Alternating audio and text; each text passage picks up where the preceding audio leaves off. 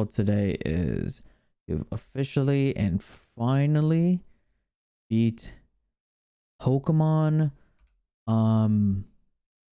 Let's go Pikachu. I'm hoping that it doesn't take as long as the shiny seal. So guys, I'm really hoping that we channel some of our luck that we had for when we caught the Growlithe and Nidorans. Those were super easy to acquire. So shiny before every gym, and let's go Pika. So hopefully we're able to beat this easily, because it'd be nice to finish this challenge, and yeah, then I can start editing this video and have it out hopefully before the end of this year. Hey there, Zama. Hey there, Amara. Hello. Hello, post-Christmas / holidays. Hopefully you guys are doing well. I have no space on my desk once again. Cool. There you go. All right. Let's head into the games, chat. I'm excited. I'm excited. I'm really looking forward to beating this game.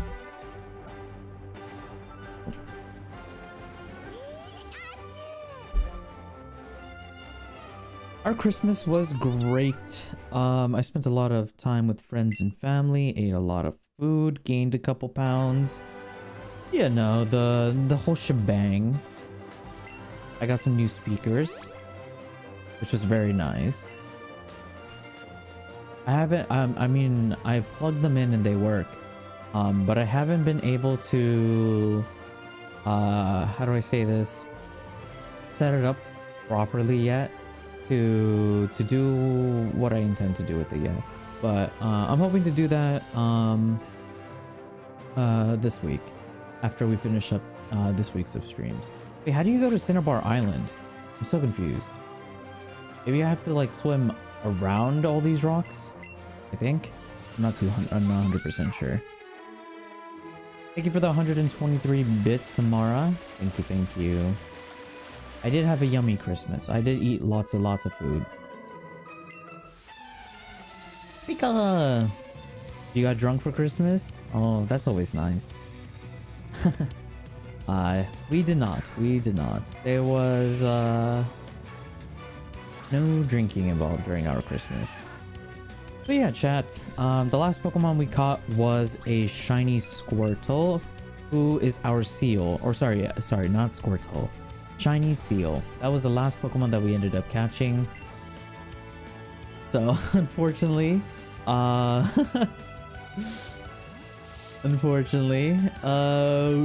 we're gonna be rolling with a shiny Seal for the rest of our team comp. You played against Cards Against Humanity? Ooh, Cards Against Humanity is always a fun game.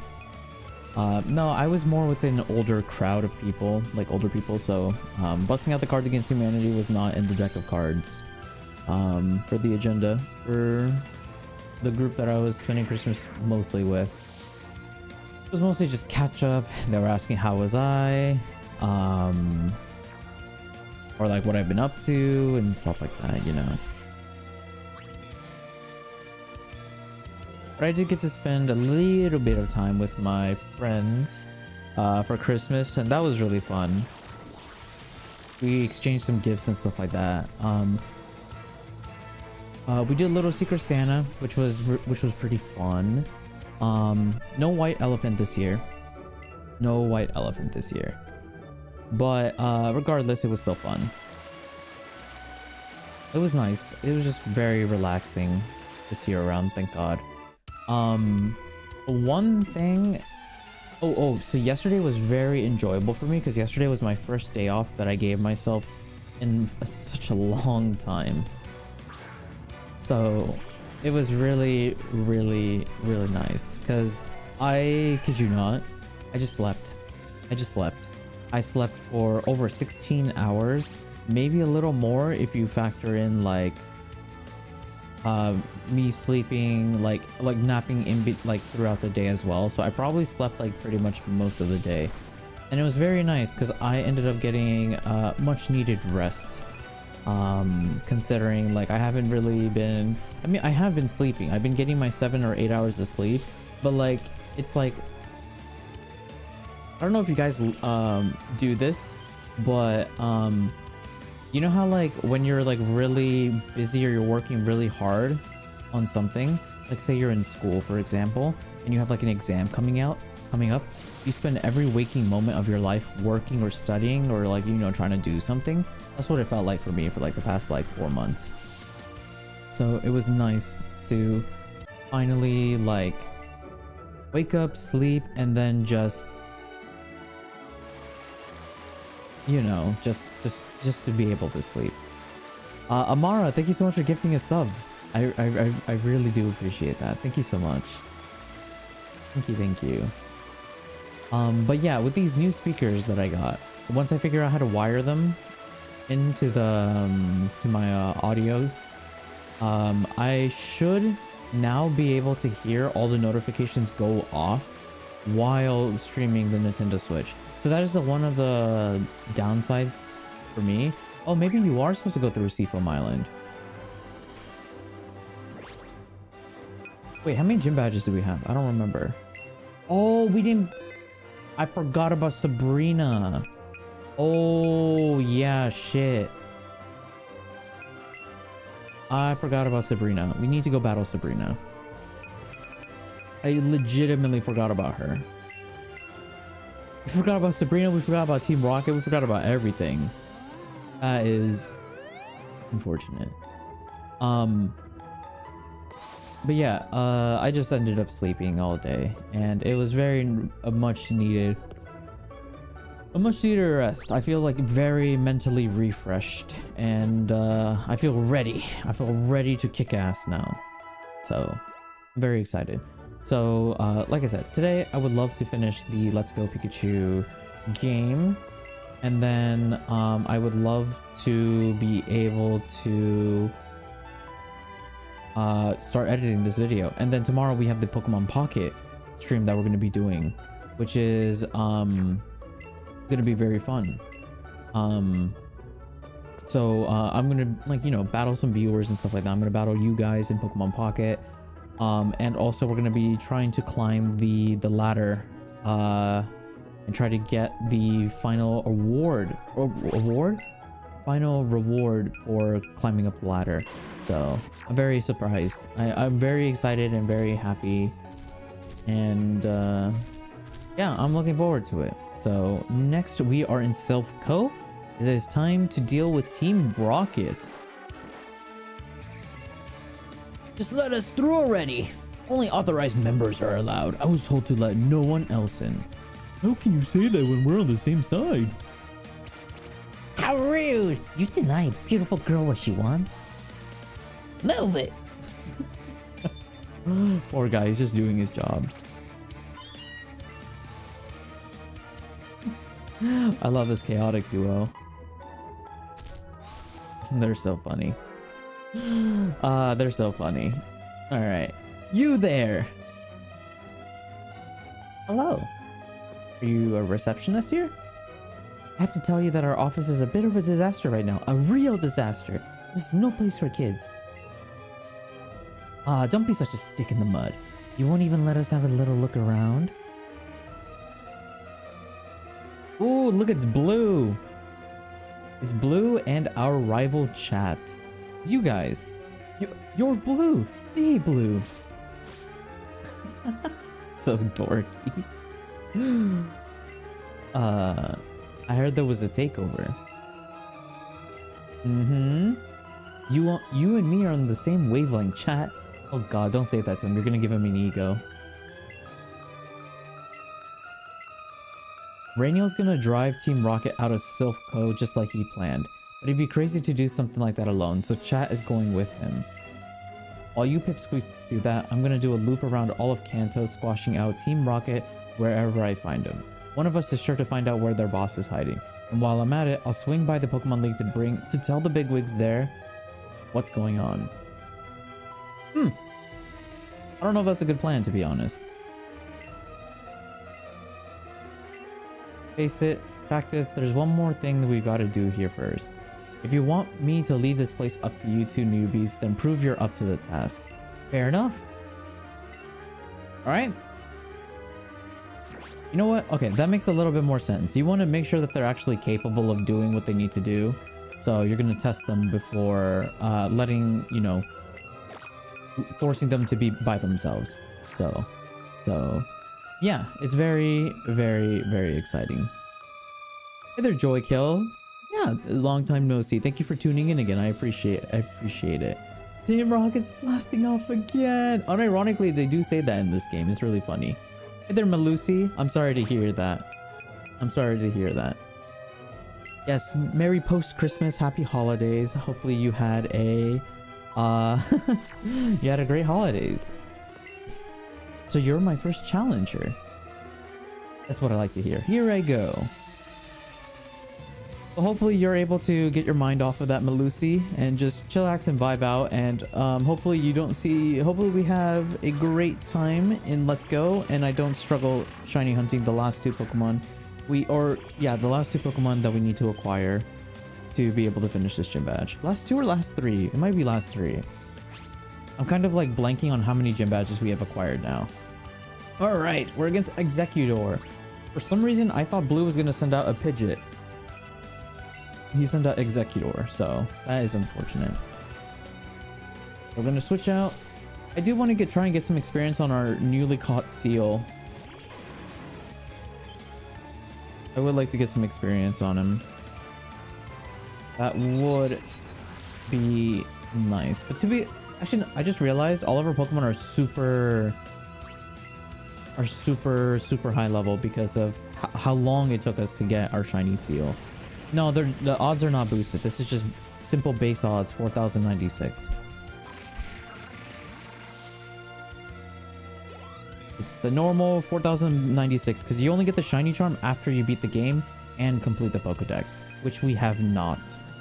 As you can see, because we're currently in the story right now. We are doing the story right now, so yes. This is a fun little challenge. It's been really painful the last few Pokemon that we have captured because it took us 10 hours to get Seal, which was very, very annoying. Let's see. 80% chance of landing Hydro Pump. Let's see if it works. Please don't kill my Squirtle. Oh, crit! Oh, and you flinched it. Okay, well. Oh, that is all the action that our Squirtle is going to be getting. Unlucky. Maybe next time don't get flinched. Don't be scared of a little of a Charizard. Charizard's nothing on you. You're a Squirtle for Pete's sake. Where's some gusto? Show some gusto. Alright, let's go with Thunderbolt. Why is he not evolved? Because we just caught him in Seafoam Islands. We just caught him. But he needs to level up first. And hopefully he'll get enough XP from this battle. Or maybe not. RIP.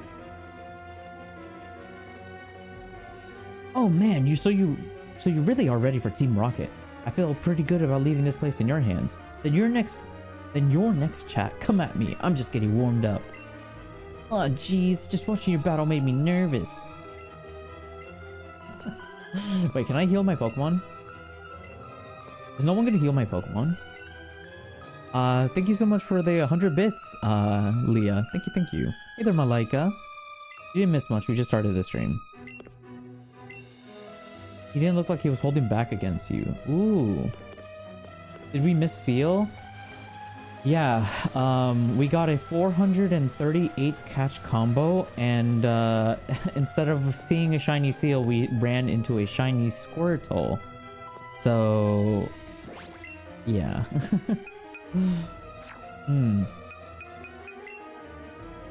Failing a 438 catch combo for this guy. However, I mean, I don't know if I'm crazy or you're crazy, chat, but clearly that's a Seal. That's a Seal. We caught a shiny Seal. So you guys may gaslight me all you want, but that looks like a shiny Seal to me. I mean, it's called a Seal. I mean, what else could it be? Like that's what it's called. That's what he's called. He's a seal. All right, let's see. Let's try and grab. Oops, I forgot to set up VTS. There you go.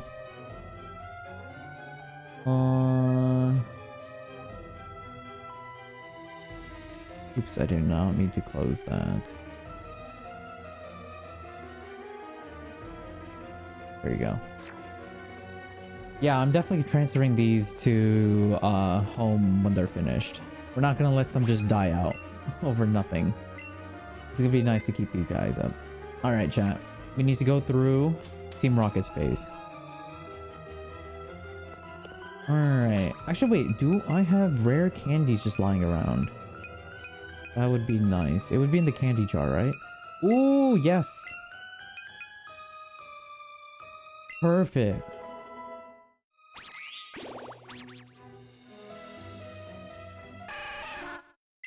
Oh my god, our seal is evolving. It's gonna evolve into a dugong, chat. You guys ready to see a really cool dugong? Oh, wow, wait, that's actually a really nice color. Wait, that is such a better shiny than Squirtle. Squirtle shiny is bad in comparison to this. Like, its shell being green is kind of cool, but this purple is nice. Ooh, that's a really nice shiny. All right, let's level up one more time. All right, our little Squirtle, or sorry, our little seal is evolving from a seal into a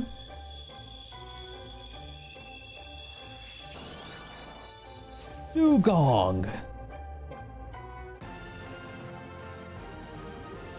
Honestly, I used to shit on shiny Blastoise a lot because it didn't really look cool to me. But now that I see it like this, I get it. I get it. It's actually pretty cool. It's actually pretty cool. I like it. Also, chat, if you haven't seen yet, I uploaded a new YouTube video. So whenever the stream is over, or if you find time later in your day, please do watch my newest YouTube video.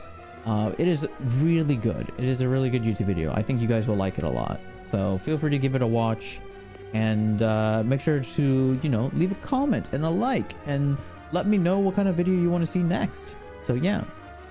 The seal evolved into a spiel. Yeah, basically. That's basically what happened. Hey kid, what are you wandering around here for? To fuck your mom. That's what I'm here for. Imagine a kid saying that to a grown-ass adult. How would you react to that? What do you say to that? Oh, I should be getting XP for my my Blastoise. Oops. Heyo, pause. What did he say? What did he say?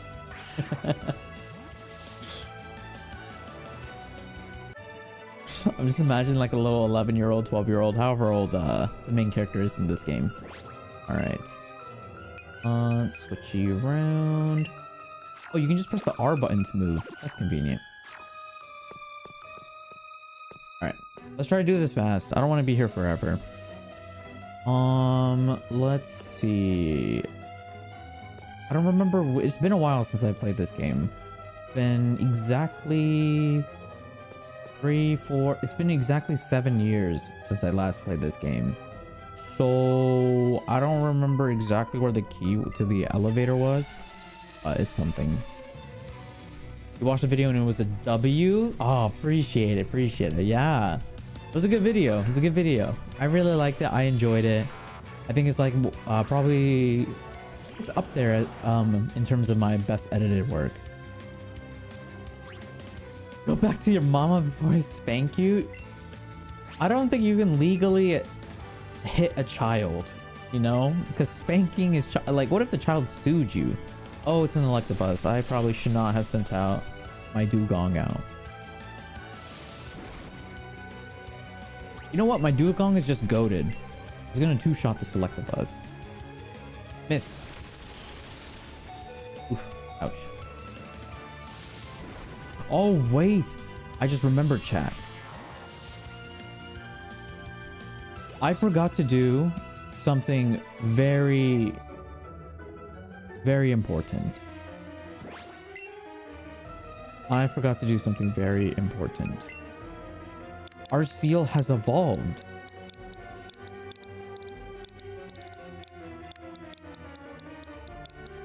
Into a dugong. Is that how you spell dugong? Well, that's how I'm gonna spell it. Our seal has evolved into a dugong. How could I ever forget that? All right. Why headbutt? Because those are the moves that it knows when we caught it. Is this not a healing station? Oh. Yeah, we need a key card. I'll be honest, I don't remember where anything is. I'm just gonna run around until we find it. You could hit an orphan, right? What is he gonna do? Tell his parents? No, but he can tell legal authority and have you arrested, no? Isn't that like assault? I'm pretty sure you could just run to an authority and be like, that weird looking adult just smacked me in the face. Like, who do you think the police officer is gonna believe? The kid or the adult? Probably the kid. Let's be real. We know how crazy, crazily biased people can be in this godforsaken world. Shadow Ball. We are a bit over leveled for this area. But I'm not complaining. The challenge is finding the shinies themselves, not the actual game. So it's nice to be able to get away with this. You get smacked by your teachers every day? I feel like you can literally tell any adult that is happening to you, and I'm pretty sure somebody out there will do something about it. And if not, then GG's go next. GG's go next. It is what it is. Harassment. Actually, I don't remember if this game, if TMs are recyclable. Because, I know how certain TMs are... I know, like, in some games, TMs, like, are infinite. Like, you can use them multiple times in a row. I don't remember if this game is one of those games. I think it might be. If it isn't, then we can always go back to Celadon City. We don't have a lot of money right now because we spent it all on Ultra Balls. But we could, in theory, go back to Celadon City eventually when we get a little bit more money after killing all these grunts. And buy some more TMs so we can actually teach our dugong some better moves, because it knows Hydro Pump, which is not so good. Actually, we could teach it Scald for now. Oh no, the TMs are renewable. Oh, that's kind of cool. That's actually really cool. I can just teach it Brick Break. Let's go. Hey there, Stephanie. Thank you for tuning into the stream, Stephanie. Nice, nice. Okay, let's see what we can get rid of. Let's get rid of Skull Bash. That's not a good move. It'd be nice if we have Surf. I could get rid of Hydro Pump for Surf. But I don't think we have Surf. Oh, we can't learn Shadow Ball. Why did I think it can learn Shadow Ball? Okay. Let's see. Dark Pulse is a pretty good move. Oh, we do have Surf. It's so weird seeing Surf as a TM and not an HM. I keep forgetting that, like, Pokemon are trying to do away with HMs now. It always confuses me. Ice Beam. Ooh, you know what? Why not? Go ahead and learn Ice Beam. Should we get rid of Headbutt? Yeah, let's get rid of Headbutt. Flinching is nice, but... Meh. Nice. And then it knows Protect. Don't really know if we need to know Protect TBH.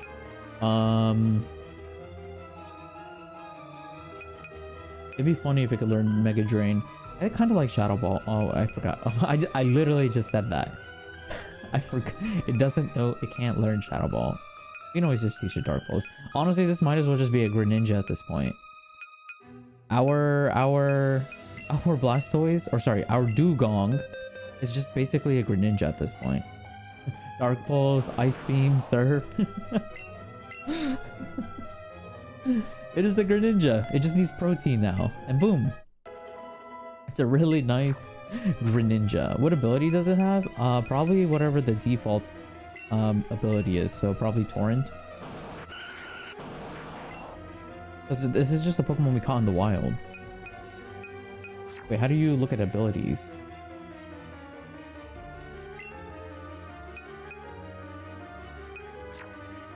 Oh, wait, how do you look at abilities?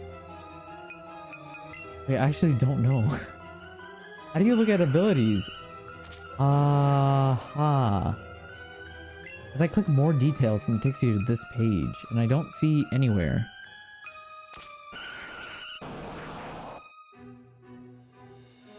I guess it doesn't have any abilities.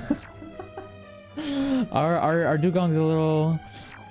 It's very special. It is a very special Pokemon. It's so cool that it doesn't need abilities. That's basically what it is. It's a Giga Chad. Do you think Pokemon Let's Go and Eevee are worth it? Yeah, I mean, you get a lot. There's a lot of value for it. There's a lot of like, it's one of a kind of experience of a game. However, if you're asking me, is it worth it in comparison to other games, I might say no. Because like, if you're asking me what is the best Pokemon game to get right now, it would 100% be Scarlet and Violet with the DLCs. For sure. Would be the best game right now, if you had to get a game right now. But if you were asking me like, should I get the game, should I get Scarlet Violet, or should I get a Pokemon game right now, this instant? I would say wait for at least 1 more month. If you can, because the new Legend Z to A game is going to be released sometime early next year, supposedly. So I don't know what Legend Z to A will be like, and I mean, there's a chance that could be like the ultimate best Pokemon game ever. So I would say like, oh, get that game instead. So it depends on what your budget is and if you want a game right now. If you want a game right now, I would definitely say Scarlet and Violet. Scarlet, Violet, and the DLCs. The DLCs for sure are worth it for Scarlet and Violet. Before, I was like on the fence whether the DLCs were worth it or not. But when I went back to play the game recently and revisit like some of the old stuff, I realized a lot of the things in those games, a lot of the things that I enjoyed about the games were exclusively only available after you got the DLC. So yeah, I genuinely think the DLC for Scarlet and Violet is so worth it, including the base game as well. It's a great experience, good story, good characters, what else? It's just really good. There's a lot of replayability. There's so much replayability in the game. It's also the most modernized Pokemon game right now, so majority of the player base is on that game right now. So, you know, trying to find a community to join or whatever, or play with other people will be a little bit easier with the newer games than the older games, because most people have finished these games, because these games are like over 7 years old. But yeah, I would definitely say Scarlet and Violet is probably the best right now. But if you're just looking for a Pokemon game, I actually really like Let's Go and Eevee. It just doesn't have as much replayability as Scarlet and Violet, in my opinion. Like, it's really fun, and if you plan on shiny hunting, there's a lot of things you can do. However, it's like one of those games where like once you play through it once, you kind of seen everything you need to see. It's nice seeing like old nostalgic characters, like the original red, blue, green characters, Professor Oak, etc. But you know, there's only so much nostalgia can do. I personally think Kanto is probably the weakest region out of all the Pokemon regions, which makes sense because it's the first region ever. That's why, in my opinion, it's like the weakest region in terms of replayability or gameplay. But I mean, you know, it's what started it all, so I don't know. It just kind of depends how you value things. Hey there, Lunixie. You have Scarlet and Violet with the DLC. If you have Scarlet and Violet, I would say the next best Pokemon game to get is Arceus, Legends Arceus.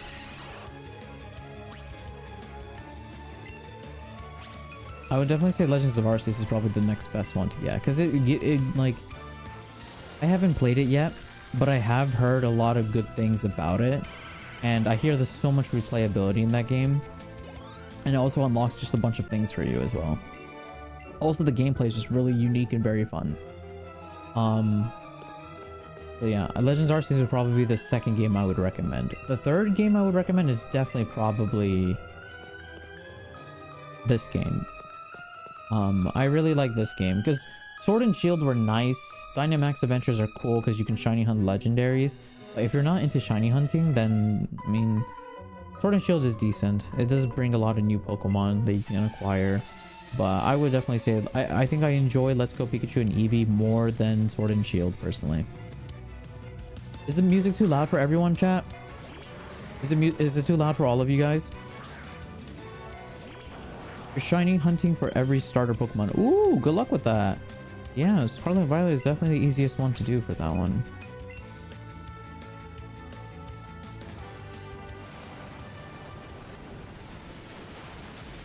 It would be the ultimate crime not to have online battling ZA.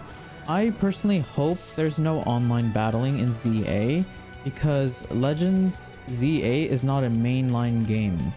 It's meant to be like a side game, you know? Like it's not like the main Pokemon franchise. So I would personally hope that it doesn't. But I can see the argument for people wanting it to be, It's not too loud for you guys. It's fine for me. It's fine for me. Okay, if we get more people complaining that it's too loud, then I'll turn it down. Actually, wait, here. I can always just lower the music in game. How do you open up your Y button? Ooh, background music. Here we go. We'll just turn it down by 1 notch.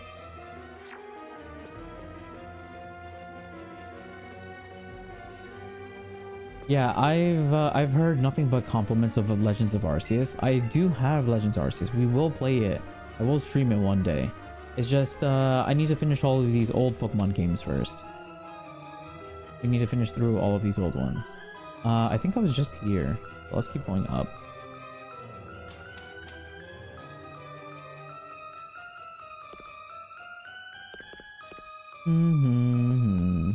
Let's see.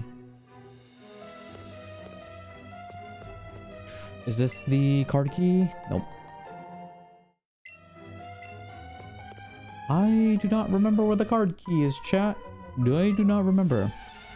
What's the point to bring back Mega Evolutions if you have nothing to use it on post game? I don't know. Ask the Pokemon developers. Ask the Pokemon developers. Here, let me email them for you. Yeah, here, I'll send an email for you. I'll let you know what they say. All right, I'm sending the email right now, chat. Hello, developers of Pokemon. My chat has a question. They would like to know, what's the point of bringing back Mega Evolutions if you can't use it on post-game? Please respond quickly. Also give me free stuff. Thank you very much. Signed by Reiniyal. There you go, chat. I just asked the Pokemon headquarters. I got them on speed dial, if you didn't know. I got them on speed dial, so I was able to ask them on your behalf. I'll let you know what they respond with. I'm sure it won't take that long. No, it'll just take a couple minutes. Because, you know, me and Pokemon, we're tight like friends. Ooh, what do I use? Probably Brick Break, right? I think this thing outspeeds me.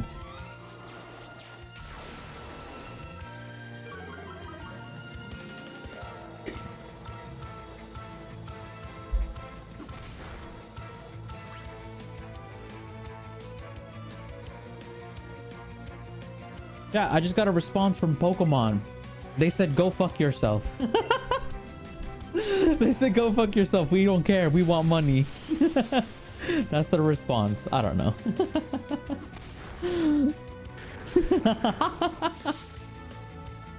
I don't know. I really hope they bring back Mega Evolutions though, personally. Mega Evolutions was the best Pokemon gimmick in my opinion. That was like peak Pokemon, and then everything afterwards is just trying to copy. Oh my! Everything else was just trying to copy what Pokemon, the original, what the original game tried to do. I need Earthquake. I wonder where you get TM Earthquake from. You probably get it somewhere.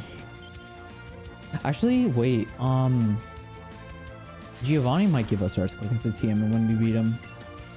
There is always the possibility. Let's just use Poison Jab. You should die to this. Mega Evolutions fan? Yes, we are crying in the club. Every day I go to the club and cry about it. I'm always with my homies talking about Pokemon.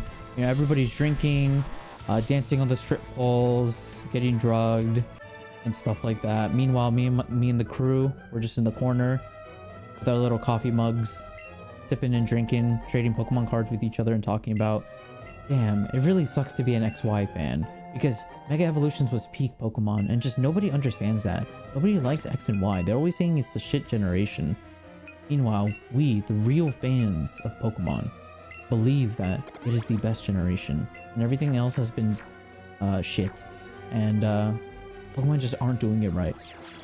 Hey there, my low tick. Thanks for tuning in. Anyone have a Snorlax in this game? Yup, we got a Snorlax. We did catch a Snorlax. That was fun. I forgot that Snorlax is one of those few Pokemon encounters where, like, you can battle them and or after you battle them you can catch them, kind of like how the legendaries work. Is this lady not gonna fight me? Oh, never mind.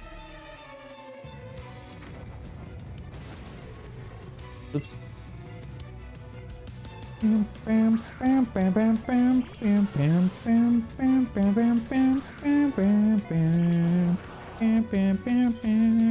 I trade? Nope, it is mine. It is mine. Unless you're asking for a shiny Snorlax, then the answer is no. But you didn't specify if you're referring to a shiny Snorlax. You have a normal Snorlax, not a shiny one.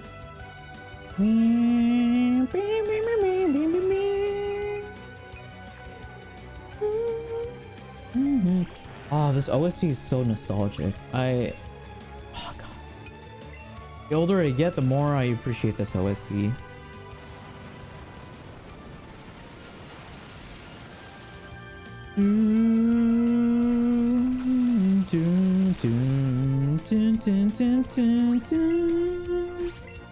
Arbok is such a cool Pokemon.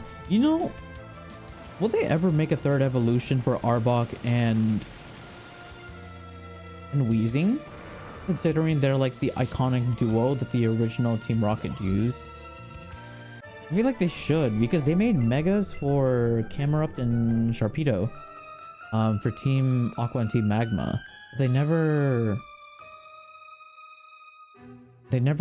you know, they never made one for Arbok or Weezing. I feel like they should have. Or at least like Nidoking and Nidoqueen. I feel like they also should have got Megas as well. I feel like so many Pokemon that should have got Megas didn't get Megas. And all the ones that didn't need Megas ended up getting Megas. Like for example, Garchomp and Salamence. Garchomp and Salamence's Megas are like horrendous. I hate them. I don't like how they look. And I don't think they even needed it because they were already cool Pokemon. Like Garchomp was so iconic because of Cynthia. And Salamence is just one of the cooler pseudo-legendaries. I feel like they should have just gave it to like other Pokemon. What's your favorite Mega? Ooh, that's a good question. Oh yeah, 100% Mega Blaziken. Mega Blaziken. I forgot, we recently figured out who our favorite Pokemon was. Mega Blaziken by far is my favorite Mega. My second favorite is definitely Mega Rayquaza. Mega Rayquaza would be my second favorite. My third favorite is probably Charizard X. It's either Charizard X or Mega Lucario.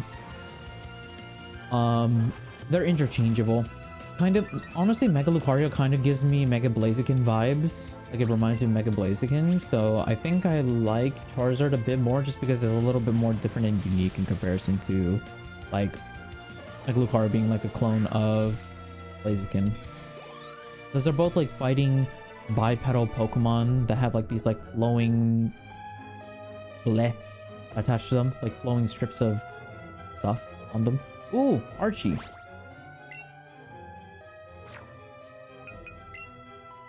Alright, we're against a Rocket admin, chat. Archie. You. What is it, Mr. Archie? You know that kid? Huh, Rainy? You know this old guy?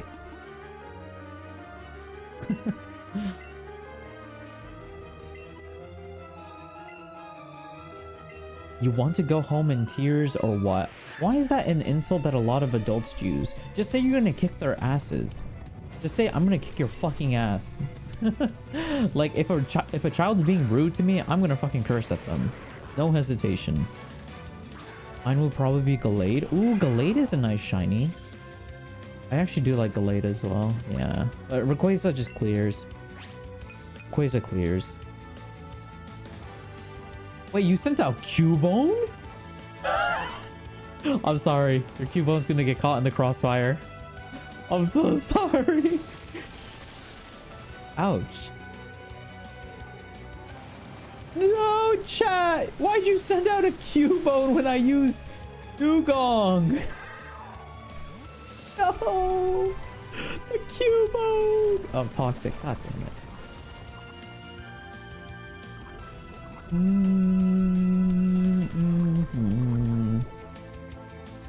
Rip.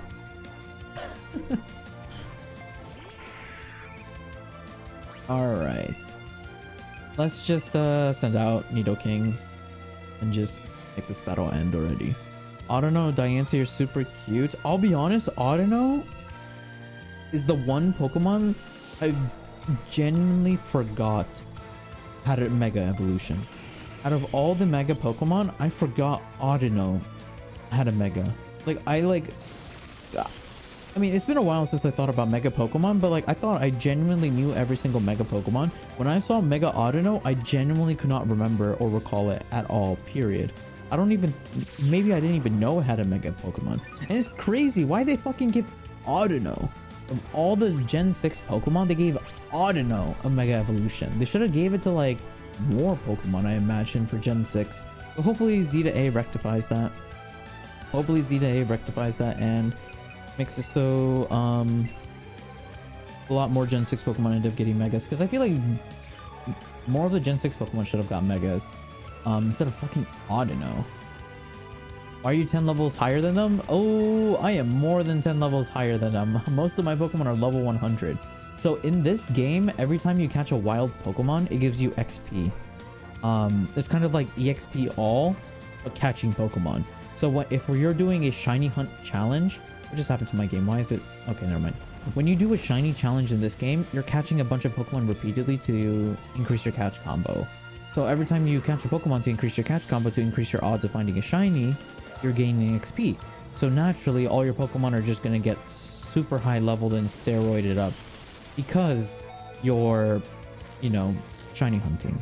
So there's like no real way to like avoid it. I mean, there is a way to avoid it, but it's just very tedious and annoying, and shiny hunting in general is already tedious and annoying, so I just couldn't bother, to be honest. It had a super cool anime episode. I'll be honest, I don't think I've seen the episode. I've only like can choose a couple episodes to watch in X and Y and X, Y, and Z. Most of them usually involved Ash doing something cool or something involving Greninja, to be honest. Like the Battle Bond, Ash Greninja. I hope they bring Battle Bond back. Ash Greninja was by far like the coolest Pokemon ever. Hey there, Bennu. Thank you for tuning in again, Bennu. Why didn't you fill out your parties for Rattata or something? Because I was lazy. I was lazy and I couldn't be bothered. I created the most OP being that surpasses everything known. Oh, that's really cool.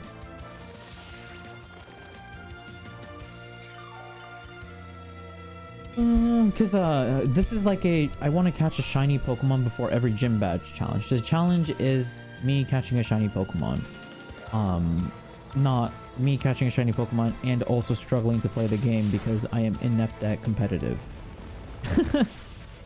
You know, it's not like a Nuzlocke or something like that. It's just the shiny hunt is the challenge itself, and how fast we can beat this, because I am trying to beat this as fast as humanly possible. That's why we only have like 50 hours logged in time for this game. We would be down to 40 hours logged in time if it didn't just take so long for fucking Seal to be caught. I was really hoping to beat this game in under 50 hours. That was my goal. Like, to catch 8 shiny Pokemon before the Pokemon League. I was really, really hoping for under 8 hours. But that seems like too much of a dream, you know? When you dream to do something easy in Pokemon, the gods of this game decide, yeah, no, that's not gonna happen.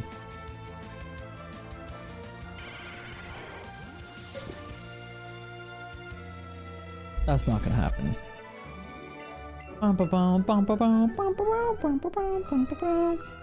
So it wasn't just a stroke of luck that you beat me last time? Well, yeah, because, like, you know, if lightning strikes... Oh my god, they just punched chat! Chat, you just got punched! The drop grunt... Oh, that's how you get the card key. I thought you had to find it from a Pokeball. You know what? That actually makes more sense now that I think about it. You just got fucking decked in the face, chat. And you guys are doing nothing about it. You just let that woman punch you and just run away. Damn.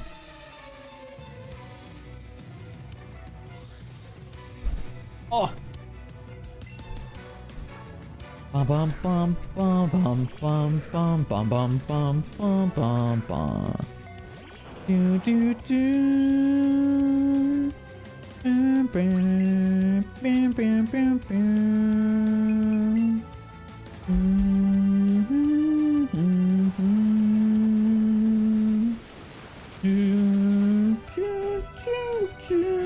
Minimize. That is a scary move. I don't think I know Aerial Ace for any of my Pokemon. Also, chat, if you don't remember, the next shiny Pokemon that we're going to be catching is a shiny Doduo. It's going to be a shiny Doduo. That is the next Pokemon that we're going to be working towards acquiring. I'm looking forward to it. And when we catch the shiny Doduo, chat, whoever's in chat when we catch it, the first person to type something when we catch it, you'll be named after the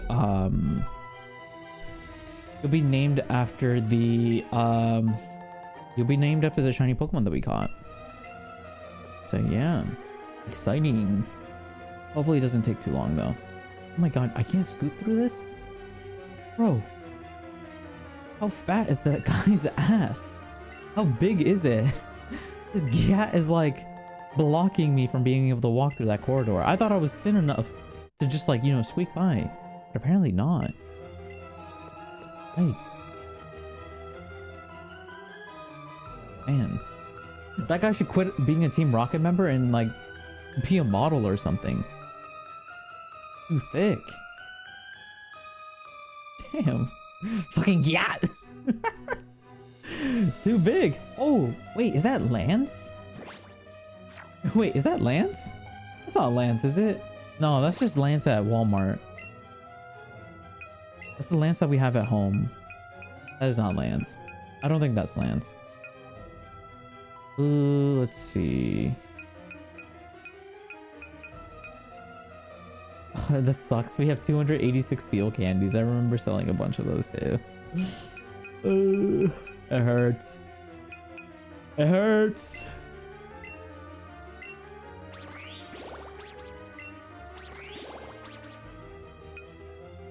Let's see. I don't. Oh, I don't have anything else. Whatever. Okay, let's show. Oh, we're already healed up. What the? I didn't know we were healed up. Temu Lance. This is the Lance you ordered on Temu. That is funny. Hey there. There shouldn't be any children here. Oh my god.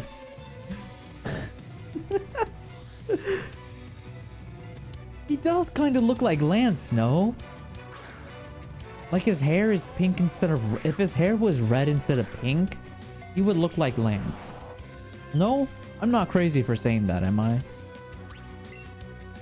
He kind of looks like Lance. He's kind of got the whole vibe. He's got the cape. I think Lance wears a suit. So he's got the cape and suit. There you go. Does Lance have a headband? I don't think he does, actually. I'll be honest, chat. Lance is my least favorite champion. Well, actually, let me think. Lance. So wait, so it's Blue, Lance, Wallace / Steven, Cynthia. Gen 5 is technically Alder or Iris. Gen 6 is Diantha. Gen 7 is... Gen 7 technically... I mean, I guess it does have a Pokemon League. Would it be Hala? Or would it... Hala? Or would it... No, because he's one of the Elite Four, I think. It would be the Professor, I guess. The Professor would be the champion. Gen 8 is Leon. Leon's cool. Gen 9 is... Jita. Yeah, Lance is definitely the weakest one. I think Lance is like my least favorite champion in all of Pokemon. Lance has spiky hair. I mean, that's pretty spiky, I would say. That's pretty spiky hair. It's spiky, but it's like spiked up to the side. But that's still spiky, you know. I would still constitute that as spiky. It's just not spiky upwards. It's got a little droop on it. He needs like a better product to use. Like maybe instead of using like a spray can, he needs like some gel. Some gel or some pomade or something. I don't know. Wait, what? Don't look at me. I lost to a kid with a nasty look in his eye. My Pokemon just don't have any energy left. Nasty look in his eye. Is that supposed to be red? Is that supposed to be Trainer Red? The Gengar Eviline is kind of scary. Honestly, for me, the scariest Pokemon line is by far the Drowsy line. I think the Drowsy line is the scariest for me. Even as a kid, or when I was a lot younger, like 69 million years ago, when I would see the Drowsy and the Hypno, I always was freaked out by it. When I was a lot, like, you know, like 69 years ago, I couldn't figure out why I was scared of them. Like, I couldn't really figure out why looking at Drowsy and Hypno was scary. But now that I've gotten older, I now understand why. I understand now why. I know why they freak me out. So, yeah, it just took a while. Where's the guy that gives you Lapras? I remember there's a person that... This person next to me is such a coward. Poor guy. The water cooler talks. Oh, wait, what? Fresh water? Can you just farm this? Oh no.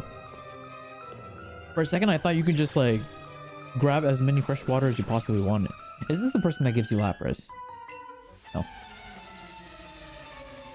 So chat, if you didn't know, one of the coolest Pokemons in the game that you can acquire is Lapras, and you get it in the Self-Co in the original Red and Blue games, which is really cool.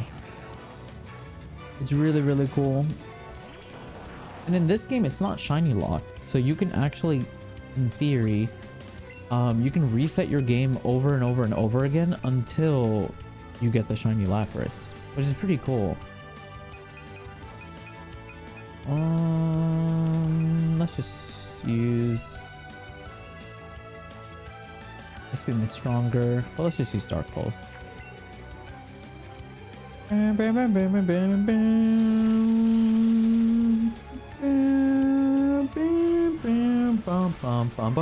It survived.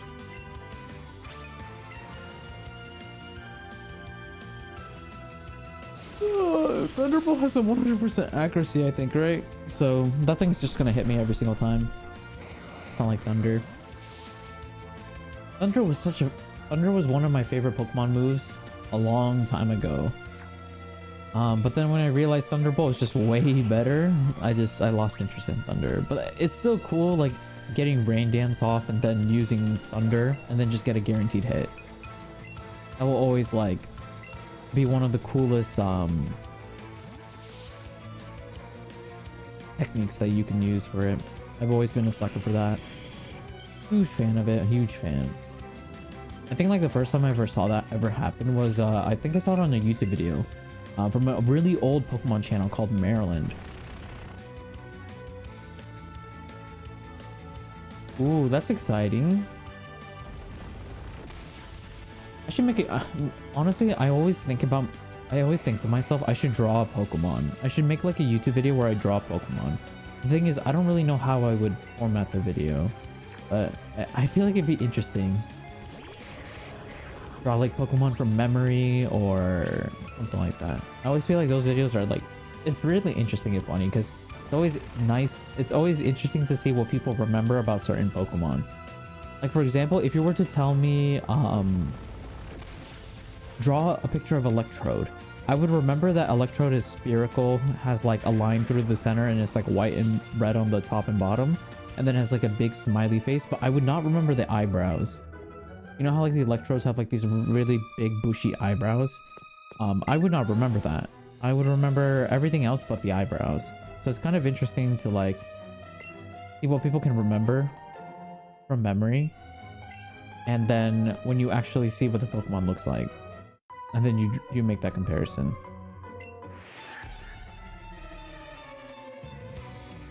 Actually, now that I think about it, if you were playing this game legit, or like if you play the original Red and Blue games legit, without power leveling and stuff like that, this place would actually be goated for XP, because there's just so many rocket grunts, and you can easily get to Giovanni with like battling as few trainers as possible.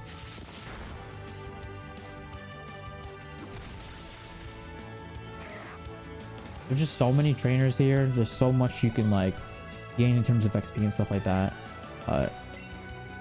In Let's Go, it's a little bit more trivial, considering you just get more XP by catching a bunch of Pokemon, and you can sell the candies that you acquire every time you catch a Pokemon, and then you can just use that for money.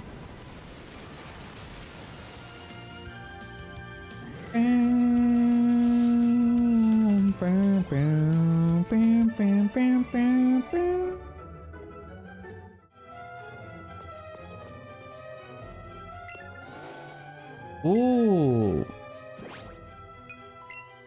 I don't remember if it's this place or the power plant, but I remember there's like an area where you go to and there's like a bunch of Electrodes. Like there's a bunch of Pokeballs, but they're Electrodes. You can catch them. I don't remember if this is the place for it. I guess we'll find out in just a second though. Okay, no, it's not. Full heal, escape rope. That would actually be very handy. You know, that is one thing I have not been doing, buying escape ropes. So leaving places is gonna be pretty annoying. I'm glad that we were able to get that one. Okay, there's some pretty good items in here. Some pretty helpful items. Shocked to see there's no hidden item here. Imagine you can open up the lockers and there's just a person in there. You just jump out of the locker to try and kill you. A hash slinging slasher. Oh, is this the exit? I think this might be the exit. Oh, maybe not.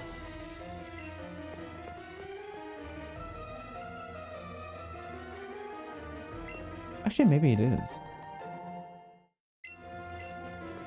Also, by the way, I am totally lost. I don't know where I am or what I'm doing.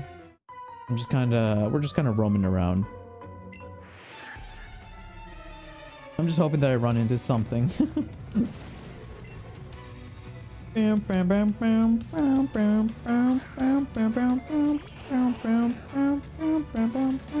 really like Voltorb and Electrode, but I can admit they are kind of the lazier Pokemon designs out there.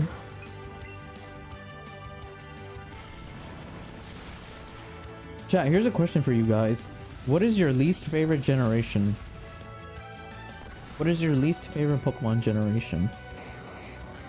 Like in terms of Pokemon designs. I think for me, my least favorite generation might be Gen 2 or Gen 5. Gen 2 and Gen 5 is probably my least favorite. Because Gen 2 doesn't really have that many Pokemon, and most of them are babies. Most of the Pokemon are babies. Or like baby-like Pokemons. Versus, Gen 3? Gen 3 is your least favorite? Ooh. May I ask why Gen 3 is your least favorite? Because that is actually based as fuck. It is based. I feel like most people love Gen 3, Gen 1, or Gen 4. I feel like those are the most people's like top 3 favorite generations. Flamethrower. They're cute. They're cute, yeah, but like I like a balance of cute and cool in my Pokemons, you know? We're on the 10th floor already. At least for me, I like a good balance between... Oh, there's I think that's Giovanni right there. Nice, we found the area that we needed to get to. Oh, but we didn't find the guy with the Lapras yet.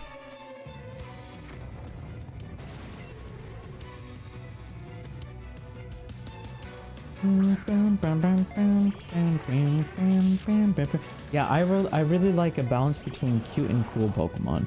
Like, my favorite generations tend to be generations where they have like a really good balance between cute and cool. That's why I like Gen 3's up there, Gen 4 is up there for me. I also kind of like Gen 9. Gen 8. Gen 8 actually has some pretty good Pokemon as well. There's a couple weak ones because there's quite a few Galarian, or sorry, there's quite a few regional variants in some of those future generations. It's probably Gen 9 because of the humanoid figures. Yeah, so I found out I really like Gen 9 because they really started like leaning more into the monster aspect slash like humanoid style character Pokemon. Like Ceruledge is like one of my favorite Pokemons, but also Iron Valiant, and they're like very like robotic, humanoid, Mega Man looking characters, and I just been a huge fan of that. Like I'm just a huge sucker for that.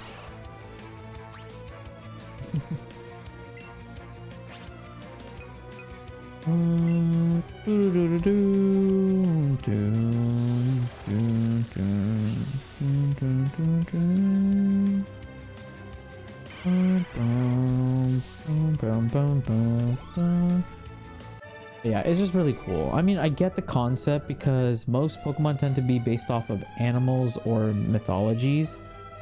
Technically, Ceruledge and Armarouge are meant to be like possessed haunted armor things that, you know, get possessed by ghosts, and that's why they end up looking the way they are. But I mean, I don't know, that's kind of like a huge stretch to just make a Mega Man character. My favorite starter is I think Rowlet. Rowlet might be my favorite, I think. It's either Rowlet or Froakie. Rowlet or Froakie would be my favorite starter. I think actually, I think Froakie might be my favorite because Froakie, all 3 evolutions of Froakie are very cool. Like Frogadier, Greninja, they're all just really cool. Rowlet, his middle evolution, which is called, what was it called again? Dartrix? Dartrix? Dartrix? I forgot the name of the middle evolution. That thing is ugly. That thing is ugly. It's like, I get it. I get the design inspiration behind it. It's meant to be like an owl, and it kind of reminds me of that owl in the library in the Last Airbender, Avatar: The Last Airbender. If you guys seen that one episode of Avatar, there's that one episode where like the gang ended up in a desert, and then they ended up in like a hidden library, and then there was like an owl guarding the entire library, and it was like some like mythical spirit owl or something like that. That is who like Dartrix reminds me of, but like you know, like that is the spirit owl at home, not like the cool owl. Yeah, Greninja's goated, but if you're asking me who's my favorite baby starter form between Froakie and Rowlet, I would probably say Rowlet, just because Rowlet's shiny form looks way better than Froakie's shiny form. Because Froakie's shiny form is just like the inverted colors of Froakie, where it's like it's a light blue for like the majority of its colors, and then it's like dark blue for its accents, when normally it's the other way around. So I really like the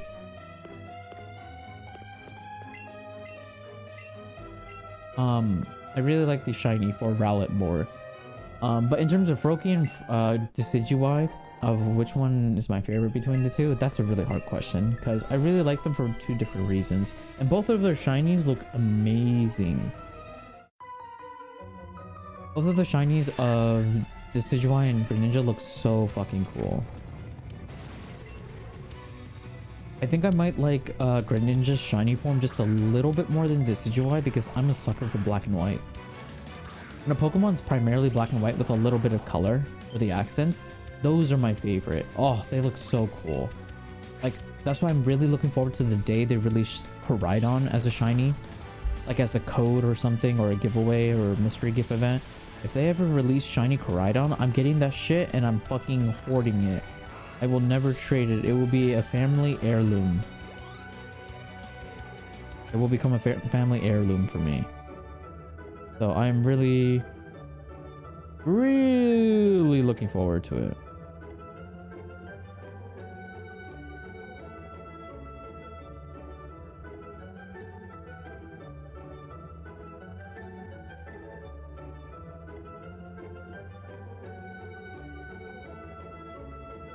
Chat, why the fuck do I use Twitter? Every time I log on to Twitter, it's just terrible. It's just terrible. I fucking hate Twitter, chat. I'm only on Twitter because apparently Hatsune Miku is doing Project Voltage, which is it seems to be like a Pokemon anniversary music video or something. I'm not 100% sure what it is, to be honest, but it seems like Hatsune Miku is doing like an event with Pokemon. A Lucario is to be distributed to Pokemon Scarlet and Violet in South Korea to celebrate the release of the movie Lucario and the Mystery of Mew. Of course, America once again does not get something. That sucks.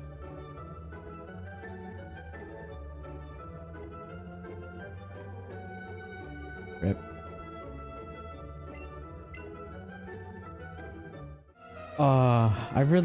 I mean, when was the last shiny? I guess it was the Pelipper from the Scarlet Violet thing that they gave. Actually, no, technically it's the Rayquaza. Shiny Rayquaza is like given away to everybody.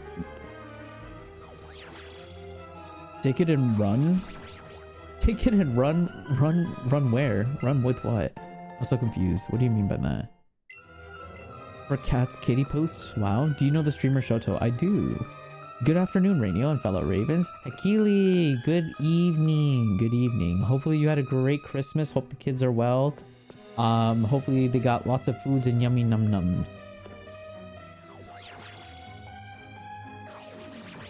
Oh, chat, what is one thing you had during Christmas that was very good? What was the best food that you've eaten on Christmas Day? I'm curious to see what you guys had for Christmas. For me, by far the best thing I've gotten in Christmas, like food-wise, was easily this, like, so we had turkey. We had turkey that was stuffed with a bunch of stuffing, and then we drizzled it in like this like homemade gravy, and it was so good. Like, you know how like sometimes turkey is like really dry, especially when you cook it in the oven, and then sometimes turkeys come out like it's really dry on the outside and then the inside can be a little dry. It's a little juicy and wet, but it's mostly dry. I don't know what happened or what kind of miracle happened this year, but the turkey that came out of our oven this year came out perfect. The outside was crispy. As soon as you take a bite, you just bite into like tender giviness of the meat, and then when you really chomp and you sink your teeth into it, a little bit of gravy juice, a little bit of stuffing juice or whatever, like just oozes out of the turkey, and you're just biting into it, and it's just like a mouthful of, it's like a party in your mouth, because like you're getting the crispiness from the outside, you're getting the chewiness in the center, and then you're getting the tenderness in between both those layers, and then it's just it's just soaked to the brim with just like so much sauce and gravy. It was so good. Like, I kid you not, I think I ate like half a pound worth of meat in like for one meal. It was crazy. Actually, I probably ate closer to 1 pound, actually, if I was to round up a little. I easily ate so much meat. I genuinely started to believe that I might be giving myself meat sweats. Because if I like continue to eat more and more meat, I would just like be sweating meat all day. But it was so good. It was so good. The mom's macaroni and cheese. Oh shit. Is it like homemade macaroni and cheese? Was it like burnt on the top a little? I don't know why, chat, but macaroni and cheese that's like burnt on the top a little is buff as fuck. It's so buff. It's like, I don't know. I like burning my macaroni and cheese a little bit, where like the crust or the outside edges of the macaroni and cheese is like very like crunchy. I just like it. I just like it like that. I'm a huge sucker for it. Like we have this like blowtorch that we just burn our food on top of it, so you just give it like a burnt coating on it. It's very yummy. You're hungry from the description? It is so good. Strawberry Christmas cake. I mean, yeah, sweets are nice. We don't really eat sweets too much for Christmas, which is kind of ironic considering I love sweets. But yeah, we don't really cook sweets. I think my mom just really hates having sweets during Christmas. But I love sweets. I remember a long time ago, we got something called the Yule log, which is like this chocolate ganache cake or something, like in the shape of a log, and it has like these like sugar candies like sprinkled all over it. And then you just bite into it, and it was really yummy. It melts pretty quickly, so you have to keep it in like the freezer for like majority of its lifespan, but it's really good. Thanks for tuning in, Stephanie. Have a good one. You got steak marinated with the tears of my enemy. Well, were you playing Dark Souls or were you playing like another game? Oh, this is where you get Lapras from.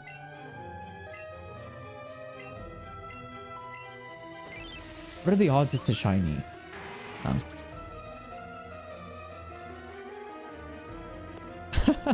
Imagine that was a shiny Lapras we got. First check, like first reset, we check, and then boom, it's a shiny Lapras. Like, that would be crazy. That is definitely a trainer. I'm not going that way. Steak is good. I'm not really good at cooking steak. I'll be honest with you. I really am not good at cooking steak.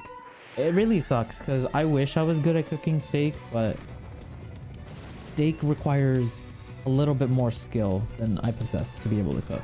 Because like, if you ask me to cook a steak, I'm gonna cook it well done. But like, if you want to cook like a good steak, like, you know, a medium rare, or like a slightly well done, or like, you know, you don't want to cook it all the way, that requires skill, expertise, knowledge, and a meat thermometer. I don't possess any of those items, so yeah, cooking steak is like beyond me. I also have like these basic ass utensils, because like the pan that I use to cook most of my meals on, I've had that pan for like fucking 7 years or something like that. I've had it for a very long time. It's a non-stick pan and I take very good care of it. That's why it's like still usable. But like, I don't have like one of those like fancy ass like woks or pans and stuff like that. My mom had to work and my brother spent Christmas with one of his friends, so it was lonely this year. Honestly, most of the time, I kind of like that. You know what I mean? Like, Christmas is fun to see friends and family, but it can be very exhausting. Especially for my introverted self. So I actually don't mind when Christmases are very quiet, you know? You just kind of absorb the atmosphere. And you just like, you know, you just appreciate that like you're here. I don't know how to explain it. It's like when you're doing yoga. Yeah, I don't really have a good pan to like cook steak, to be honest. You cook steak like once per week. Damn. Okay. We rich like that. I'm just joking. But to be fair, steak is so expensive nowadays for me. I don't know if it's because of the area I live in, but steak is very expensive. Like every time I go to the grocery store, I see the price of steak and I'm like, yeah, I'll just buy a bunch of chicken instead. Like I could buy one steak and then have one really good dinner, or I could buy a week's worth of chicken and then just have a really good week's worth of chicken. So usually for me, steak is like not really an option. Unless I get a little bit of extra, you know, wink wink nudge nudge, some money. So yeah. There's a restaurant for steak. It is. I actually really don't like a lot of restaurant steaks, TBH, because most of the time it kind of tastes the same to me.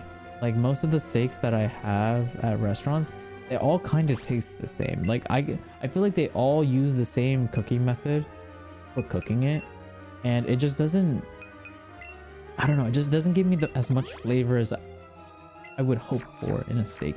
I've had only one really good steak, and it was made by my friend, my really close friend, who we unironically, whenever we're in public together, we say we're each other's boyfriends, so people just stop bothering us. Yeah, like my quote-unquote boyfriend, we always he cooked me like this really nice steak, and it was so fucking good. Like I don't know what kind of witchcraft he put into that steak, but he cooked it so well. Like I watched him cook it in front of me, and it was so good. It was so good. Like we got a I think it was a sirloin, and he just prepared it in front of me. He like showed me how to do it. He like showed me that he uses like rosemary, and like he got like some garlic cloves, and he just got a bunch of like some like basic ass ingredients, and he just made perfection. And I was just like, damn, you need a wife ASAP. We need to get you a wife, because if you cook a meal for her after an argument that you have with her, oh, you're getting off scot-free. You're getting off scot-free. She's gonna forget whatever the fuck you have it. You can cheat on her ass and she's just gonna forget about it. For that moment that she's eating the steak, she's gonna forget that happened. Like that's a joke. Obviously cheating is bad. Don't actually do that. It's just a joke. But yes, like he knows how to cook a fucking fine steak. I respect the shit out of him for that. Apparently he learned it from his father. Ooh, I could never eat like a real raw steak, like close to raw, or quite rare steak. I could not, because that's like so close to raw that I'm scared of like getting salmonella. Like it's just like a, you know, it's just a couple little mess ups, and then boom, it's a raw steak you're eating, and you can get salmonella. You can usually tell when it's cooked by feeling it. Yeah, I don't possess that chef energy. You caught a cold from Christmas? Oof. Lucky. Hopefully you were able to burrito up and get some hot cocoa. It's €5 for 2 people for steak? What the fuck? That's cheap as hell. It's like $7 over here. Bro, $7 for steak? That's like unheard of. It's like so cheap.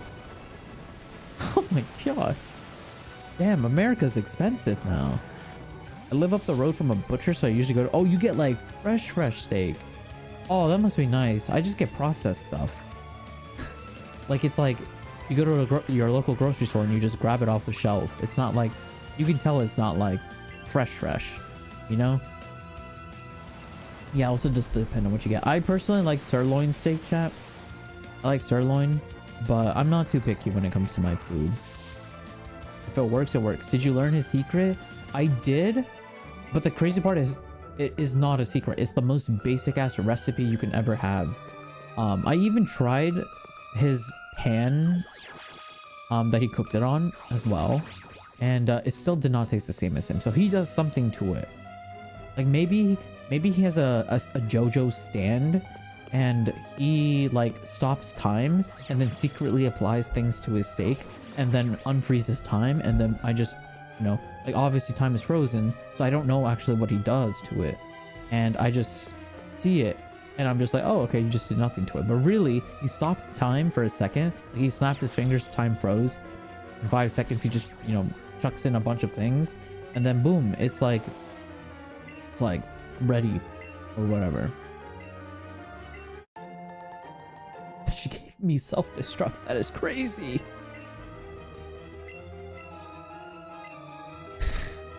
That is a crazy thing this lady just gave me. Is he really your friend if you don't act a little gay with each other? Honestly, you have a point about that. I've noticed a lot of my really close friends were kind of sussy with each other.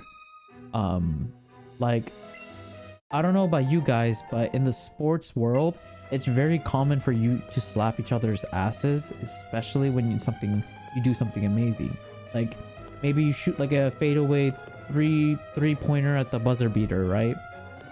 You're like, hell yeah, and then you just fucking like, jump into each other's chest and chest bump each other, or you slap each other's asses or whatever. I feel like that's like a common like thing people do with each other. I mean, I do that with my female friends as well. We like chest bump each other. We like jump into each other's like chest, like, you know, like that. It fucking hurts them more than me. It's always funny because like every time we do it, they're like, oh fuck, and I'm like, this is why we don't chest bump. And she's like, yeah, but I'm one of the boys. And I'm like, hell yeah. And then I just see her do it with someone else, and then she just buckles in pain again. She's like, oh. I'm like, that is a trooper. I love my friends. My friends are all goofy as hell. They're all goofy. Not a single one of them are normal, and I wouldn't have it any other way. You don't get salmonella from beef, you get E. coli. How about you get an email? I don't know. The joke didn't land. I should have honestly read that comment in my head and tried to come up with a joke or a pun in response. Like, cook up something in my head and then read out the comment as if I read it for the first time ever, and then say the pun, and then you guys will all think I'm really hilarious and funny and witty. You'll be like, oh my god, that's so funny, haha, streamer, someone clip that. And then it gets posted on Reddit, and then I get a million views, and then I live off the rest of my life streaming. But here we are. We live in a timeline where I failed to do that. You can't lactose? Ooh, yeah, that sucks. Yeah, I have a friend and he can't handle lactose at all. And it's so depressing watching him eat cheese or ice cream or literally anything, because I feel so bad for him. He really loves ice cream, but every time he eats ice cream, he wants to fucking kill himself in game in GTA. Because like, I can see the amount of pain he gets like after it starts digesting in his system. And then he just goes to the bathroom repeatedly for like the next 2 hours, all because of one little scoop of ice cream. It's so, I'm so blessed. I am so happy and lucky I am not lactose intolerant. If I was lactose intolerant, chat, I would be depressed. I love cheese. I love milk. I love yogurt. I love ice cream. I love smoothies. Oh my god, I would cry if I was lactose. So my condolences to those of you who are lactose intolerant. Does he do the JoJo pose? Unironically, me and the boys, we have memorized that JoJo dance. You know, the one where they're all like dancing on top of a corpse of an enemy? We have unironically memorized that dance, and every Halloween we do it. Why? This is funny. Am I proud to say I do that? Hell fucking yeah. Unfunny streamer. Boo! Boo! Boo! You suck! Get out of the fucking kitchen! Don't ever cook again. Don't ever cook again, or I will have you castrated. Oh yeah, that's true. You have experience being in the restaurant kitchen. Oh yeah, Chad, did I ever tell you the story of when I volunteered at a restaurant? I volunteered at a restaurant kitchen, and I kid you not, the entire day I just got yelled at in Spanish. The entire day, I just got yelled at in Spanish. I had no idea what they were yelling at me for, but I was getting yelled at for something, and it was just all Spanish. I felt so depressed afterwards, because I was like, I don't even know what I did wrong. I was just getting told that I fucking suck dick. And I know they said that because they kept saying chupo mo huevos, which means like suck my balls or something. No, not British. It was not Gordon Ramsay. I do not know Gordon Ramsay like that. Eat ice cream on the toilet. Ew, that is disgusting. That is actually the most disgusting, vile thing I've heard in a long fucking time. Why would you bring food to the bathroom? That is like the most disgusting place to bring food ever. I would never. That honestly might be... I will make that illegal. If I ever become president of the United States, I will pass a law that states you are not allowed to bring food or drinks into the bathroom, period. You can only bring medicine. Or like water in case you need to take medicine with. But like if you want to sit on your toilet and eat, no. That should be illegal. That is disgusting. There are vegan ice creams. I've never had a vegan ice cream before. I don't know what that's like. I imagine they're probably just like normal ice creams though. Sorbets? Wait, is sorbet made without milk? What about gelatos?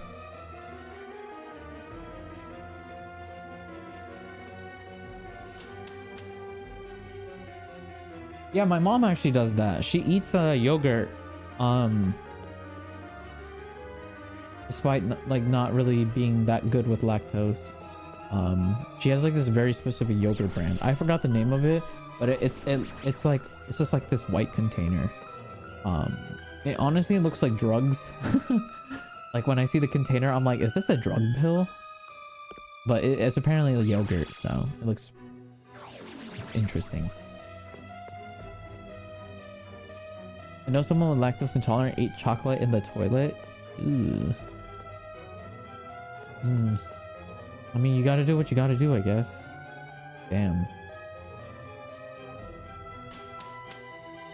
Gelatos are more creamy than normal ones that are made out of condensed milk. Ooh.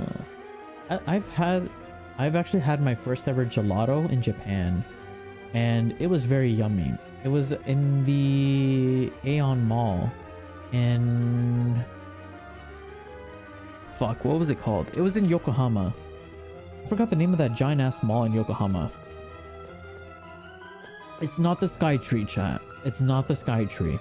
It is the location of the second tallest building in Japan.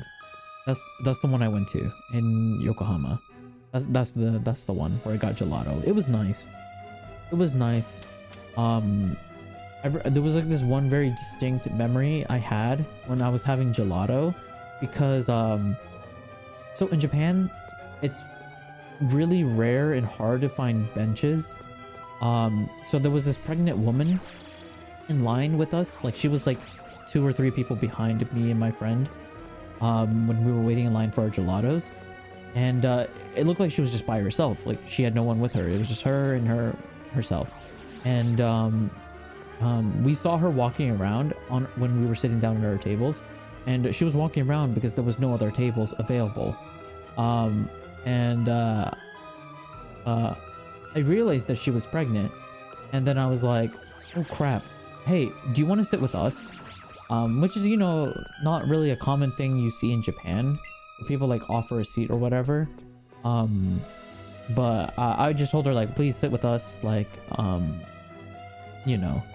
And it was really nice. We got to speak with her and whatnot, and she was sharing her stories about like her being pregnant, and apparently the husband, this is where the story gets fucked up a little.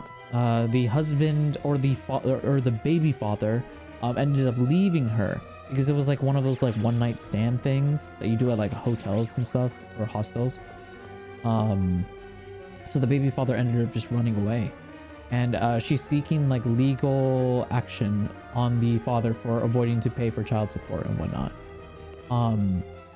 and she was just sharing like how like she doesn't plan on letting this baby like go away, and she's gonna keep the child, and she has like this whole plan for this child.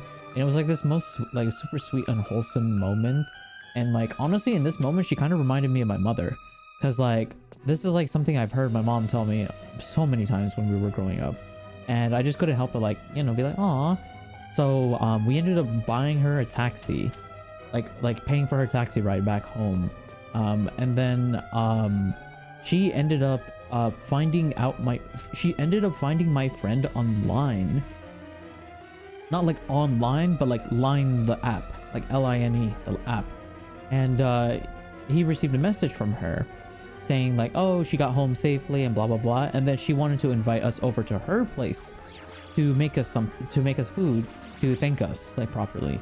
So we ended up doing that one day when we were able to find some free time, and we went to go visit her, which in hindsight is kind of scary and spooky. You know, you shouldn't visit strangers' homes or whatever, but yeah, so we ended up visiting her, and she just made us like a really nice traditional dish. It was like pork cutlets with like some vegetables, some egg,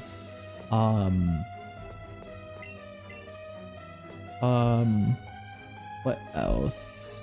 Oh, she had some dango that she got from like, I'm assuming from a convenience store or something. Maybe there was a shop nearby that sold it. But she ended up getting dango, and she just offered it to us, and it was just a really nice experience. And she made this really nice tea. I don't know what kind of tea it was, to be honest, but it was nice tea. It smelled nice. It smelled very herby, and yeah, it's really cute. It was very, very cute. I really enjoyed my time like spending with her and stuff like that, and yeah, it was just really cool. It was just very weird. Oh, another thing she shared, because she could tell that we weren't actually Japanese, because I had a Tokyo dialect. This was all, actually I guess this was still technically in Tokyo, but I had like a very distinct Tokyo dialect, but she can tell like it was learned. It was not like something like I was born and raised with. And then my friend, he just straight up had like an American accent when speaking. Like, you know that stereotype where it's like foreigners speaking in that certain way when they're trying to speak Japanese in like movies and shows? He literally had unironically had an accent like that when he spoke Japanese. It also didn't help the fact that he only knew like 3 words, and all three of those words I had to teach him, which was like arigato, onegaishimasu, and toire, which toilet, because he didn't know any Japanese, and I was like, bro, you need to learn some Japanese, because this is primarily a Japanese speaking country. You just can't come visit here knowing 0 Japanese. Like, it's actually semi-difficult to actually communicate with other people, because not many people know English or know English that well to be comfortable enough to speak to you in English. And he was like, nah, I'll just get by. I mean, he did get by, but like, I don't know how he got by, because that is crazy to me.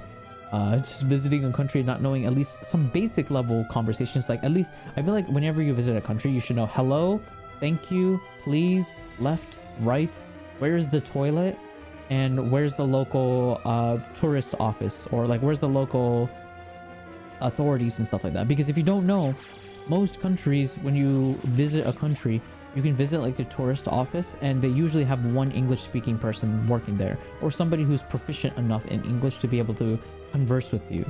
So if you are in desperate need of help or directions, you can just go there, explain your situation, and they will help you out. But yeah, he just didn't know like a Japanese, so that was very entertaining to watch. But yeah, it was very wholesome. It was very cute. She was actually, to go back on track on the story, she was sharing that she got like made fun of by her like coworkers or colleagues a lot, because it's very rare for women to get pregnant in Japan. Like, there's not a lot of pregnant women just walking around and just like being out in the open, because the birth rate is like declining in that country. So like, she's like the only one who was pregnant amongst her group of friends, because all of them are not married yet, or not planning to get married, or have already got married and had kids when they were a lot younger, and now they're just living out their, you know, younger adult years, just doing whatever the fuck they want, right? So it was really interesting hearing the side of the story, and like how like certain people treat her differently ever since she became very obviously pregnant, because like her stomach was like, it looked I don't remember exactly how many months she was pregnant for, but she was said she was due very soon, like relatively soon. So I would imagine like maybe in a month or 3 is when, you know, it's baby time. And yeah, I was just really surprised. Like I was just very shocked. I was like, I don't think you should be like walking around super far away from your house when you're like this far into your pregnancy. Like I don't know, because I've never been pregnant before, and I don't think it's possible for me to be pregnant. But I don't think it's safe to be wandering around really far away from where you live while you're pregnant, because like what happens like if you like feel pain or exhaustion, or like your body kind of reacts in a certain way that you're not used to? Like what do you do in this situation? Do you just keel over and die, or like do you like scream for help and will someone help you? I don't know, I've never been in a situation like that. So like I was just like, you know, hyperventilating, or not hyperventilating, but I was like overthinking, overreacting, being like, what the fuck is going on? And then to contrast me, my friend was just like, oh, that's pretty cool, that's based of you. And then I just looked at him like, what the fuck? I was like, maybe I'm overreacting, I don't know. But yeah, it was just crazy to see that and whatnot. But it was just it was a little disheartening, but it was also a wholesome experience at the same time.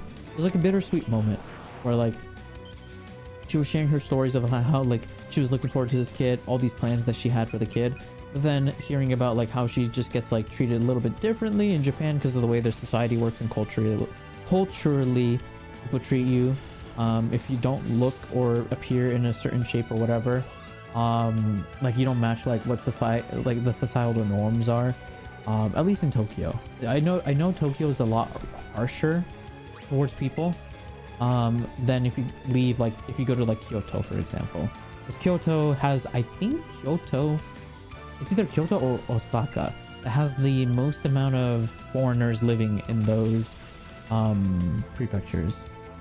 I'm pretty sure. I could be wrong though. I remember reading something about it online like a couple years ago, where Kyoto or Osaka has like the most amount of like diversity in their population. But yeah, it was just interesting to see that and whatnot. So honestly, I really wish the best for her. She's probably given birth by now, because it has been almost over a year now. Almost a year since the last time we spoke with her. So she probably has given birth now at this point. So the child is probably like, honestly, the child could be 1 year old now at this point. I don't actually remember the last time we spoke. It's been a while, but yeah, I am curious. It's probably 1 year old now. It's probably approaching 2 years now. So I really hope nothing but the best for them, and hopefully it's going well. Hopefully she has like a babysitter or something to look after the kid, because it must be hard looking after a kid and going to work as a single parent.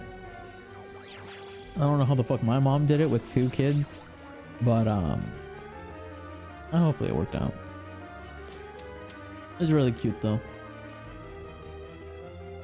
Yeah, I really hope that their child and whatnot is doing really well. But like and if you're asking like why didn't you stay in contact with them, because like I don't know, I just didn't think it was like appropriate for me to stay in contact with them, because like it's just like it's just someone we just randomly met off the one moment, and it was like a spur of the moment sort of thing.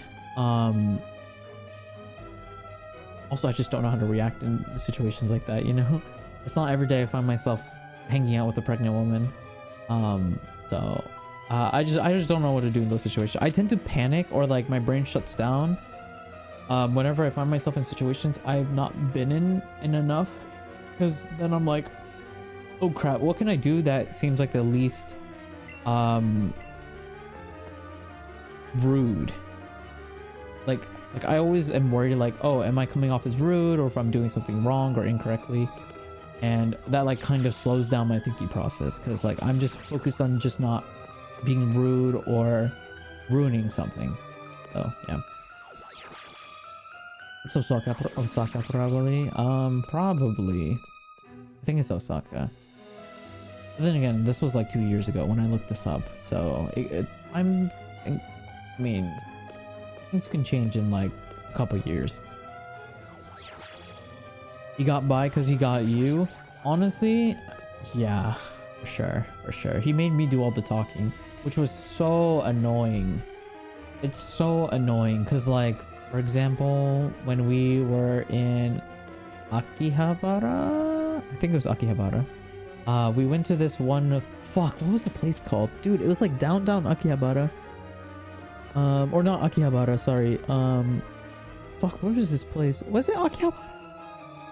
It might have been Akihabara. Ah, shit. I don't remember what this place was. It was a giant mall that was red. Like, the building was red. And it was like a giant electronics store. It had like 5 floors with an elevator that directly takes you to the 3rd floor on the 1st floor. I had a lot of like Ami shops and I don't know. I don't remember what it was. Shit, it's been a while. I feel like it'll come to me like in the like tomorrow or later today. But yeah, so basically we just went to this shop and I would be like on the 5th floor, like window shopping or looking around or talking to someone, and he would just call me and be like, hey, can you come to the 2nd floor? I need you to talk to this clerk for an item I want to buy. And I'm like, bro, what the fuck, man? I'm on the 5th floor. You're gonna make me come all the way down? And he was like, yes, please. I want this item and I don't know how many they have left. This could be the last one. And I was just like,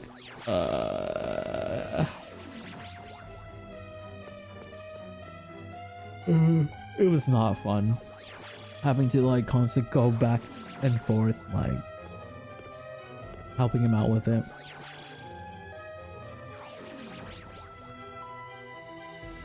Use Google Translate. I told him to use it, but he's afraid that like it won't translate properly. I'm like, I get that, but like, bro, what am I supposed to fucking do? I'm not your walking dictionary. I mean, I literally was, but like, honestly, I should have bought him a dictionary and just hand it to him. Be like, here you go, use this fucking thing.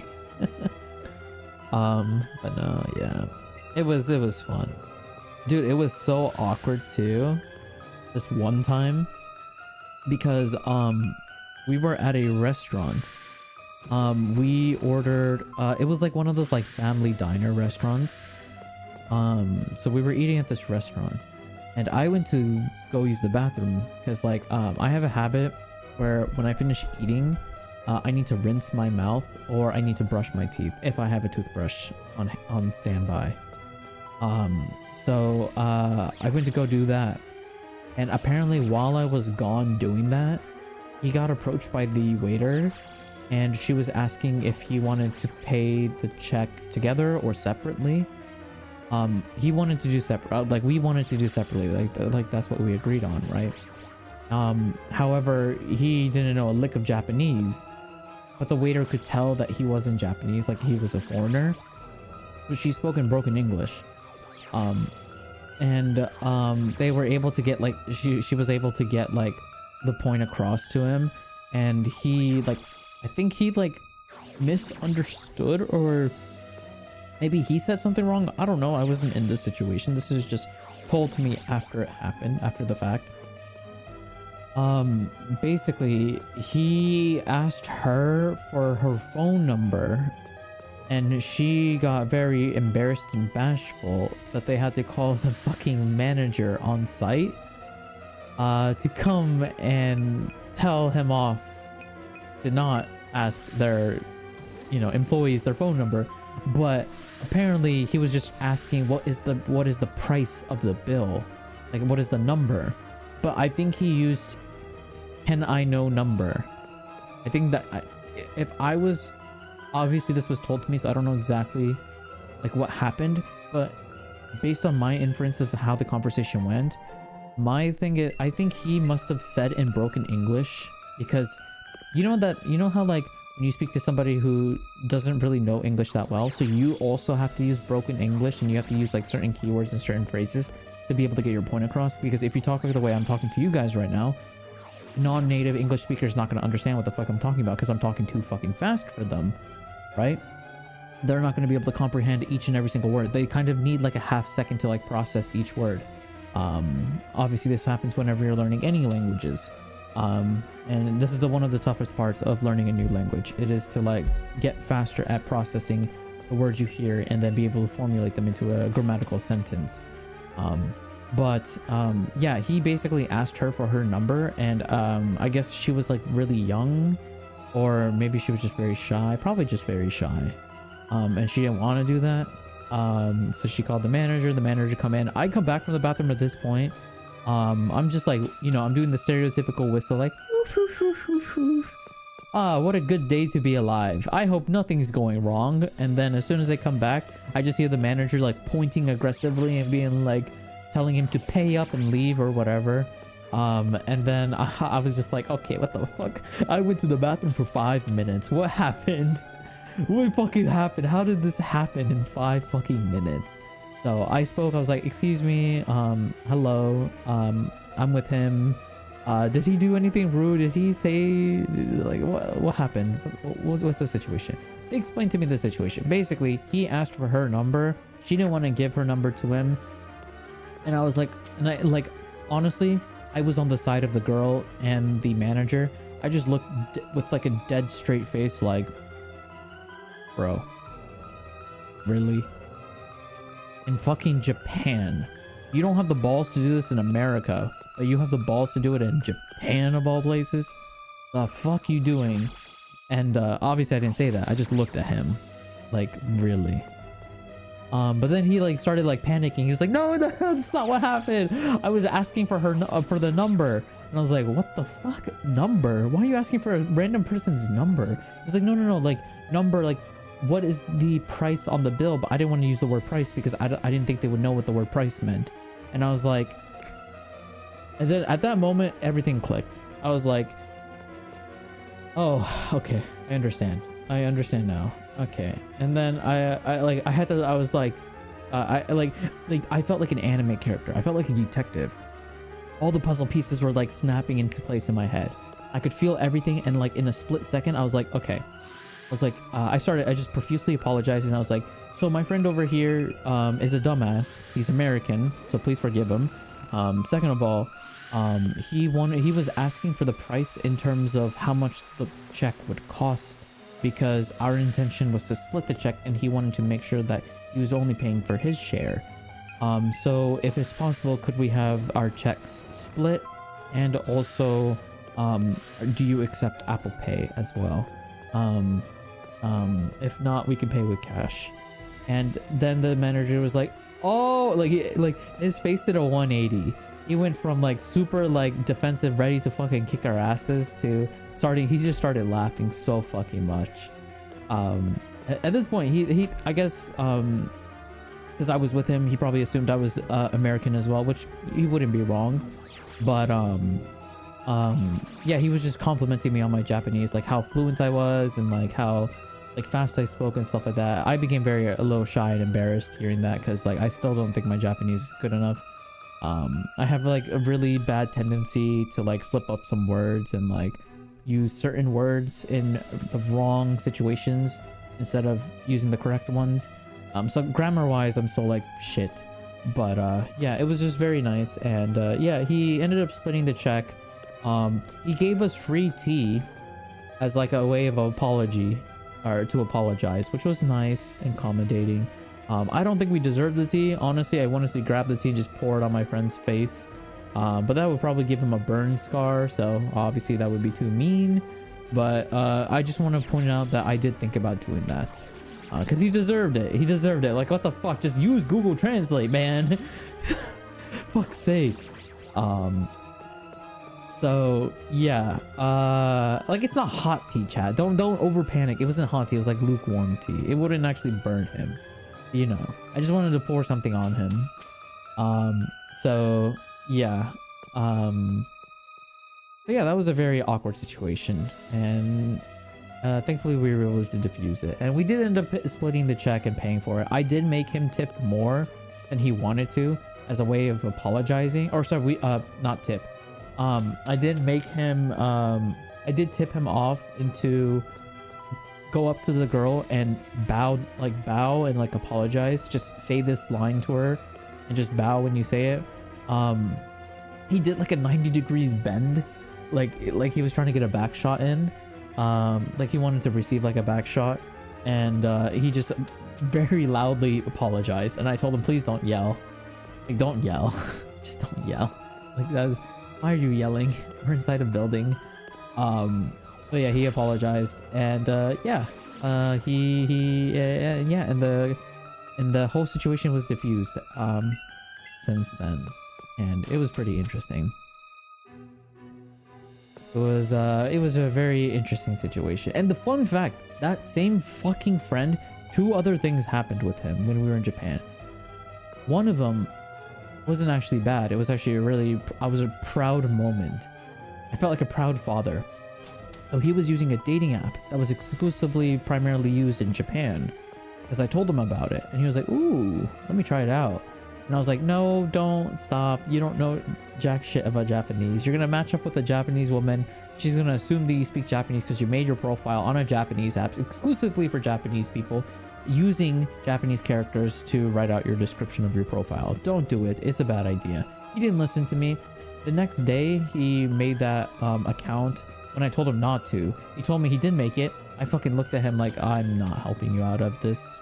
If you end up dead in a ditch or something like that, I will make sure I cremate you and put you in a very nice vase or something. But apparently he did match up with a woman in Japan, abroad, on vacation. He went on a date with her, and they went to a ramen shop that was located in... Actually, I don't know where they went. Where did they fucking go? This is when I was living in Asakusa. So I presumably would assume it's somewhere in Asakusa, but I don't actually know where they went. Honestly, they could have taken the JR line and gone anywhere in fucking Tokyo, I guess.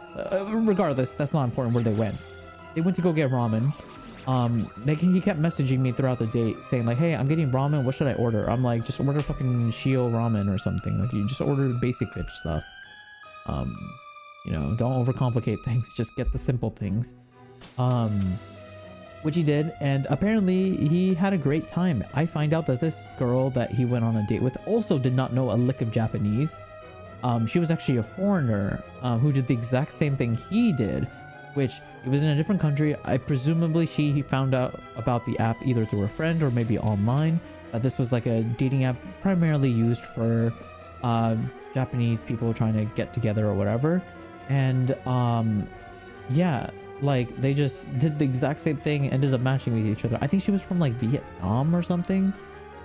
She might have been from Thailand or Vietnam. I'm not 100% sure, but all I remember is that she was like a foreign exchange student or something like that. Like she was like in her she was like in her late 20s. She was like a student or something, and or an apprentice. She was either a student or an apprentice, something along those lines. And she was just touring Japan for like 3 months or whatever, and they got together, and he came back home and he was like, I had a great date. And I was like, that's cool. I thought you died, because he just stopped responding to my text for like 30 hours. He was gone for like a day and a half. I just thought he died at that point, and I at that point I already started texting his like friends and family, and I was like, hey, so I might have lost you know, idiot number A in Japan. Not sure what happened to him. Last I heard from him, he went on a date with a girl at a ramen shop. So whenever I get more information, I'll let you guys know. And then you know, like a day and a half later, he just comes waltzing by, smiling, giggling, and yeah, he just said he had a great time. And I asked him, what did he do? And he did not tell me. He did not tell me. So I don't know what they did for 30 minutes. All I know is they probably just like got ramen and then they just went shopping with each other, or they could have done the dirty deed. Who knows? Who knows? He still refuses to tell me to this day. I asked him like because I met him in I saw him again at at Thanksgiving. When I went to a Thanksgiving dinner with my friends, I saw him again, and I did ask about it. I was like, hey, so what happened in Japan? And he was like, don't gotta worry about it. And I was like, do you still talk to her? And apparently they don't. They just stopped talking to each other, like altogether. But he refuses to tell me, and I'm like, bro, I want to know. I'm kind of curious. But yeah, I mean, I respect his privacy. If he says no, it's no, and I just won't bother him anymore. But I still want to know, chat. I know I said no, but I want to know. You know, like, fuck. Also, how the fuck do I get out of this stupid ass building? I've been in Rocket's lab or headquarters this entire fucking time. I'm trying to get out of here, bro. I come back to hearing back shots. Yeah, my friend, one of my friends, when he visited me in Japan, when I was living in Japan, every time he would bow 90 degrees. And I jokingly told him, you don't have to bow that low or that much because it looks like you're trying to receive some back shots. But I don't know. I feel like half the times I say things to people and it goes in one ear and goes out the other, and they just don't listen to me. And I'm just like, at this point, I just stopped caring. I was like, hey, if you want to receive back shots, go fucking ahead. I don't give a shit anymore. Honestly, I would just be in the background just taking pictures of it happening. So, yeah. That was pretty funny. Yeah, he did have too much fun that he forgot about me. He genuinely forgot about me. Because when he came back, because he was living at my place, or he was, instead of renting out a hotel, he was staying at my place, because, I mean, I was living there, so it's cheaper just to, like, room with a friend. I did have an extra room, thankfully. It wasn't, like, the biggest room. It was, like, a very, very small room. I think, honestly, you could honestly call that a closet, and it's probably a closet. Like, in America, like, the size of the room was, like, as big as a closet. But he felt comfortable with it, so I was like, sure, fine, whatever. I'll just put, like, a futon on the bottom, and I'll make sure I, like, dust it off and make sure there's, like, no dust in the room and Febreze it so it smells somewhat nice. And yeah, that's where he crashed out. And yeah. Dude, honestly, if he joined the Yakuza, I would not be surprised. Because I don't know why, but my friends have a huge fascination for the Yakuza, but I keep telling them it is actually very scary. Like, if you ever run into someone that is actually in real life from the Yakuza,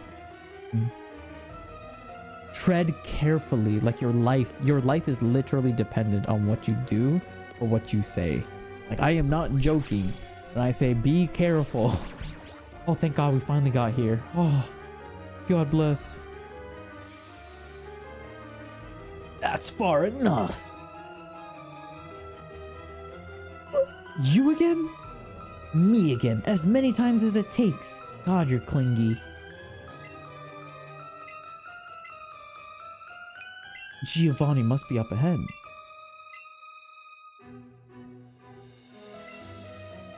Old man, you're dealing with me now. Old man. I guess everyone is older than them, huh? They're basically babies. Shiny Professor Oak challenge is crazy. I am not actually doing a Shiny Professor Oak challenge. I thought about doing it, but then when I saw another YouTuber do it and it took him 2 years to do it, I decided, yeah, we're not doing that.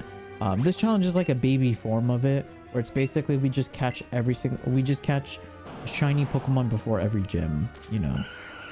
So we have 6 gym badges and we have 6 shiny Pokemon. So all of our Pokemon are shiny so far.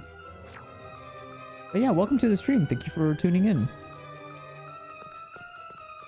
Check if he has all his fingers. He does have all his fingers. I can confirm that. Team Rocket!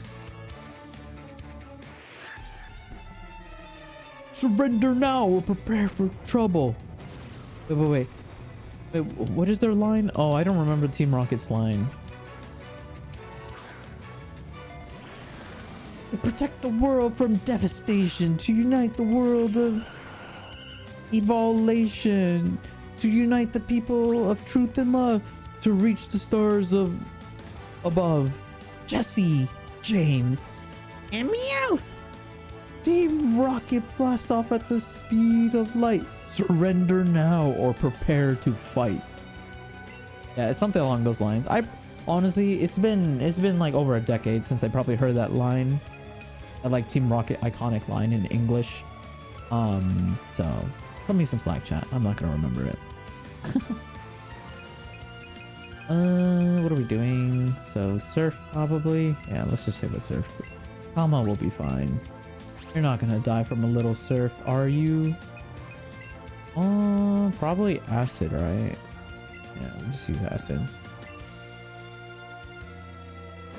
Check his toes? Chat, why the fuck would I grab my friend's toe and check if he has all his toes? I understand the Yakuza thing, but I don't think he was with the Yakuza. I think, honestly, he just went to a hotel or something with a girl he met in Japan and just spent the entire day with her. That's it. They probably just went shopping and got food and maybe had a little bit fun. You know how adults are. You know how two single people who match through social media, what they do. Honestly, I think he's fine. If anything happened, I feel like he would actually tell me. Prepare for trouble. Just like always. Looks like Team Rocket's blasting off again.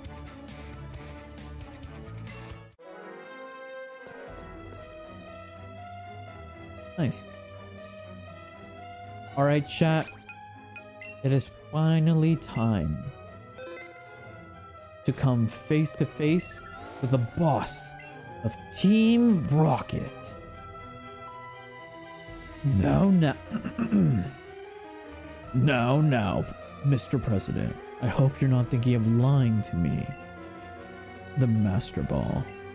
You successfully created one, didn't you? Do you think it's that easy to make? And now that I know who you really are, there's no way I want to make a thing like that. Not for someone like you. How dare you? And give up any thought of forcing us to create lots of powerful Pokemon for you. Using stolen research to create Pokemon, that's not something Sylph should ever do. We had a deal. You agreed to this. You're a smart man. I'm sure you can imagine what will happen to your people if you say no.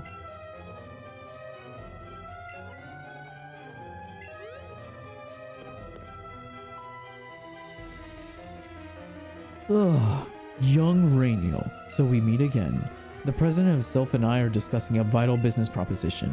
Keep your nose out of grown-up matters or experience a world of pain. Honestly, the only pain I feel is what this woman is dealing with. Whatever she's going through, that's what I'm going through right now.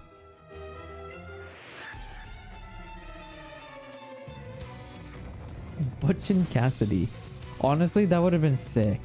That would have been sick. Everybody forgets about Butch and Cassidy, but they were annoying as hell during Gen 2. Butch Cassidy. Oh my god, that brought back so many memories. Butch and Cassidy. Fake out? Bro, am I playing competitive Pokemon? You're using Fake Out? What's next? You're gonna use Workup?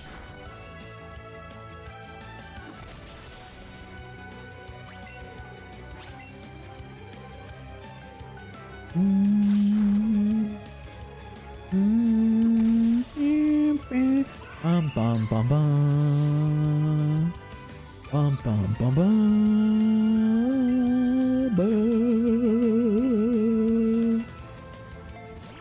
Bum bum bum. Chop. I mean, Brick Break is chopping them. Just use Surf. Yugong, use Surf. Eat! Cowabunga! I love the surf animation. It just reminds me of Mikey from Michelangelo from TMNT going cowabunga on the skateboards. Just riding into the enemy. Nidoqueen. Let's go, Dugong. Cowabunga. It lived.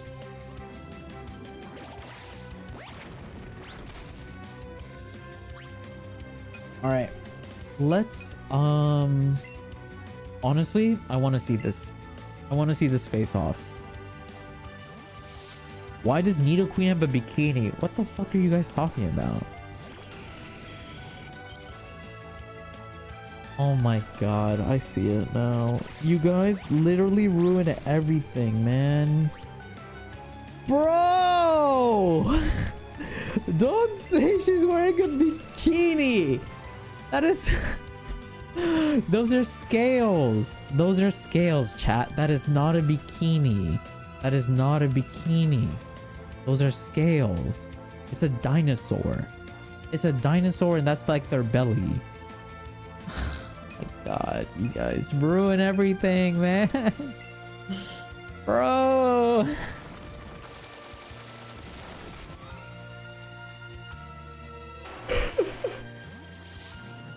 You guys ruin everything. Oh my god. Is that what people see? My inner fucking child. It's ruined.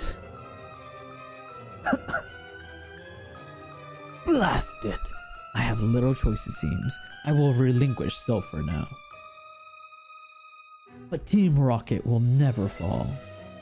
Don't ever forget. Is that what he says in the original games in this part of the game? I think he like disbands Team Rocket here, no? Or is that after you you beat him at the Pokemon gym? I don't remember. Hello, Miss Secretary. Are you okay? Cool.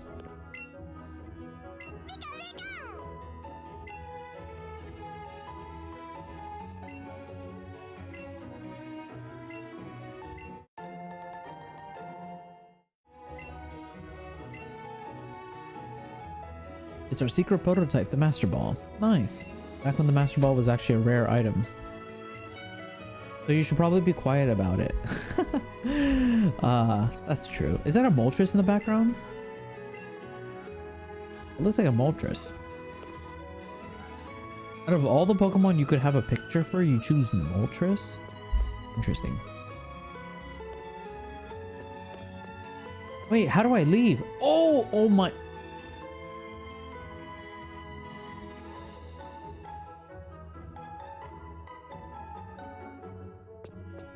I thought this was a door.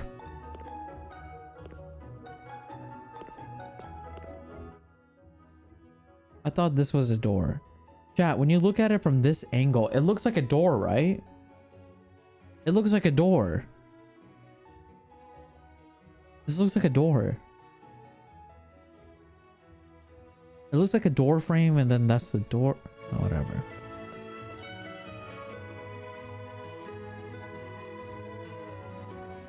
No one saw anything.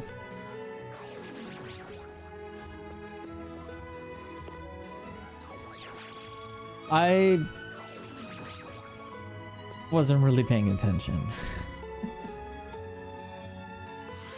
Ooh. Yikes.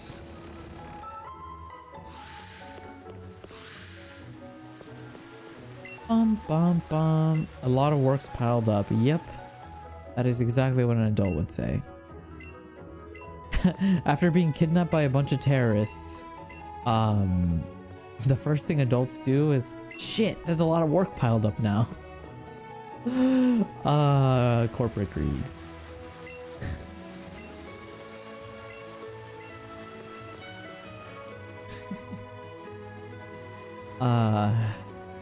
At the end of the day, chat, if you save the world or you stop a nuclear bomb, somebody's got to do work. Reiniyal, you did it! You beat Giovanni, right? That Archer guy made a run for it, so I chased him all the way out here, and then all the Team Rocket grunts ran out of the Saffron City gym too. We've really managed to save Silph Co.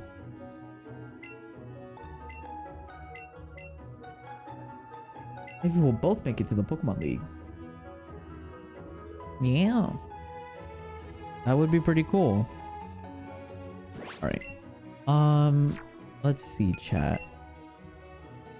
We are currently at 3436. Or sorry, not 3436. What am I saying? We are currently at 5 gym badges. We have 6 shiny Pokemon.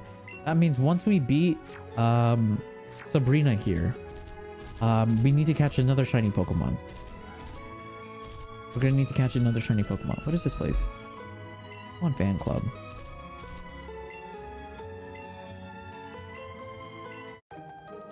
Oh, thank you.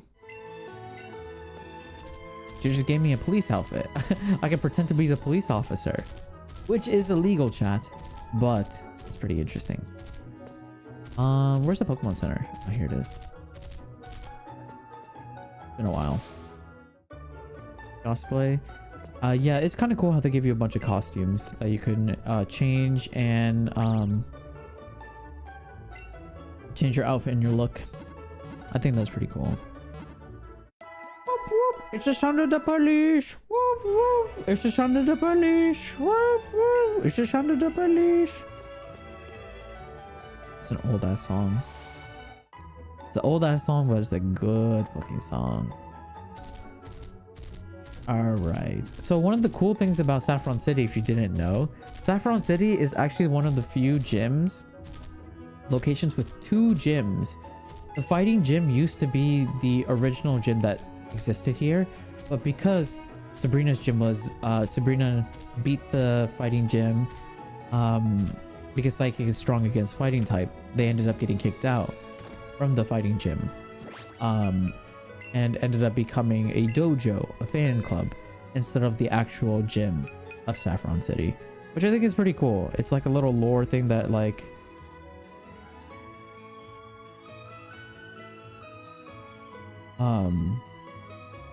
which is just interesting.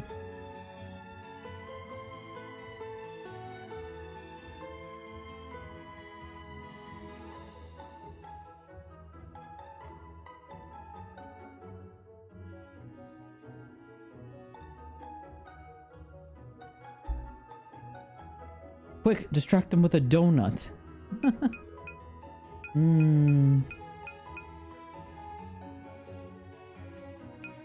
Okay, so we're against the psychic, or sorry, fighting type gym.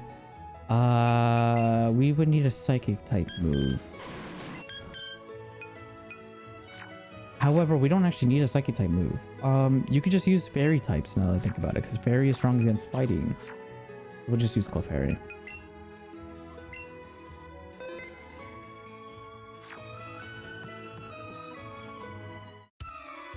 Bum bum. Whoop whoop! It's the sound of the police. Whoop whoop! It's the sound of the police. Bum bum bum bum bum bum bum bum bum bum bum bum bum bum bum bum. Bum bum bum bum bum bum.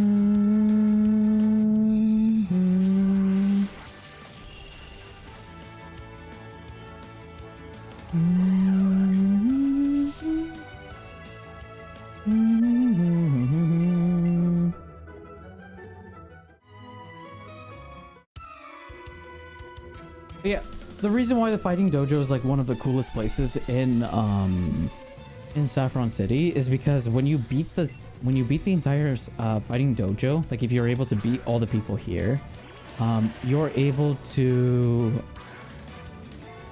you get to choose a Pokemon you want and add it to your team, which is really cool. And you get 2 really cool Pokemon. And I think this is the only place you can actually get them from, if I'm not mistaken, in the original games. I'm not too sure about how it works in Pokemon Let's Go Eevee, but in the original games, this is where primarily you can get them. Actually, out of curiosity, let me double check real quick. Pokemon Let's Go Pikachu exclusives.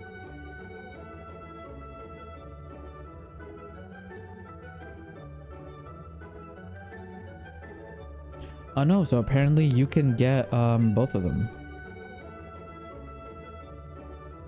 Just out in the wild.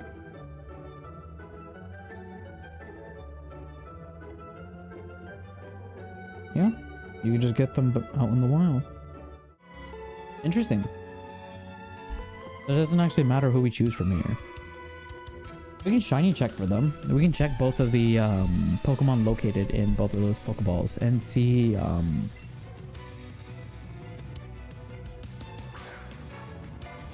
if one of them are a shiny. I mean, the chances of one of them being a shiny is very rare, but there's always a chance, right? It's a 1 in 4,096 chance of us finding a shiny. So, you know, maybe we get lucky. Maybe we roll the dice and we do get the 4,000 chance. Bro's getting cornered. I am getting cornered. Now that I think about it, I am just surrounded by 5 men. Just 5 karate men. I always keep forgetting that Fairy is super effective against fighting. That really sucks because I feel like fighting was like one of the few types in the Pokemon franchise where they were just really strong against a lot of things. The Psychic and Bug, I think, were the only 2 effective. No, Psychic and Flying were the 2 strong things against fighting. Now there's Fairy as well. It's like Five Guys the restaurant. Is Five Guys like super popular? I've only been to Five Guys only 2 times in my life. One time when I was in New York, like New York City, and the other time was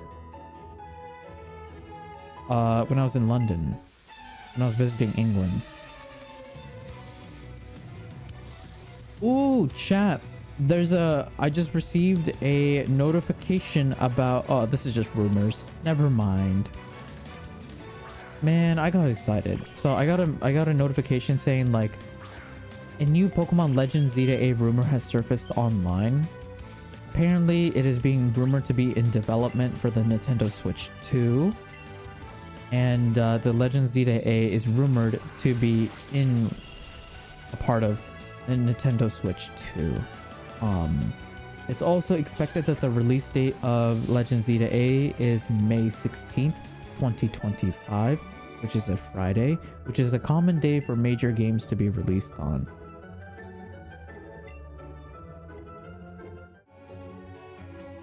So May 16th, 2025 is the expected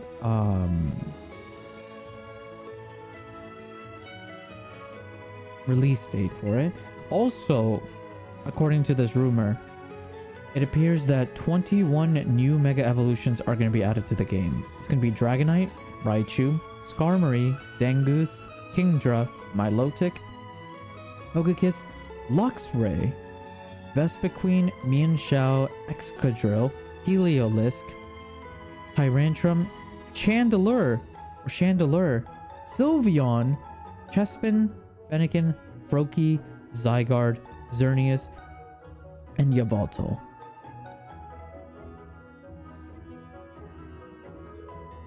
That's interesting, if that's true. But obviously this is the rumor. and the source is an anonymous user on 4chan. Well, there goes all the credibility in that. However, it is officially announced that the next game trailer, a full gameplay trailer of the game, will be released on February 27. So it appears that on February 27th, 2025 is when the next gameplay trailer for Legends Z-A will be released. If that is true, if Legends Z-A trailer is true to be released during that period, then the chances of us the chances of this rumor being true are true, which would be interesting. I'm not too sure how I feel about that, to be honest.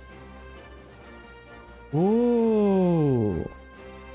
I forgot in this game they made the psychic gym leader look really cool. Like the psychic gym. Saffron City is the biggest city in Kanto. Is it actually? And its gym gets its fair share of challengers too. Okay. Show me a Pokemon that's at least level 45 to challenge this gym. Sure. I have a level 49, just barely.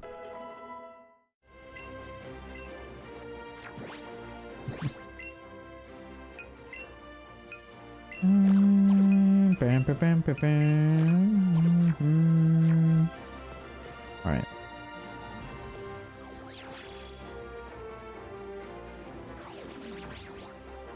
Alright chat, this is the hard part. Similar to Team Rocket's base, this gym has a bunch of teleporting portals and shit like that, and it's very fucking confusing. So let's hopefully pray that it doesn't take us as long as Team Rocket's gym to navigate through this gym to get to the gym leader. Fuck. Damn. I was trying really hard to avoid it.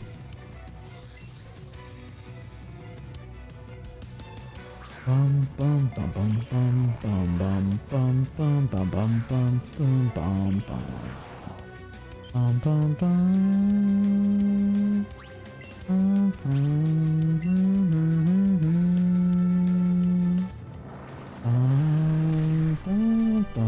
bum.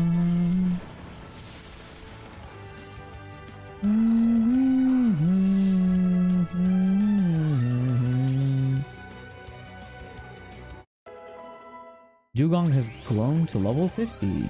Aw, our little Dugong is growing up. That's cute. Dun dun dun. Dun dun dun dun. Dun. Dark Pulse. Let's go. I'm proud of my boy. You're so strong. Thank you. I work out a lot. Alright. Let's just keep our Pokemon in tip-top shape as much as we possibly can.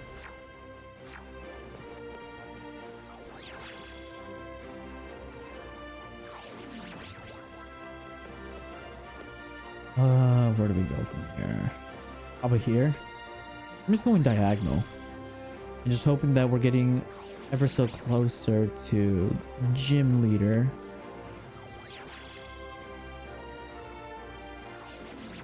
Okay, never mind. All right, so that takes you here to go here. Then maybe here will take us straight to the gym leader. No. This one maybe. That's a good sign. I feel like any teleport spot that takes you to a trainer is a good sign that you're getting closer to the gym leader.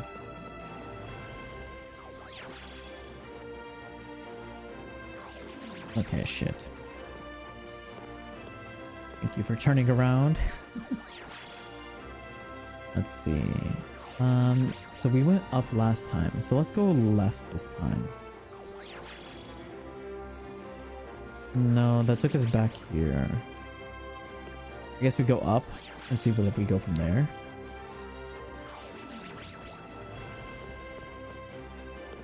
Please take us. Hey there, Bez. Thank you so much for tuning into the stream, Bez. Hello, hello. Hope you had a good Christmas or Christmas holiday if you don't celebrate Christmas. Okay, I'm stuck, chat. Oh fuck. I was trying to avoid these trainers. Okay, we went top left and bottom right, right? No, wait. We went top left, bottom right. So top right? No. Yeah, I'm so confused. I'm lost. I hate gyms. I hate puzzles like this where it like teleports you to random places. I struggle with these. I struggle with these so much. I need like a map or something. I'm good at solving like, oh, if you keep walking this tunnel and make a left here. Like, you know, like those type, like mazes. I like mazes, not teleporting puzzles or mazes. Teleporting ones confuse me because like, it's like, I don't know, I get disoriented. I feel like I get very disoriented when I get teleported because I'm like, oh, I'm in a new place now. Oh, but wait, it's all connected with each other. It confuses me at times. I like puzzles, but this would just kill me.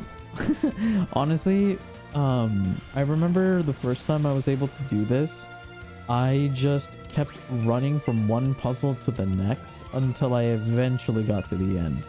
Like the very first time I've ever done this. And that was that was like the most aggravating time of my life. Just like having to like just go in and out, in and out, and in and out until you figure it out.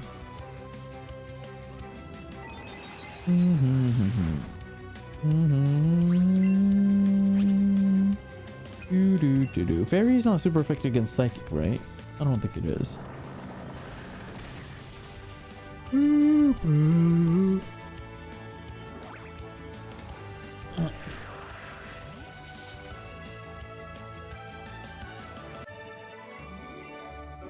We got 4,200 for that though. 420 with an extra 0.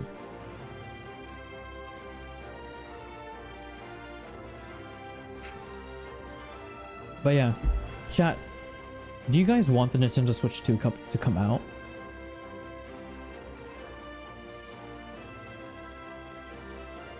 I'll be honest with you, chat, I don't want the Nintendo Switch to come out.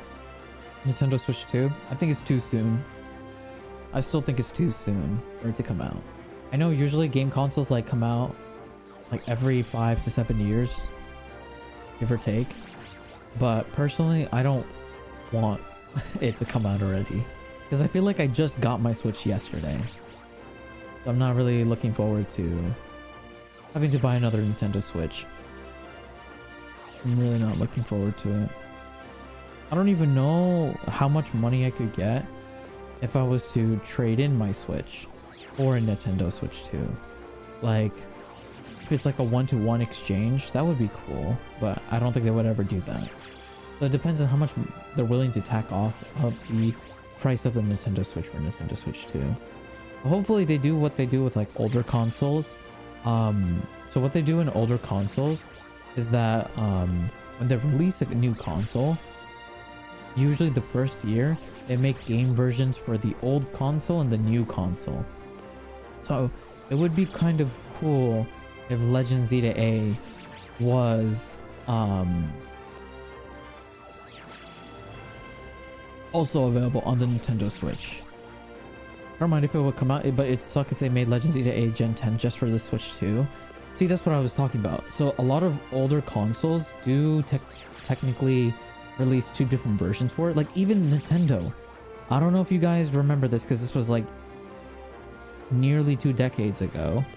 But when the Wii came out, some of you may remember that Zelda Twilight of Princess was released both on the Wii and on the GameCube.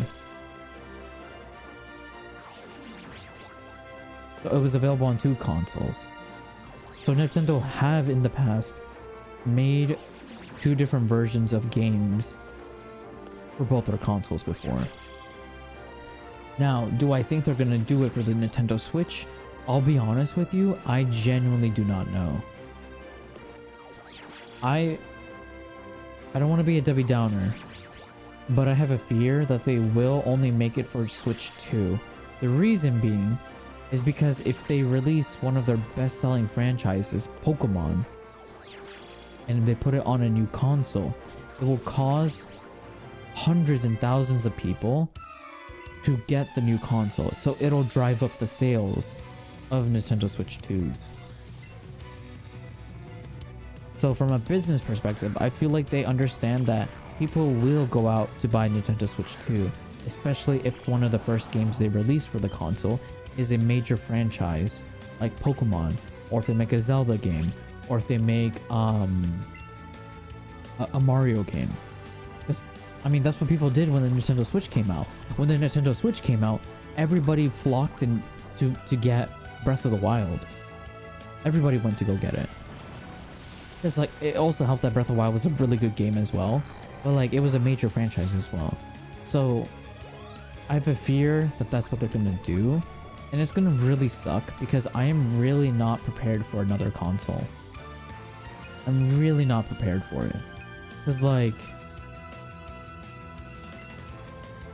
I don't know. I feel like it's a little too soon for the Switch, right? When did the Nintendo Switch come out? It came out in 2017, right? Hey Siri, when did the Nintendo Switch come out? March 3rd, 2017. So what is that? 3 plus 4, 7 years. So we're approaching 7 years. We're approaching 7 years. Actually, no, we passed 7 years. We're approaching 8 years. So we're approaching 8 years for it. I know you don't got a Nintendo Switch, but I have a question for you, chat. If the Nintendo Switch 2 was to come out this March 2025, would you buy it? Would you buy it? I feel like a lot of people would buy it because they're getting it right when it comes out, you know? So it'll be nice to have like a new console, and then every game from now on will be designed for the Nintendo Switch 2. So you're like investing into the console right from the beginning. But also it would suck because I feel like they just released the OLED. Because like, didn't the Nintendo Switch OLED just come out? I feel like that just came out. Hey Siri, when did the Nintendo Switch OLED come out? It came out in 2021 of October. It's only been, well, I guess it's been 3 years, huh? Why do I feel like that was released like a long time ago? My headcanon, chat, is that OLED got released like last year. But I guess it's been 3 years. You just got your OLED Switch? Yeah, that's gonna suck for a lot of people for Christmas as well. Because a lot of people just bought a Switch for Christmas, I imagine. So what are they gonna do?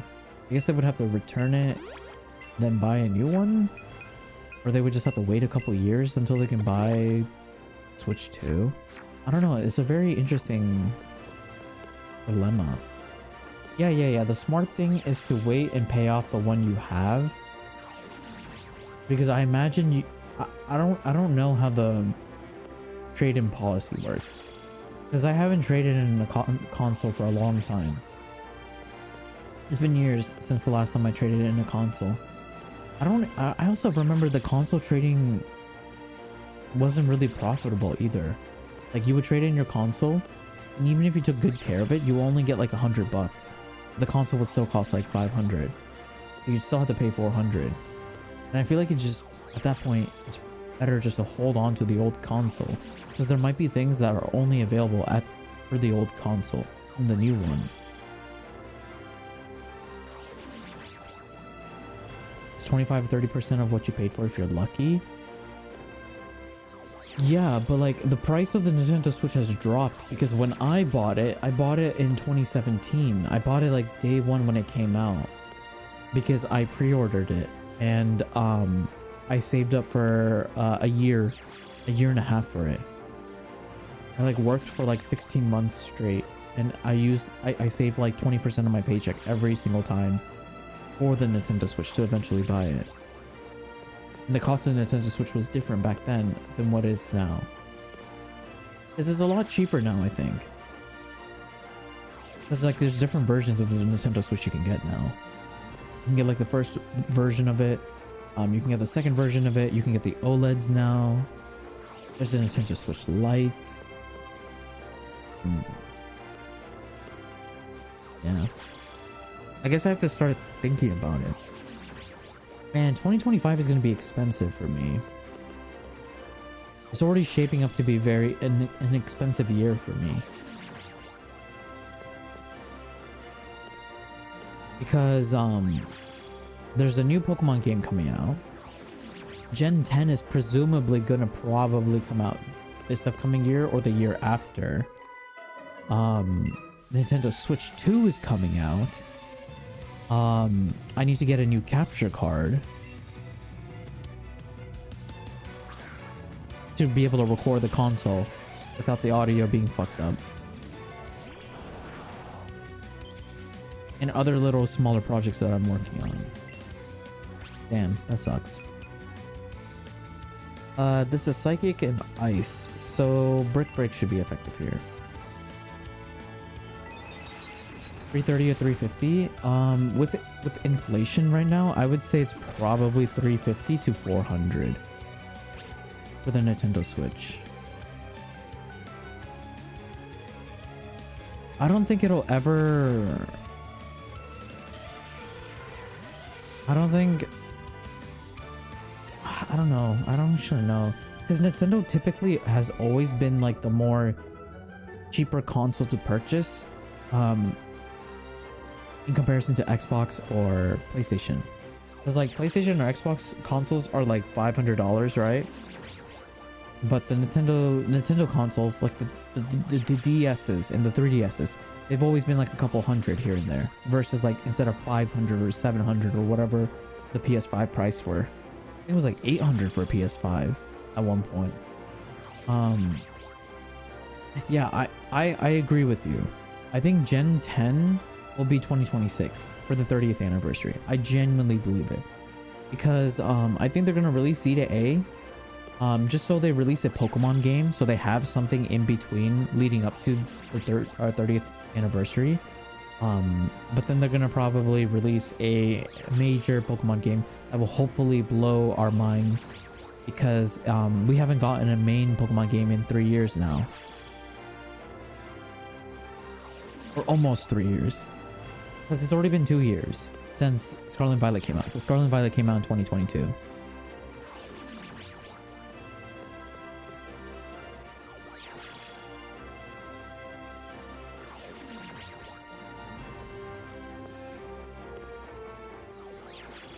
Yeah. For me personally, I'm gonna try and get the Switch 2 as soon as possible. The reason being is because Legend Z to A is hinted to be a Switch 2 title. So if they don't release it as a Switch game, I would love to play the game as soon as possible for 2 reasons.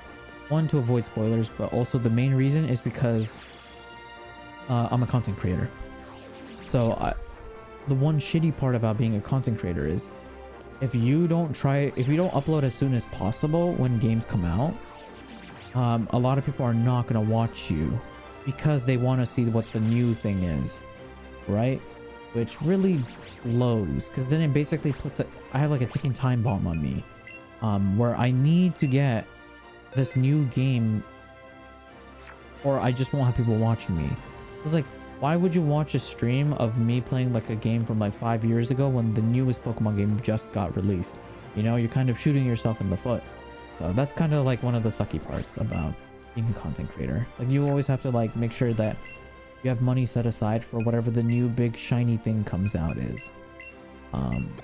So I need to start budgeting. I need to start putting some money aside and hopefully start earning some more money through streams and YouTube videos, and just hopefully I could just invest that back into acquiring these games. That's probably the best case scenario. But regardless, that's enough politics and finances and what if situations. Let's battle the queen of psychic Pokemon, the one that can see the future of all, and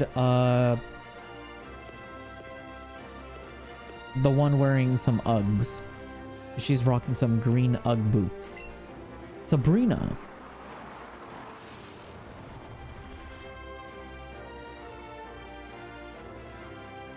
So you've come. I have a vision of your arrival.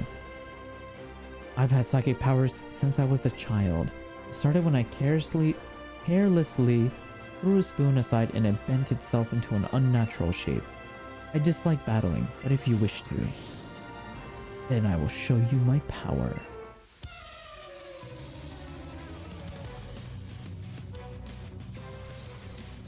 You're challenged by Gym Leader Sabrina. If you didn't know, canonically in the Pokemon universe, there are espers, people who have psychic powers. So she's not throwing that Pokeball in the air. She's actually floating it with her psychic powers, which is really cool. Oh, Hakili Switch 2 funds. Thank you so much for the 500 bits at Hakili. Thank you so much. I appreciate that, but maybe you should hold on to it so you can pay off your OLED Switch off. But thank you for the 500 bits. Yep, that's going straight into the Switch 2 funds. To be fair, I have been saving up for the Switch 2 since at least for the past 2 weeks now. So everything I made on stream has just been being put into a piggy bank for the Nintendo Switch 2 when it comes out. So I've already started, chat. So no worries. No worries. I will definitely get the Switch 2 when it comes out. The only thing I'm afraid of is that the day I go to pick up my Switch, they run out. That's what I'm afraid of. If I visit a game store and they don't have a Nintendo Switch 2 for sale, I'm fucked. Because I'm afraid of the PlayStation 5 situation. Thankfully I didn't want a PlayStation 5. I had no interest in it. But a lot of people wanted a PlayStation 5 and they just weren't any for sale. Like people were just buying them up as soon as they went on sale and they were just gone. So I'm hoping that that doesn't happen with the Switch 2s. I hope they make a lot of copies of them, like so many of them, and then I can just comfortably buy one and not have to worry about it. I hope they come in cool colors as well. Like maybe if they come in different colors, I'm really looking forward to that. If they come in like different color versions. I would personally prefer a Pokemon themed one, but I'm not holding my breath for that. I'll probably just get the normal one. Oh, actually, that's actually a benefit. Hakili, and those of you guys who are not immediately planning to buy a Switch 2 if it comes out, you can wait for the Pokemon version, because they always tend to release like the Pokemon version Switches or consoles, like Pokemon themed ones, and they always look really cool. They always tend to be more expensive than the normal ones too, like for resale value, if you're like into that. So that's actually a benefit too for waiting. You can just wait for the Pokemon versions.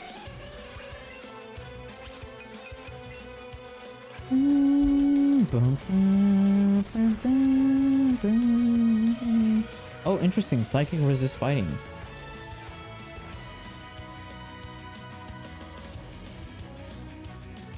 Alakazam. Alakazam is a cool Pokemon. It's such a cool Pokemon.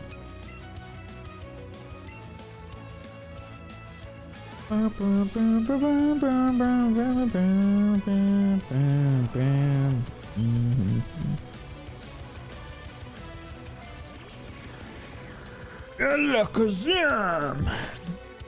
That's kind of what he sounds like.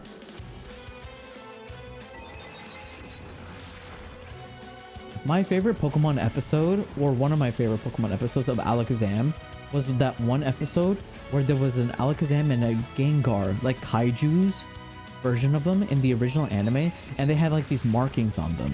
And Ash and like the crew would have to work together to like try and solve the mystery of why this Gengar and Alakazam were really huge with all these markings. That was like really cool. That was like one of like the cooler moments of the Pokemon anime. You've seen those like two super huge like monsters that Pokemon battle each other. Wax, I hear that good Porygon. Thanks for tuning into the stream again. Hello, hello. You hated this fight? Yeah, this was actually one of the harder fights in the original Pokemon games. I won't lie. I think this one and Koga were probably the two hardest gym leaders for me. Oh, I just noticed that she has like rings on her finger.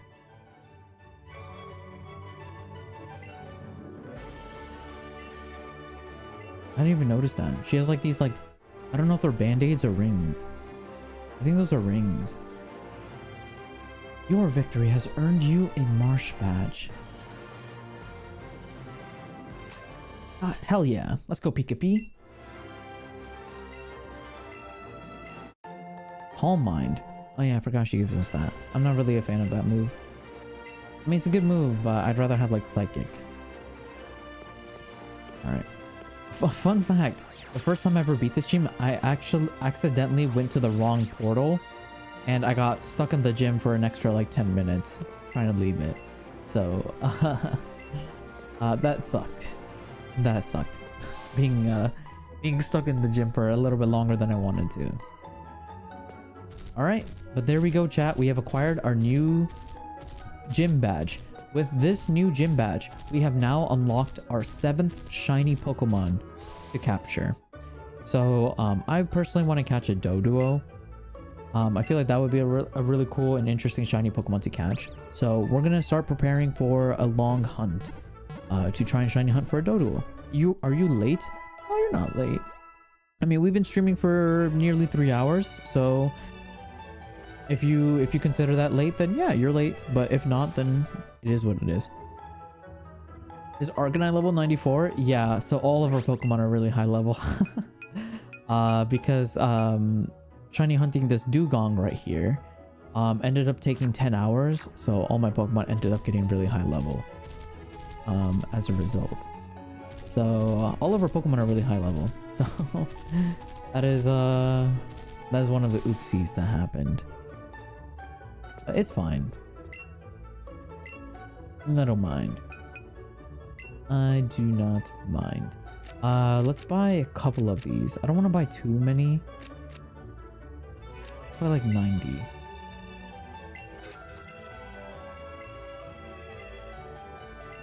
Cool. I want to buy some Pokeballs. Let's buy 50 of these. So what we need is lures. We need to get super lures. Because lures actually increase the odds of Pokemon spawning. We can buy max lures now. Nice. And we're just gonna spend the rest of our money on this. Yep. Cool. Actually, let's sell all of our excess candy as well. Because we have a lot of these. I have to be careful I don't accidentally sell the fossils. I have done that before. I think I have. Wait, can you sell the fossils? Oh, you can. Jesus Christ, let's not do that. Imagine I just accidentally clicked the button a little too fast. That would suck. Bum bum bum bum bum bum bum bum bum bum bum bum bum bum bum bum bum bum bum. Okay, we're just selling all of our candy that we have this from, variously acquiring them through all the shiny hunts and stuff like that. Get as much money as we can because I would like to get the lures. I'm personally hoping that we're able to get through Seafoam Island without having to... Actually, we can. We can just go to Pallet Town. We can go to Pallet Town and then travel from Pallet Town downwards to get to Cinnabar Island. We don't actually have to travel through Seafoam Islands. So we can actually avoid Seafoam Islands altogether to go there. Actually, now that I think about it, I might be able to shiny hunt all the legendary birds on my own. I mean, it would be very annoying to do it because I have to reset a bunch of times for it. But in theory, as long as I don't go through these specific locations in the game, I can avoid running into all the legendary birds. And then if I want to, come back in the future and then catch their shiny forms. Damn, I'm cooking. We're cooking. We can do that. We can do that. Same thing with the Mewtwo. We can do that with Mewtwo as well.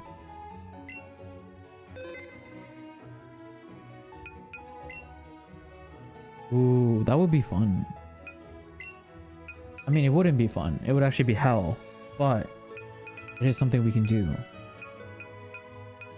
You should do that before you take on the Elite Four? No. So the reason why I'm saying we can do it later is because I want to get the shiny charm to increase our odds of finding the legendaries. Because I don't wanna shiny hunt the legendaries on full odds, you know. That sounds terrible. Doing that. That sounds absolutely terrible.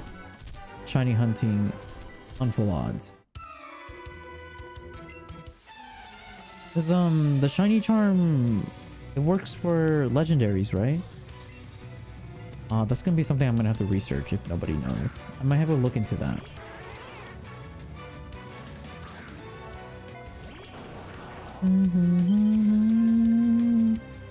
If I remember correctly, this place also has Doduos that we can catch. Where we're at right now, I think this is where you can catch wild Doduos.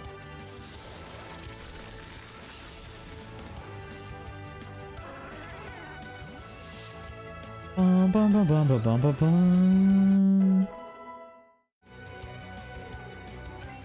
Dodrio.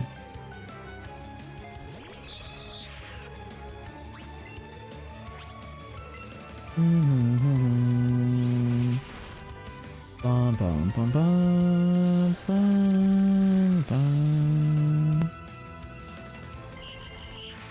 Do, do, do, do, do.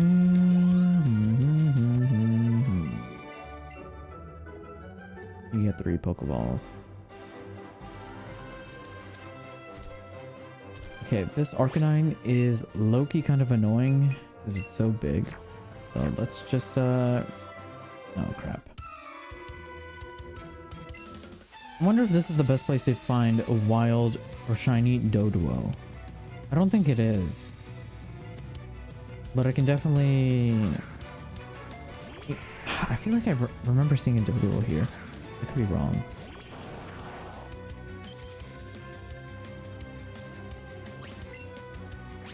Maybe one day, chat, I might do a Professor Oak challenge. Like a proper one. But I would like to wait until this becomes my job to do something like that, because the last person who did a video like that, it ended up taking them 2.5 years every day, playing every day regularly, like a full-time job, to be able to get every single shiny Pokemon via Professor Oak challenge. It took them 2 years, and they were a full-time creator, so at least they're getting paid to do it. Like they're able to get a full-time salary and like afford food, pay off rent and bills and stuff like that. I don't have that luxury. Unfortunately, I do not make enough money through streaming or YouTube videos to do that. And I need food. I need food and I need electricity. So that requires money. So that is why I'm not doing it now. I won't say I won't ever do it, but right now it's just very impossible. Because I would literally die and starve to death. But I don't mind doing a Professor Oak challenge, like a genuine Professor Oak's challenge. That would be pretty cool, actually. Professor Oak's challenge, by the way, chat, if you don't know what that is, it's basically you catch every single possible Pokemon you can and evolve every single possible Pokemon you can before you challenge the gym leader of the next region. That is what a Professor Oak's challenge is. So those challenges are really interesting because of that. Okay, for some reason I thought Doduo spawn past here, but it doesn't appear they do. So I think they spawn at this patch of grass that we're right here. I think they spawn in this patch of grass. Yeah, there it is. Oh, there's 2 as well. Perfect.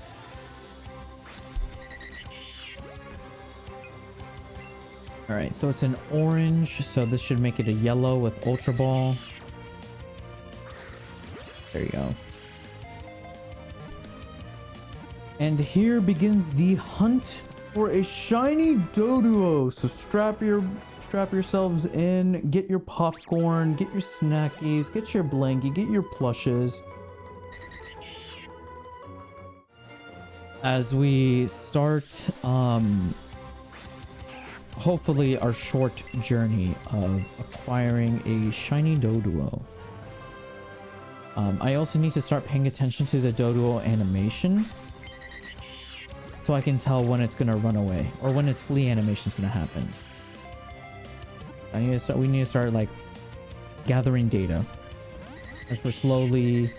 Okay, so that's this attack animation. It, like swan dives with 2 of its heads into you. Okay, this is annoying. I got 2 excellent throws with an ultra ball, and you're still fighting back. Just annoying.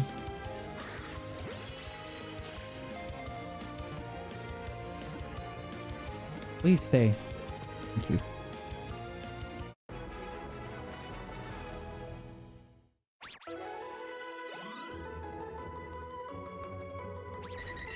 Catch combo 2. There we go.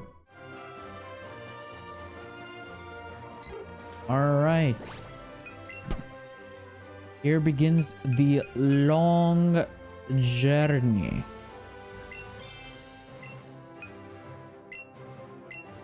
I'm gonna pop a super lure right now.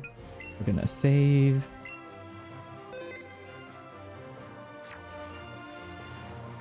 We need to decide on what Pokemon we're gonna get rid of. Oh fuck, I forgot I didn't beat this guy up already. Ugh, it's annoying.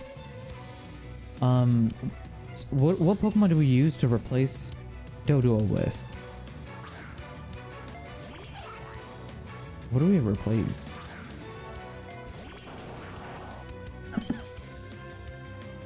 We should replace something.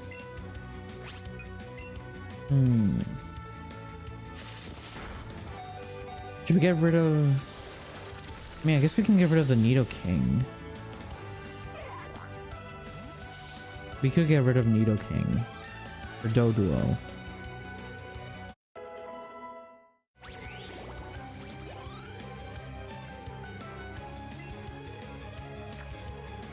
This is just a team of Farfetch'd. Alright. Let's just ice beam them all. Hopefully they don't all know quick attack. Nice.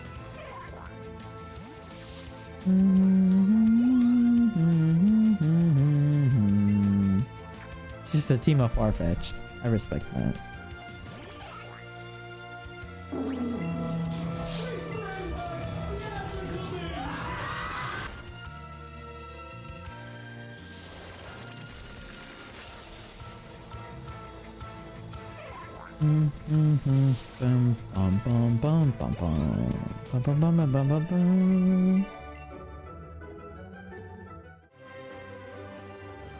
Alright, cool. I think we have a super lure activated already. Dodrio. Okay. Okay, I was not expecting a Dodrio. Oh, I just realized. Oh, this hunt is gonna be so much easier. Because we can leave and exit that building up there to reset the spawns in this patch of grass. Oh, that's a good. Oh, that's gonna be so nice. That's gonna be so nice to do.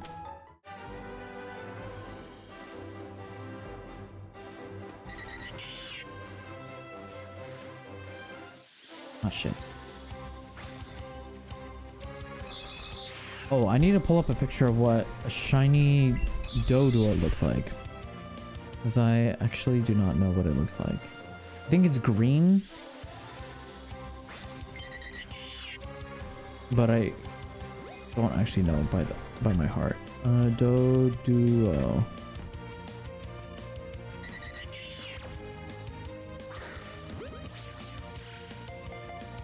Yeah, it's green. Okay, a shiny Doduo chat is green. What does a shiny Dodrio look like? Oh, it's gonna run away. Shit. I think that's his run animation. Where like it screams. Okay, shiny Dodrio is green as well. Okay, cool, perfect.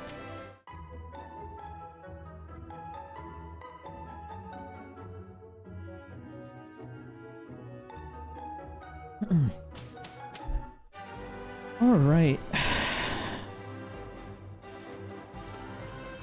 Place your bets. Place your bets. How long do you think it'll take before we find a shiny Pokemon this time around? The last time it took us 430 something encounters to find a shiny. The time before that it took us like 300 something. The time before that it took us like 50.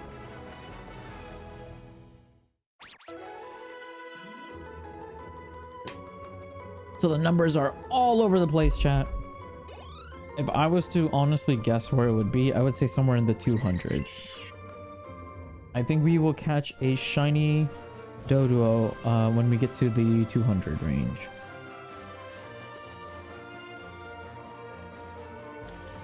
I really wish you can like zoom out on the camera just a wee bit, so we can get everything on one frame. It's gonna be nice to get our catch combo to 31, because it's gonna increase the spawns of Doduos by 50%, and also it's gonna get easier and easier to catch Pokemon, or to catch them. 274 encounters, that's my prediction. Oh god. 274. That's like 5 hours. Like 4 or 5 hours. If I'm like not struggling to find them. Getting the initial 11 is like always the hardest for a catch combo. Also, these guys are fucking fast as shit. Bro. Okay. I hope it's under 100. I hope I can get it. Get a shiny Dodo in under 100. Hey there, Hibana. Happy post Christmas. I hope you had a great holiday. Oh, that's his run animation. Oh no. Please, please, please. I hate this game. Oh, thank God. Oh God, I think that's his run animation when it like. When it does that, like little thing.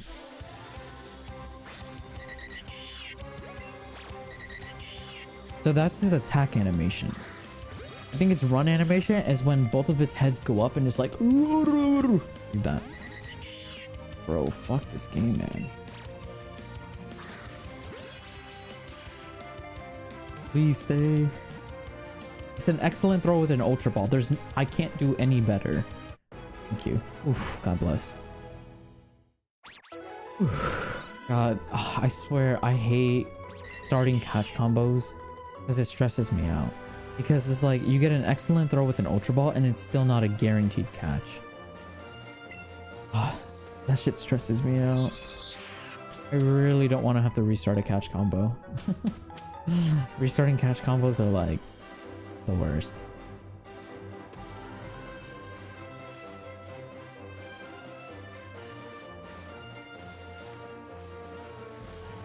Okay. No Doduos. I think I know what the shiny Pokemons look like for these Pokemon. The rat Pokemons are red when they're shiny. The Pidgeys are green when they're shiny, so it should be pretty noticeable if we end up getting a shiny Pokemon that isn't a Doduo. It should be pretty noticeable. There we go. Excuse me. Sorry, trying to catch a two-headed bird.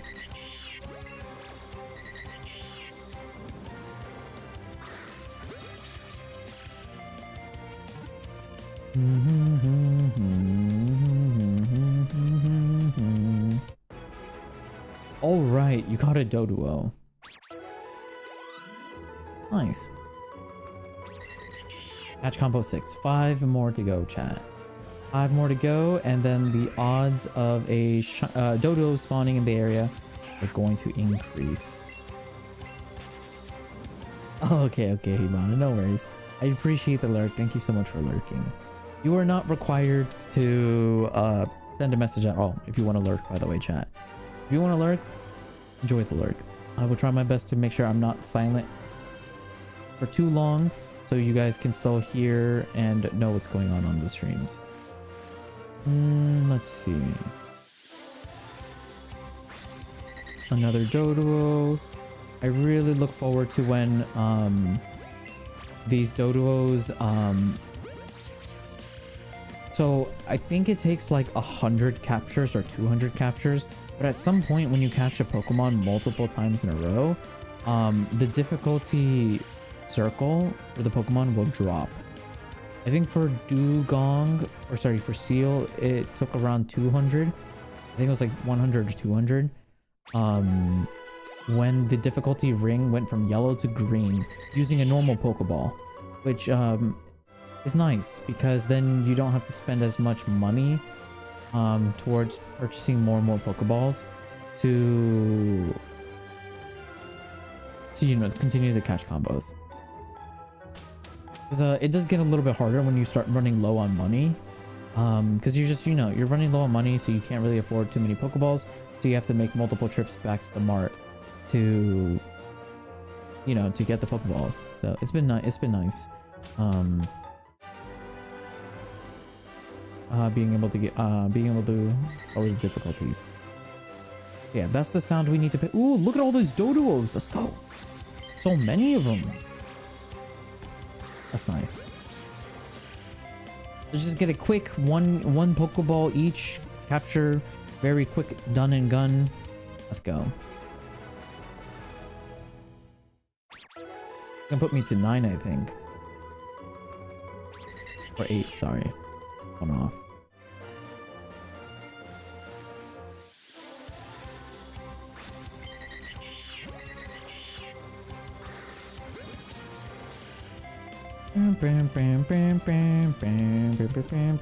Please. Oh. That would have been nice. We're jumping so much. That was a bad throw.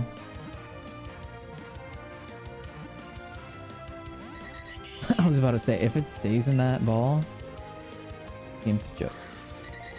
I hate it when they jump like that. It's so annoying. Oh, I did not mean to throw it sideways. Whoopsies.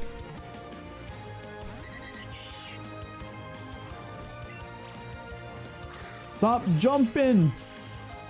Chill. Why do you have all this stamina? Where do you get all this stamina from? You're a two-headed bird. You should be like exhausted. It's like you have like a very uneven distribution of like your heads to your body.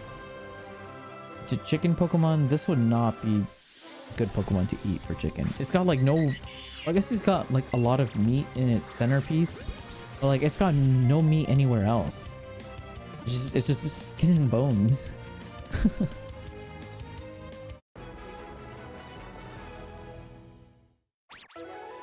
I feel like a dodo would taste like what a pigeon would taste like if we were to catch and cook and eat a pigeon. I don't know why. I don't think it would taste like chicken.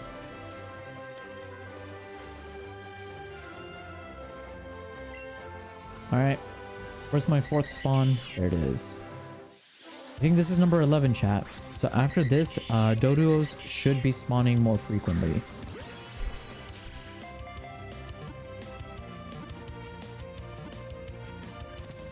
They should be spawning more frequently now. I think it goes up to 10%, or it's an increase of 10% to their spawns. So very nice, very nice.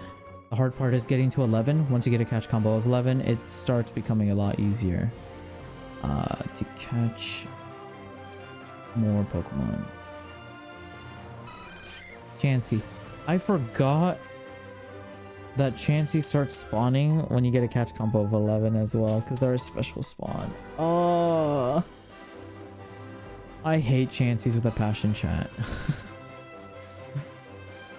And dude, the worst part is they're so big, so they take up so much space on the grass. I'm just gonna accidentally run into them a bunch of times. I can already see it. Alright. But, oh, come on. That was unnecessary, right? We can all agree that was a little unnecessary.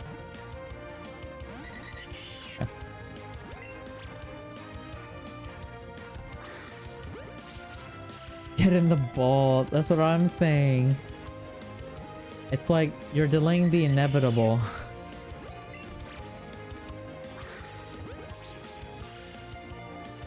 You're delaying the inevitable. As Thanos said, you're delaying the inevitable. Just accept your fate and be captured. No need to put up a fight or anything. You're not going to be remembered. No one's going to remember you 20 years from now. I'm going to transport you to the Pokemon professor. Get your candies, sell your candies for money, and that's all you're going to amount to. That was pretty dark. I'm sorry. Imagine saying that to a Pokemon's face. Bro, come on.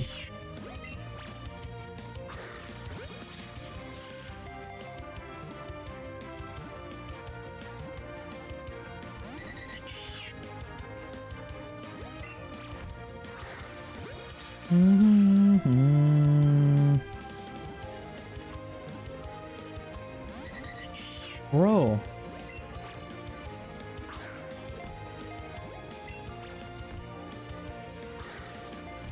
Okay. Stop jumping. Stop jumping. Thank you.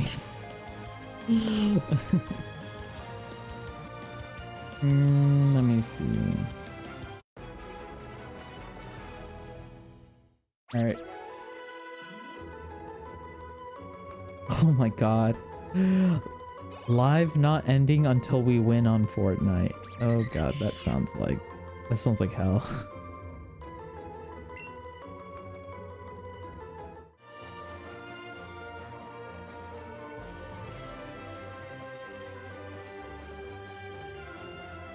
You know, honestly, chat, I kind of want to play Fortnite. I've been seeing a lot of gameplay of Fortnite, and it's growing on me.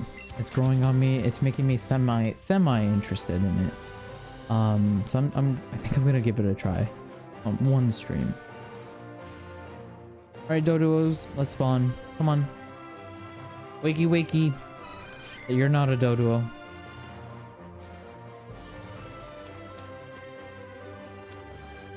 Fortnite's actually fun. I'll be honest, I don't know what Fortnite is. Okay, that's a lie. I do know what Fortnite is, but like I don't. To me, I just see Fortnite as like a battle royale.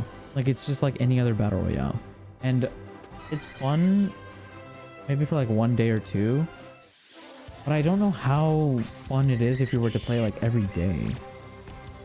Unless people don't play the battle royale, they actually play like all the other stuff. Because I know Fortnite has like custom game modes and like other stuff, and if that's what most people spend their time on, then it makes sense why Fortnite's fun. But I think Fortnite is just like when you think of Fortnite, you think of like the main game, which is like a battle royale. It's fun for kids. I mean, I guess. I don't think I would like. Would I like Fortnite as a kid? No, I feel like I would still like Pokemon more. I feel like I would like Pokemon way more than Fortnite still, to this day.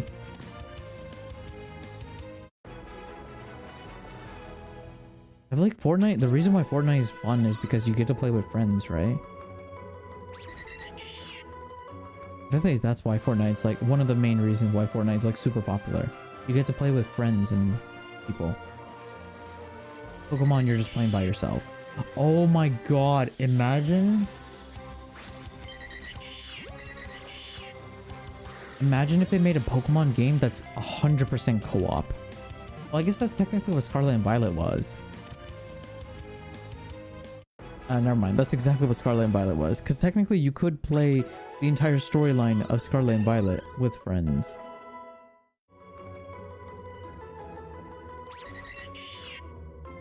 I mean, we'll see.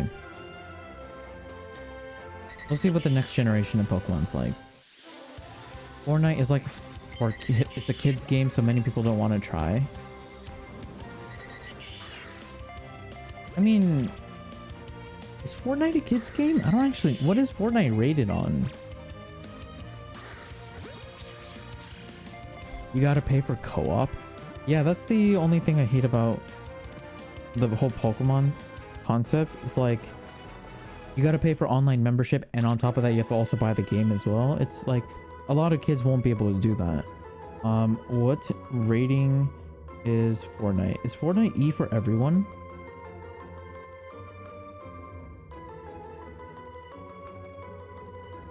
Fortnite is rated T for teens. No way, is it actually? Bro. Oh my god, Fortnite is rated T for teens. What is Pokemon rated as? Pokemon rating.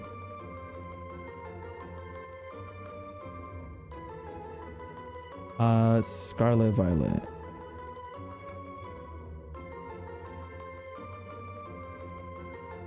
No, they're just giving me reviews. I don't want reviews. Pokemon Violet game rating for age. It's rated E for everyone.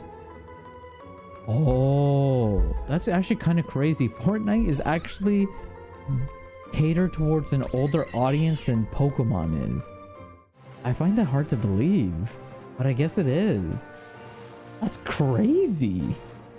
I mean, it makes sense because Fortnite has guns and shit, and the game is all about killing people.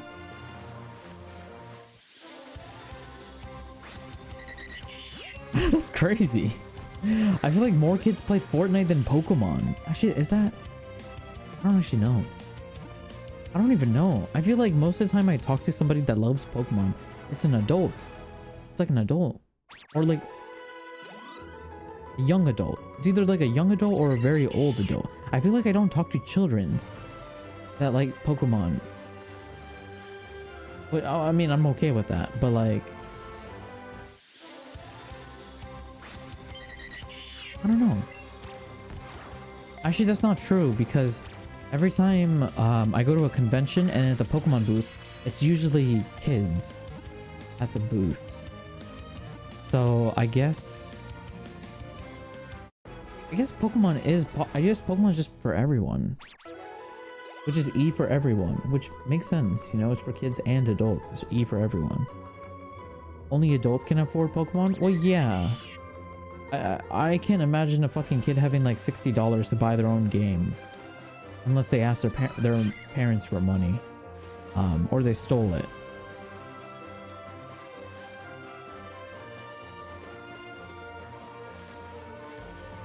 You know, Pokemon games used to be $30, $30 or $40 back in the day. When you buy a Pokemon game on the DS or on the 3DS, it was like $30 or $40. Or they started a YouTube channel. That's true. I do get a lot of people. I do get it. I unironically, ever since I started making Pokemon YouTube videos and streaming it, I've been getting emails or messages on social media platforms for Pokemon related stuff, and it's usually a kid because like they like link their channels. They're like, hey, I'd like to do a collab, or I'd like to do a series with you, or whatever. Like, you know, they're pitching an idea, and usually what I do is I do a little bit of research on the person, because I don't want to just collab with anyone or, you know, do something with anyone, right? I want to make sure that you're gonna take this seriously, or as seriously as I want to, which is pretty serious.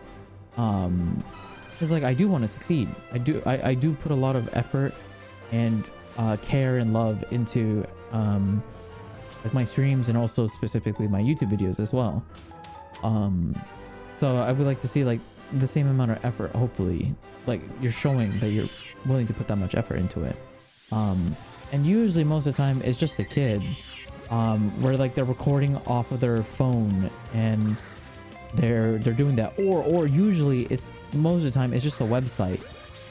It just takes me to a website where you like create, like you purchase like hacked or faked Pokemon, and I'm like, bro, what the fuck is going on? Why is it all just these type of people? Like, it's never like a real person. I mean, I guess they are real people, but you know what I mean. Simpler times, $40 for games. Dude, games used to be like $20 for a new copy.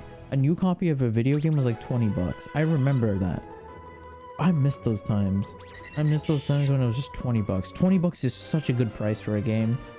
Like, it's so like you could buy so many good games back in the day for 20 bucks. It was so nice. And don't get me started on Blockbuster. Blockbuster was like the GOAT. The GOAT of video games. Because you could just, you buy a Blockbuster membership for like what, 10 bucks a month or whatever? And you can rent out games all the fucking time. Bro, that was like peak gaming. era where you can just play whatever you want, and you basically own the game because you could just renew the game every single time. It was so nice. I was able to play like so many different kinds of games in the past. Like I've played like so many random ass games. Like there was a point where I started going to this Blockbuster, and I would grab every single game. Like I would try out every single game in alphabetical order that they had on the shelf. So like I would start with all the games on the A section, and I would grab the copy of the game that starts with an A.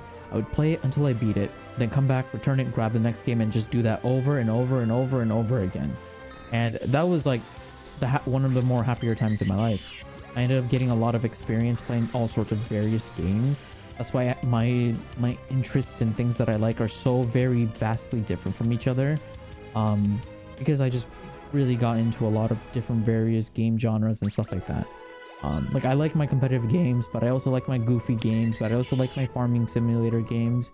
I also like these like really trashy knockoff games. I really like all these like random assortments of things. I don't really have like one thing I like really like I want to dedicate the rest of my life to. Did you ever use Gamefly? I never have, but I would see ads for it all the fucking time. All the time. It would either come in the mail, like, hey, register a Gamefly subscription with us or whatever, or I'd see it on TV. But my cousins actually did have a Gamefly subscription, and I thought it was really cool. But every time I tried to get my mom to subscribe to it or to get it, she would say no because she thought it was a scam. Because she didn't trust online or services or subscriptions just yet. You know, this was a different era where like online subscriptions were kind of sketchy. You know, like not a lot of people did them. There wasn't a lot of trust or faith put into these companies, which is why people preferred like Blockbuster or Hollywood Video or EB Games or GameStop or whatever, right? Those are what people prefer because those are physical stores. You can physically go in, you can see a human behind the counter, you can ask all the questions you have about the subscription service and how to do it. They will walk you through it, and then they will show you. So you just come in, you scan your little card thing, you return the game that you are bringing back, and then grab another game from the shelf, hand them your card, they scan it, they tell you when to return it, like a library checkout, and then boom, you just fuck off, and then go play your game. So my mom preferred the human interaction when it came to online subscriptions, but it's funny because now it's the opposite. She hates human interaction because every time she interacts with a human, because she has a very thick accent when she speaks, a lot of people don't really sometimes understand what she's saying, and it annoys her because like she just wants to, it's just a simple service, right? Like she just wants to do this and then that's it. So she prefers online now. Fun fact, dude, it's crazy. Yesterday I found out my mom watches live streams. She knows what live streams are. I kid you not, I walked into the kitchen, I just heard somebody say thank you so much for the super chat, and I just looked at her and I was like, what the absolute fucking fuck was going on? Like I was like, what? And then I was like, Mom, what are you doing? And she was like, what? And I'm like, are you watching a live stream? She was like, you know what a live stream is? I was like, of course I know what a live stream is. How old do you think I am? The fuck? I know I'm old, but I'm not that old. God. Never in a million years that I ever think I would get asked by my own mother, do you know what a live stream is? What the fuck? Bro, I've been watching live streams since like 2015. What the fuck? I've been watching live streams since the Justin TV era. That's crazy. But yeah, she watches live streams all the time. She was talking about it, and I was like, oh my god, that is crazy. Thankfully, the content that she watches is not anywhere remotely to what I make. I'm trying to say that quietly because who knows if she's listening. But yeah, she doesn't watch what I make. She watches like music artists, like play guitars or like sing on, or like do karaoke streams and stuff like that. Like that's what she watches. And it was just, I was so mind boggled to see that. Because never in a million years did I ever imagine to see my mom, the one who birthed me, watching a live stream on YouTube Shorts. Not even like a landscape live stream. A fucking YouTube short live stream. I was just like, oh my god, she's TikTok brained. She's actually TikTok brain rot. She actually uses she uses TikTok way more than me, but now that TikTok is getting banned in the US, she transitioned over to the YouTube Shorts. Now she just uses YouTube Shorts, and she likes YouTube Shorts more because she's always used YouTube all the fucking time. But now she's just addicted and primarily exclusively uses YouTube Shorts, and I'm like, Mom, you gotta watch like non-YouTube Shorts. It's just brain rot. And she's like, yeah, but like it's addicting. I can't like stop doing it. I was like, god damn it, you're the problem. you're adding to the problem. So it was just dude, it was crazy. I have to act like her translator because her accent is thick apparently. I don't hear it. Yeah, I used to not hear it, but ever since I stopped living with her, for a bit, I just forgot like what she sounded like. And when I started hearing her voice again, I was like, oh my god, you have a thick accent. And I was like, I guess it's always been there, I just never noticed it. But yeah, growing up I just never noticed, but now that I've like, you know, spent a lot of time away from her, I can hear it now. I can understand why people struggle with it. Because it also doesn't help that her vocabulary and the way she structures her sentences isn't like the most fluent way of speaking. It's not like modernized, you know? It's like, it still gets the point across. Like, it's grammatically correct, but it's just not how like modern people's, like people nowadays speak. So it like, it's a little jarring to like the younger generation, because like, you know, they have their own way of speaking and they have their own way of conversing, and if you don't really communicate to them that way, they're not really going to understand with you or fuck with you. So it is what it is. She just watches you and lurks. No, I searched her history. So one of the things I love about my mom is that she's very transparent, so I can grab her phone whenever and I can just look through her entire history and see what she's been up to. So that's what I did. I had to make sure. Thankfully, nothing ever or even remotely being close to Reiniyal or VTubers. So thankfully, thank god. Because if she watches me, I'm just gonna die. I'm just gonna die of embarrassment. Just dig myself a hole and just crawl into it and cry. Dude, I would be sad. Oh my god, I would be sad and depressed and embarrassed and everything. I'll just go through the 13 stages.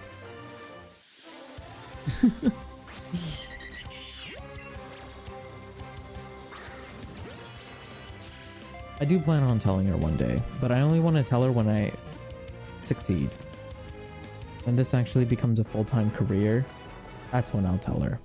I don't want to tell her before it becomes one, because then I'm gonna get lectured. I'll be like, are you sure you should be using your time like this? Is this worthwhile to you? Are you learning anything from it? Is this a good value of your time? Are you enjoying it? Blah blah blah, you know, stuff like that. You know how moms are. So I like to avoid it until it becomes a full-time career, because then I can be like, yes, I've succeeded. Here's proof. Here's like my bank account with how much money I made the past month doing this. Yeah, I feel like she'll be more understanding once I have actually some tangible success, and then I show that to her, versus just me telling her and then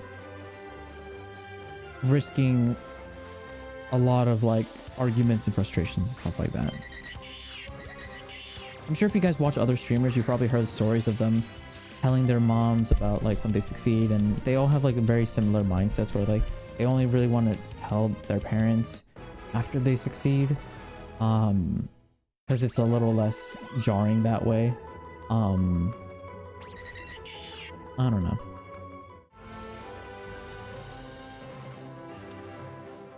That's just the last thing I want to do. I don't want her to worry about me. I don't like when my mom worries about me. That's one of my pet peeves.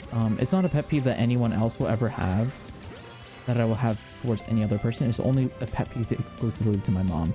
I don't like when she worries about me. It makes me feel like I'm doing something wrong. It makes me I'm doing something wrong, or I'm making a huge mistake or whatever. I don't like that feeling. I don't like having that feeling, so I always try to do everything I possibly can to not cause her any worry or concern.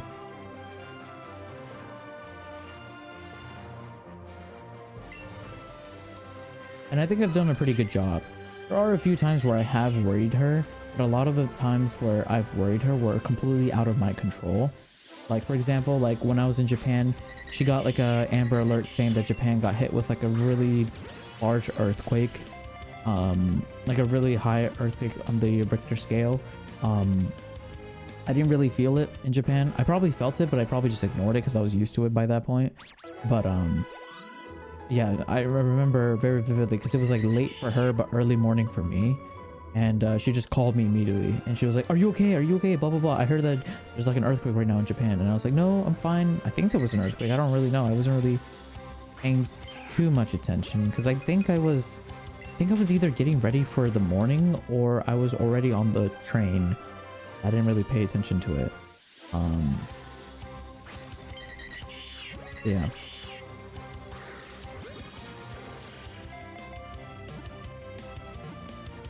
So yeah, stuff like that is like what stresses me out because like I have no control over the earth having an earthquake. Like I can't say, hey, tectonic plates, stop moving around and causing earthquakes to happen. Just stay put.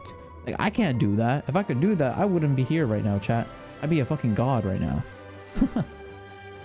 I'd be revered as a god. I'd be like put on a pedestal, a statue would be made for me, and I'll have like really pretty people feeding me grapes or something. And I'll be dressed in like a tunic. Maybe I'll have like a leaf in my head, in my hair as well. Like, that's what I would be doing. No, I'm here in my room, wearing my, just wearing pajamas and playing Pokemon. It's just pretty fun though. Oh, chat. Would you guys buy Pokemon pajamas? Because I got an email from the Pokemon Center about their winter holidays sale that they're doing or whatever. You can buy like Pokemon themed like pajamas and clothes. I keep forgetting that's a thing because I don't really buy Pokemon clothes or articles of clothing Pokemon themed because usually I just think they look a little tacky. For some of them. They just kind of look like Pokemon. They just look like regular shirts with like a print just slapped on top of it. I don't know. They don't just look nice. They don't look that nice to me. I like more fashionable stuff. There are a couple Pokemon clothing lines that I have seen that look so fucking cool. And I was like, I wish I could buy those. But most of the time they're just like iron print-ons. So I honestly, I think that might be my next goal for next year's Christmas. I'm just gonna buy a bunch of like pajama themed like various Pokemon stuff, anime and stuff like that. I think I'm just gonna weeb out, like completely like nerd myself out, and just have like a bunch of clothes like that are anime themed. Yeah, you do. Oh, which ones did you get? Which Pokemon themed pajamas did you end up getting? I saw these ones that are like Spiel themed ones that looked really cute. I almost was tempted to buy them, but I didn't want to get them. You still wear DBZ pajamas? Those are cool. Those are cool. Wait, like what? How do they look? Like, is it like the Dragon Ball Z logo and stuff like that on it, or is it like a picture of like Goku's face on like your butt cheeks? Like how like what like, because when I think of Dragon Ball Z clothing, I think of like a regular black or orange or white t-shirt with the Dragon Ball Z logo on it, or like one of the various logos or like icons that they show in the franchise. Or is it like an actual, like you have the person's like body or figure on your article of the clothing? It's more like a thin sweatpants. I mean, that's still pajamas to me. Pajamas are just anything that's comfortable that you sleep with. But like, what is it? Is it like Goku's gi, where it's like it's an orange pair of pants with like blue strings and stuff? Oh, 100%. 100%.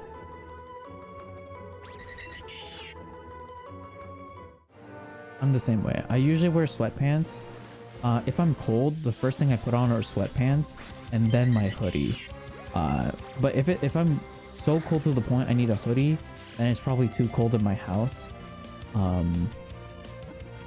Because I don't get cold that easily. I usually start getting cold when it's like low 70 degrees. And at that point, that's a little too cold for a lot of people's homes.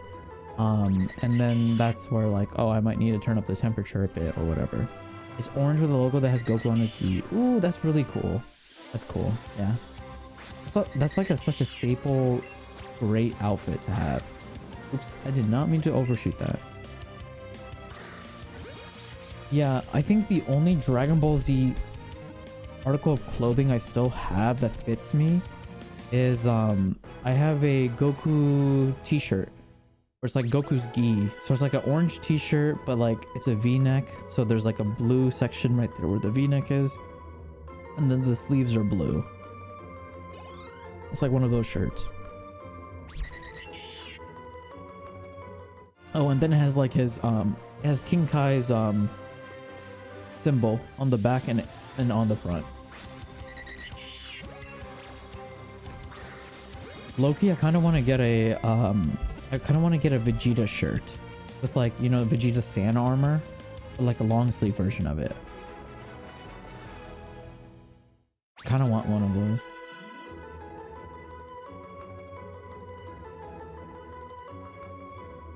I like DBZ, but not enough to wear Goku on my ass.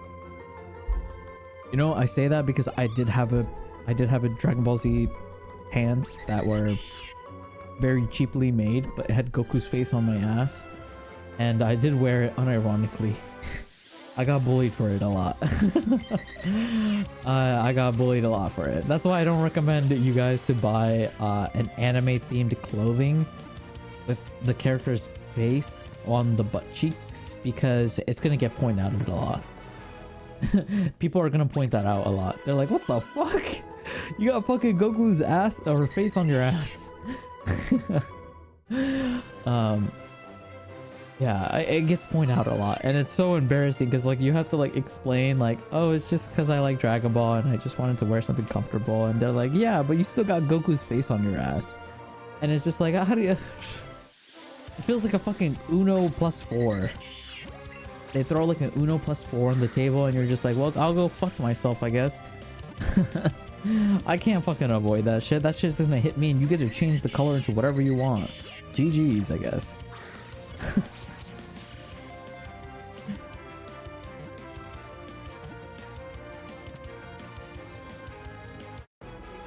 I don't know what's worse, Goku on your ass or the front. 100% your butt cheeks. 100% your butt cheeks.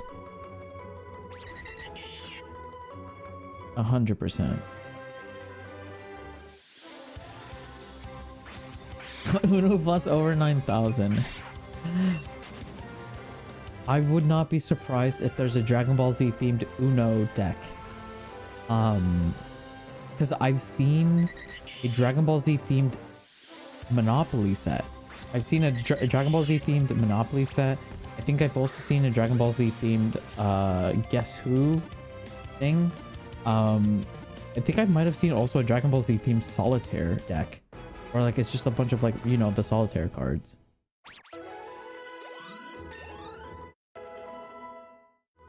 I wouldn't be surprised if there was a Dragon Ball Z themed Uno deck you can get. Because I know there's a Mario one. Because I have a Mario one now. I have a Mario Kart. Specifically Mario Kart. I have a Mario Kart Uno deck set. And it's interesting. It looks kind of cool. It's in Japanese, the set. But I would imagine there's probably an English version of it as well. Yeah, I love Dragon Ball, chat. I actually really like Dragon Ball. The fandom, however, has been getting a little cringy over the years, but I just, you know, to be honest, I can't fault the fandom for being what it is, because it is funny. It is funny being like Goku solos, or like whenever you need good luck, you just bring Vegeta and Goku with you, and then you just have good luck. You know, stuff like that. Like, the memes are really funny. And I really do love Dragon Ball. I think Dragon Ball is like such a iconic franchise. I like it so much that I even got Sparking Zero. I got Sparking Zero. I got it 3 days before the game actually even came out. I got early access to the game and I played it. I even streamed it for like 2 days. I really enjoyed the game. I still unironically play it for fun, just on my own. I refuse to touch the online competitive scene, like the ranked system, because it's just a bunch of people cheesing a really dumb video game mechanic in the game. And it's just not fun to play, TBH. Wait. It ran away, but I ran away before it fully ran away. Does that mean my catch combo is gone?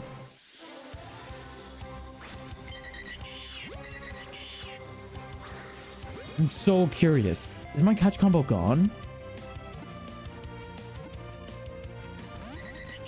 Bro! Oh, wait. Okay, I don't think my catch combo is gone, chat, because the circle is still green. This is so annoying. I'm using Ultra Balls as a green circle. Just catch, please. Please. Thank you. God. Okay, I need to check. We need to check. Did I lose my catch combo? I don't think I did. I think I was able to run away just before it reset. I got fucking lucky, chat! Yo! I got lucky. Oh my god. We would have to start all over. I was gonna cry. Okay, I need to save real quick. Wait, saving doesn't matter. Because if you close the game, it resets your catch combo anyways. Never mind. You got so lucky there. That is like the clutchest runaway that I've ever done. That was like so fast. That was like in the process of it trying to run away. Bro, I don't understand. This game's like, nah, fuck that. That's his runaway animation. We're not risking it. Dude, this game is dog shit. Like, it's a green circle with an Ultra Ball. I'm getting excellent throws and you're not guaranteeing me the catch. What more can I do? What more do you want from me? Do you want my wife? Do you want my child? Do you want my children? Do you want my organs? Do you want my kidneys? Do you want both of them? What do you need? What do you want? What do you want? What do I give you? You play Xenoverse 2 every so often. Honestly, Xenoverse 2 is my favorite Xenoverse game. I know a lot of people are diehard Xenoverse 1 fans and 3 fans, but fucking Xenoverse 2 was the first Xenoverse game I've ever played, and it is very enjoyable. I really like it. Pyra and Mithra are SS tier characters for me. They're both waifu materials, whatever the fuck cringe shit you want to say, I don't care. I really like Xenoverse Chronicles 2. I played it so much. I played it so much. That was like the first non-Final Fantasy JRPG based game that I've played and sunk in so much time on. Because like usually it's like only Final Fantasy exclusively that I play that are like those type of games that I like really play and grind in. But Xenoverse 2, I love Xenoverse 2. I loved Xenoverse 2 so much. I enjoyed it so much. I want to play Xenoverse 3. I haven't played Xenoverse 3 yet. I should probably check if it went on sale. I guess it's too late now because it's post Christmas time. But I would love to play Xenoverse 3 one day. I really do look forward to playing that because I really enjoyed Xenoverse 1, specifically the remake. And I really did think about it. I'm like still thinking about it even to this day. Should I stream me playing Xenoverse? Like a part of me kind of wants to stream Xenoverse because I really enjoy the game. But I don't know how to make it entertaining for stream. Because like you're just watching me play through the game and I don't know how entertaining that is to watch. It probably isn't. Because imagine like if you hop into the stream midway through the game and you weren't here in the beginning, you don't know what's going on. So I don't know how much as a viewer, how much of an enjoyable experience it is as a viewer. And that's what I'm always thinking about. I'm always trying to think about like how I only really want to stream games where it's entertaining for the viewer, you get something out of it, or you're able to understand and follow along what's going on because it's a very simple and easy fun concept. Those are like my requirements for deciding what game I want to stream.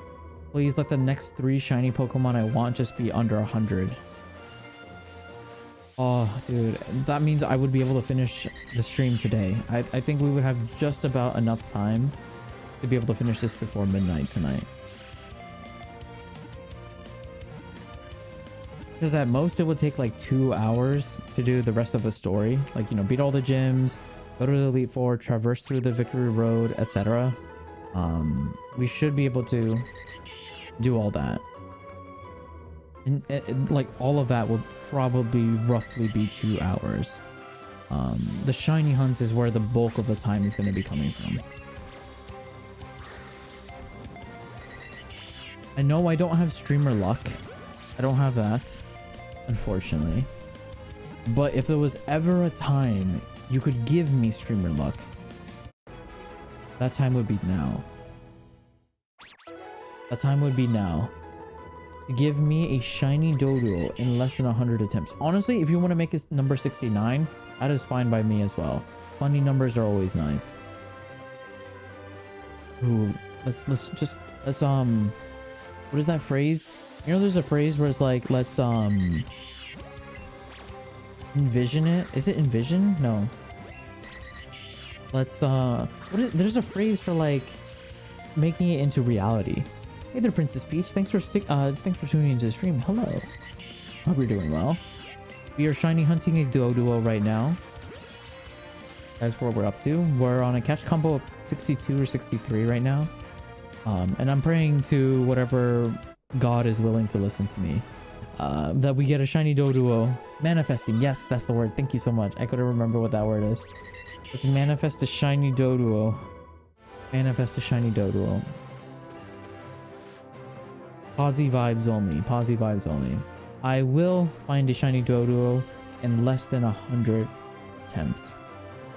A shiny Doduo will spawn here in this grassy patch after 100 attempts. We will find one and we will celebrate and we will be happy. We will cheer, and then the next 2 shiny Pokemons we run into will also be found in less than 100 attempts. It doesn't always work. Hey. Just because it doesn't work for you doesn't mean it'll work for me. We don't need that bad juju here. I think. Unless your negativity cancels out my negativity and it becomes a positive. Then, by all means, fucking hit me with all the negative comments. You know? You know how like they say a negative, clashing with a negative becomes positive? It's like math. Like, negative times negative is positive. It's like that. We can do that. We can do that. Oh, please. 3 more to go. Three more to go until the legendary number 69. Legendary number 69. Please, 69. Give me 69. I want 69. I want 69. Please. Give me legendary with 69. Oh.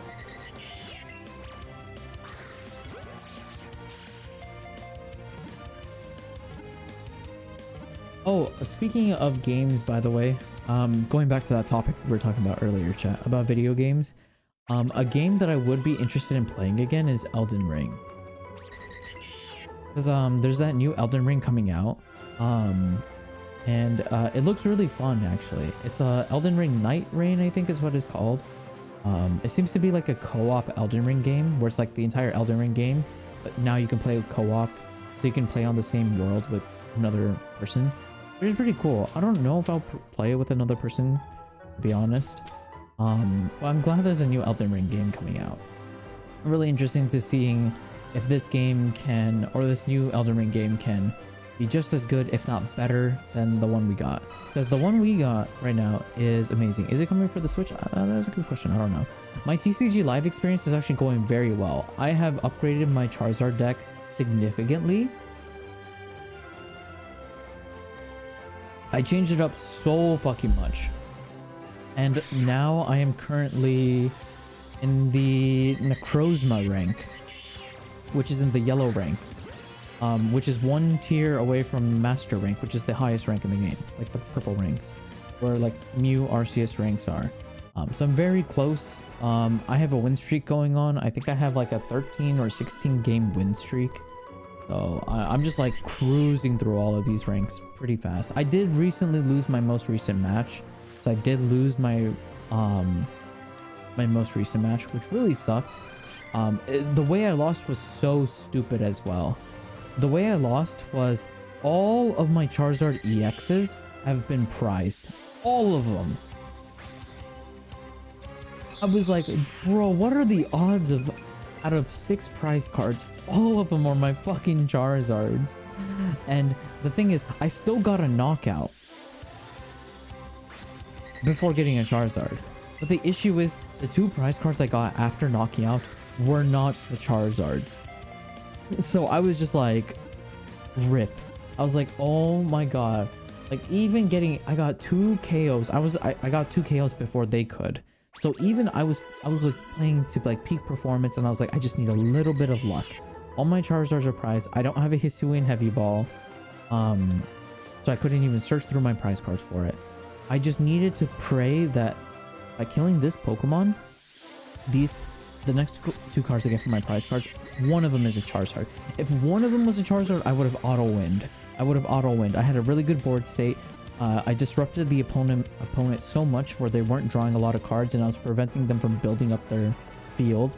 I was in a really good position. I just needed my main card, which was Charizard, and I just didn't ever get him, and I just conceded, because like at that point they sent out a Pokemon that I couldn't hit or attack at all unless I had my Charizard. So no other Pokemon in my deck that wasn't a Charizard would be able to hit this Pokemon. So I just auto lost. It was like I couldn't attack them. I couldn't deck them out because I was searching through a bunch of cards and removing a lot of cards from my deck because I was trying to dig through my deck, really trying to find a way to get me out of this sicky situation. But I wasn't able to, and it just sucks. It really sucked, and that's how I lost it, and that was like the worst way to lose. But thankfully something like that has never ever happened again. This was like a 1 in 20 odds of happening. It's like 1 in every 20 or 30 games, something like that will happen. So I don't think it'll ever happen again. It was just a very unfortunate thing to happen. But yeah, you're running a Qianpao Baxcalibur for now. I actually, not the Qianpao, but I did see a deck using Baxcalibur. I think it was Palkia. I think it was a Palkia deck. It was a Palkia with the Baxcalibur and Radiant Greninja. It actually looked very interesting. I don't know if the player playing the deck wasn't really comfortable using the deck, but they were very slow, and it didn't seem like they were optimally playing the deck as well as they could have been. At least when I read the cards' abilities and stuff, I was like, oh, they could have done this and this, but they didn't really do it. So they were either bricking, like maybe they were struggling to see the cards they needed to see, or maybe they're new to the deck and they just weren't comfortable with it. I'm not too sure, but it was an interesting concept. I really did enjoy seeing that Baxcalibur combo, powering up the Palkia V Star card and using that. Okay, let me run away quick. Oof. But yeah, it's been really fun. I've been enjoying the TCG Live way too much, more than I probably should have. I'm in the process of building a Miraidon deck, but I'm just missing a lot of cards, and I'm just waiting until I get a little bit more credits so I can craft the cards I'm missing. You haven't touched ranked anxiety, won't let you. Okay, ranked anxiety is a real thing, and I do experience it at times for certain games, but the only way to get over ranked anxiety is to tell yourself these games don't matter. Like, the only way to get rid of ranked anxiety is to just expose yourself to ranked matches as many times as you possibly can, and eventually you will get over it. Because at the end of the day, you have to tell yourself this: it's just a video game. You winning or losing this match won't kill you. You're not going to die from losing this match. Like, you just have to keep telling yourself, you're not a pro at this game, you're not a god, you're not getting paid to play this game. You're playing for fun and enjoyment, and just to have a competitive experience. That is what you're here for. And you just keep telling yourself that every time you hit that Q button, and that no matter what happens, even if it's frustrating, because I do get frustrated losing, it will not affect you when you go into the next match or the next game or the next time you queue up. You just have to keep telling yourself that over and over and over and over and over again until it truly, truly, truly sticks. It truly, truly sticks once you do it enough times. But yeah, rank anxiety is a real thing, but just like it's similar to other types of anxieties, you can mitigate it or completely nullify it by just exposing yourself to what makes you anxious in little bits and bursts, and eventually you will start getting more and more comfortable and your threshold will start expanding. And you pulled a full art Charizard EX. Oh, speaking of the devil, I actually pulled a full art Ceruledge in one of my packs actually, and it was so beautiful. I was so happy with it, and I was so sad it wasn't in real life. I had the exact same feeling as you. Like, I really, really, really wanted this Ceruledge to be in real life. I was like, oh, why couldn't this be in real life, man? I just... You never do ranked in games? Oh, that's... I mean, obviously it is up to you. Whether if you want to play ranked or not, that is always your choice. But it does... I will say ranked is where, like, majority of your people's experiences playing games come from. It's like... I don't know, it's just when you play a game that has a ranked mode, a lot of the fun comes from it. You know, the fun of losing and winning, you know, how frustrated or sad you feel after losing a match, to juxtapose that where if you win a match, it feels amazing, like you feel, yes, I did it, we won, we actually won. You know, like that feeling or that emotion you get from winning and losing is what makes playing ranked game modes or competitive games or stuff like that, or anything where there's a winner and a loser, feel very rewarding, because you get to feel those roller coasters of emotion. That's just my opinion. I watched the video on Scavilion's potential damage and reminded me of your match. Bro, that was crazy, that Scavilion doing 2,560 damage with one fucking attack. Like, I've played a lot of matches and I've never seen that damage ever happen ever again. Like, it was a one-time thing. I never experienced it ever again. It's crazy. It's actually so crazy. It's not about winning or losing or anything. It's just that I know a lot of theory, but it's hard for me to do things. Oh, yeah. So how I was able to get past that hurdle when I was a lot younger was I would write things down on a word page or like a notepad. Like a physical one or a digital one, whatever is more easier for you. I would just write down 2 or 3 things. I still do this to this day. I literally do it when I'm streaming. I always have a notepad, a physical and a digital one. I have both because sometimes I'm in the mood to write things digitally and sometimes I'm in the mood to write things physically. I always write down 2 or 3 things I want to either improve on, work on, or focus on for the stream or for the game or for whatever. Like if I'm playing a video game, let's use Pokemon for example, the TCG Live. Going into this game, I'm gonna write down, make sure you do a prize check, which is a term that's used for when you search through your deck for a card. Click the all button and look at all the cards in your deck and see what has been prized. So I wrote down, like, do a prize check. Make a habit of checking what's in your prize cards so you don't try to look for a card and be like, oh shit, it was prized this entire time, now this card is worthless. You know, that's how I was able to figure out all my Charizards were prized super early on in the game, because when I played my Ultra Ball to search for a card, and I was looking through my deck, I was like, wait a minute, I don't see a single Charizard. Where the fuck are my Charizards? And then I realized, oh shit, they're all prized. Fuck, how am I supposed to win now? So yeah, like I wrote that. So price checking. Another thing I did was I made a mental note of, like, don't panic when the timer goes down, because, like, you know, when your turn is taking too long, the timer pops up. I was actually stressing about it on stream, like when I was playing it. I would get freaked out when I saw the timer, and I made a lot of mistakes. But I wrote down, don't worry about the timer. The timer is just there to just remind you your turn's about to end. But don't get bothered by it. Just wait till the very, very last second and then make your decision. It's okay. It's fine. You want to make the best play possible, so take all the time you need that they're giving you to be able to make that decision. So that's another thing like I wrote to myself. And then you just slowly do that over and over again, and eventually like you'll start remembering things mid-match. I'm always low rank because of my troubles of doing what I actually know. Yeah, I'll be honest. I don't know how to explain that. I feel like every game that I've played, I always end up in like the middle of the pack. Like I'm always like plat rank, or you know, I'm a little like I'm above average, but I'm not like in the top 1%. I'm always above the average of where most people are. I'm always like a higher rank than them. And I think the reason I'm able to consistently get there is because I don't stress about what I don't know. I focus on learning. It's like solving a puzzle.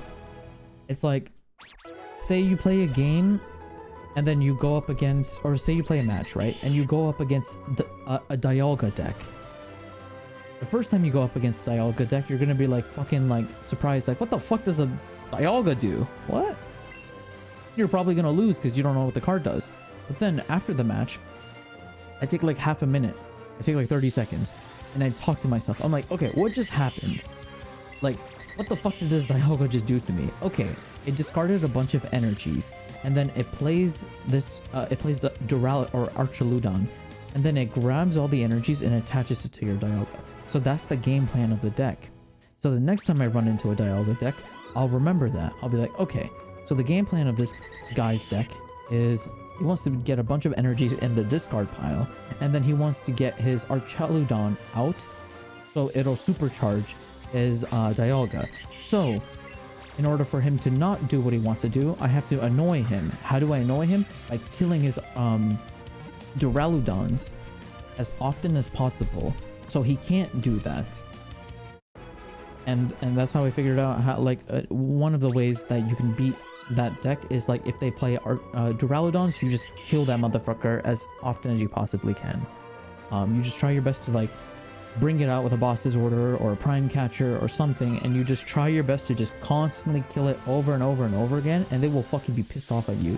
Like, it's funny because you know the emote section on the far left of the screen for TCG Live, when I kill a Pokemon that the player really needed, they just spam the thumbs down emote like a bunch of times, like throughout the entire match, just because I pissed them off.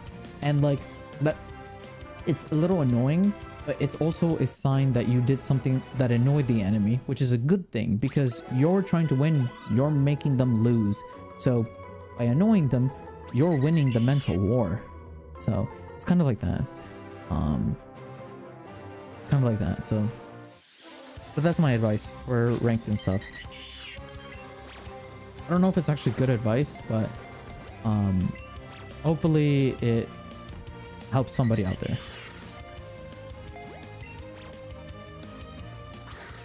I'm gonna leave this area and buy some more Ultra Balls because I ran out. When I played Overwatch, I was able to get to an actual team, but I was like unranked. Oh, like an actual team. Oh, I don't have any experience with that. I just played by myself all the time. Well, that's a lie. I also played with like my friends, but like none of us try to become like a team, you know? I have noticed a lot of people do that nowadays. People play games and they try to become like a team or like an esports or something like that. I'm not too sure about that. Like I said, I'm not that hardcore about it. So I don't really know. I don't really have a thing about it. Hey there, Akari. Hello. Thanks for tuning in again, Akari.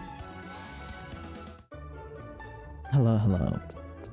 I was just doing the first 10 to get any ranked rewards and that's it. Oh yeah, that makes sense. Yeah, it's also nice to play ranked because you get rewards.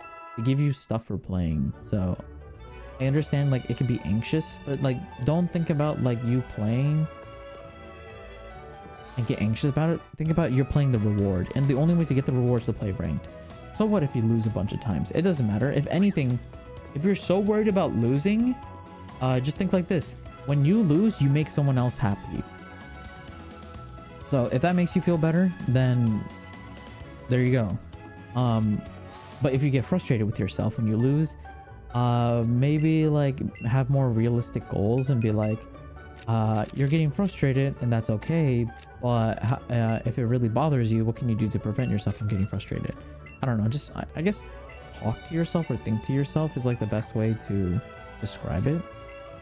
At least when I play games, I like to think a lot, because even when I was a kid or when I was a lot younger, whenever I would play like really old games, like imagine the original Super Mario game, the very first Mario game on like the Game Boy. When you played that, did you guys get like anxious playing the game, or did you get like really upset or frustrated with the game? Probably not. You just played the game. You know, you die and you be like, oh, there's a ledge right here, I gotta be careful of that. Or oh, there's a Goomba that's gonna spawn here, okay, I just gotta remember that. You know, it's kind of like that. You know, just remember the times when you first started playing video games, and just remember what you were like or felt or thought back then, and just keep going back to that as your base point. Let that be your base point. You played an arcade, yeah, then remember how you were like at an arcade.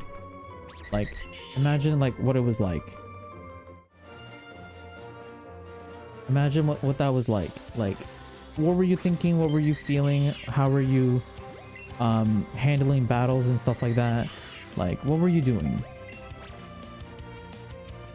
I think that's like the best way to like play video games, because you have to remember, it is a video game at the end of the day, and it's okay to be frustrated or upset or sad about things, because that means you care about it, which is a good thing. It's fun to care about things. It's scary to show emotion for things, but it's also human. It's very humanizing. It's very human to feel emotions towards things, and I feel like that's like one of the more important things, because I feel like there's like a stigmatism, at least in the online sphere, where like people should be emotionless while playing video games, or don't be annoying, or don't be too loud, or don't be expressive while playing video games. I feel like that's such a whack mentality, because like if you're happy, you should be happy. If you're sad, you should be sad. If you're frustrated, let yourself be frustrated. It's okay to feel emotions, as long as you don't hurt or harm other people, then I think it's fine expressing emotions, as long as you don't cause any form of physical or mental harm to anyone.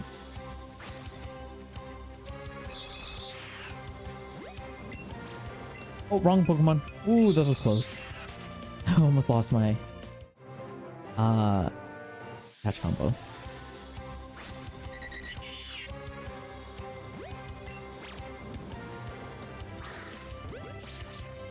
You were thinking that you can't lose because I don't want to lose the money for nothing? Oh, well, that's not a good mentality. Because it's very exhausting if you think like that. Like when you go to an arcade, I think most people, when you go to an arcade, you're just there to have a good time. Not being like, I have to win at this game, and then, or I will lose my 25 cents that I put into the machine, or I don't know how much arcades are, to be honest. But, you know, I don't know. I don't think it's a healthy way to think about games. I don't know. I mean, nowadays I would just say play a free game then. Like, don't play games that cost money if it causes you that much distress. Play a game that is free, and there's like a bajillion games nowadays that are free. It feels like every other game nowadays that are being released is free, or free to an extent. Obviously if you like Pokemon, that's a little different, but there are some free Pokemon games. There's like Pokemon Masters EX, there's Pokemon Go, there's the TCG games, both of them, the Pocket and the live version. There's Pokemon Unite. There's all those like random small little Pokemon games that they've been releasing, like Pokemon Sleep, Cafe Mix or whatever. There's a lot of like other stuff. Like you can there's a lot of games you can play out there. It also doesn't have to be Pokemon either, you know, like there's other games out there that are just as fun as Pokemon. Oh, did I say astigmatism? I meant to say astigma, but I think I put the word ism at the end because I have astigmatism. So I think I just like said it because like I'm so used to saying that word.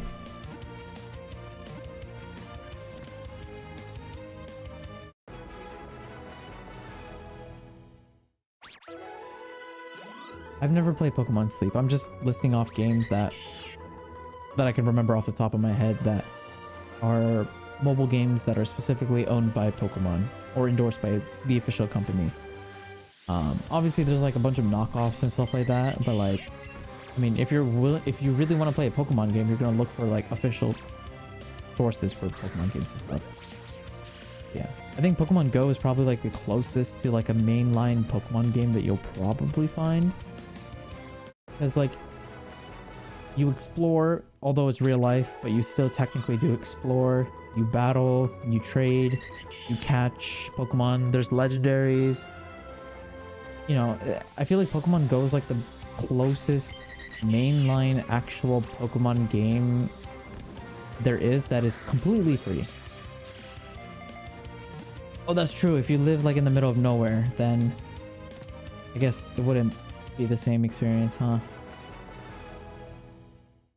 Pokemon's just not a good franchise to get in if you're like really tight on money. It's just not a really good franchise to get into if you like are literally like scraping for like pennies and stuff. I feel like Pokemon is just not the franchise I would recommend for people who are in those financial situations or financial situations. Because there's a lot of other cool things that are probably like here, like if you're trying to stay like towards like more kid-friendly franchises, there's a lot of other ones. Like Fortnite is like one of the bigger ones right now that I can think of. Fortnite, Roblox. Is GTA free? I don't think so. If GTA is free, then GTA. Actually, wait, no, that's not kids friendly. What am I saying?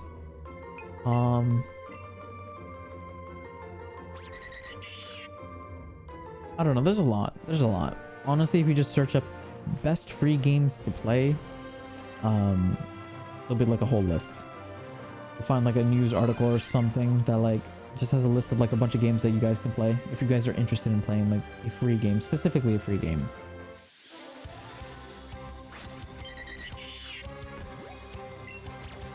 I mean, at least it gets you out of the house and walking, which is kind of the whole purpose of Pokemon Go. Like, if you weren't playing Pokemon Go in that situation, can you honestly say you would go for a walk for that long? Probably not. So, I mean, although it's inconvenient, it does do its job. It does do its job. It is making you get up and go. So. E.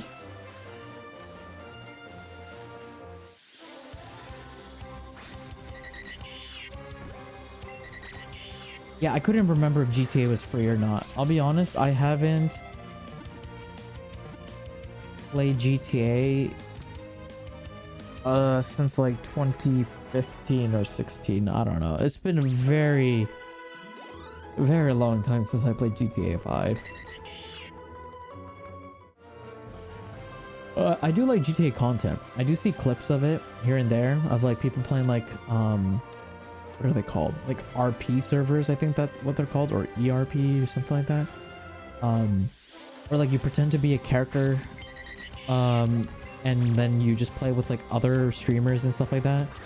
And you just kind of role play like a bunch of like events and stuff. So like I know there's like a couple group of people that like pretend they're like a bunch of robbers and they try to rob banks and casinos and hijack airplanes and stuff. And then there's like another group of players that like to pretend they're like police officers and they chase after those robbers or respond to like civilian unrest. But I'm not, other than that, other than that basic synopsis, I don't actually know what goes in. I don't know how much more in depth the game is outside of like those things.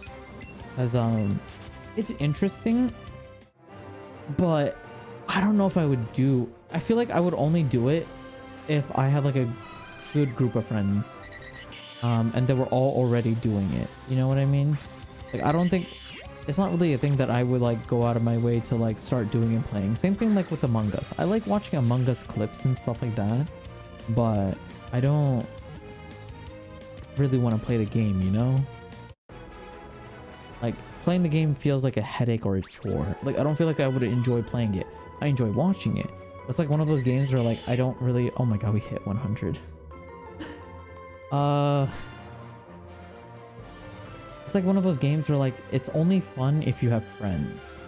It's not like a game you can play by yourself. And primarily, I try to watch content or try to play games that I can play completely by myself. I don't really like trying to play games that are exclusively multiplayer, especially if it requires you to have friends, because like I just don't have like a solid group of people who are gamers, like hardcore gamers that would want to play a bunch. I do have friends that are gamers, but they're not like hardcore gamers. Actually, one group of them are, but they're grinding Rocket League right now. So I don't think they would be interested in playing like Helldivers 2 or Among Us or Lethal Company, you know? I feel like that's more of a streamer thing. But like streamers can do that and stuff like that, because it's like good stream content. Among Us is boring as fuck. I think playing it is more boring than watching it. I feel like watching it is a much more enjoyable experience. But then again, everyone has different opinions towards things and stuff. So, it depends. They are? Oh, that's interesting. I don't know much about the French streamer side. I do know of a streamer called Etoile. Because he did a collab with Ludwig, and that's how I ended up finding out about him. And he's like a really large French content creator, which is cool. But yeah, I don't really, the only non-English communities I really like stay up to date with or interested in or watch, like content creators in those spaces, it's primarily only the Japanese side of content creators. Yeah, that's pretty much primarily the only one that I really stick with. I did try to keep up with the Spanish speaking community, but I didn't really find a streamer that I clicked with the most. Ibai was fun to watch with their various events that they've thrown here and there. Quackity is also very entertaining with like how like the whole Minecraft server community thing, and like his his online translator app that he's working on. Like I haven't really found like one particular person that I really like that does like one very niche thing in other languages. So that's why I'm just primarily, and also English is like my main language, so I tend to stick with the English speaking side more. Naruto roleplay, what the fuck? What is that? Is that like people screaming Naruto Sasuke Naruto Sasuke? Is that all they do? What does that mean? I'm scared. Actually, I don't know if I want to know, because I feel like it might just go into like dangerous territory. I feel like it might go into dangerous territory if I ask too many questions. The role-playing community is one of those territories where like I don't ask a lot of questions, because I feel like it can easily end up really bad. I feel like it can end up really bad.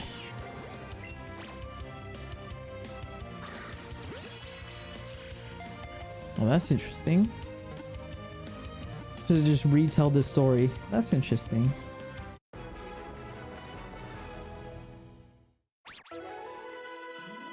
Oh, there was this one YouTube channel that I watched that was like a Naruto lore channel. And this was like fucking years ago. But he made a series where he like rewrote the entire Naruto story. And I actually really enjoyed watching those. You know, something I have been enjoying recently is lore videos. I don't know how you guys feel about lore videos, but I've been watching a lot of lore videos recently.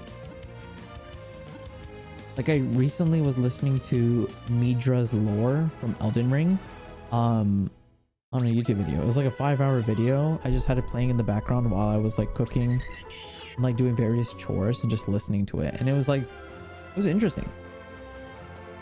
Because I used to watch like a bunch of lore videos for other stuff too.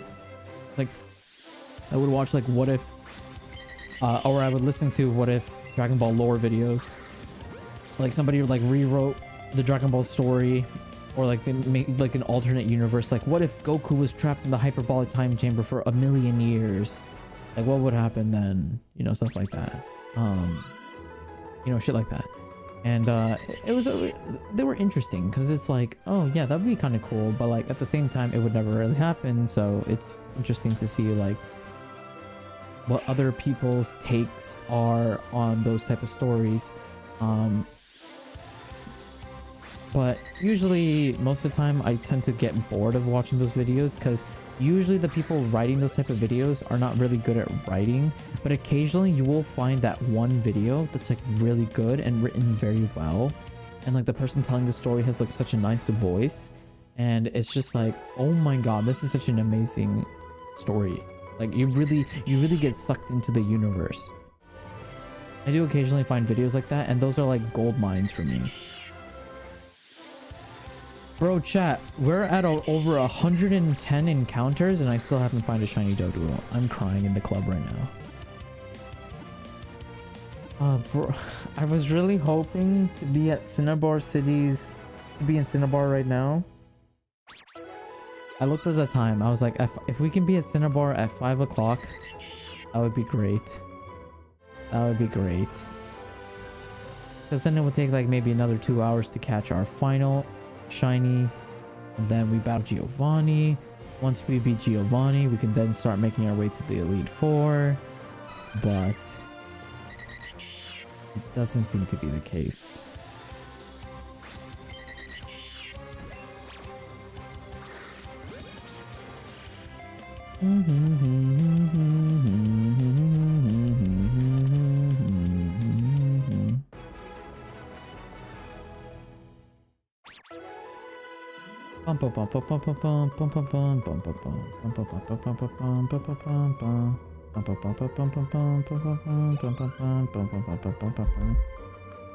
Pat, thank you. Oh, this is a mental battle. This is really a mental battle now that I think about it.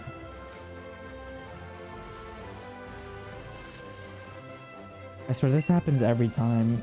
Every time we get to this point, where like after I caught 100 Pokemon, I become so sleepy and exhausted, and I start slowing down and I get tired doing this. Shiny hunters are impressive, chat. Shiny hunters are very impressive. Bro, I just realized YD has been grinding this game for so long.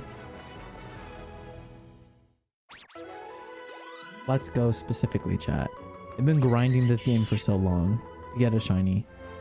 To like complete a shiny, or sorry, to create a shiny living dex. That's just so crazy.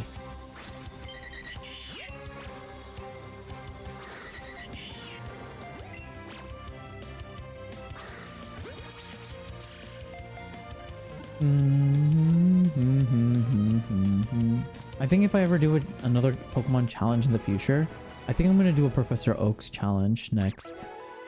That one should take a lot less, I think, in terms of time than this game. Or sorry, in terms of shiny before every gym.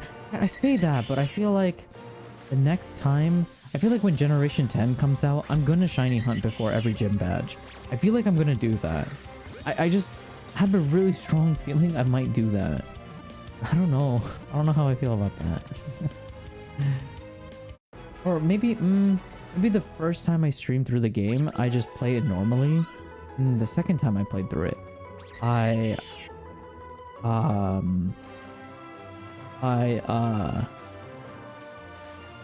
whatchamacallit, I do like a shiny only playthrough, and then the third time I do it, I do like a challenge video.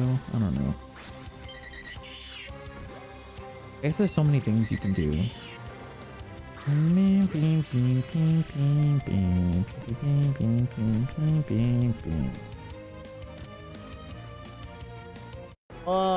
hungry too, chat. I have food. I have food downstairs. I have leftovers from Christmas that I've been saving.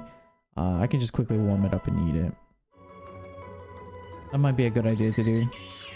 Just get some food. and continue shiny hunting while eating. At least that way I am nourishing myself. Oh, but I'm scared. I might go into a food coma. Will you guys wake me up if I fall asleep on stream? If I fall asleep on stream after eating food, would you guys wake me up? Or would you just let me sleep? I'm curious. What would happen if I just like... How would we even do that? Oh, there's tons of ways. You can Actually, you're right. My headphones wouldn't be plugged in. I don't know. Telepathically wake me up. Telepathically wake me up. Like bonk me in the head, but like send it telepathically.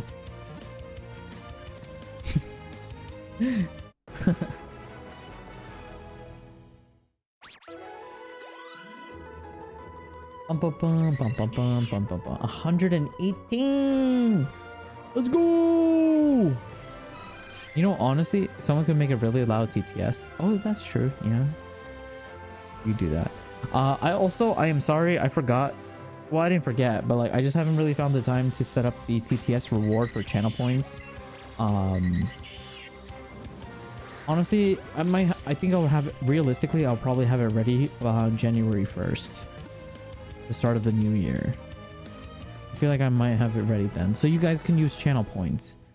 So if you guys watch and lurk in the stream, unfortunately, sorry YouTube chat, but this is exclusive to Twitch. If you like channel points though, those of you guys watching on YouTube, you're more than welcome to just watch on Twitch, and you'll just passively get channel points as you watch on Twitch as well. But yeah, you would use channel points to then send a TTS message. So if you've ever always wanted to call me an idiot, or you verbally wanted to say it, well, congratulations, you'll be able to with the channel point rewards. 143k mochi, Jesus Christ. So I was thinking about making the channel point reward either 10,000 or 5,000. I'm not too sure because I want it to be semi-expensive, but I don't want to be too expensive. You know what I mean? So yeah, I've been trying to think about a price range for it. Actually, how long does it take to get 1,000 channel points, chat?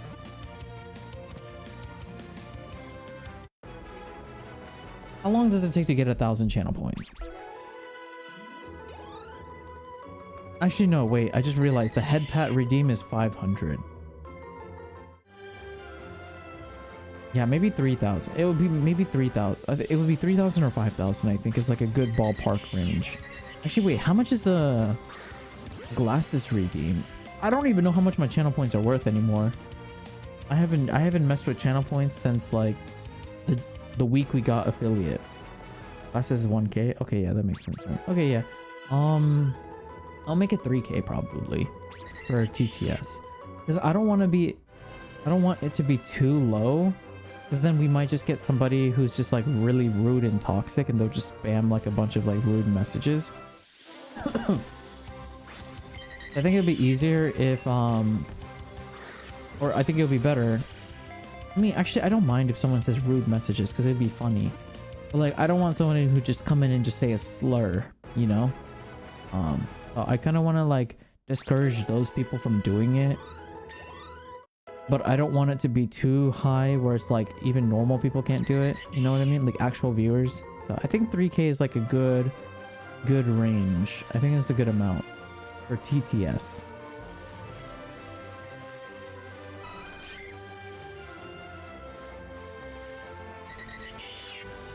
We're gonna have some funny clips then. We're gonna have some funny clips. Like, I can just imagine somebody using TTS message being like, hey, watch out for a falling rock, and then like 3 seconds later a rock just hits me in game or something, you know.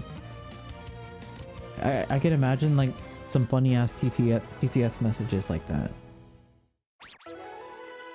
Or like say I'm like doing a quest in a game right now, and I'm like walking around the city, and then somebody donates or somebody puts like a TTS message being like, chat, get your cameras ready because Reiniyal's gonna get rejected by a girl. And then I talk to a girl because the quest requires me to talk to the girl, and then she rejects me in game.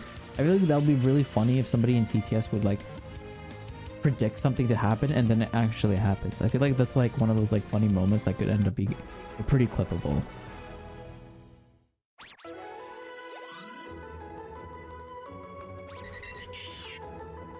Or like somebody would be like, Reiniyal's gonna catch a shiny Pokemon now, and then a shiny Pokemon spawns, and it'll be like, holy shit. I feel like that would be pretty cool.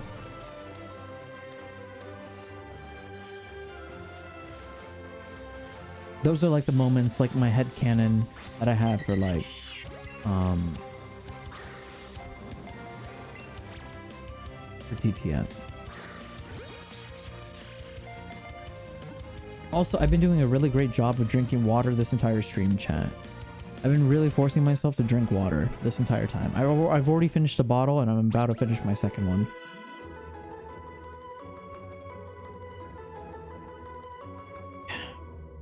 So my throat has not been closing up. There you go. Get more? Yeah, I'm planning to get more when I go. I'm probably going to continue for 20 more minutes. And then when the ads are playing, because I think ads are going to play in 20 more minutes. When the ads start playing, I'm going to run downstairs, warm up my food, get a bottle of water, refill my bottles of water, and then bring everything up. And then hopefully by the time I finish, ads will be over. So, you know, it'll be like convenient for everyone. It'll be convenient for everyone involved.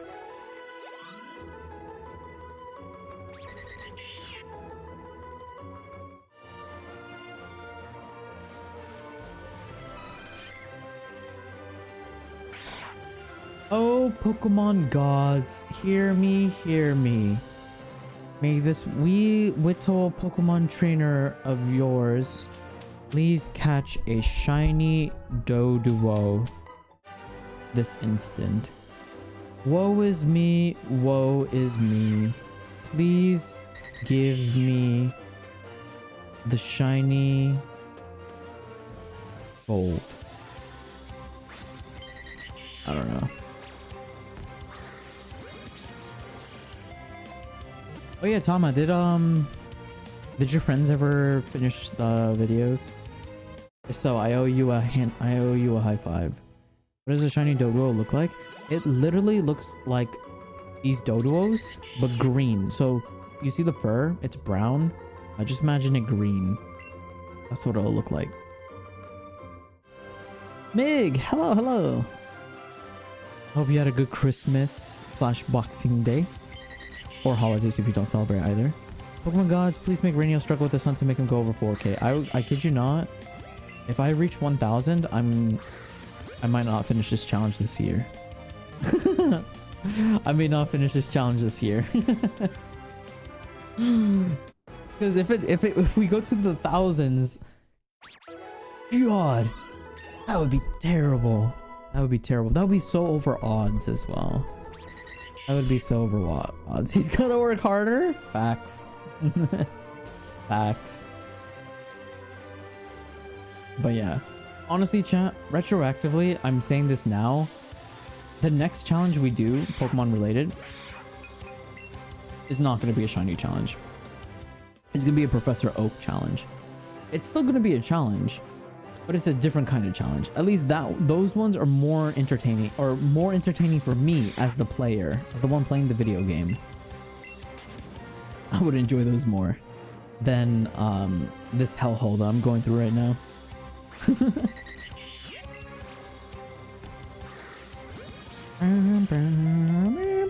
But yeah, honestly, chat, I've been really loving the physical Pokemon card game. Or sorry, the digital card game. I have not played the physical one yet.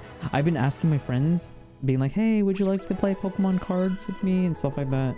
And so far all of them said no. All of them said no. They told me if I want to play Magic with them, I could start playing Magic with them, and I was like, I don't really want to play Magic, to be honest. I don't have anything wrong against Magic. It's just Magic is very expensive as a card game. It is very expensive unless you play like one of those like other formats like Commander and stuff like that, and it's much more affordable. Like, I just don't want to buy another set of cards when I've already just bought a new set of Pokemon cards. You know what I mean? I don't want to like get another one. They did finish the video. Oh, there you go.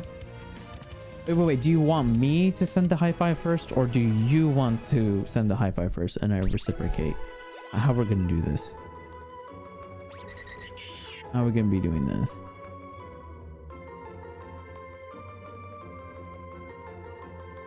Next challenge. First stage Pokemon. Lol. No evolving and can't use Pokemon that don't evolve. So only use Pokemon that I see. We can do that. Reiniyal. Wait, I forgot what my email is called. What is it called? It's like Rainy High Five. Rainy High Five 2. Okay, I have the high five loaded, so just send it and I'll do it instantly. I wrote it. There you go.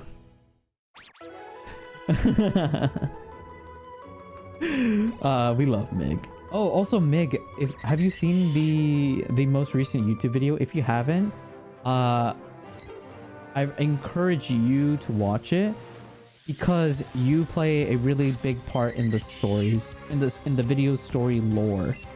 I don't want to say any more than that. No more spoilers. But yeah, if you haven't seen the most recent video, chat, I definitely recommend watching it. It was actually very fun to write the script this time around. I actually enjoyed writing the script for this story more than the last one I did. Yeah, Mig was a huge part of like the lore of the video, which was fun. Let me see it. It's not that long either. It's like 16 minutes, I think. It's like a 16 and 15 minute video, so it's not an hour long. So you guys don't, you can get through it with one lunch break. If you guys go on a lunch break at work, you'll be able to finish it, I imagine. But yeah, let me know if you enjoyed it or if you didn't enjoy it. What did you not enjoy about it? Feel free to compare it to the previous Pokemon video as well. Like if you enjoyed the other one more, let me know what you enjoyed about the other one more in the newer one in the comment section of the newer video or whatever. Let me know. Let me see. Oh, I see. Yeah. I won't spoil that too much, but I did restructure the real life events a little bit differently than what it happened or how it happened on stream. But yeah, there's like a little story involved. The shiny video? Yes, it's the shiny. It's like I caught my favorite shiny Pokemon, or I made my dream shiny team or something like that. Yeah. Watch it, let me know. Or for the rest of you guys, let me know about the questions I asked earlier. But for Mig, watch it because you play a cameo in it. Actually, technically all of you play a cameo in it. I made sure to like try and include all of you into it somehow. Like for example, one of my favorite parts was Hekili being like God Slayer. I like made sure to like include that scene happen during when it happened because I fucking love that part. I don't know why.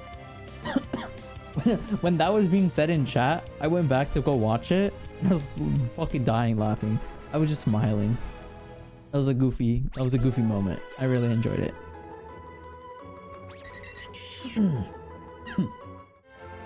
But the next time I do competitive battles, chat, I'm going to turn off music because I was really annoyed that I couldn't mix out the music that was playing in the background to keep the Pokemon sound effects. So I had to just not use music for those parts. I use like the in-game music that they were playing in it. But next time when I make a competitive battle style video, I'm gonna make sure that there's no like you can change the BGM that plays during the battle. I'm gonna make sure I select no music, so it'll just be easier for me to edit and make it really cool and etc. Without my consent, yeah. Who needs consent in this household? You watch my streams, you type in my chat, you are consenting as you type in my chat. I don't know what I'm saying right now. I don't think you need consent for chat messages to show up on screen. Because, like, technically you typing in chat is consenting to Twitch's terms of service, I think? Because, fun fact, chat, if you didn't know, when you type a message on Twitch, your messages are saved onto a database. If I really wanted to, I can click on your account and scroll all the way to the very beginning to see your first few messages you sent on chat. Even if this is like 2 years ago or 3 years ago, I can still, like, all your messages are saved into Twitch's database. So by using the service, you're consenting that all your messages will be saved and stockpiled in a database. So, yeah. If you didn't know, basically nothing stays hidden on the internet. Whatever you do or whatever you say will stay on the internet for the most part. Unless you own the internet. Like, maybe if you're like Jeff Bezos or fucking Bill Gates, then maybe you could scrub away information you don't want on the internet. Or you just have a lot of money. If you put enough zeros behind a number, you probably can get away with. You can probably scrub things away or hide things away or get rid of things. I imagine. You want 90% of the revenue? Fuck no. Bro, that video is not performing well. I need every little view I possibly can. Because my goal is to get every video at least a minimum of 1k views. But honestly, this video, I genuinely believed it would get 1 million views. And we are very far from 1 million views. I still have faith in it. I'm hoping that the algorithm picks up on the video and like it starts spreading it a bit more. Because I genuinely think this can be a video that gets 1 million views. I just need 1 million people to give it a chance and watch it. Yeah, easier said than done. Yeah, actually, here, if you guys don't believe me, let's look at Tama's first ever message in chat. We can look at Tama's first ever message in chat. It's gonna take a while though, but yeah, we can scroll all the way up. You saw Tama? I'm actually very curious what their first message is. Because I still vaguely remember Mig, Achilles, Whitey's, Lunaxies, etc. I remember most of your guys' first messages because most of you guys found me within the month. Minus Achilles. Achilles, you kind of found me towards the latter half of November. But I still remember because it was just like, you know, it was just like a month ago. How many messages did you send? I don't know because the bot caps out at 999. But it says 999 plus, meaning you sent more than 1,000 messages. How many did you exactly send? Who fucking knows? Because the system doesn't count past 999. But yeah, I'm still scrolling up, by the way, chat. We're only in November. It's on November 16, 2024. So it's still scrolling up. And we're only in November, so it's gonna be a while. We're gonna be here for a while. You know, unironically, what would be hilarious is I might find a shiny Doduo before we get to the top of Tama's messages. That would be hilarious. If that happened. I don't think that would happen because I'll be honest with you, I don't think we'll find a shiny Pokemon in a while. I just have a very bad feeling that I probably won't be able to find one anytime soon, unfortunately. We just entered October, so we're in October right now. Seal 2.0. Oh my god, I swear to god, if we get a shiny Pokemon that isn't a Doduo, I'm gonna be peeved. Imagine it's like a shiny Rattata or a fucking Pidgey, or god forbid Chansey. Honestly, please be anything but a Chansey. I don't want a shiny Chansey.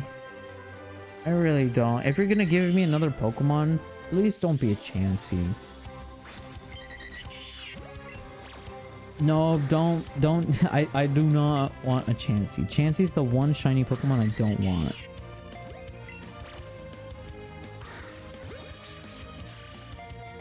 I perhaps may talk too much. No, that's not a bad thing. That's a good thing. I appreciate how much you do engage and talk with my streams.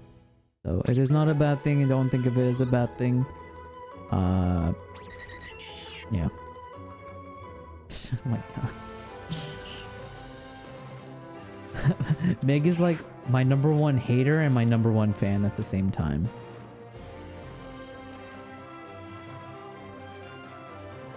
Take care, Lunixie. Thank you for stopping by. I hope you feel better. Yes, yes, chat. Since the temperatures are changing, chat, we are in winter. It will get colder, so please keep yourself warm. And make adjustments to the weather. We're still in October, by the way. It's still going. It's still going. You know what would be funny? If my computer crashed because of how many messages it's loading. That would be hilarious. Honestly, Tama, if my computer crashes, GG's, I'll give you another high five or emote high five. You deserve that for making my fucking computer crash. That'd be hilarious.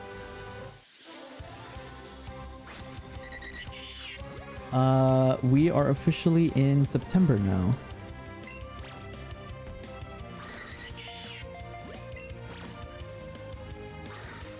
Bum bum bum bum bum bum bum bum bum bum bum bum bum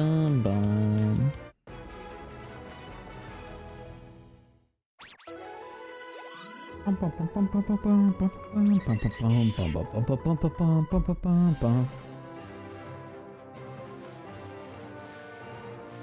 Alright, no duos yet. Oh, excuse me. Excuse me. I said excuse me, move the fuck out of my way. Thank you. You guys ever do that when you're driving? Like you're driving your car and then like a rodent or like some animal like jumps onto the road and then you're just like, excuse me, oh you're really cute, but please get out of the fucking way. And they just don't move. They just don't leave. And then you have to yell at them and then they move. Yeah, that happens a lot. Happens a lot to me. One time I was driving, like this was when we were traveling through a forest. We ran into, I think it was a deer. I don't actually know what it was. We ran into some animal and it just jumped onto the road, stared at the headlights of our car and just didn't want to move. It was like a deer frozen in headlights, quite literally. And we just stared at it and I was just like, bro, when are you gonna leave? Please leave at some point. We just stared at it. I kid you not, it took 45 minutes for it to leave. Thank God this was like at 3 in the morning or 2 in the morning, so there was no cars around, so we didn't cause traffic. God, it stayed for so long. At some point, we were just like, we parked the car and we just sat there and just talked while we stared at this deer, waiting for it to move. It was just like, oh my God. Like, it's like, bro, leave, man. I get it, you're a deer caught in headlights, but like, you need to go home, I need to go home, we all need to go home. Damn. Tama, is he your most viewed channel? Tama, do you watch any other streams? Do you watch any other live streamers? I think you said you don't. I just want to double check. I don't think you do, right? I drew that emo, by the way. Yeah. Tama made the Reiniyal Meepy emo. Officially our first ever emote. Our first ever official Reiniyal themed emote. Just dope. I do plan on getting more official like Reiniyal themed emotes. But those cost money. And right now I am saving for a Nintendo Switch 2 because apparently that shit is coming out in March. So I need to start saving money for that first. Once I get that and Pokemon Legends Zeta A and pay off some bills, I'll probably get emotes. I'll start commissioning for emotes and stuff.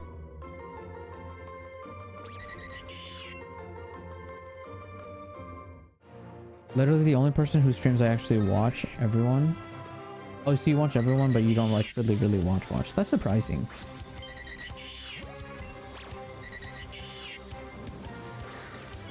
You don't catch all of his other streams? Fair enough.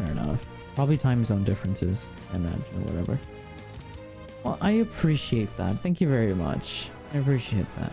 I always try my best to make the streams a little bit better than the last one, as much as I possibly can to an extent. But yeah, I need to figure out what people are attracted to bro, English. I can't English. I need to figure out like what makes you guys attracted to me to watch my streams over other streamers. I need to figure that out.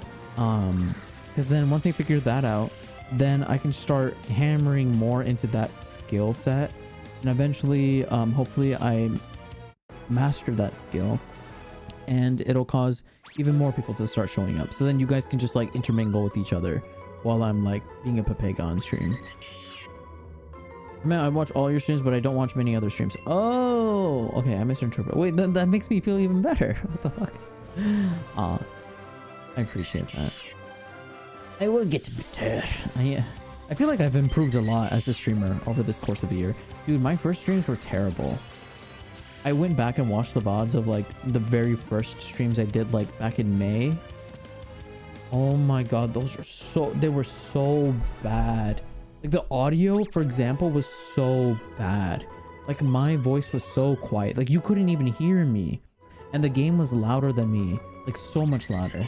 And I was like, oh my god, how did I fucking not notice this back then? Like, bro. So yeah. I think like in terms of audio levels, I think I've improved my streams. I like to hope so. Or like, you know, it's a balanced audio where like my voice is loud, you can clearly hear me. The game is in the background, but it's not too loud in the background. And like music and sound alerts and stuff like that, like don't overthrow it. Throw back to the e-boy voice. Oh god. Yeah. For the new viewers, I purposely made my voice deeper. I would speak like with my diaphragm more, because I was really trying to have a very deep voice, because back then I thought the only successful streamers were like the guys with super deep voices like Corpse Husband, or like Shoto, because you know they have like a more raspier, deeper voice, and I was really trying to mimic that. And then I've gotten comfortable at speaking with that deeper voice, but then it became very hard to like show emotion using that voice. And at some point I just naturally just started gravitating back closer to my more like normal voice, until we got back to my normal voice, which is right here, which is like a combination of like chest voice, but I can easily go into my head voice and then drop back down into chest voice. It's kind of like I'm in the balance. It's like more of an androgynous voice, where it's like it's kind of masculine, but it's also kind of feminine. And I think it's mostly because of like the way I speak, or like the vocabulary words, or my tone when speaking. So it's very androgynous. I would if I was to describe my voice, like if I had to put an adjective behind it, I would probably say my voice is very androgynous, where it's like it's kind of feminine, but it's also kind of masculine. It's kind of like a blend between the two. It's not really one or the other. So that's what I would say probably.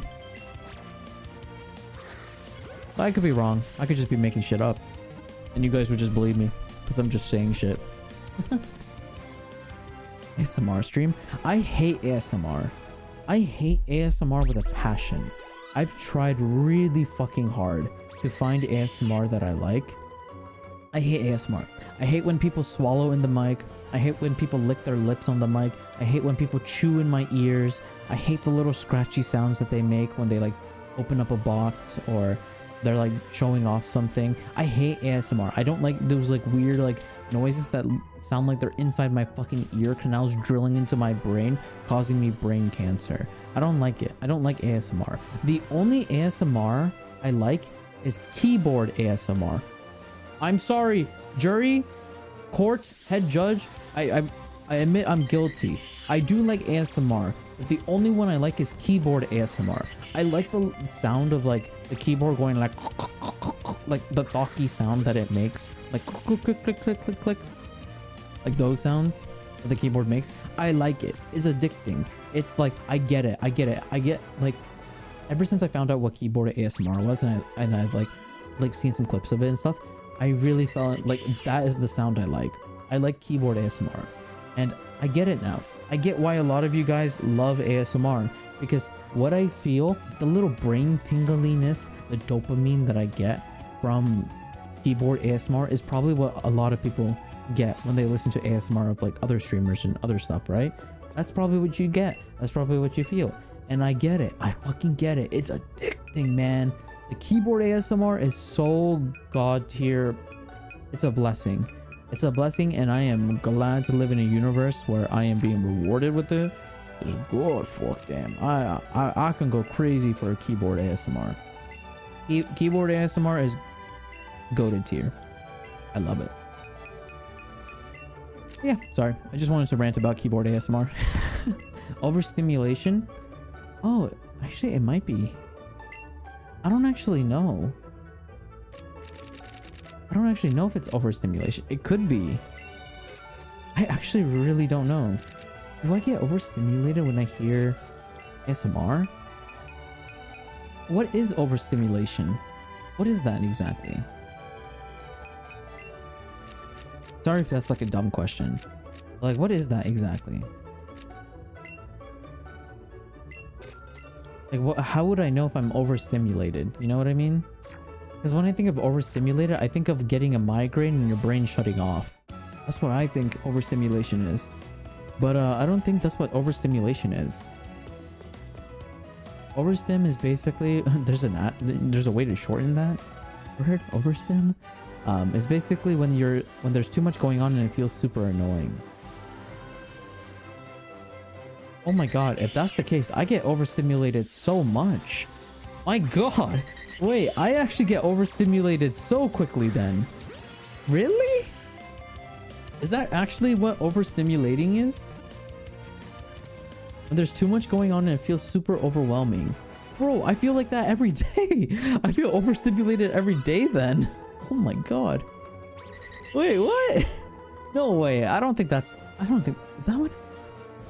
Actually what it is? Or is that like Urban Dictionary's definition of it?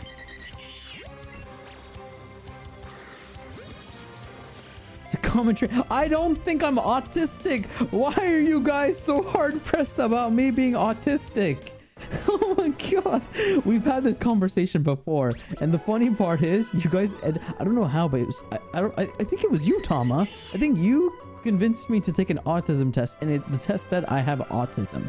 I don't think I have autism. I feel like I would know if I have autism.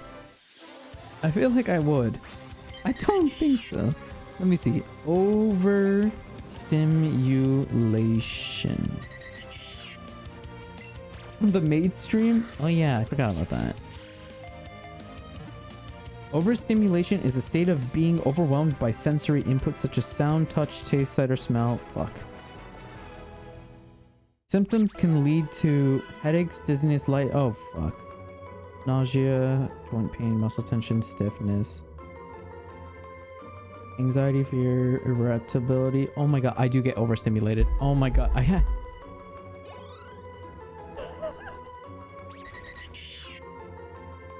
Chat. I think I just learned something new about myself.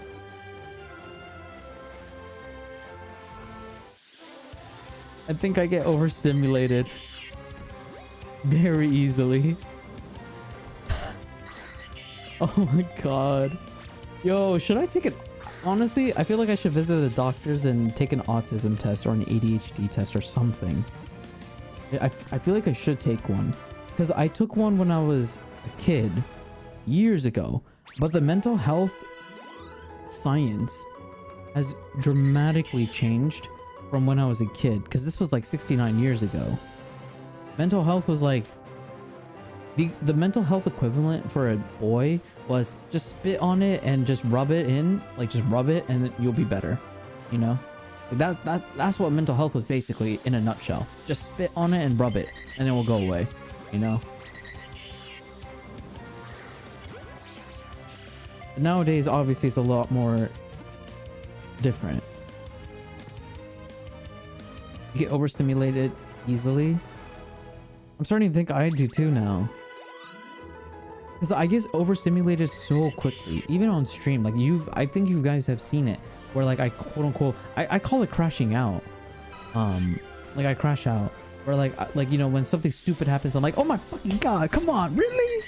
You know, or like when I get annoyed or agitated, like when we hit 100 catch combo for Doduo, I got annoyed. You know, I'll be honest, I got annoyed. I was like, god damn it, I was really hoping that we can get it before 100, but we didn't. And like I'm a little annoyed and agitated, but like not to the point where like it's a discomfort, but I do feel annoyed and agitated. I'm like, god, I just want to get the shiny Pokemon so I can move on for my life, like move on with my life, whatever. Remember you said if we ever reach 1K Twitch subs, you get evaluated for autism? Oh yeah, I feel like I might have said something like that. No, I don't remember saying that, but that doesn't sound like something I would say. Actually, yeah, I think the reason I might have said that is because autism tests cost money. And it's very expensive to get tested for autism. It's not like a cheap thing you can get. So I think that's probably why I said 1K subs, because then I can use the money I get from the subs towards the autism test, because I can use it to pay for the procedure. I think that's probably why I said it. Rub some dirt on it? Yeah, basically. Rub some dirt on it, just spit on it and just rub it and it'll go away. Or just man up. Or just deal with it. You know, I've heard of all of those things growing up. I still hear it to this day, where it's like, stop being a pussy, just man up. And I'm like, bro, like, it's okay. Like, you don't have to sexualize, like, put up with it, you know? Like, fuck, I've met some women stronger than me. Like, mentally, physically, emotionally. Like, so many more people. It doesn't make me any less of a man in comparison to them, and it doesn't make them more of a man. It's just, you know, they're just a stronger person, period. Full stop. Period. With a T at the end. Gaslight slay girl boss. I don't know. Sorry, Cha. Because TikTok is getting banned recently, or it's going to be banned next month. I've just been using it a lot. I have a confession. I've been trying to use it as much as I can before it gets deleted, and it's brainwashing me. It's brainwashing me. My vocabulary is starting to change. It's trying to evolve. I'm trying to hold it back, but man, the skibbity. Once you go skibbity, you can't go unskibbity. I haven't gone to the doctor for any of that because I figured I'd live with it this long and nothing too bad has happened. The thing is, it's good to get yourself evaluated if you actually do have autism or ADHD or any form of mental disorder, personality disorders, because then you can actually use that to your advantage. You can put that in your resumes, you can put that in your cover letters, you can put that in your like thing, and then you're more likely to get hired by having that and qualifications and accomplishments.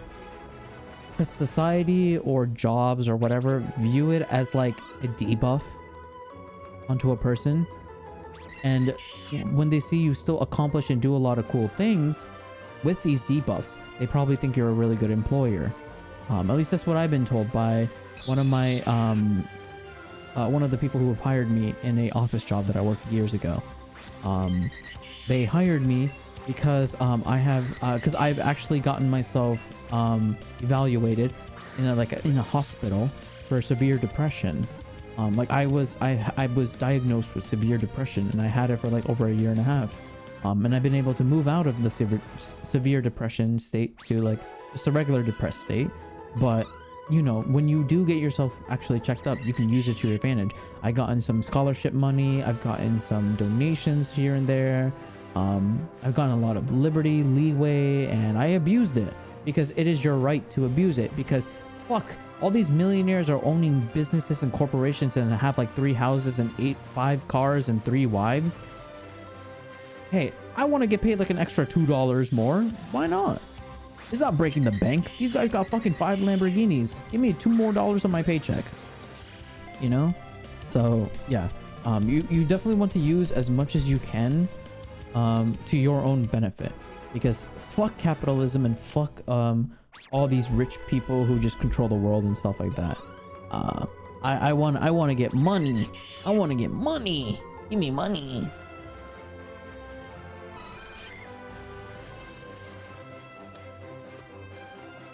the idea of man up is the majority of the reason why there's such a yeah.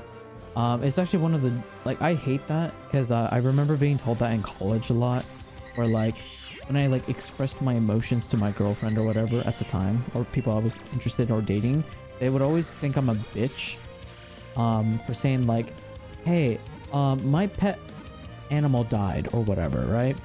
And I was very depressed, and because I was depressed, I didn't really want to go out. I didn't want to go to restaurants. I didn't want to go out and eat. I just want to stay home and order takeout and just be a bum, because I wanted to wallow in depression and, you know, take time to like recover mentally and emotionally from losing like something very important in my life. But they didn't like that, because it was like, I'm bored, I want to go eat, let's get pizza. Or, you know, or not pizza, I guess pizza's takeout, but you know what I mean, like let's get steak. I don't fucking know. And yeah, they just didn't listen. But it's so ironic, because when our roles would switch, like say if their dog or their hamster died, then they would tell me that, and I'd be very empathetic. I'd be like, oh, I'm sorry to hear that, I'll give you all the space you need, let me know if you ever need anything. If you need me to visit you every so often, check up on you, I'll do that. Just let me know when you like that to happen, or how often you like it to happen. If I need a key to visit you, if you want, you can give me your key, I can quickly go make an extra copy of it, give you the extra copy, and then I can come visit you, so you don't have to get out of bed, because if you don't feel good, then you can lay in bed all day or whatever. But yeah, it sucks that there was a lot of women like that. But nowadays, because social media is more prevalent and mental health is more like commonly talked about and brought up, both in like serious conversation but also in meme culture, more people are just aware of it in general, and it's been easier to like be more vocal about how you feel about things, or what do you think about things and stuff like that. And people won't, I mean, some people still will judge you, but they can't publicly judge you, because they will just get shit on by everyone else, because more and more people are becoming advocates or allies towards it, which is cool. So like anytime you get like a terrible take or a terrible opinion, people will just fucking gaslight the shit out of that idiot, and they usually just end up deleting their account on social media or just ignoring it. So it's been pretty nice. It's like one of those like human traits or things that people go through that everybody can relate to, because at some point everybody's been through depression, at some point everybody's been sad or has been through loss or whatever, you know. So like everybody, like a lot of people can relate to, can you stop jumping? Thank you. Everybody can like relate to like those type of instances in people's lives, and it is very nice. It's very nice. And I do like, I do shit on the new generation of kids and teenagers and stuff like that a lot, because they do lots of dumb shit and they commit so many crimes and they're just really stupid, right? But they also do a lot of great things as well. Like they, you know, they're advocates of mental health. It's okay to be more vocal and opinionated about your things. Although people won't agree with it, you can still have your own opinions of things. You're still entitled to your own opinion. It's okay to like goofy, nerdy, geeky things, because there's other people that also like it as well. You know, like the culture is starting to change. Obviously, they're still brain rot and they're still dumbasses and they annoy the fuck out of me and they're whiny bitches. But you know, there's some good stuff about them as well. You know, you get the good and you get the bad. It's kind of like Christmas. It's like a Christmas movie. You get the good and you get the bad. You need the bad to be able to compare it to the good. And that's how you know Home Alone 3 is like one of the best movies ever. Or Home Alone 2, sorry. Is it Home Alone 3 or Home Alone 2? I don't remember which one I like more. It's one of them. It's one of those two.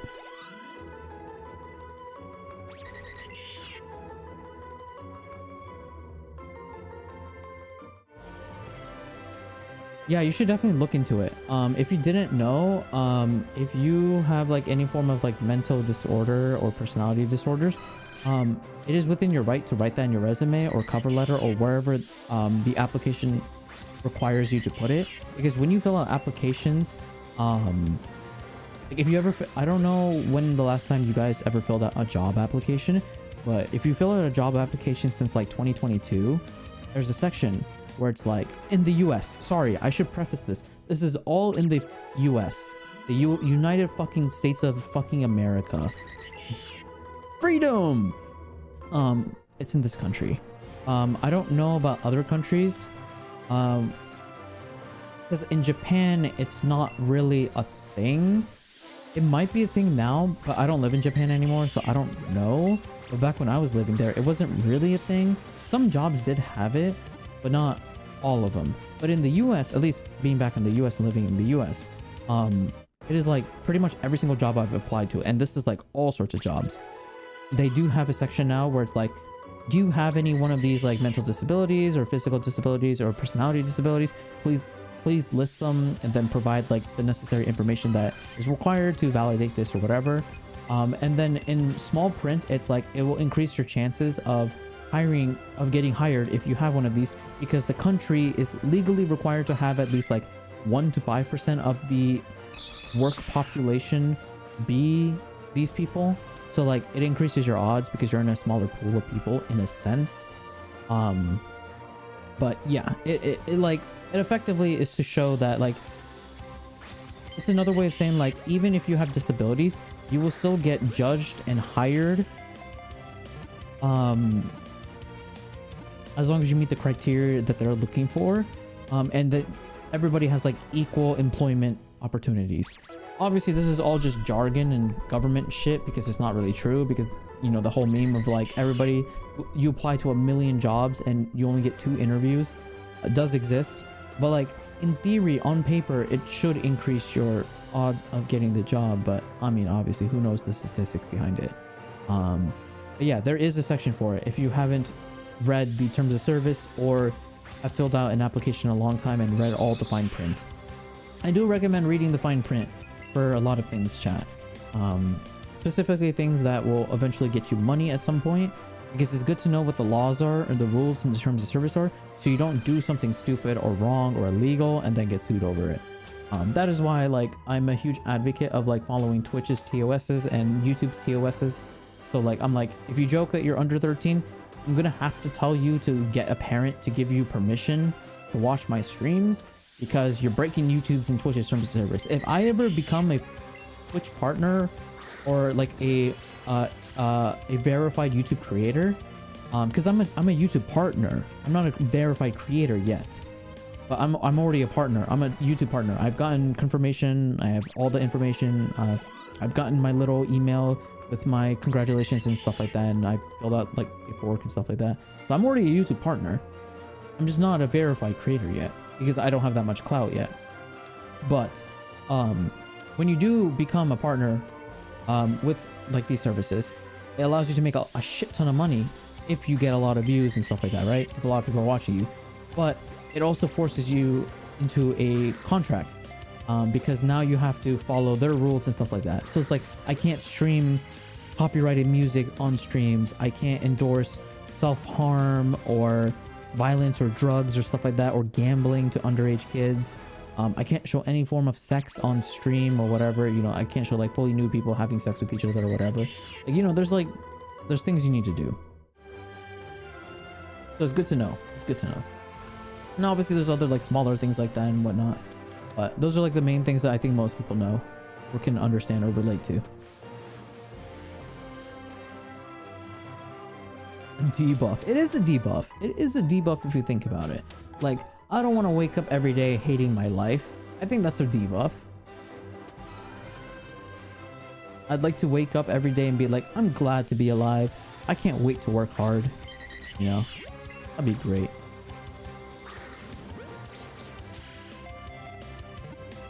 That's why I don't open up.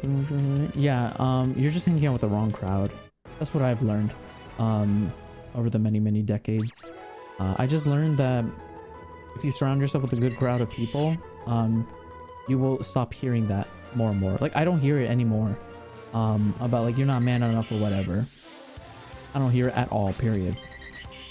I might hear it from strangers, but I don't hear it from like my group of friends or associates or acquaintances or anything like that.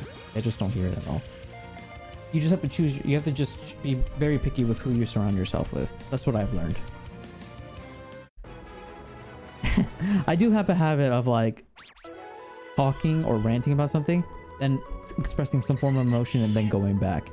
I don't know. I don't know. I can focus on and what I need to say, But when emotional outbursts happen, they have to come out. So they just come out and then I just go back. All the rules, kids. Yeah, follow the rules. What if they weren't nude? You can actually legally upload nude videos on YouTube. If you are under the age of 18, don't do this. I do not condone this and you should not do this. But if you are over the age of 18 and you use YouTube, if you search up nude yoga, you'll find a bunch of YouTube videos of people doing yoga fully naked. I'm not joking. This is a real thing. If you are over the age of 18, feel free to look it up because it's on YouTube. And they don't get banned. They don't get any warnings. They don't get copyright strikes. It is allowed. The reason being why it's allowed is because they are educational content. It is quote unquote educational content. That is why they are allowed on YouTube. Whether they're educational or not, that is up to the YouTube headquarters, CEO, whatever the fuck who handles the deletion or approval of videos. It's their job, their jurisdiction. For a nobody like me, I just see naked people doing yoga and I'm like, damn, what the fuck is going on? That's it. Let's see my YouTube history. I, honest to God, or whatever deity exists in the sky, have never ever looked up nude yoga on YouTube. The reason I know this is because a lot of YouTube channels I've watched have said this before in podcasts or in various clips and stuff. They never showed it, of course, because they didn't want their video to get demonetized, but they've said this a lot and I just believe them. But I have made other people do it and they told me it's real. So I know it's real because I've made random people do it to prove my point without me having to search it up ever. So I actually don't have it on my YouTube history at all, period. I'm proud to say that. I do not need porn in my life. I do not need porn in my life. Porn is very addicting, chat. It is not good. There's like a whole like stigma behind it and it affects a lot of young impressionable people. If you get into it super early and you just watch it all the time, it will really fuck with your mind. And that's actually, there's actually some science behind it and there's a lot of data being researched that a lot of people who end up in very aggressive or NTR relationships or very toxic relationships have a history of being addicted to porn or drugs or sometimes both. So it's very interesting to see this, like these statistics being like brought out. Also, chat, you forgot to remind me. I was supposed to go get food 30 minutes ago. I was supposed to get food 30 minutes ago. What happened to you guys reminding me? How did 30 minutes pass by so quickly? What? What was I talking about? Oh my god. I was supposed to get food 30 minutes ago. I was supposed to go warm it up like 30 minutes ago and get water. Quickly clears browser searchers. It'll raise their expectations. It'll create unrealistic expectations of what beauty looks like in people. Because when you see pretty ladies all the time, then your idea of what a perfect person is going to be a very pretty person, you know? Because I mean, if you work in the porn industry, there are some attributes you probably have that maybe a normal person will not possess. And those are like unrealistic expectations to place onto people who are just, you know, just normal people who are not trying to be those type of people. And it really sucks for a lot of people, for both partners. Unless you're into polygamy, then that's many. For your partners, it just sucks for your partners for having unreal expectations for people if you're addicted to hentai or porn. It causes really unrealistic expectations and can cause toxicity to form and stuff like that. So yeah, I would just say it's not recommended to watch it or engage in that content. If you want to, I mean, I can't stop you. I'm not your mom, but like, I don't recommend you guys doing it because it'll just fuck with your mind in the future. It's not recommended. It's better just to play video games and go to the gym, work out, or just social. Honestly, just playing video games, doing some basic form of simple exercises like push-ups, sit-ups, squats, or just going for a walk, and then just socializing. If you can do those 3 things, you're fine. You're fine. And if you have a balanced diet, you're fine.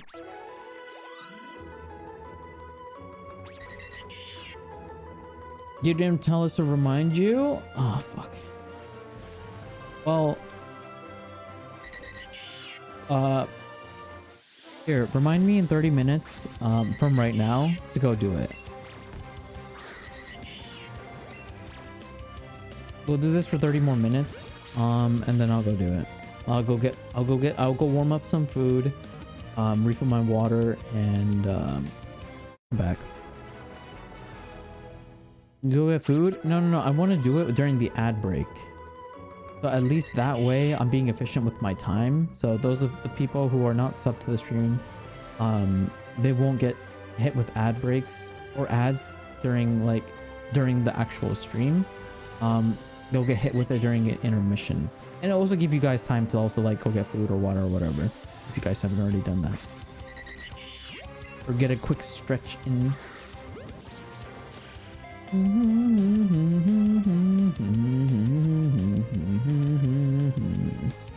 I'm a pretty wholesome streamer. Wait.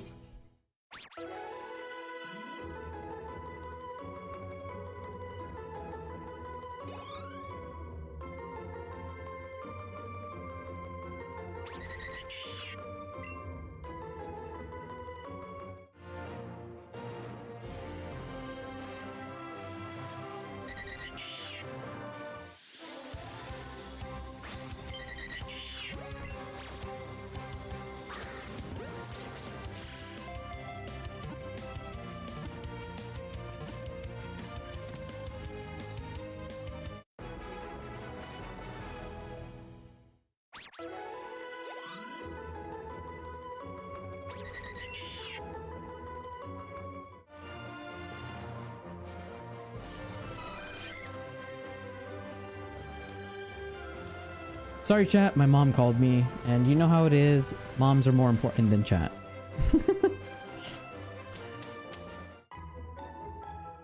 What did you get for Christmas? Oh. Yes. Hey, Ray Mama. The day I become a full-time streamer, I'm gonna have her talk to you guys. I want you guys to talk to her. I'm curious to see what kind of... I'm scared, but I'm also kind of interested to see how you guys would behave towards my mom. I'm really curious. I'm very curious to see how you guys would. Yeah, for Christmas, I actually didn't get a lot for Christmas this year because I didn't ask for anything, but I did get a lot of things I needed. So one of my gifts, my mom bought me speakers for my computer, which I do have plugged in.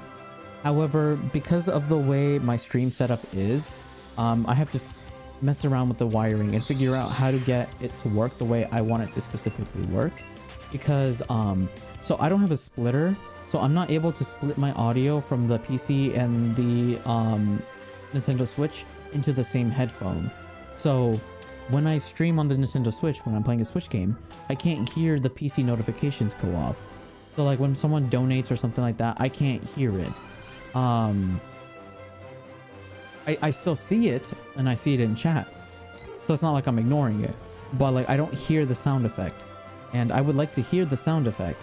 So I'm planning to set up these speakers in a way where like those sound cues will play through the speakers, so I can hear it through my Nintendo Switch headphones. So it'll just be more convenient for me that way while streaming. And then what else did I get? I got a Nendroid of a My Hero Academia character from Secret Santa. For my friends, I got some Pokemon cards, a couple of them. Some of them arrived super early, which is the ones I opened on the handcam stream. So those were technically my Christmas presents as well. I got a couple clothes. I got like a t-shirt, mostly socks and undershirts I got, which I was very happy about because I was worried I wouldn't get those this year because I love receiving socks for Christmas, because I always run out of socks. I swear to God, every time you laundry, you lose a pair of socks, and it's so fucking bullshit. I don't know where it goes. It just disappears every time. What else did I get? Oh, my little brother got me this like really cool Yu-Gi-Oh card because he loves Yu-Gi-Oh. he actually plays the game very competitively. He goes to like tournaments and shit like that. Like he went to one like in Texas or something recently.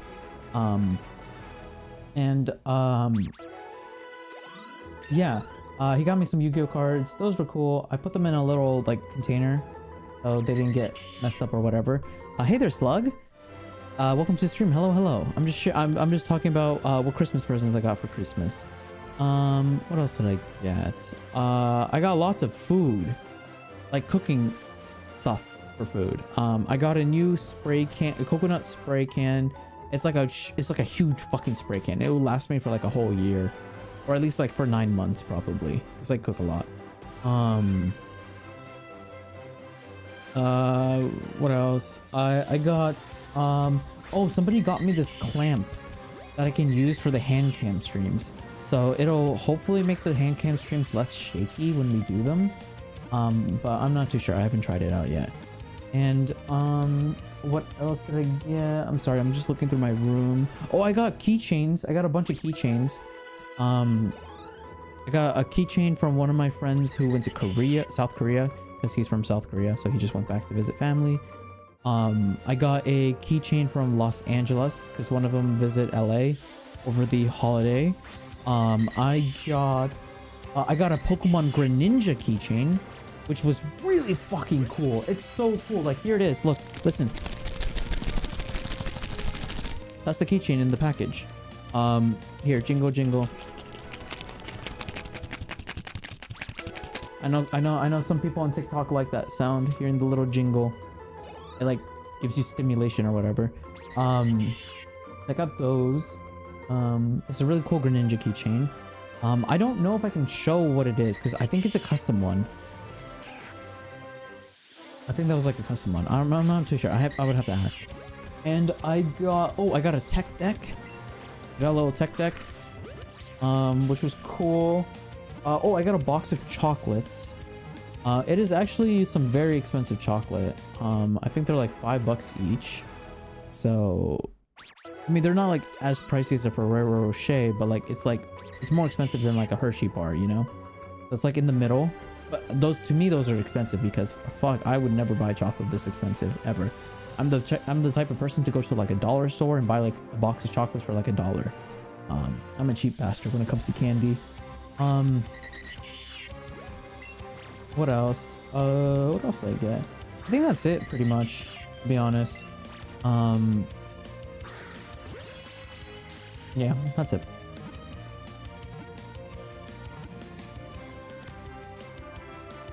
I'm gonna tell her you treat us terrible. I'll make sure to explicitly name drop you then. In like whatever this person says, don't believe them. They're lying. They're a liar. They're a chronic liar. They're a chronic liar.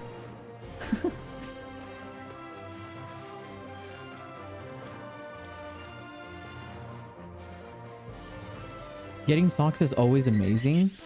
Bro, getting socks is like one of the greatest gifts ever. I love getting socks or Christmas sweaters or scarves or mittens or boxers or undershirts. Just things that I use on a daily basis because it's just so nice.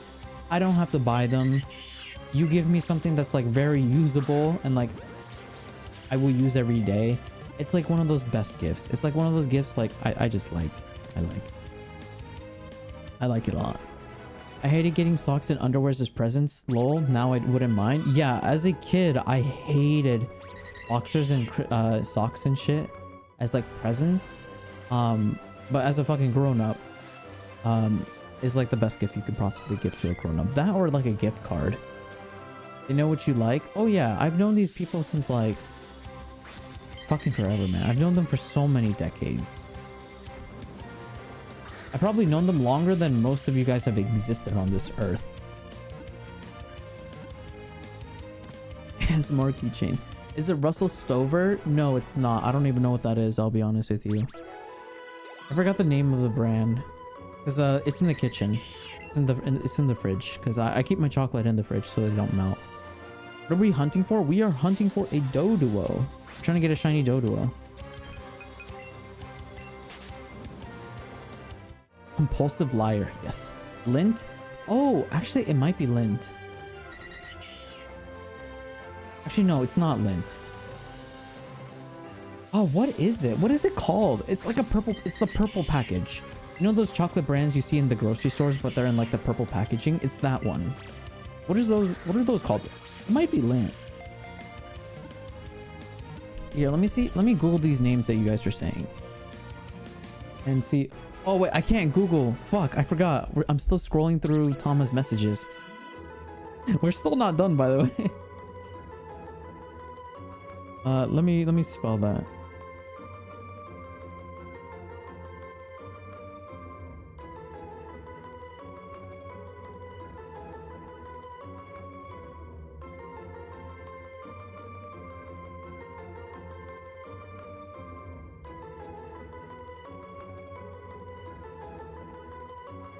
No, it's not Girardelli. It's not this. I've never seen this in my life. What the fuck is this? Fancy chocolate brands. Not in, why did it autocorrect to the UK?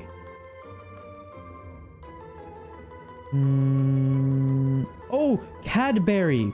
Cadbury. Cadbury, that's what it's called. Cadbury. C-A-D-B-U-R-Y. Cadbury. It's called Cadbury. I got these Cadbury chocolates and they are... I fucking love them. They're so good. They're so yummy. And they're so expensive. I like looked up how much they cost and I cried. I'm not gonna lie. They're a bit too expensive for little old me. Oh my god, you actually crashed my computer. Wait. Loading all these Tama messages has actually crashed it. Google Chrome just crashed. Oh no, it didn't crash. It just froze. That's awkward. Okay, so the oldest message I can load is from June 2nd, 2024 at 1:07 p.m. when you said, in quotes, "If I'm gonna live my life in debt, I may as well do something as I enjoy." End quotes. That's all you said. Oh, never mind. It's still loading up. Never mind. It's still loading. Never mind. Did not crash. It is still loading. All right. Never mind, chat. False alarm. False alarm. We're still going up. But yeah, it's as far back as June 2nd, it seems. Ew? What? You don't like Cadbury? Cadbury's yummy, though. It's yummy. Oh, we're in May now. May 27th. I always associate Cadbury with Easter. Is it an Easter chocolate? Isn't... The only thing I associate with Easter is Peeps. I don't know if you guys know what Peeps are. They're like marshmallow candies. They're like marshmallow candies like covered in like artificial flavoring and seasoning. They usually come in like bunnies or birds or shit like that. Peeps, P-E-E-P-S. I don't like chocolate, so I don't know any names. I love chocolate, but the only chocolate I had all my life was just exclusively Hershey's or Reese's. Like, I was too poor to afford like anything else. And most of the candy that I got was exclusively from Halloween, and I would just store it and eat it like throughout the entire year. And sometimes I would eat chocolate that were like a year old and it would make me sick, but I didn't care because I love chocolate, or I love sweets. So yeah. Some Reiniyal lore for you guys. Cadbury makes like Easter egg chocolates. Oh really? I thought Cadbury was like fancy chocolate, fancy schmancy chocolate, but I guess not. Why are they so expensive then? You used to eat those Cadburys? Ooh. Reese's. I love Reese's. I love Reese's. I love Reese's. Reese's is by far... Oh my god. Reese's, if you are listening to this at some point in your life, please sponsor me. I will shill the living crap out of you. I will have a Reese's Pieces Buttercup every single fucking stream. And I will just eat it. And I'll just make love to it every day. I love peanut butter chocolate, chat. I love peanut butter. Peanut butter is like the greatest food item ever. Well, actually, it's the second most favorite food item. Rice is my number one. Actually, no, that's a lie. I love chicken more too. Okay, So number 1 best food item is rice. Number 2 is chicken. Number 3 can be Reese's or peanut butter. Sorry. You like white chocolate? Fun fact, I've learned white chocolate is not actually real chocolate. It's not made with cacao. It's not. When I learned this last year. It blew my mind. White chocolate is not real chocolate. It's crazy. I was like, what? What? It's not? But it tastes like chocolate, but it's not. I know, right? Crazy. You like the white chocolate oranges? Oh my sweet brother in Christ. I know exactly what you're talking about. I know exactly what you're talking about. I fucking love that shit. I've had it like only 3 times in my life, but I kid you not, I went crazy for it. I went crazy for it because this was like at a church. We like entered like for some like holiday or whatever, or maybe it was a marriage, I don't know, but they had the white chocolate oranges. The grubby little fucking child that I was, I grabbed the entire fucking plate, brought it to my table and ate it, and I would bark at people that would try to grab it. I'd be like, rah, rah. Like I would just like fucking bark at them. I'd be like, get the fuck away from me. I like held onto that chocolate for dear life like it was my child. Like I was ravenous. I got slapped really hard by my mom. That is one of the few times my mom has hit me. And it actually, no, that's a lie. My mom hits me a lot. Actually, wait, no, you did not hear that. You did not hear that. If she ever watches my streams and see this clip, I'm dead. I'm actually dead.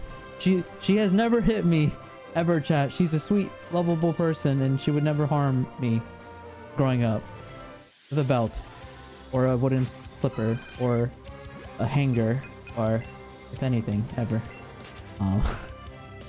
But yes, I got smacked by my mom really hard. She told me to fucking stop embarrassing her. But I fucking love those shits. I ended up getting a really bad stomachache afterwards, but it was so worth it. It's candle wax? Okay, it's not candle wax. What the fuck? That would be quite illegal. Reese's are awesome. Yeah, oh fuck yeah. Reese's are the best. Oh, you had Peeps? Oh, wait, do you guys not have Peeps anymore? Do you guys not eat Peeps anymore? I still eat Peeps to this day. I usually only get them during Easter though, but I still get Peeps every year. Pass that message on to Red Bull. Oh, bro, Red Bull, if you're listening, please sponsor me. I'll be the #1 largest Red Bull VTuber ever, or whatever the fuck you want. If you don't want me to be a VTuber, that's fine. I'll just be an anime boy on the internet. Fucking sponsor me, Red Bull. Dude, Red Bull would be like one of the best sponsors to get, chat. Red Bull, they really go hard on their sponsors. Like if you look up like Red Bull like content creators, they get paid so well. They get so much free shit. They get jackets, they get microphones, they get a fridge. You get a fucking mini fridge just filled with Red Bull, and you get it like you get like a case every month for free. And like you get invited to like sports events and stuff like that. Like if I wanted to watch what F1 racing is, I don't even know what that means, but I'll get invited to it and I'll go. I don't know what the fuck I will be doing, but I'm gonna have like a foam finger and be like, yeah, let's go, you know, just cheering in the crowds. And I wouldn't even know what's going on. I wouldn't even know who's winning, but hey, I'm glad to be there and I'll be the #1 cheer. And you just get lots of free shit, man. It's sick. It's sick. One day, chat, one day, the dream. Rice? I fucking love rice. Dude, I'm Asian. I grew up with rice. I grew up with rice and I've had rice all my life. Literally, my mom hypothetically, no, allegedly would beat my ass if we didn't have rice every day for a meal. We had rice for breakfast, we had rice for lunch, and we had rice for dinner. You have to have rice. You have to have rice. Like if you don't get rice, you get in trouble. Something happened, and you should be scared if we don't have rice. I just grew up eating rice all the time. Now I don't eat rice as much as I did growing up, but I still do have rice every day. Like I still have rice at least for lunch and dinner. Not so much for breakfast because I feel like it's just a little too much carbs, but I do still have rice every day. Like it's just ingrained into my DNA at this point. I wish I had your grandpa, Immortal. Could I have your grandpa? My grandpa's been dead since I was born. So it'd be nice to have a grandpa. Can I have your grandpa? And can he buy me chocolate oranges as well? Thank you. You're not a fan of Peeps? Oh, fair enough. You can definitely get Peeps. There was this I went to like a local like supermarket store or whatever, and they just had Peeps like on display for like Christmas, and I was like, oh my god, I haven't seen like these specific ones being sold for it. They were really cute. They were like Christmas themed ones, and I was like, this is amazing, this is cute. I don't want to eat this. Go get food. 10 more minutes and the ads will play, and then while the ads are playing, I'm gonna go run downstairs and go get food. You want to be sponsored by Slim Jims? Unironically, Ludwig did get sponsored by Slim Jims, and then he got blacklisted from them because he had a friend who was with him during the sponsor stream that kept saying like, bro, I love Slim Jims, I stick them up my asshole all the time. And it seems like Slim Jims did not appreciate that exposure to their brand, so he lost the sponsorship. It was a one-day sponsorship, but he lost it, and honestly that lives rent-free in my head. I fucking love that. That is so good. That is so funny. You get sponsored by $1 million company, and because you have a friend with you who doesn't give a shit about whether you're sponsored or not, he just keeps saying like, I would love to slurp up Slim Jim, stick it up my ass, and like he was just doing a lot of inappropriate things to it in the background of the streams. He just lost the sponsorship, and I was just like, that is funny. That is funny. It's a staple in your house? Yes. Rice is... I don't know what company could sponsor me for rice, but I'd be willing to try. Rice will unironically be like the most unbiased sponsorship you'll ever get from me. Or sorry, it will be the most biased sponsorship you'll ever hear from me. I love rice too much. You're just gonna get it all the time. Honestly, I think I'm like at least 40% rice now. I feel like my human body is like 40% rice. Your grandpa passed away this year? My condolences. I'm sorry to hear that. I eat more brown rice now. It's a little better. Nah, I tried eating brown rice for like a year. It's just not the same, man. It's just not the same. White rice is where it's at. I do, however, I do mix spices and stuff with my white rice, so it ends up becoming like yellow rice, for example, or whatever. So I do tend to make like more flavored rice, which does add a lot more variety, but I primarily stick with the white rice. Brown rice is all right. It is healthier for you. It's more fiber. It gives you more fiber. It's just better. It's lower in calories as well. There's just so many more benefits to it. It's like whole wheat. But the thing is, I already eat pretty healthy, so I can get away with just eating white rice because I don't really... I know I talk about sweets a lot, chat, but believe it or not, I don't actually eat that many sweets. I probably have sweets like once a month. Like once a month or once every 2 months. Like I rarely eat sweets. But usually when I do eat it, I eat it a lot in one specific day. But then when I finish it for that day, I just don't have it for a very long time. I also have a very fast metabolism, so thank God I just burn it off by just like walking. Inode or Diamond G rice lamel. Actually, unironically, I do get diamond rice. I do actually. I think I get diamond rice. Let me. I need to see the bag. I think it's diamond rice, right?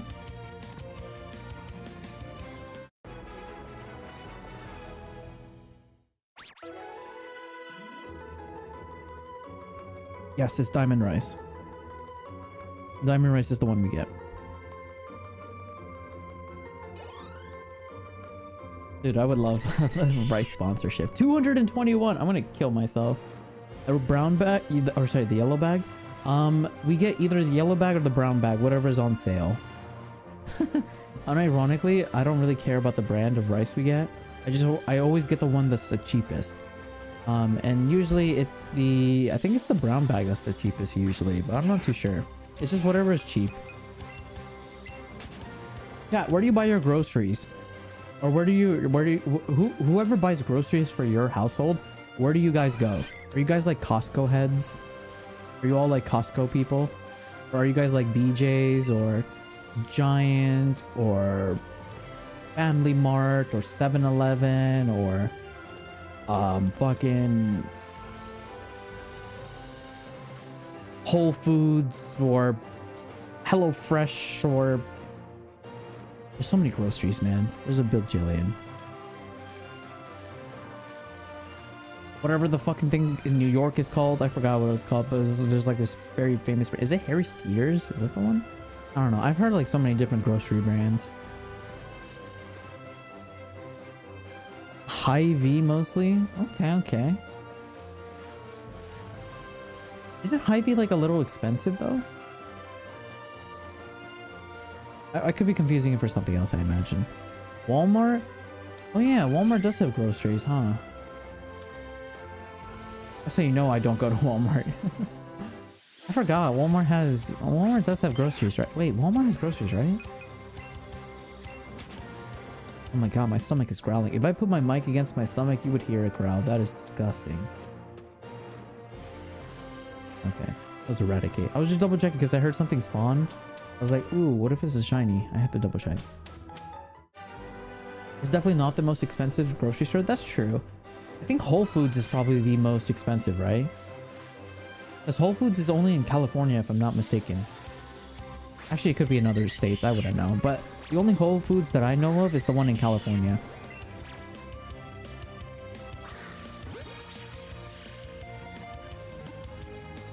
Walmart normally, but we do get BJ's to stock up on stuff. I've heard about BJ's a lot. I've never been to one. I don't think I've ever seen one either. But I hear it's like Costco for like the East Coast.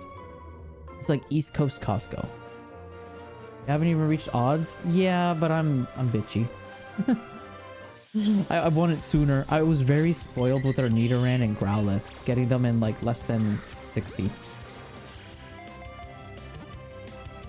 Walmart is literally a grocery store. That is not true. Walmart is a what the fuck is it? I don't actually know. But I swear to God, every time I went to a Walmart, I go to the electronics section or the clothes section or the toy section. It's usually one of those three. I never go anywhere else in Walmart, so I don't really see clothes and stuff. They probably do have clothes. I just walk past them maybe. I swear, in my brain, in my head canon, Walmart is just a clothing, or sorry, it's just an electronics store, a toy store, or a clothing store. To be fair, chat, Walmart clothes are very cheap. They are actually very cheap. It is very nice. You can get like you can pay like a couple, like for $10 you can get like a bunch of t-shirts. Sure, they'll all be the same color, but hey, who gives a shit? You really think people are going to pay attention to what color shirt you're wearing? Average wholesale club or whatever they're called. I don't know.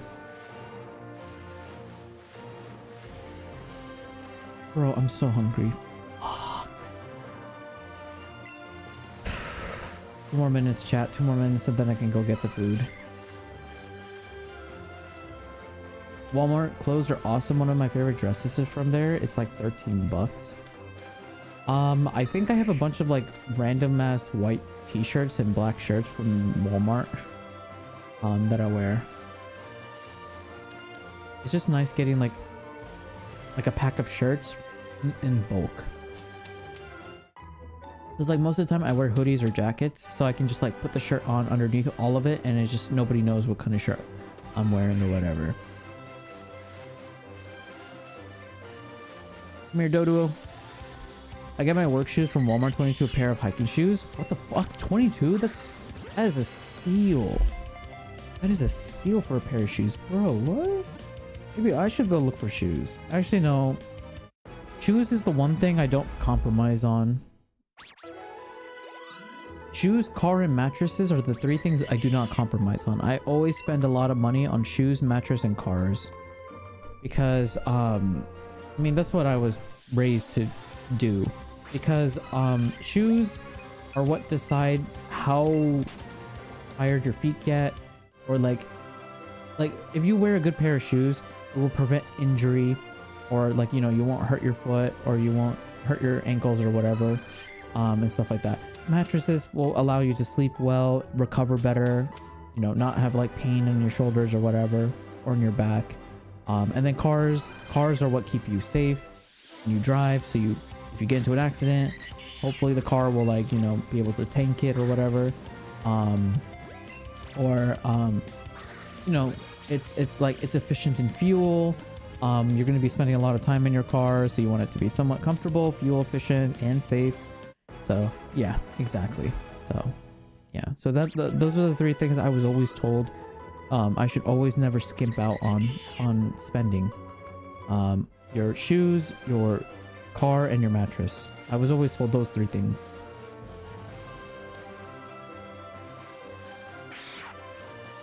And to be honest, in this day and age, I would probably say your computer as well. I feel like those are the four things I'm probably going to teach the next generation of kids. These are the four things you should never skimp out on. Computers, your car, your mattress, and your shoes. Because computers, just in case if COVID 2.0 or something happens, you can still take classes while on the computer.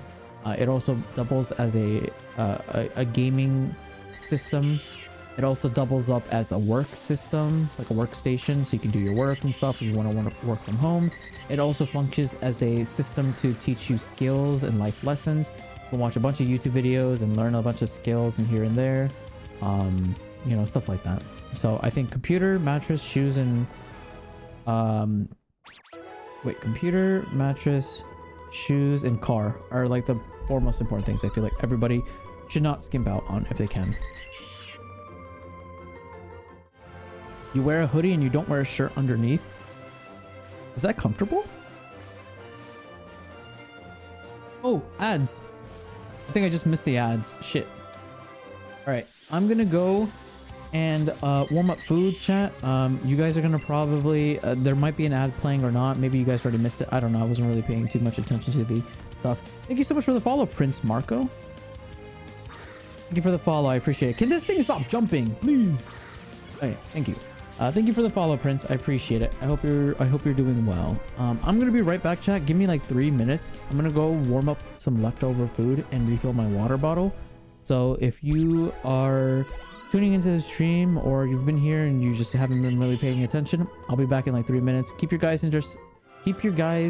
entertained and whatnot. I'm gonna play some music for you guys so you have something to listen to while we're gone. I will be right back. Please don't.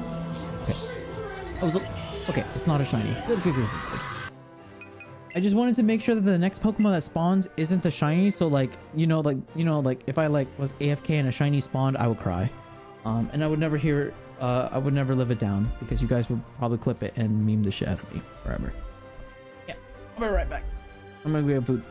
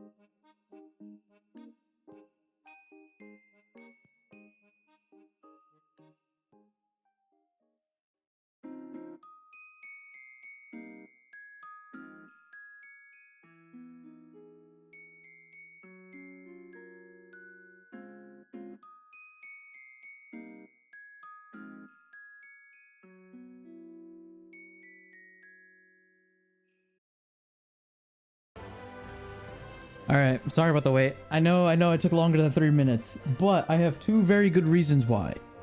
One, my brother came and he gave me some Korean snacks that I got. Which is pretty cool. It's just a bunch of biscuits and stuff.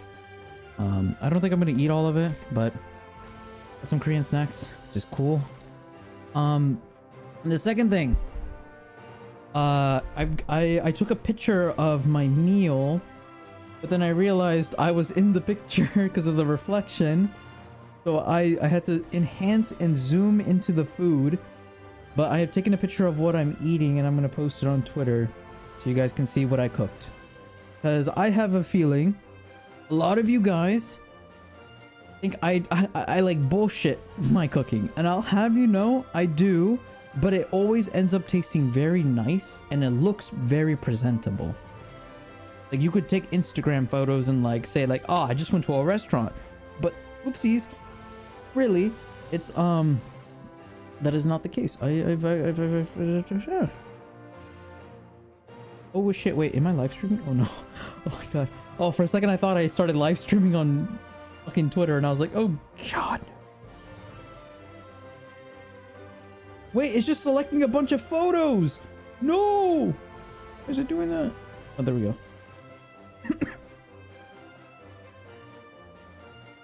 Hey, what the fuck are these things? These select all of them. This one. Done. Click.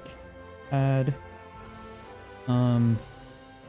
Chat wanted to see what food I've cooked looks like. So here you go. I made chicken with green, or not green, but just with peppers and onions and rice.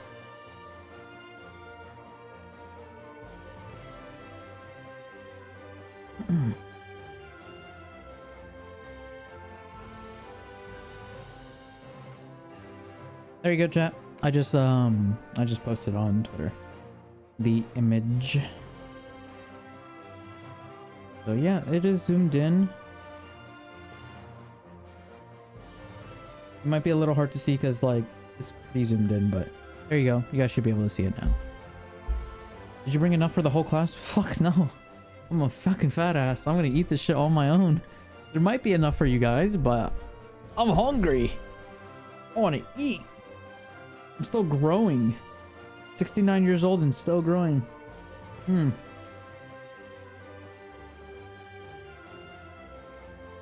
Oh, this shit's good. I did a good job. Dude, this is like 2 or 3 days 2 or 3 day old chicken and it's so good. Oh.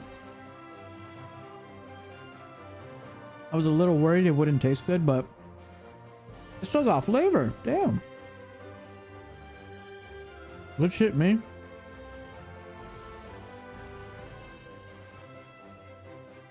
I would love to do cooking streams.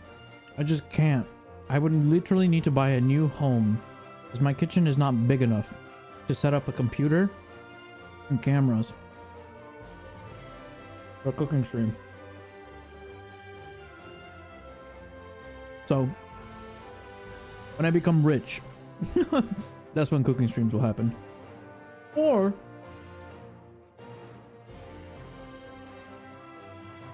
if like a streamer friend of mine invites me to their house and they do cooking streams, I guess that's when you'll also get it.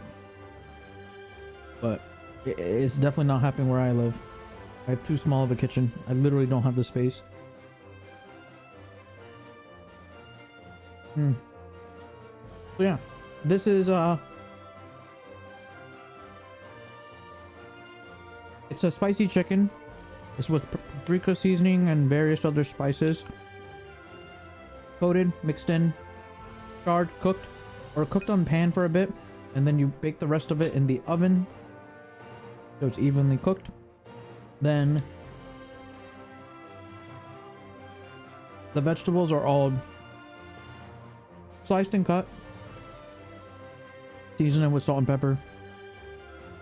And then you douse it in soy sauce, some sugar, and a bit of egg and lemon.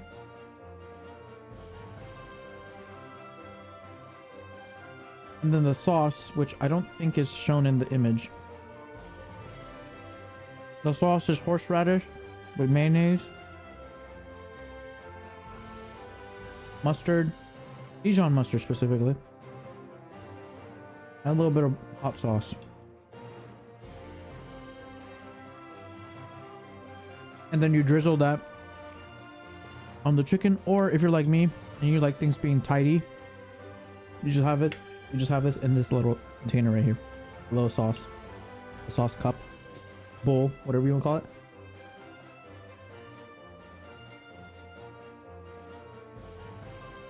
And you just pour as much as you need, but you keep the majority of it on the side. You don't make a mess. You can also just pick up the chicken and just dip it into it as well. I guess that is an option. I am munching. I'm hungry. I won't lie, chat. I've been hungry all stream, but I didn't want to say anything about it, because I thought that'd be rude. But it got to the point where the stream was not. This dodo does just not want to be caught. Oh, here we are.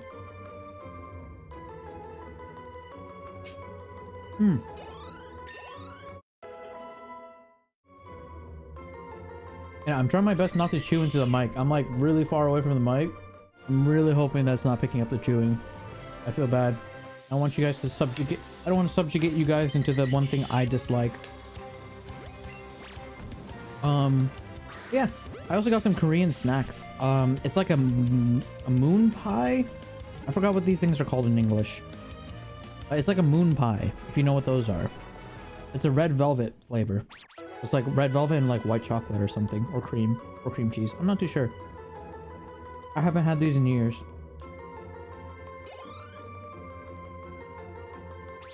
It's very nice.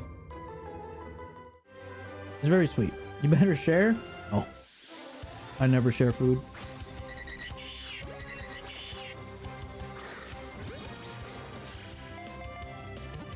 Honestly, there's a stream I want to do where I try a bunch of Indian food, or I try a bunch of like French food or Italian food.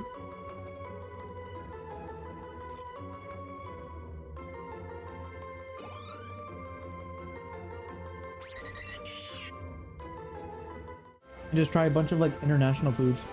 Just order a bunch. It would be cool if I like visit the country as well and try all their like main dishes and stuff. I love to do like a stream or video like that. You just see my fat ass eat and comment on the food. Oh, fun fact. We got a shit ton of bulldog now. We got a shit ton of bulldog. The black one. The black bag. Like the killer spice one of death. We got a crap ton of those. Because during the subathon, I was supposed to eat one of them on stream, the spicy ramen. Or spicy noodles, sorry. And we just never hit that goal. So I just have a bunch of it like left over. Just lying around. Thankfully, like my family and friends who have been visiting me, they started taking some of it because they saw I had a bunch of them. They started taking it. So slowly but surely it is disappearing from this household. So God bless. Filipino food? Oh dude, I would love some Filipino food.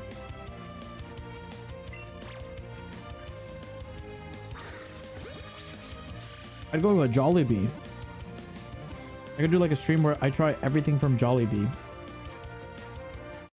I wonder if they have Jollibee in California. Probably. But yeah.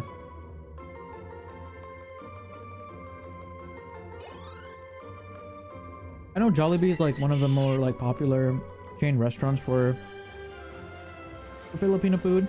I know another popular food brand or chain restaurant that's also really popular worldwide is like Nando's. It's like it's super popular in England. It'd be cool to go to England and try Nando's. I've had Nando's before. I actually really liked it. It's a little bit, it's a bit pricey. It's like out of $3 signs, it'd be a $2 sign rating. In terms of priciness, it's a bit pricey. The food is very nice. That Peruvian chicken, that fucking yellow rice. God, that shit makes you is buff. Is buff. It's good. If you guys never had, if you guys live in an area where there's Nando's, definitely give it a try. Let me know how much you like it. Because when I had it in England, I loved it. I went there twice, actually.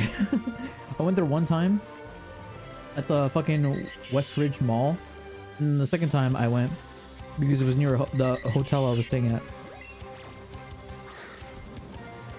It was so nice. But I still think I prefer the English breakfast. It was this like small little cafe near Perk. I served English breakfast.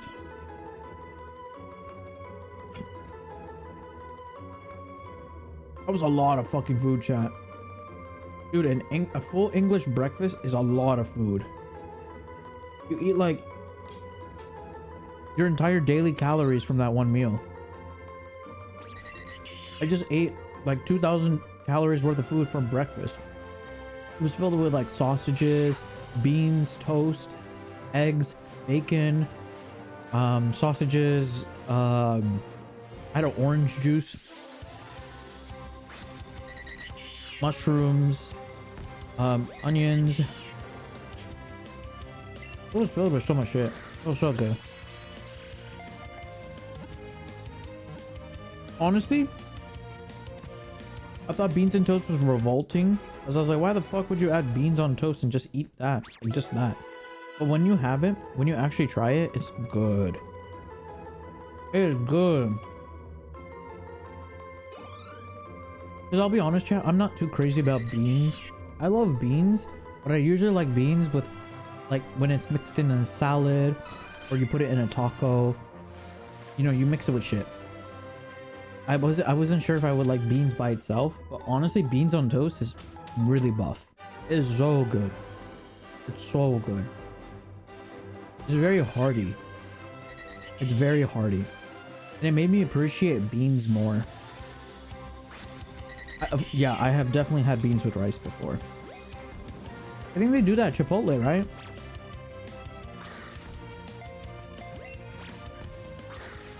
You know, Chipotle is like super popular in the US. I didn't know that. I always hear about it.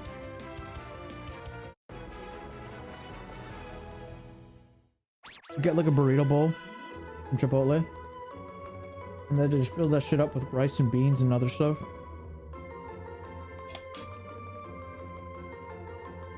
Who's eating Filipino food? No one is, but I was saying how I would love to eat Filipino food like Jollibee and various other foods. Oh, there's this one very specific dish called halo halo. You get from that is like like it's like a popular dessert in the Philippines. That shit looks divine. It looks like diabetes in a bowl, but I'm fucking eating that shit. I would honestly finish it and lick the bowl after I'm done with it. I would love Filipino food. I would love Filipino food.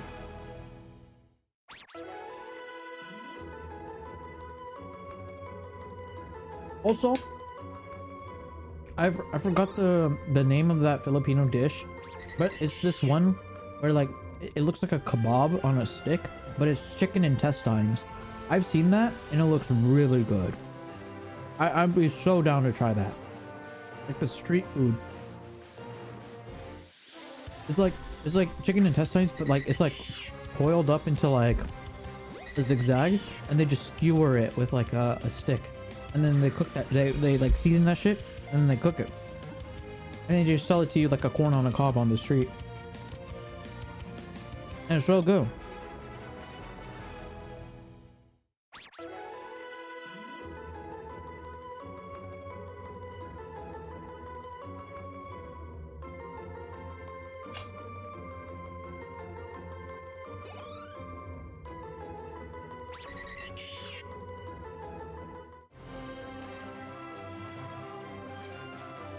Yeah, I don't think Filipino food is like super popular in America. I think Jollibee's is like the largest Filipino branded restaurant in the US. I could be wrong though. I'll be honest, I don't go to restaurants like that often. I go maybe like once a month. Maybe less. I don't really eat out. Like 90% of the time we just eat at home. And usually it's just me cooking it. Oh my god, there's my fucking hair strand. A strand of my hair is in my food. Ew. I didn't even notice that. Yuck. Damn, that's a long strand. How did I not notice that? What the fuck? Bro, that looks like my mom's hair.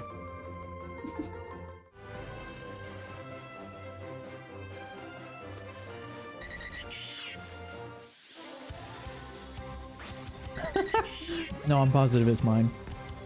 It's got the shine and texture for my hair.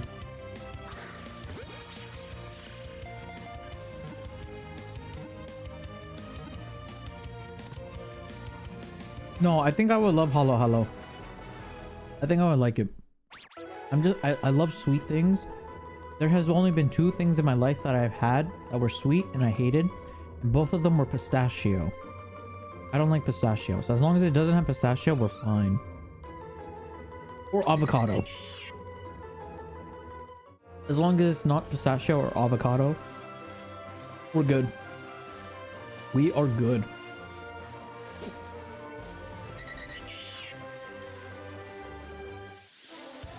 Esau? I think that's what it is. Is that... I mean... If you're Filipino, you'll probably know it better than I do because I've only seen pictures of it on Instagram. Or like Instagram Reels. I think it's chicken intestines or chicken guts, something like that. And it's like on a stick, it looks orange.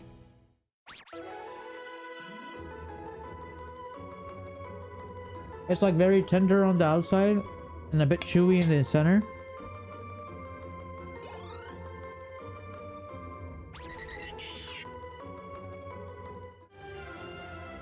Yeah, yeah.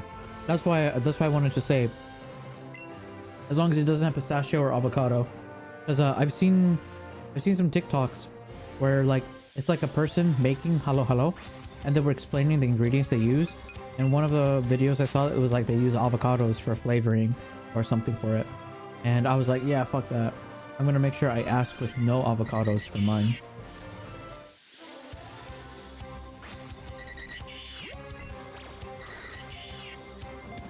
Do they sell halo halo at Jollibee? Or is Jollibee primarily like a fried food place?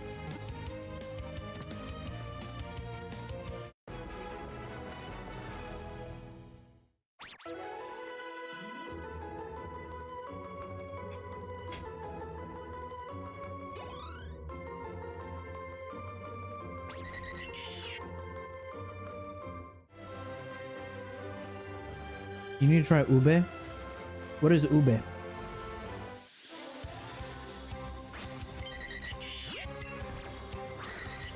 You don't know what they have at Jollibee? I know they have the mango pie. That is the one thing I'm always told to have at Jollibee. Try the chicken, the sweet spaghetti, and the mango pie. Those are the 3 things I have to have at Jollibee if I ever go. That is what I'm always told. Every single time. Every single time I go. Every time I bring up Jollibee, or Jollibee is brought up. It's the sweet spaghetti, the chicken, and mango pie.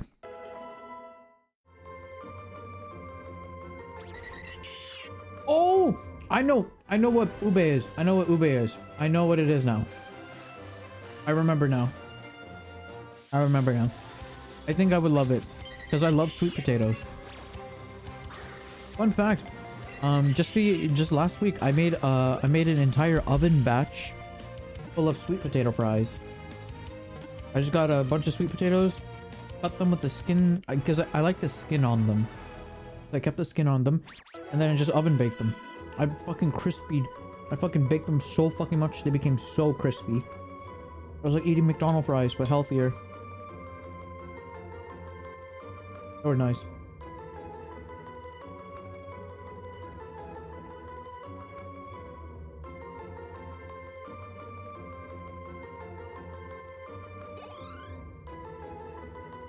You don't have a Jollibee on your island? Oh, that sucks.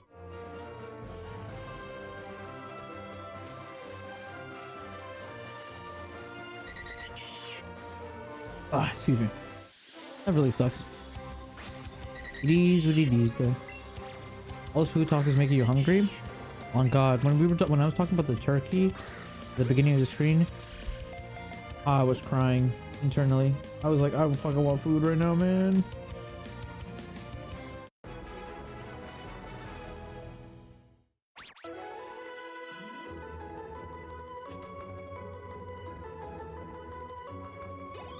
Filipino spaghetti with hot dogs? Wait, you guys have yakisoba as well? So in Japan, they have yakisoba buns, which is just basically yakisoba in a bun.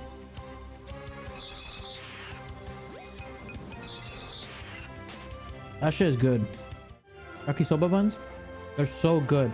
The issue with those are, they sell out so fucking fast.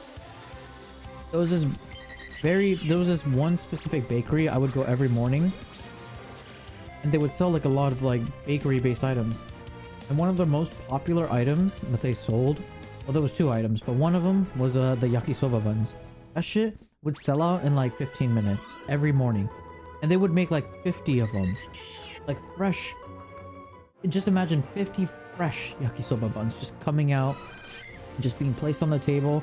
They're hot as shit, so like you would always get like the lady would always be like, okay everyone, please be careful, it's hot.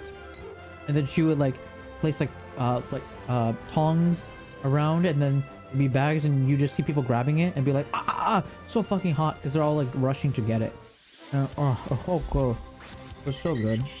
I miss that lady. I actually, she was like one of the few people that I loved seeing every morning. It's like she was like really close to where I lived, so every morning I would just stop by there before work and just say hello to her or good morning to her, and I would just buy something from her. I get my my white chocolate strawberry latte, and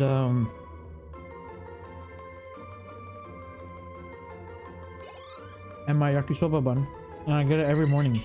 That was like a staple breakfast for me for the most part. It got to a point where she like knew who I was, so like I would come in, she would just start prepping the order. It was nice. Yakisoba buns. Oh well, sorry, it's yakisoba noodles in like a hot dog bun, like a sweet hot dog bun. Or sorry, not sweet, but like a savory one. It's a noodles in a bun. So it's kind of so when you said it's like the Filipino spaghetti with hot dogs, I'm thinking like you get the hot dog bun, and then you just, instead of putting a hot dog in it, you just put the Filipino spaghetti in it, and you just eat it like that. I feel like that would be good too, because the Filipino spaghettis are very sweet, and the hot dog bun is very savory. This is bread. I feel like that would be a good combination, actually, unironically.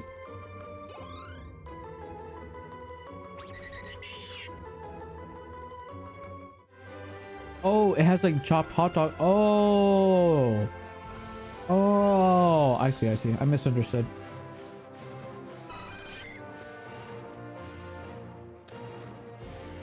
I see. I got you. Yeah, that's very different to what I was thinking, because I'm thinking yakisoba buns.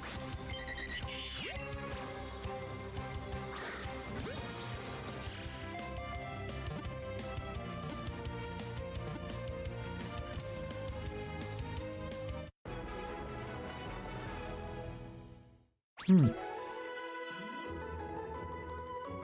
I'm finished.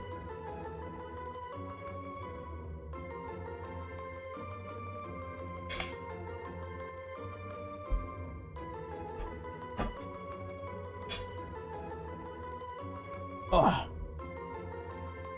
Alright, I finished eating. My bad. Yakisoba bun sounds interesting. It's really good. It's very good. But it's so unhealthy. It is not good for you. And there's just so much carbs in it. When you eat one, you'll feel really good, but you'll crash out after like an hour and a half. This is just carbs. I mean, obviously, yakisoba could have like other things in it. Like it could have meat. It could have like other things like mixed in with it. Like you don't need just like a pure yakisoba in your bun, but yeah. It's nice. It's nice. Especially when it's fresh. When it's fresh, oh, it feels like you're getting hugged by your mom. And she's like patting your head. That's what it feels like. Here, let me get a picture of it. Oh, excuse me. The fucking hiccups, no? Oh, I have also found out Tama's first ever message on Twitch. Excuse me.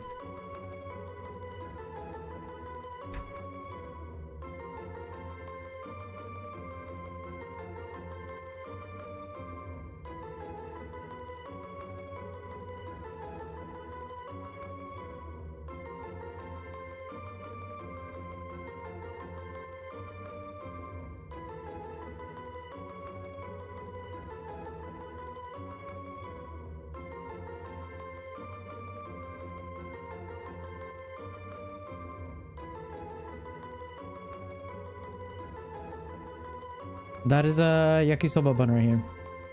It would look like this. That's probably like not the most prettiest picture of it, but oh,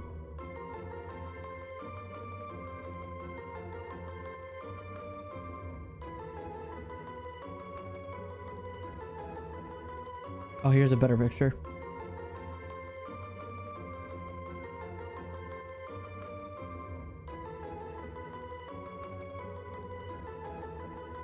Here you go, chat.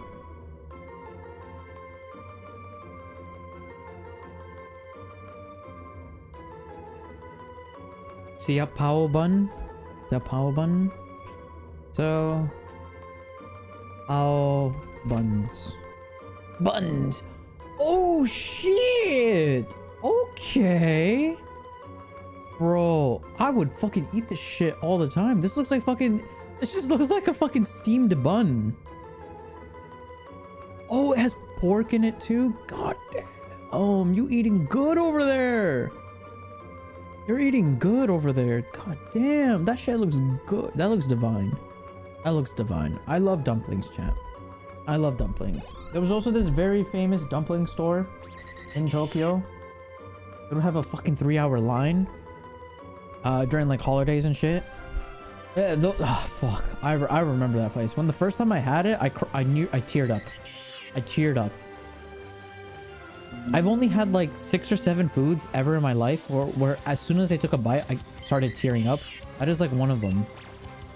Oh, that number will probably go up with time, but there's been this one quesadilla I have had that made me cry. That was so good. I had a fajita one time that was so good. I had ramen that was really good. I had steamed bun or dumplings or whatever you want to call them. That was really good. I had this Chinese food that was really good, and then I also had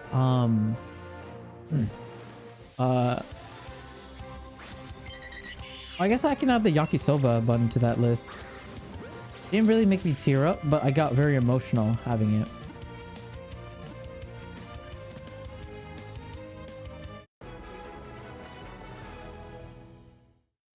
I butchered Xiao Pao. Okay, how do you pronounce it?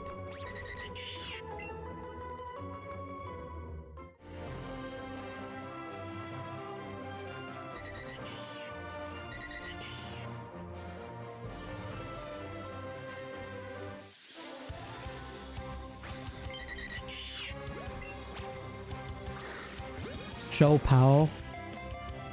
I was close.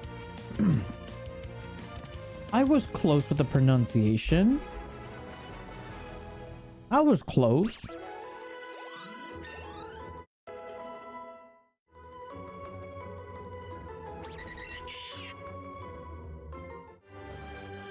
All right, let's look at Tama's messages.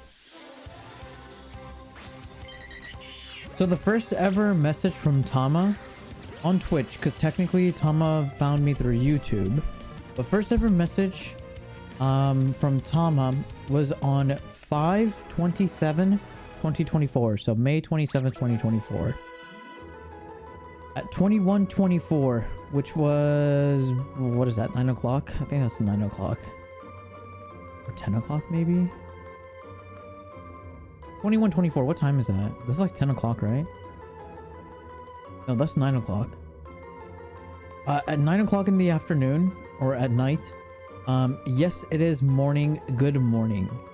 It's also night here. I'm just joking. This reminds me, I haven't logged onto Woowa yet today. My whole house is nocturnal, so it doesn't matter much. Lamau. I'm vibing with the music. Woowa is such a fun game. I like all the elements on it and the mechanics.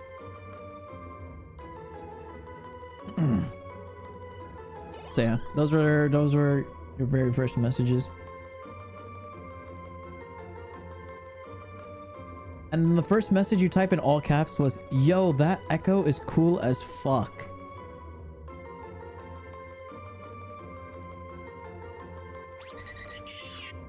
The Woowa days? Oh yeah. The Woowa days. I don't think anyone in my stream plays Woowa anymore. I remember we were all like excited and hyped up a Woowa, and then it just kind of nothing happened afterwards. No, Kyo doesn't. He was talking about it the last time he showed up to stream.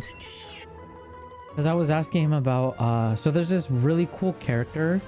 Her name is like Camilla or Camilla in Woowa, and she's like batshit crazy. And I have a thing for characters like that. So I was like, oh damn, low-key, I wouldn't mind re-downloading the game just to get this character and then uninstall it afterwards. But apparently her banner like disappeared, so she's no longer in the game anymore. And I'm like, well, there goes my chance of downloading it and playing it for like maybe like a day or two. So yeah. She's like a crazy character where like she's a good guy. Like she is trying to help the main character out, but she's like really crazy because she tries to kill the main character, but she does it because she likes the main character. So it's like she's just crazy, you know? She's just crazy. And it's kind of interesting because prior to her, there wasn't really that many crazy characters in the game. Like everybody was just like very sweet, or everybody was just very friendly to the main character, and I was like, this is stupid. Why is everyone just so nice to us? We're like, I don't know. I feel like in real life, like you wouldn't, like everyone wouldn't be nice to you. You would run into some assholes. So I didn't like how everyone was like super nice to us. Until we saw her, and then she was like batshit crazy. I was like, okay, there we go. We finally got some character with some emotion, which was nice. And then we met other characters as well that like became cool. Like they were like really cool and whatnot. But yeah, I dropped the game after like a week. I think I played it for like a week, or no, actually that's a lie. Maybe I played it for like 2 weeks. I think we played it for like 2 weeks. I was trying really hard to like make the game work, but like, bro, it was hard. It was hard. Cause like, it's just like any other gacha game, you know? Like it's fun to play casually, but to make content on it, it's like really hard. It's like Genshin. It's like, there's a reason why like Genshin on YouTube just doesn't do well anymore.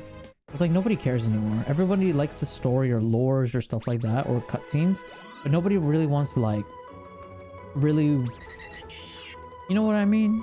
You know what I mean? Wasn't the start of the game originally having Chishiya point at her? Oh my god, you just unlocked a core memory. Yeah, that is right. That is right. The original game was supposed to make all the characters distrust you and like be very violent towards you, but they changed it. because all the people in the or not all the people, but a lot of people in the Chinese community didn't like how mean the waifus were to the main character, because you know people like to self-insert themselves into the main character position, so they wanted the waifus just to fall in love with them like instantly, basically. So they disliked that, and that's why they changed it. It's like the conspiracy story that everybody's saying. I'll catch you later. Take care, Hikili. Thank you for stopping by. Drive safe, drive safe. Alright, I'm gonna eat my what are these called? What are these called in English? I think these are called moon pies. Yeah. It's like a chocolate pie, basically. It's like a red velvet chocolate pie.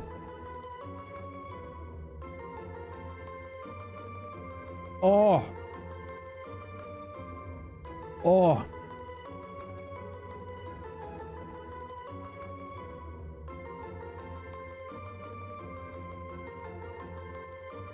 Hmm.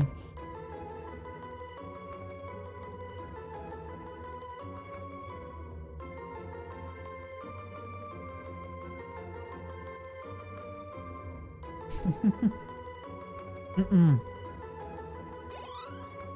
Mm-mm.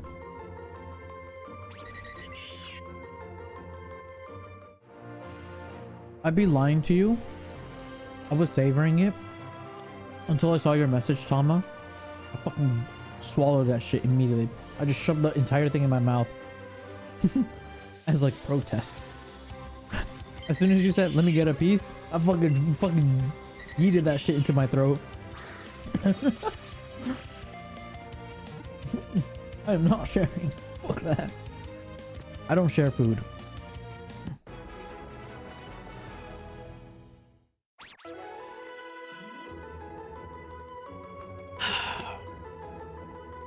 I don't share food.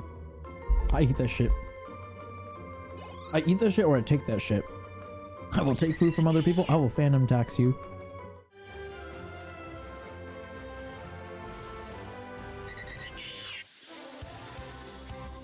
Or in my case, it would be Reiniyal tax. I Rainy tax you.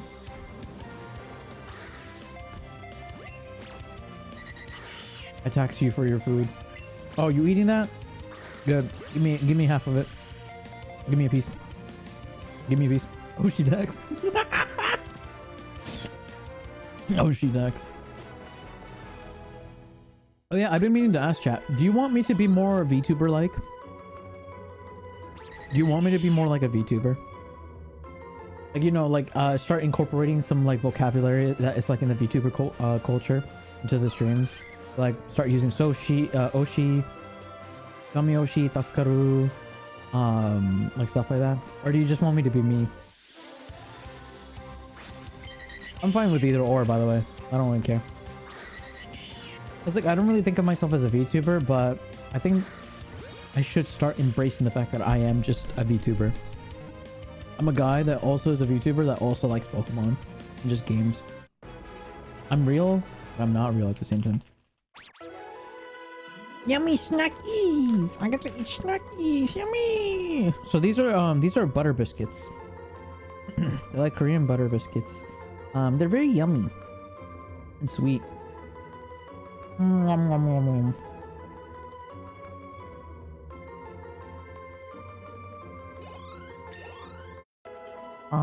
Nom, nom. Oh! Oh!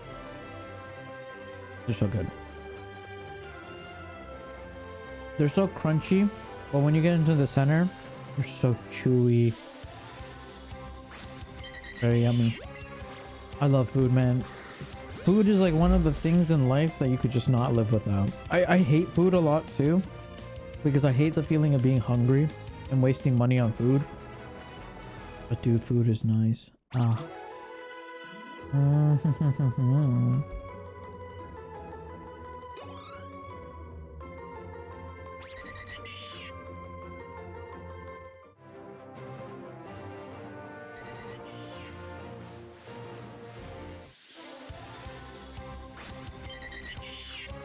Okay. I'll remember that. for the VTuber comment. That's good to know.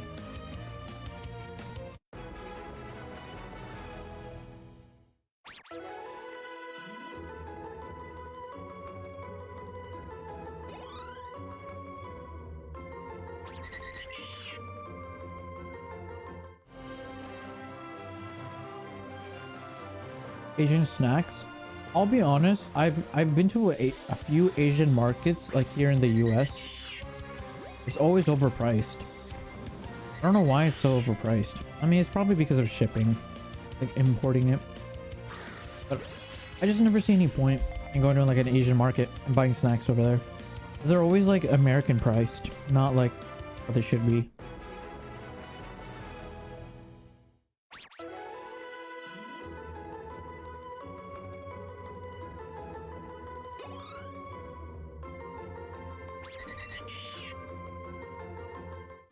Like Pocky.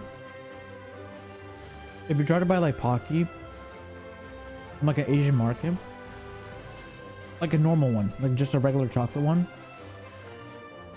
it's always like an extra like $3 or $5. But if you go to like a regular restaurant, or sorry, if you go to a regular grocery store, you'll find Pocky, but just Americanized, and it's so much cheaper. I don't know why.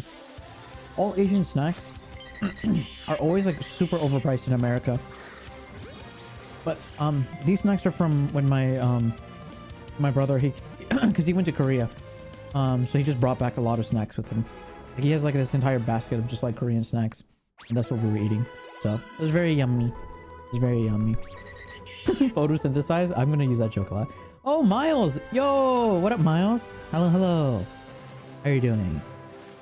Merry post Christmas, or post Boxing Day, or post Happy Holidays if you don't celebrate either Christmas or Boxing Day. Hope you had a good one. Shiny hunting, it's terrible. We've been here for 7 hours and still no shiny Doduo. I'm gonna kill myself in game. But technically we're not over odds just yet. But you know, come on, it's Christmas spirit. The game should give me a lucky Christmas shiny. But yeah, we just finished eating, so I'm like a little ooey, you know. VIP? VIP. Now I think officially every single person who I gave VIP has showed up to chat now. Because it was Mig, Mara, and now Miles. Oh yeah. Asian market I went to, the snacks were no more than $5. Bro, that must be nice. The Asian, well, I guess technically the only times I went to Asian markets was when I was like visiting California, Washington State, Texas, like the expensive states, you know, where like tax is like really high. I guess it makes sense. Never mind.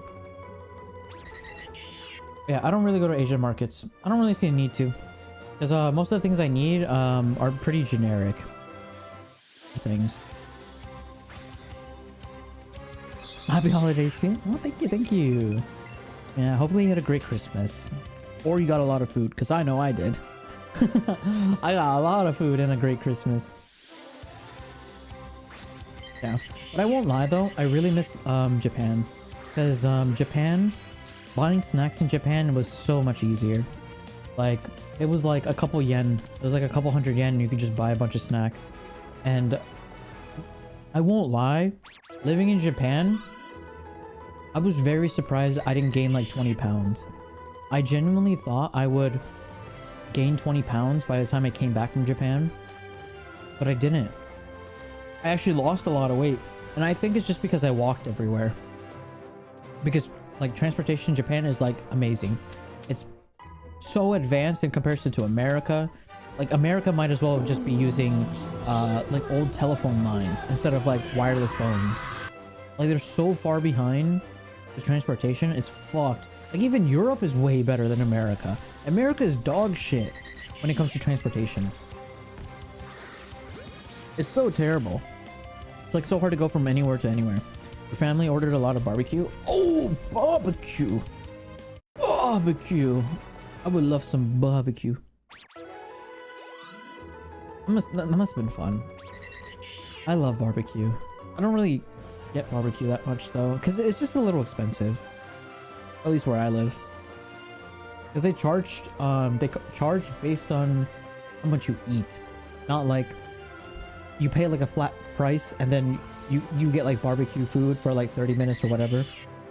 Because I know some places like that. Like Korean barbecue outlets and stuff like that. You just pay a flat fee. And then for like the next hour or 30 minutes or whatever, you just can eat as much as you want. Yeah, you walk a lot in Japan. In Japan, you don't really use transportation. I mean, you could get a car, but it's more convenient just to use transportation. Obviously, if you live in the city, which is where I did live in the city. But in the suburbs, because I had a couple friends who live out in the suburbs, they have cars. They have cars. And honestly, I've sat in a car with them when they drive around Japan, and I don't think I would ever want a car in Japan if I went back to live there, because it's scary. It's very scary because like it's a very small country. Like the roads are very tight, and it's like very narrow. It feels like you're driving in a very claustrophobic tunnel, and you're gonna like scratch your car on like every little thing you try to drive through or drive past, and it's so very annoying. It's so very annoying, and I hate it with a passion. I hate it with a passion. Driving in Japan, it's just not a good experience. I would not recommend it, chat. I mean, you might enjoy driving in Japan. I don't like driving in like tight areas because it stresses me out. I feel like I'm very constricted.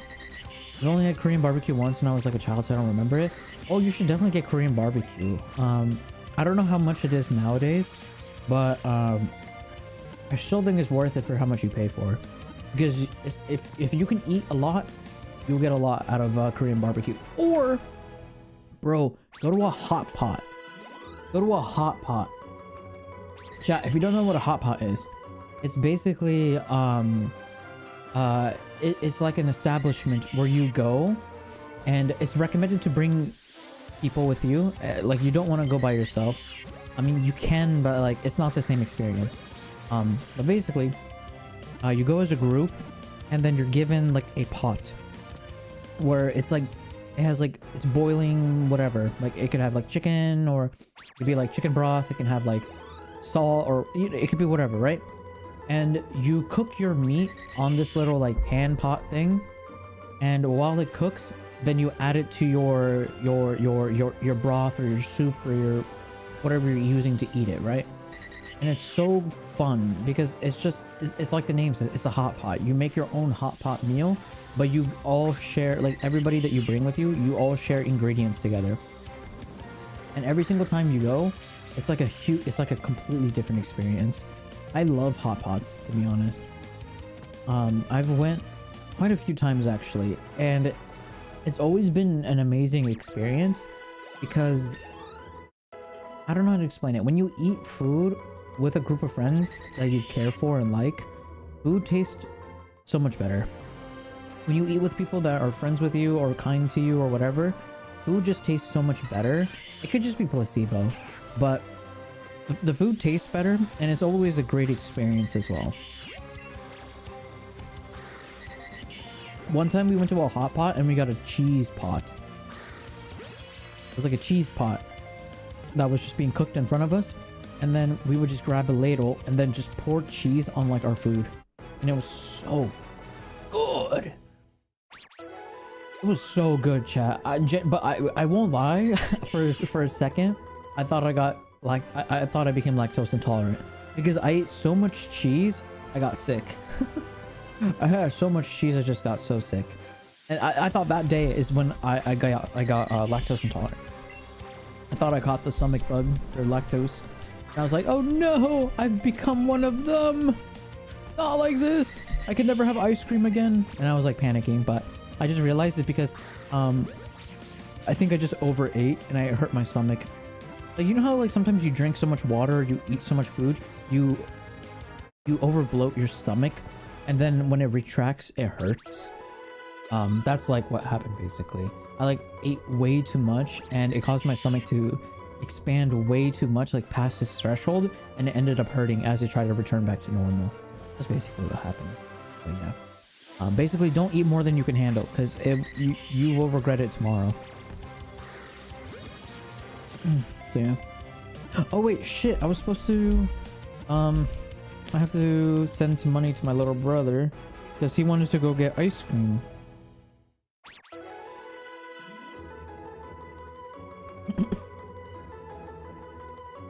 Since he got the Korean snacks for me, I was like, oh, I'll just get you some ice cream.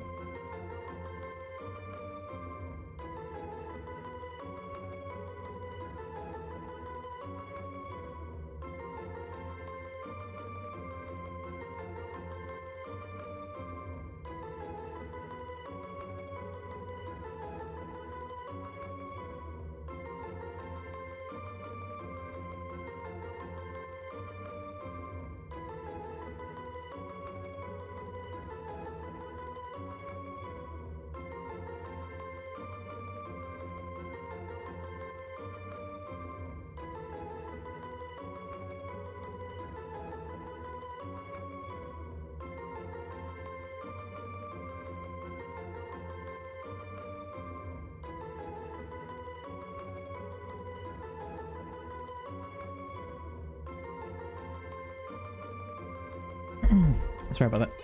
I was just sending a quick text message.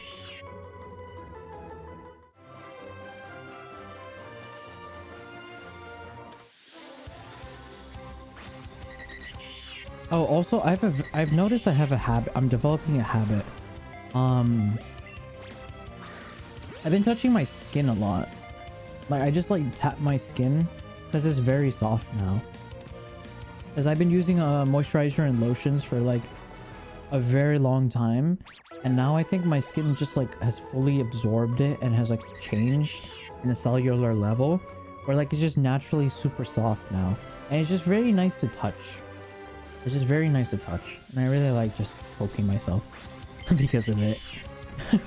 I never thought I would get to the point in my life where like I just enjoyed poking myself.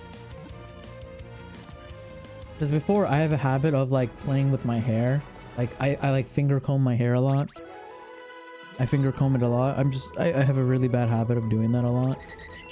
And I've been trying to break that habit, so I've just been tying up my hair or like putting it in a ponytail. Like right now it's just pulled all the way back and just like tied up in like a braided ponytail or whatever.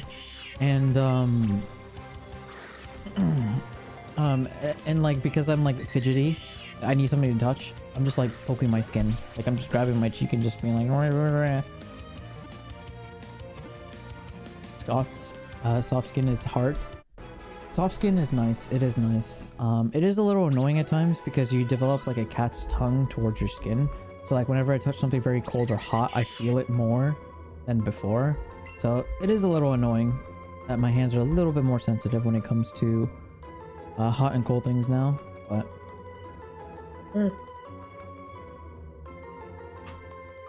what can you do?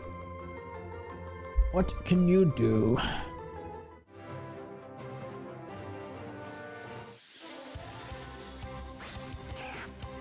Dude, it is so crazy. I can't believe, like, in the beginning of the stream today, I said, oh, it would be great if we could finish this game today. Brother Bill and fucking Christ, Bill Nye the Science Guy. I'm still stuck here. We're still here. You know the worst part? If Hekili gets back home and we're still shiny hunting this Doduo, I'm gonna be depressed. I'm gonna be depressed. I hope that doesn't happen. But it might.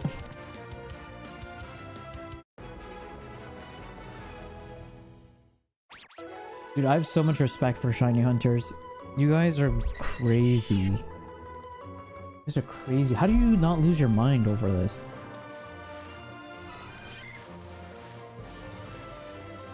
Isn't it like frustrating or infuriating to like spend more than 5 hours doing something and there's like no end in sight?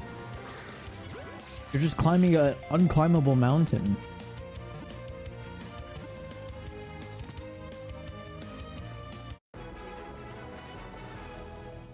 Hmm.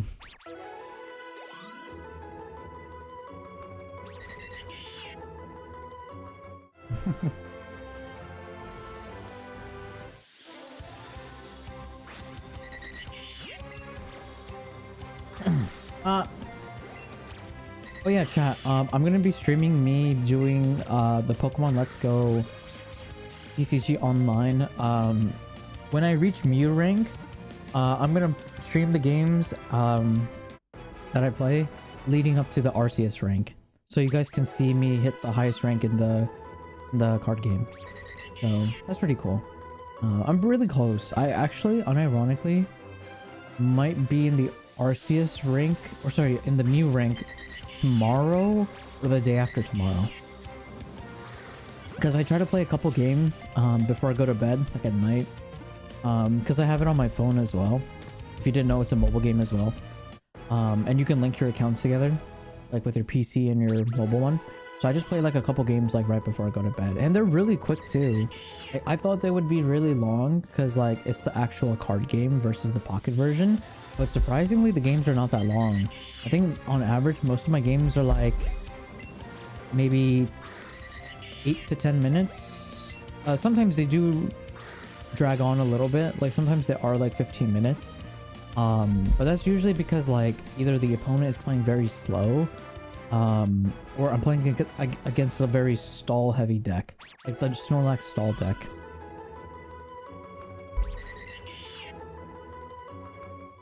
It's been pretty chill for the most part. Ever since I started like getting my groove, or getting a stride. Like I'm starting to understand how like the game works.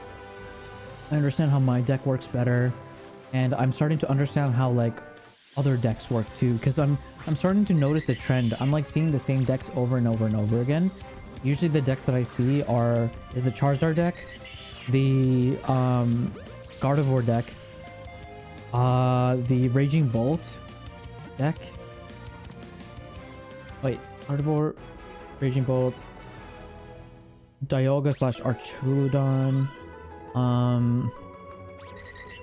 a Cloth deck, a Noctowl deck, and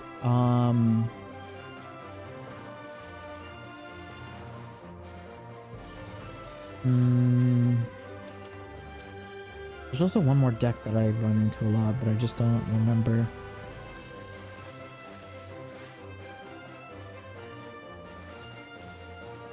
Oh, the Hydreigon deck. There you go.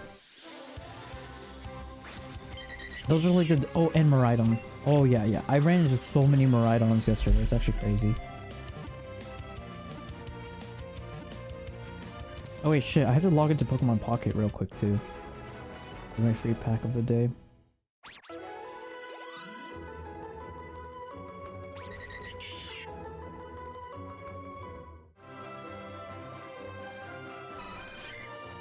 I'm excited to play Pokemon Pocket with you guys tomorrow. It's gonna be the first ever mobile game stream.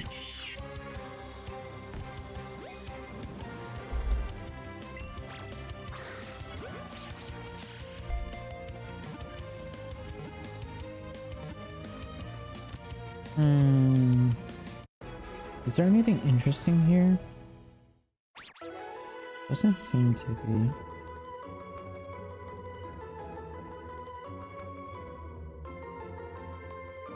Yeah, nothing interesting here. RIP.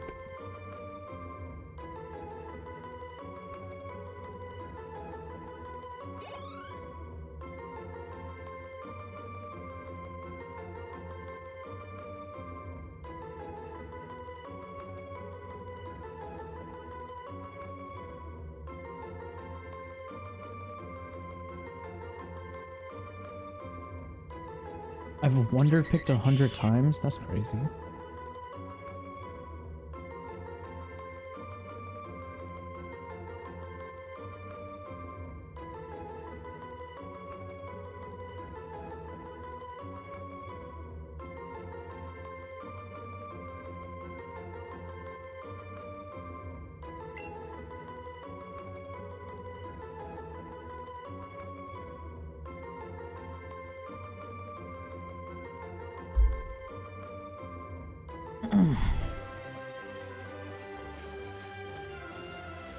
Oh, also, I re-downloaded but Yu-Gi-Oh! Master Duel. I'm working towards completing my first deck there, but it seems like it's gonna take a lot longer for Yu-Gi-Oh! Master Duel. Because apparently there was like a huge meta shift and a lot of cards got banned and a lot of cards got unbanned, and unfortunately my deck that I was using previously, the last time I played Master Duel, a lot of cards got banned in it. So I just lost a bunch of URs for my deck, unfortunately. So that sucks. It means I will have a much harder time playing my deck and using my deck. So I'm probably gonna have to either start over or try to salvage what I can with the cards that I have. Unfortunately.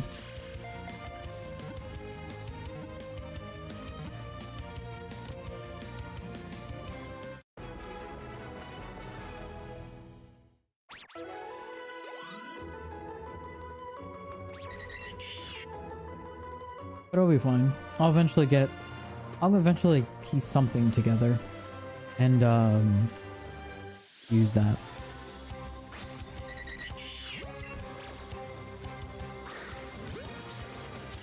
You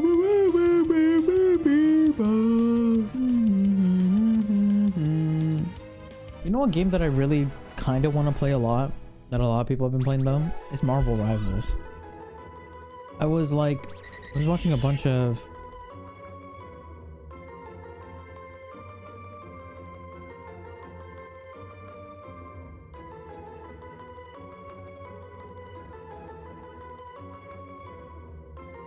Shroud play yesterday, and it looked interesting.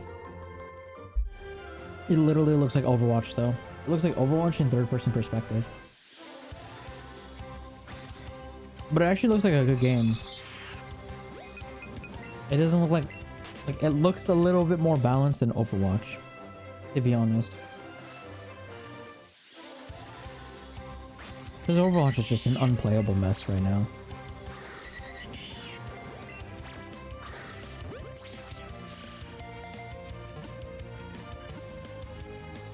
Low-key, I kind of want to make a Ceruledge deck as well in real life. I feel like a Ceruledge deck would be so sick.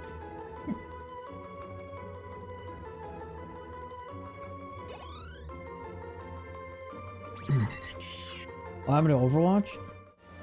It's just a dead game. Like, the developers...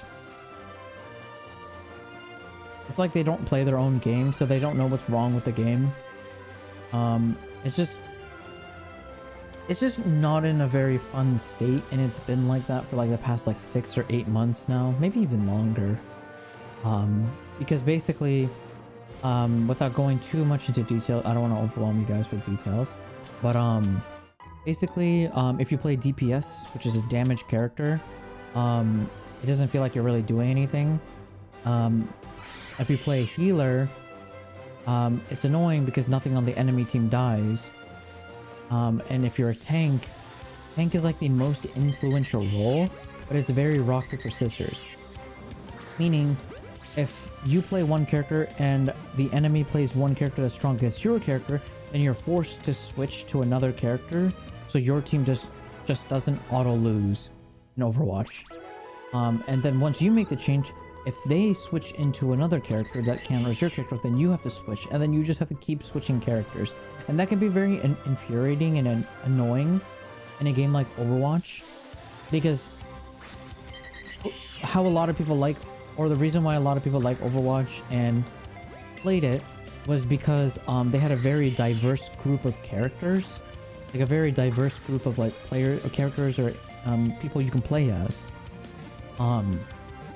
So it's annoying that you select one character and then you just can't play it because another character on the enemy team selected just 100% counters you.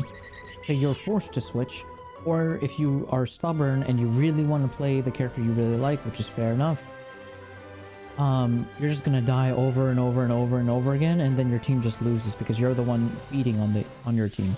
So it's very one-noted or narrow-minded in a sense, and a lot of people just don't like the how the game is structured, where it's 5v5, 1 tank, 2 healers, 2 DPS. Because before, Overwatch used to be 6v6, 2 tanks, 2 DPS, 2 healers, and that would like evenly distribute and balance everything, so all the tanking requirements is not put on one person, it's put on 2 people, because there's a lot of characters that were designed back in Overwatch 1 that are specifically only good at when there's another teammate with them in the same role. But because Overwatch 1 got rid of that, it caused a lot of tanks specifically to like just not be good anymore, because they only really work if they have another tank with them, because that's how they were designed originally to be, because the game was originally designed to be 6 versus 6, not 5 versus 5. See what I mean? So it's because of that, and also all the controversies with Blizzard being like a very bad company that mistreats women and is racist and other bad shitty stuff that you'll probably find very easily if you just Google bad things about Blizzard on Google. So yeah, there's just a lot going on right now, and a lot of people are just fed up or done with Blizzard shit, and they just want to move on from it, and they don't want to really do anything with it. Specifically the Overwatch side, people still love World of Warcraft, and people still like other games like that, but for the Overwatch side, people are just like fed up with it and just moved on. They only like Overwatch because of their porn, that's it. And yeah, the porn industry is what's mostly keeping Overwatch afloat, basically. Yeah. And because Marvel Rivals is literally Overwatch, just third-person perspective with Marvel IP characters, it's doing very well, because the concept of Overwatch is it's a good concept, because it's the TF2 concept. It's a hero versus hero shooter game. That's a really good game. Like, that's a really good concept. A lot of people love it. And at one point, it was oversaturated. But now that Overwatch is a dead game, TF2 is old as shit, and it's only for memes now, and it's filled with hackers. There was no other good hero versus hero shooter. Like, all of them just died, right? Or all of them just got worse. So there was a need, there was a market need. People wanted another good hero shooter, arcade shooter style game. And that's where Marvel Rivals came in. It came in and it fucking popped off like amazing. Oh, also another big thing where Marvel Rivals is like doing so well in comparison to Overwatch. One of the biggest mistakes, in my opinion, that Overwatch made, they locked all their new characters behind a paywall, or unless you played like 100 hours in the season and unlock them in the battle pass, for example, right? In Marvel Rivals, as soon as you download and finish the tutorial of the game, you have every single character unlocked from the start. And that's how Overwatch used to be. Overwatch used to be like that. But they changed it. Why they changed it? Because of money. So yeah, it was very dumb, and it frustrated a lot of people. So that was like the straw that broke the camel's back, basically. And that's why a lot of people who used to play Overwatch or loved Overwatch moved over to Marvel Rivals, and that's why it's succeeding. Also, it's a really big IP, like Miles said, because because it's Marvel. Like, anything Marvel is just gonna succeed, like Marvel Snap, etc. I prefer tech shooters like Valorant and CS:GO. I like Valorant a lot. I still think Valorant's probably my favorite shooter, but I see the appeal of Marvel Rivals because it's like one of those shooting games where like you can turn off your brain and just go play and have fun. In Valorant, you can turn off your brain, but like you still kind of need to think a little. You know what I mean? My raw aim is too shit for hero shooters. So I think I'm the opposite. I think my raw aim is really good. My crosshair placement isn't good. I think like my natural raw aim, like my mouse control, is like really good, which is really interesting because it's usually the opposite for most people. But it's whatever. That's probably why I never really struggled with shooter games. Because like every single shooter game I played, I was always like semi-decent. I wasn't the best, but like I never really like struggled. Like usually the things I struggled with are like crosshair placement or head level, or like if you peek from this angle, they can see you from here. Basically game sense. Like all of that is game sense. Just knowing where you need to put your crosshair or where to position yourself or blah blah blah, or how much you expose yourself. It's all game sense. I struggle with game sense. Mechanics, not so much, but I still can improve my mechanics for sure. You can still 100% improve your mechanics. But yeah, it's just something I wanted to talk about because like I've been seeing a lot of gameplay and clips of Marvel Rivals, and I in the back of my head I'm always like, oh, it'd be really cool if I played it. But I feel like I should just play it off stream, just play for funsies and see if I like it. If I really like it, I can like stream it. Unless I get sponsored by Marvel, then hell yeah. Sponsor stream. Don't play agents like Jet or Neon. I've noticed all the characters that I do play are characters like Jet and Neon in video games. Like I've played Genji, I've played Tracer, I've played Jet, I've played like Neon, I've played like Arena. I play like, you know, I play characters where like they only do well if you get kills. Because I think I think I subconsciously enjoy putting myself against, like putting my back against the wall and being like, I gotta do this or we just lose. You know, like I gotta pop off right now or we're just gonna end up losing. I think I like putting myself in situations like that where like I'm at a disadvantage and I can only get out of it if I mechanically do well. And I think I just did that over and over and over again to the point where that became my playstyle. You just played Reina for simplicity? Oh, that's true, that's true. I do like Reina for simplicity as well. I just also sometimes feel like Reina can't do much as well. But then again, I haven't played, I'll be honest, I have not played Valorant in such a very fucking long time. A part of me still wants to play it, but at the same time, it's just tough because you have to dedicate a lot of your time to playing it. That's the only thing I struggle with. Being able to balance like my time efficiently. Because like I want to play Valorant and grind Valorant, but my Valorant videos are not going to do that well on YouTube.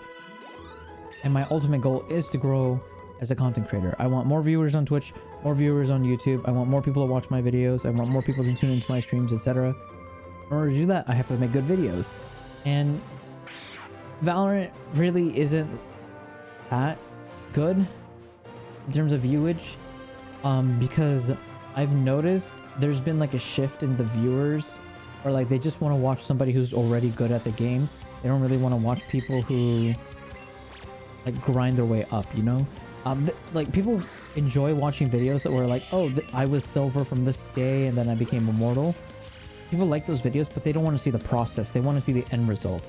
And that's where it gets a little, you know, it becomes very crossroady, where it's like, you know what I mean? People want to see the end. They don't want to see the journey to it. But I feel like other games that you play, people want to see the journey. Like for example, Pokemon. When I uploaded these Pokemon videos, it was so crazy because a lot of people were like, I enjoyed seeing you do this, or seeing this very small part of the video that I thought was very mundane or boring, but people loved it because they just enjoyed the journey. They didn't really care about the destination. But Valorant is the opposite. They care about the destination, not the journey. So it's very interesting. And I actually really appreciate the YouTube, or the Pokemon YouTube community for that reason. Because it makes me feel like the more effort I put into the storytelling or how I structure the videos, the more rewarding, or the more rewarded I will get, because people want to see that, versus other games where they just want to see the end, which is interesting.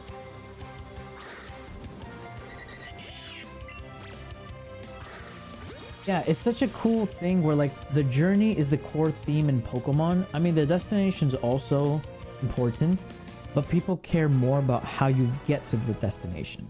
It's more like if you say in the beginning of the video, this is the destination, but then you go into the video and show the entire journey leading up to the destination, it feels like more people enjoy that than the other way around, where it's like just the journey or just the destination. And yeah, you know, it's interesting. It's like people care about the story. Yeah, it's very heavily reflected in the community for sure. Also, I've been really getting into card games again.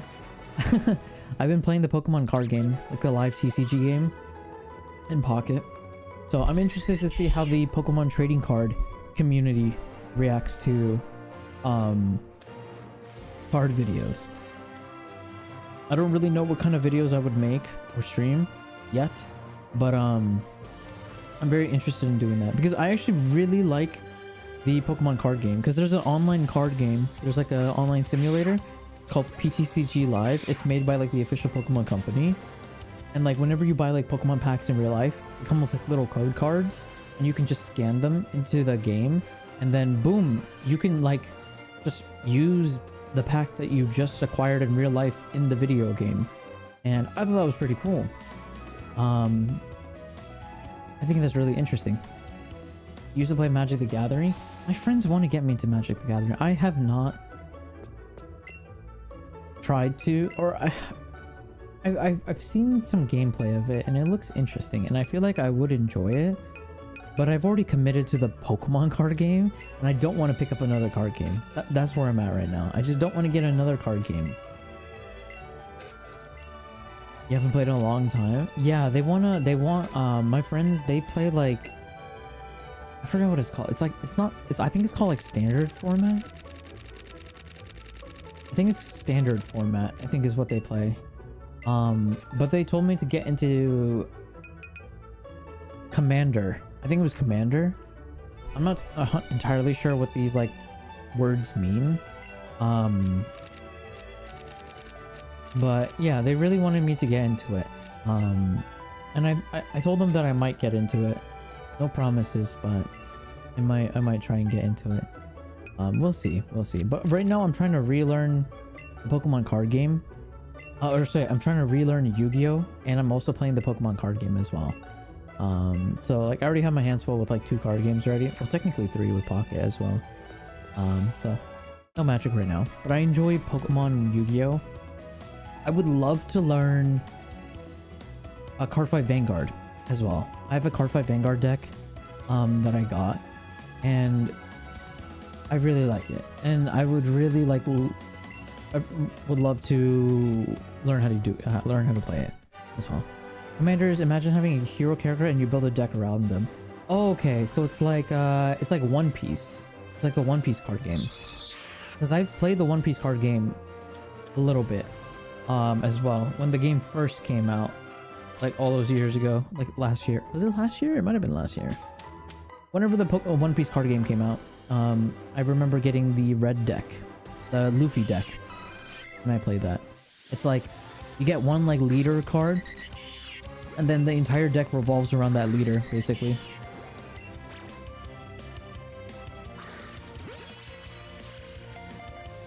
I'm surprised you don't play the Pokemon card game, Miles, because I remember you mentioning that you play Pokemon. Was it Nuzlocking? I think it was Nuzlocking. So I thought like you were like hardcore into Pokemon. So I thought, oh, maybe you play like everything. That's interesting. Magic. I know there's a Magic client. There's like a digital thing. You just Nuzlocke. So are you like super knowledgeable about like how attacks and moves and shit work? Like if I told you somebody used knockoff and tailwind on me, would you like know what that means? Or is that just gibberish to you like it is to me? Amara! Thank you for the 1, 2, 3. 1, 2, 3 biddies. 1, 2, 3. I see you, pee. I don't know why I just said that. Also, I was talking about how tomorrow we're gonna be playing Pokemon Pocket. So everybody who was planning to play Pokemon Pocket or has been playing it, we're gonna be playing it tomorrow, and I'm gonna be figuring out. We're gonna be doing some viewer battles as well. I'm gonna be battling some of you guys in Pokemon Pocket to get your asses beat, or get your asses ready to be beaten. Because I got a fucking strong-ass Charizard deck and I am not afraid to use it.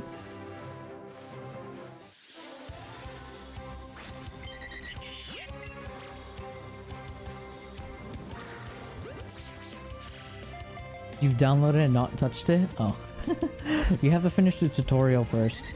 There's like a mini tutorial and it tells you to like... Actually, it's a pretty long tutorial now that I think about it. So I would recommend maybe doing it if you plan to do some... If you plan to join the viewer battles tomorrow. I know what that means. Okay, so you know competitive. Because I've played competitive Pokemon for the first time 3 days ago. Because my most recent YouTube video, basically the synopsis of the YouTube video was, I pick 6 of my favorite Pokemon, I shiny hunt for them, and then I craft the most competitive team I possibly can with those 6 Pokemon. So I ended up crafting like a speed boost Blaziken holding a life orb, that knows like Flare Blitz. I made like a Greninja with protein. I got a Finizen with Eviolite. I got, I just made like a competitive team. I didn't know what I was doing, but damn was it fucking fun. It was fun. But then I ended up, so there was this one viewer that rated me, and apparently he is a competitive player, and he goes to like regionals, and he, apparently, according to my chat at the time, he used like one of the best, most meta team comp Pokemons. He used like a Tornadus, I think Reshiram, Incineroar, Ogerpon,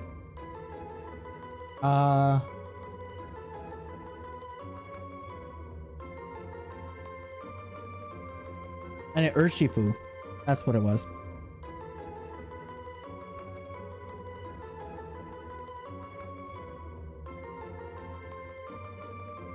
Sorry, 1 second, chat. My shit just... There we go. Sorry, I just dropped something. Not much though? Okay, okay. We should play sometime. Would you be down for, what is it called? A Soul Link. A Soul Link.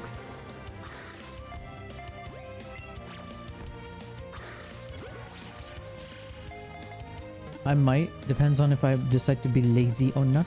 Fair enough. Fair enough. That is honestly a mood. And if I was in your position, I would choose the lazy option. I'm just saying, if the lazy option is always a viable option, I am going for that. I always choose the lazy option, chat.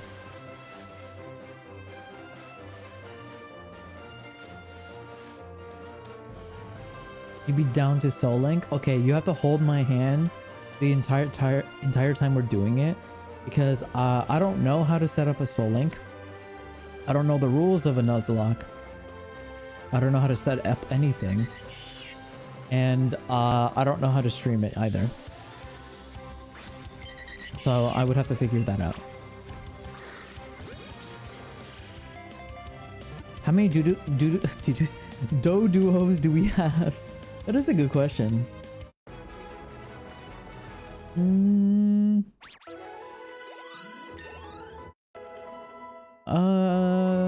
What are we at? What are we at right now? 321. So we're over odds right now. Just add me on Discord. How do I add people on Discord? How do I do that? Wait. Would it be easier if you added me on Discord maybe? Because my name is just Reiniyal. It's literally just Reiniyal. I got the OG Reiniyal name on Discord. Would that be easier? If not, I can try and figure it out. I'm a boomer. I'm sorry. I don't really know how to add people on Discord. I don't know how to work Discord like that, unfortunately. I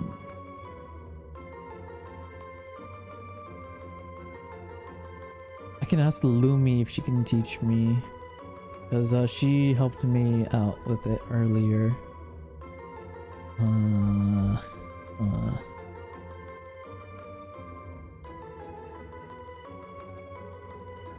It's just Reiniyal. It says my username is just Reiniyal. Or like my display username, whatever it's called. It's just Reiniyal.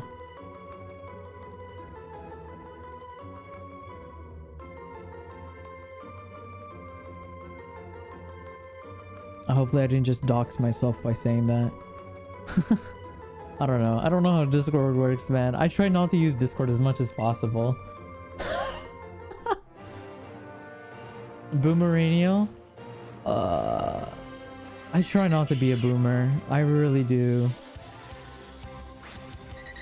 Cause like, most of my friends and me, we just use WhatsApp. We just use WhatsApp.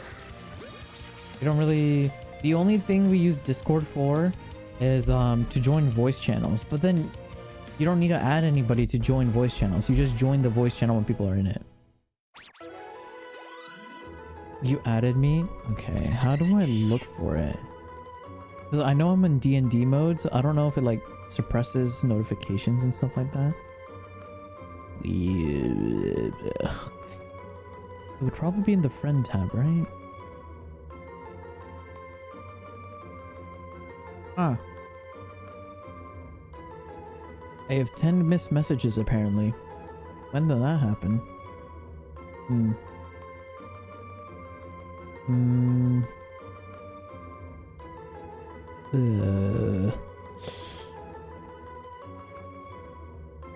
Oh, you're supposed to, I see. Oh, so it auto blocks everything unless I manually approve each and oh, that's a neat feature. Oh, so that's why I never received notifications, because it's just been auto blocking people. That's cool. Good job, Discord. Okay, yeah, I found you. Yeah, you were in the auto blocked section.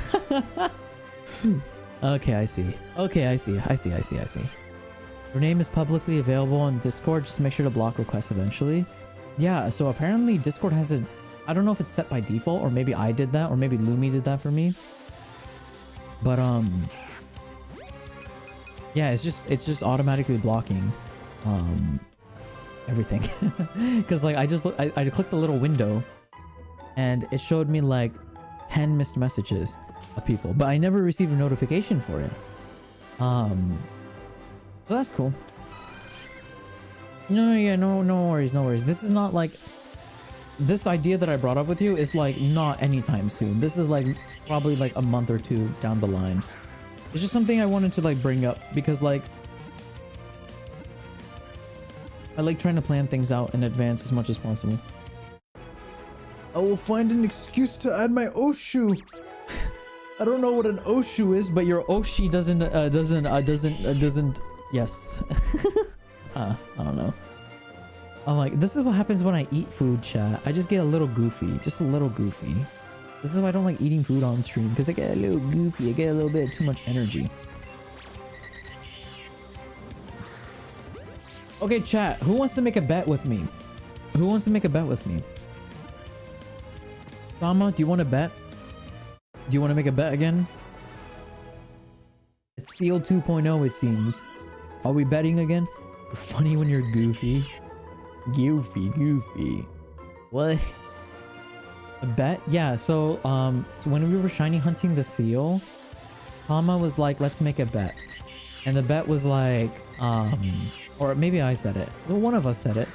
The bet was like, you have to guess when I will get the shiny, or if it comes earlier.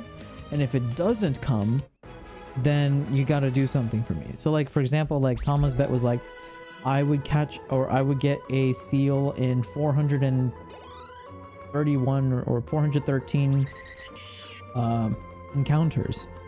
And if it was more than 413 encounters, then they would have to ask 3 of their IRL friends, or 3 other friends, it doesn't have to be IRL, but 3 of their friends to watch one of my most recent YouTube video from start to finish. So that was like the bet. So yeah, and then of course, if I lost the bet, then I would have to give him a high five. I feel like I ended up giving a high five anyway, but you know, yeah. So it would be something like that, along those lines. So if you guys want to come to your own terms of service for the bet, feel free feel free to come up with one, because I don't really have any ideas. I mean, my bet would just probably be the same thing that I did last time, which is have 3 people watch my videos from start to finish, like my most recent video from start to finish, which is like a 16-minute video, which isn't too bad. That's like 1 lunch break. Oh yeah, that's true, that's true. It was something like that. It was something like that. Yeah, see, I can't remember exactly what I said, but it was like that, yeah. You could have the high five anyways. Yeah, and you got the Togepi high five.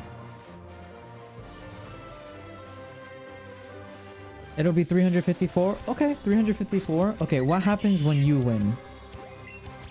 What do you get out of it?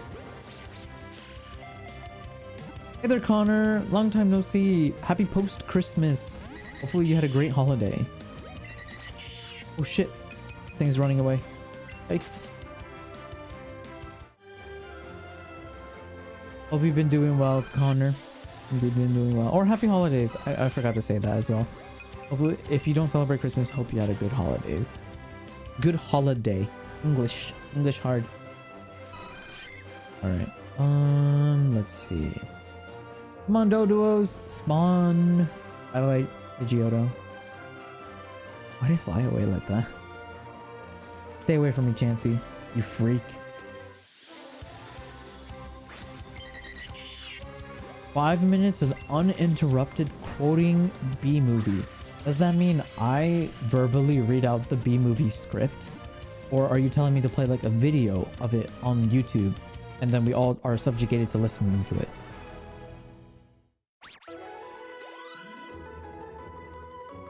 I did, and you too. I got Legends Arceus nonstop. Okay.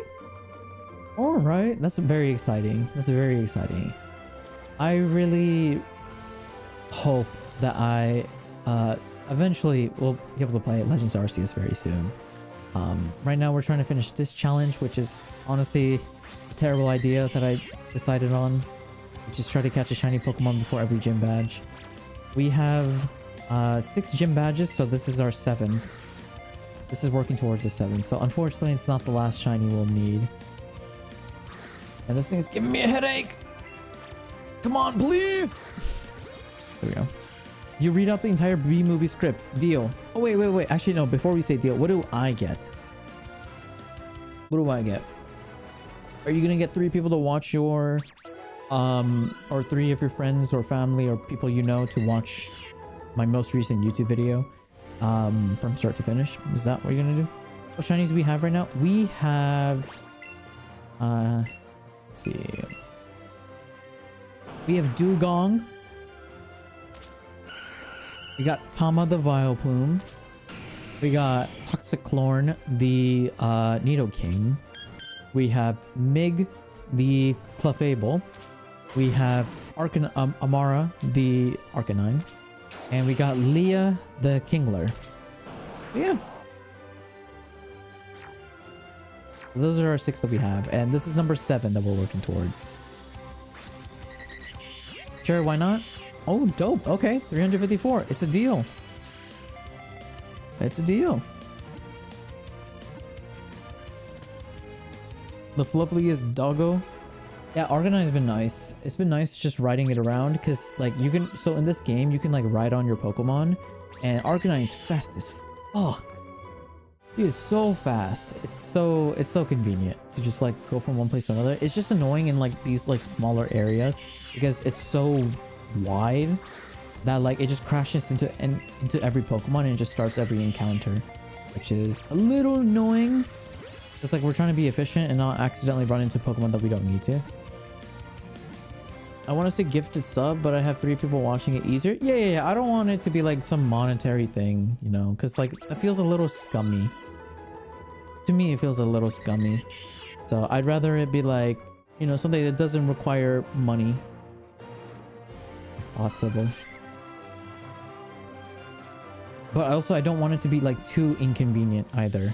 Like, I don't want it to be like you gotta sit through like 5 hours of videos and stuff like that. Like, no, like at least one video, you know.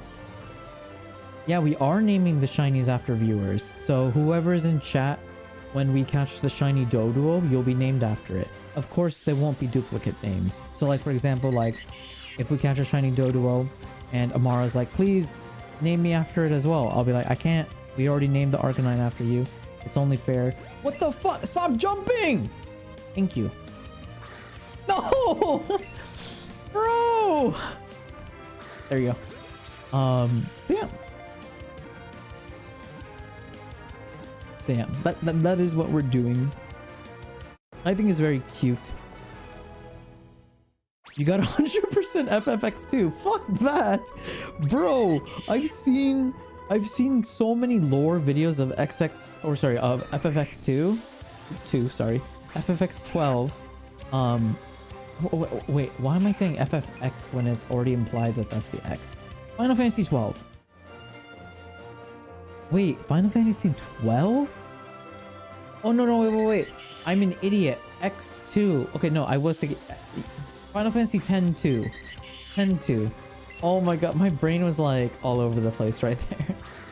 I've seen what I wanted to say was I've seen so many lore videos of Final Fantasy 12 or Final Fantasy 10-2. Jesus Christ, I keep saying 12. I've seen so many lore videos of and recap videos of 10-2 just because I didn't want to play the game.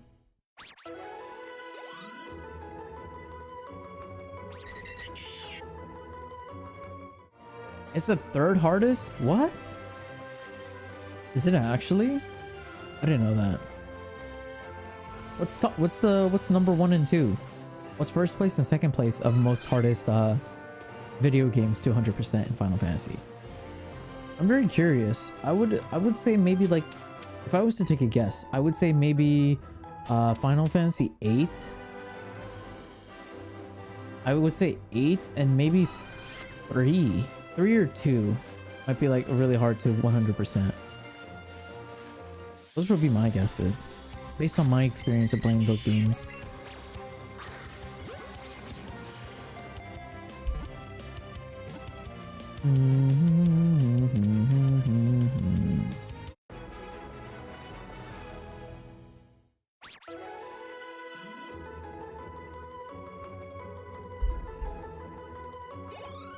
It's the second toughest super boss in the game. Yeah, I remember you saying that before. I might watch it. Honestly, I might unironically watch a YouTube video about it. Because I've been watching a lot of lore videos, to be honest. I've been recently watching like Elden Ring lore videos. The most recent one I just finished was the Midra lore. I don't know if you guys remember from the DLC, but it's that guy that looks like a monk with his head like cut off and then it becomes a sun. That guy. I was watching a lore video about him. Final Fantasy 4 had insanely low drop rates, 100% was insanely tough. Oh, that is right. That is right. It did have really terrible drop rates. I enjoyed Final Fantasy 4 though. I have it. I had like the remastered version of it, and I enjoyed it a lot. You love Elden Ring? Bro, I've been watching a lot of challenge run videos on Elden Ring. There was this one recent one I watched like very recently. Like I watched this like maybe 3 or 4 days ago. It was like, can I beat Elden Ring and refund it on Steam? Like, and this guy, I think his name was Little Aggie on YouTube. He beat the entire game of Elden Ring, both the DLC and the main game. Like he beat Consort Radahn and the Elder Beast and the Radahn in 2 hours. He beat it in 2 fucking hours with like 5 seconds or 3 seconds to spare. It was like the craziest shit I've ever seen in my life.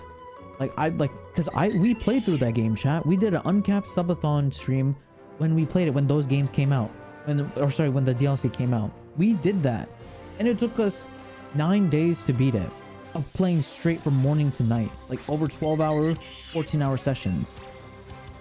But this motherfucker just beat it in 2 hours and could refund it.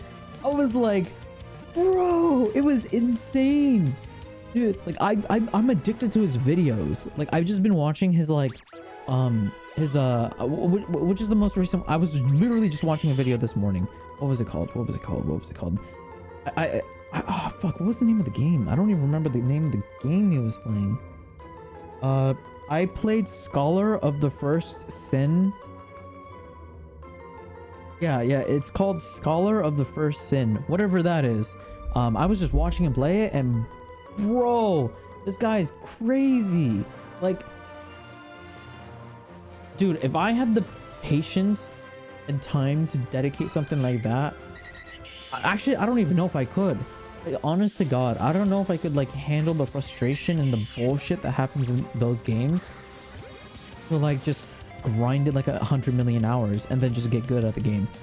Like, it's crazy. Like, I'm already struggling with shiny hunting. I'm mentally booming because of shiny hunts. So I don't know about Elden Ring, man. It's crazy. It's awesome.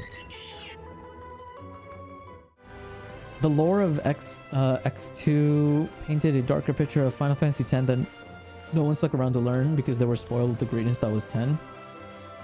Can you blame them? 10 was amazing. But yeah, I would have to watch the 10 to lore video again, because I'll be real with you, I have not seen the recap lore video of it in a very, very long time.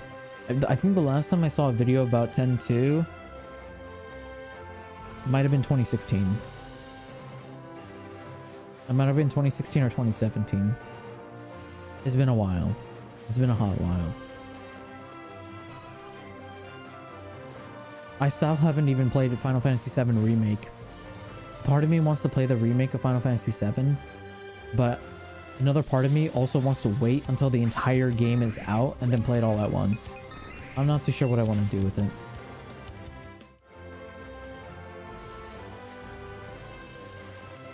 But yeah, I've been watching a lot of his videos, and it really is making me want to get back into Elden Ring. Like, I'm getting the itch again, chat. Like, I have that itch. Like, oh shit, I kind of want to do this.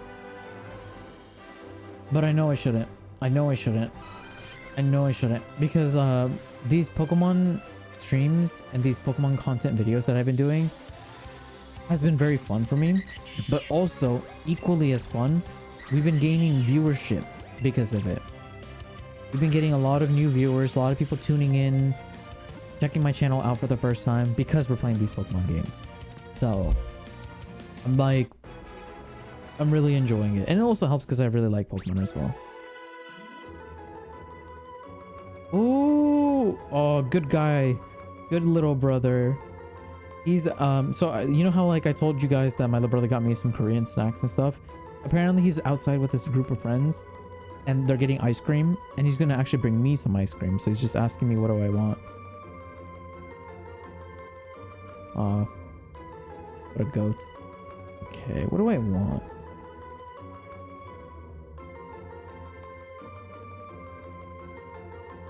I think I want something peanut butter flavored, so let's get this.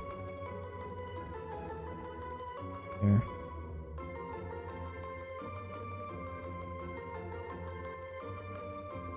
Send it to him. Here you go. Could you get this for me? Appreciate it.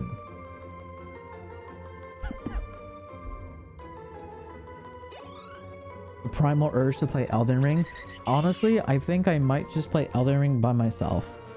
I might just play it off stream and save you guys the mental turmoil that you'll see with me just like being annoyed. And just play it off stream and just for fun. I think I will play Elden Ring again from start to finish, closer to when Elden Ring Night Reign is coming out. When Elden Ring Night Reign is like 1 month before Elden Ring Night Reign comes out, I'll probably just play Elden Ring all again, like straight from the very beginning, like from scratch, like a new game file. And we'll just play it all over again. Everyone's favorite ice cream flavor, go. I don't have one because I like all the flavors except pistachio.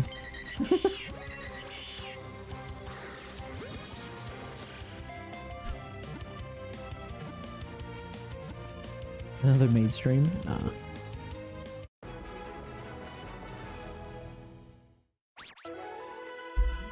Oh, fun fact, chat. I actually went ahead and deleted all the Elden Ring footage that I had saved on my computer, because it was 1 terabyte worth of space storage, and I've been holding on to it for such a long fucking time. But then I was like who I was as a streamer back then is so different from who I am now that I was like, there's no point in me keeping it because like I can't really make it into a good YouTube video. I really tried to make it into a good YouTube video, but like the audio was so shit. There was so many visual glitches on it. The file kind of got corrupted a bit at times. Most of it were rips from the actual stream, so they were not even in good quality. Most of the quality was stuck in 720p. Like there was just so many problems and issues with it that I was just like, bro, it's not worth it. Like it's such a great iconic moment in my like career, but like it's just not worth it. It's like it's causing me way too much headache. I've been sitting on it for like over 6 months now. I just have to give up on it. But I did keep the YouTube shorts. All the YouTube shorts we made of it are still available. So like you'll still see moments of like every single because I've clipped every single moment when we killed every single boss in that game. So all of that is saved. So at least the memories of me slaying the bosses and beating the game are saved. So that's one of the good things about it. But yeah, that was back in like when I first started streaming, you know, chat, because like we just had so many more issues back then. I didn't realize how many issues we had, technical issues we had back then in comparison to now. Wouldn't a terabyte of hard drive memory be worth the memories? Not at all, because it's been causing a lot of issues because I just run out of space so often, and I just have to keep moving things over to a cloud save file, but there's only so much space on a cloud save file you can get for free, and that's why editing videos have been like headaches for me, and why it takes me like 2 weeks to edit, because it's just constantly me moving terabytes worth of footage from one place to another just so I can finish this edit, because I have literally no space on my computer. So I was like, fuck it, we'll just get rid of it. I'll get like a external hard drive and load it there. I didn't have an external hard drive, that's why. And I didn't want to buy one because I was too lazy. I mean, I did say it earlier, if lazy is one of the options, I will probably most likely choose it.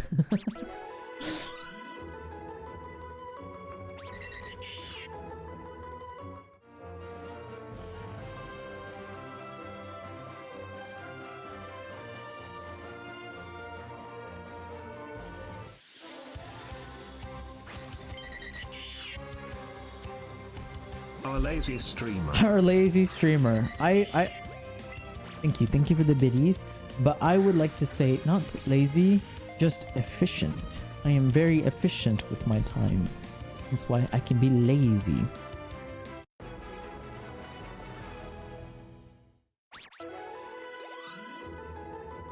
Bum bum bum bum bum bum bum bum bum bum bum bum bum bum bum. Sure. You guys don't believe me.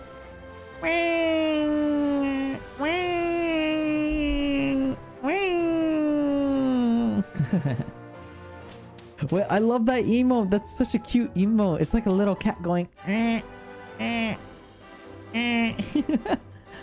it's a little cat. That's cute. What is that emote? Oh, that's just huh. As a lazy person, you're lazy? What the fuck? What? That's mean. Why can't two lazy people be just... Why can't we just... It's like... You know that one meme where it's like... One guy laying on a beach and another guy sits next to him and be like... What you doing here? Nothing. What about you? Nothing. That's cool. You know that? I thought we had a moment like that, chat. No, you guys are the fucking Joker, apparently. Ooh, lazy stream. Okay. Wow. Wow. The cry of entitlement. What the fuck? Bro.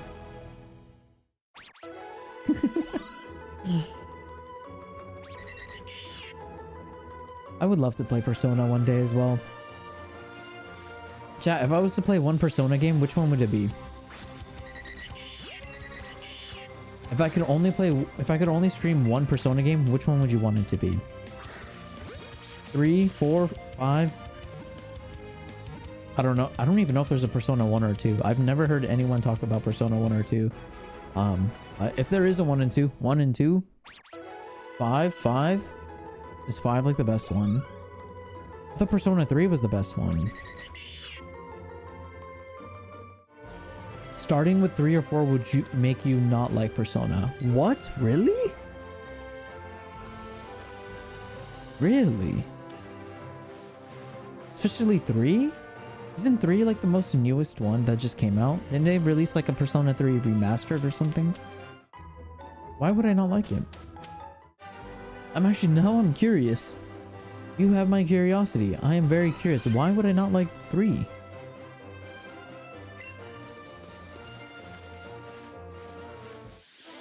Legendary at the time, but 5 fixed everything. The 3 remake is pretty good. Okay, I've only heard compliments. So, but why wouldn't I enjoy number 3 then? Is the third remake better than 5, or is 5 just god tier in the Persona universe?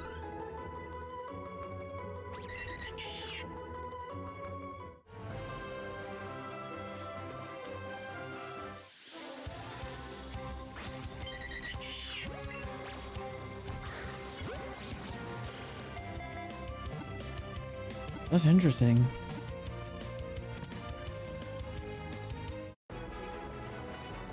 Persona 5 shattered expectations for the Persona franchise. Shattered in a good way or a bad way?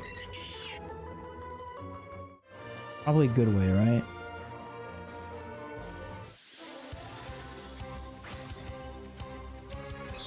Like, did it approach like Final Fantasy standards, where it's like it's such a good franchise and such a good game, and now every game afterwards has to be better than the last one, and if it isn't, people are gonna cry and bitch about it.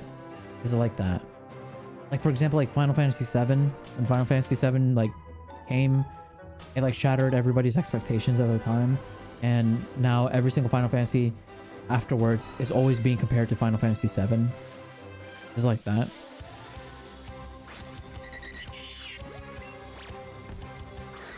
Oh, okay, so it's literally like that. Oh, I see. So what would be Final Fantasy 6 in the Persona franchise? What would be the equivalent of Final Fantasy 6 for the Persona franchise? Because if Final Fantasy 7 is Persona 5, what would be Persona 6? Because Persona 6 was Final Fantasy 6 was amazing. I really liked Final Fantasy 6. What would be the equivalent of Final Fantasy 6 but for the Persona series? Would that be Persona 4? Would that be Persona 3?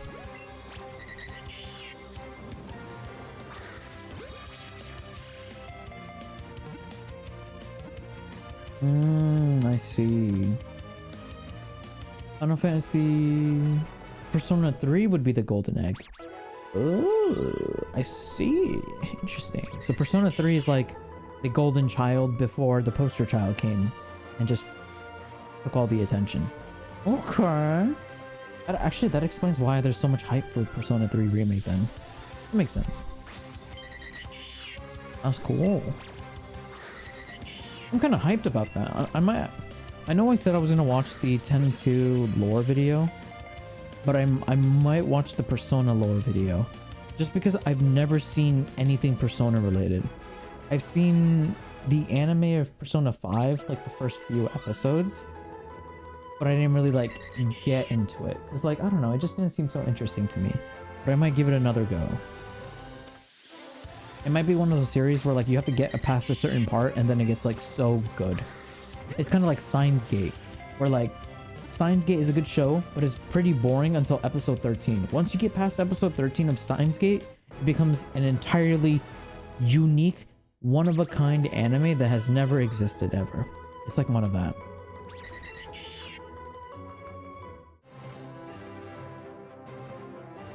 Just wait until you play it. Bro, like, I'll be real with you. We have like over 200 games backlogged on Steam. I have like 200 games I haven't touched, and there are still more games that are coming out in the future that I want to get. I would literally have to be a full-time variety streamer that averages 1,000 viewers, and I can just stream whatever game I want, and I have YouTube editors constantly editing my videos for me. That's how much free time I would need for us to finally get to 10-2, I imagine. Because like, I don't know, man. That's a lot of time you're gonna need. I'm gonna need like a whole ass team behind me. That will happen one day. Okay, you know what? Respect that. I respect that. You just confidently just stated that. You just said that like it was fact. I respect that. Okay, I'll make it happen. Oh wait, 358. Amara, you lost the bet. You lost the bet. You lost the bet. Ha ha. Ha ha. Ha ha. There you go. That's my Bart Simpson impression. Because I think you said 354, right? Tama, can you confirm? Was it 354? Is that what we said? Tama's the adjudicator. Yes. Okay, nice. All right, use your gavel. Use your gavel. Court is now adjourned. Court is adjourned.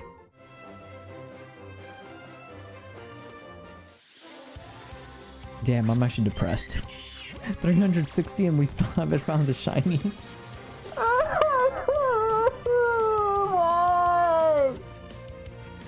Okay, I'm fine.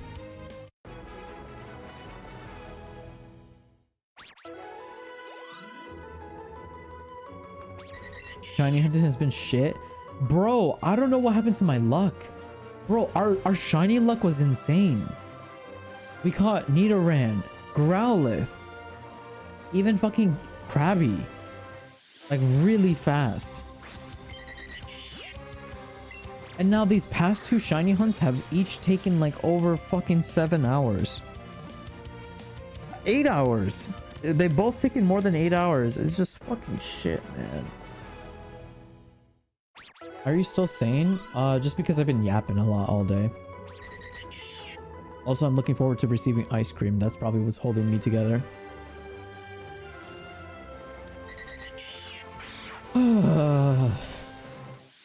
You know the crazy part is our shiny luck in Scarlet and Violet is like absurd.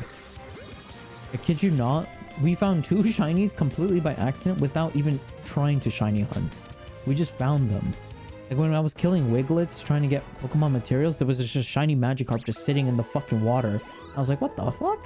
And then when we were killing Scraggies, because we needed Scrafty's materials for close combat, there was one Pokemon that I couldn't kill for some reason. And I was like, why the fuck can I not kill this one specific Pokemon? So I went to go interact with it, and it was a fucking shiny. It was just a shiny Scrafty.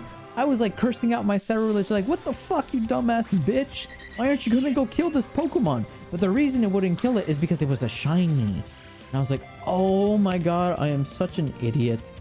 That's why. That's right. Because your Pokemon will not kill Pokemon that are shiny. That's why I wouldn't kill it. And I just couldn't figure that out at the time, so. But we caught both this Magikarp and Scrafty, and it was just nice. Yeah. Yeah, it's like bursts, it seems. Or a drought, however you want to see it. Or however you want to phrase it. Oh, that was literally a frame too early. Ice cream heals all. Ice cream does heal. It does heal. I look forward to my ice cream.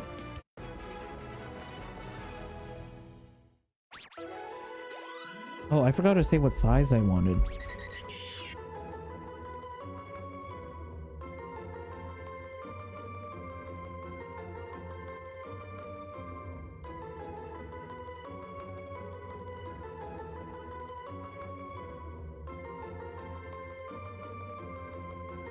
I think his phone died because my messages are not sending to him. Oh no, there we go.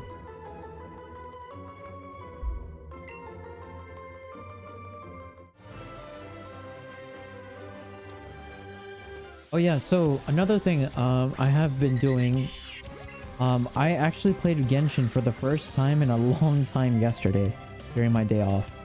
I did all the events that I missed that were ending very soon. It was like, I think it was like the, what was it? Oh, the War Dance. I did that. I did the I forgot what they're called. I just did a bunch of events. I just did all the events that I was missing. It took a long fucking time and it was boring as shit, but we did it. I also I explored Natlin quite a lot. We got up to 60% completed of Natlin because there's another event currently going on where it's like if you get 80% of Natlin explored, you get 100 Primo Gems, and that's what I was trying to do. But it's been, when I got to 63%, I was like, fuck this shit. This is too much. It's taking too long, and I was getting a little burnt out and exhausted, and I don't know. It's crazy because back in 2020, I loved Genshin a lot. I really enjoyed it. It was fun to explore the world. I had a great time doing everything. Even like back then, I wished for so much more content. But nowadays, like 4 or 5 years later, I'm like really tired or burnt out of everything. I feel like I've been playing the game like it's a job or a chore for so long that I just don't care anymore as much. I just like doing the Archon quests and some of the side quests. They're pretty interesting.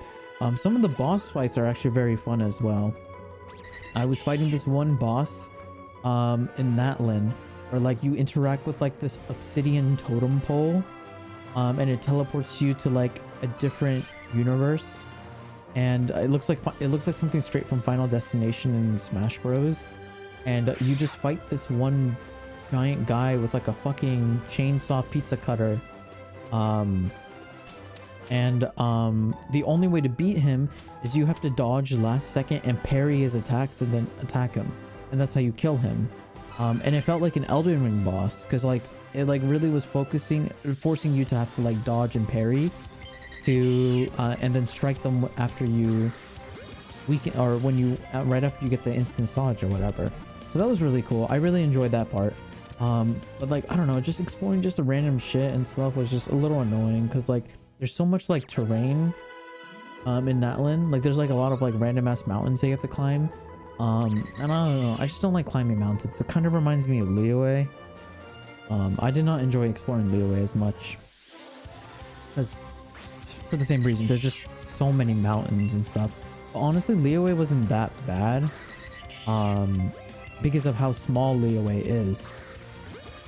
Natlin is huge. Natlin is big. It's way bigger than Liyue, which makes it more painful.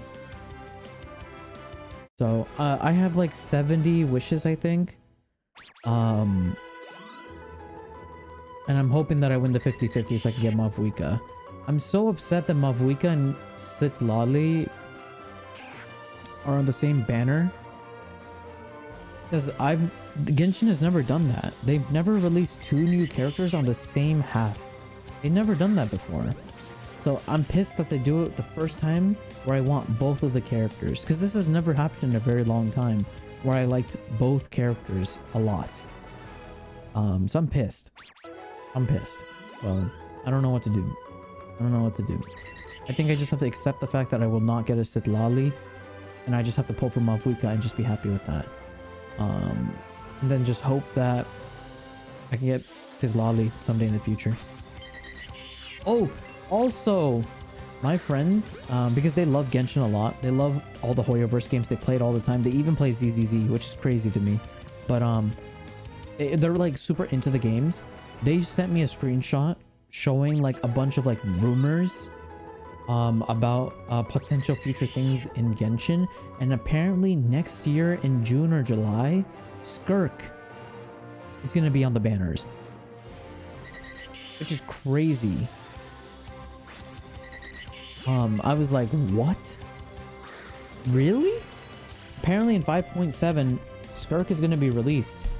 And if that's true, you best know after this Mavwika banner, I am saving every little fucking thing I can for Skirk. All the fucking money is going straight to Skirk. Apparently she's like a cryo sword character, which is interesting because it reminds me of Jingliu. from Star Rail.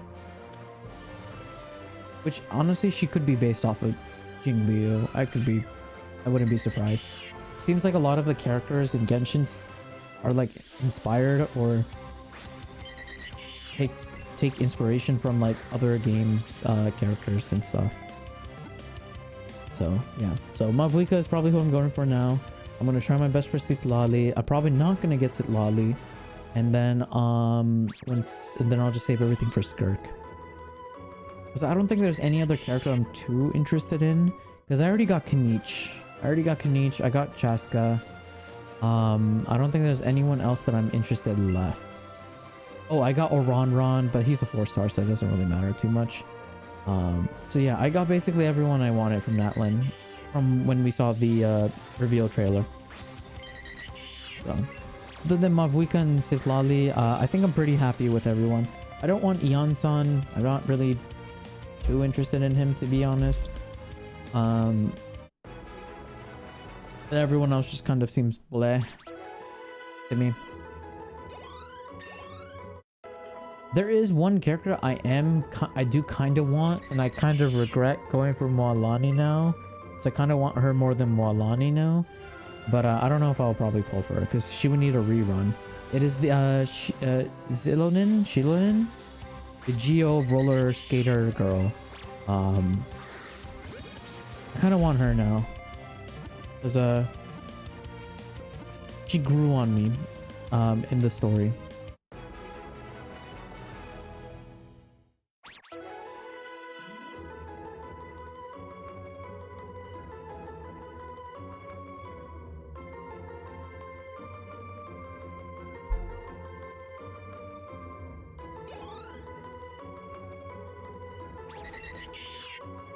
$375. Woo! Day 375. 375. Day 376. 376. Give it up for day 400. Day 400. I wonder if anybody gets that reference. That might be an old episode of SpongeBob. I have her and I still haven't built her. She's just kind of sitting there with Kanich. Zilonin?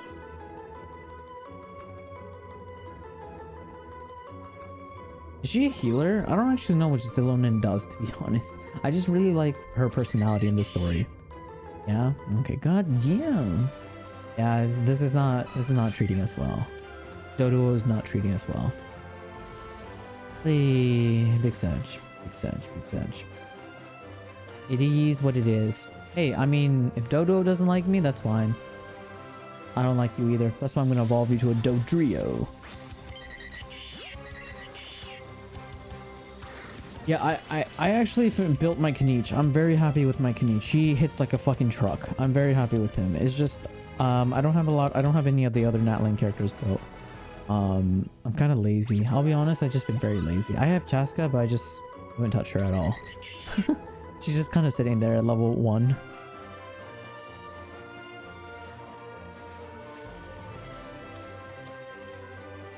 You have the lock-in for the game? You were playing League, right? What is it called? What role do you play? What role do you play in League? Wait, let me guess.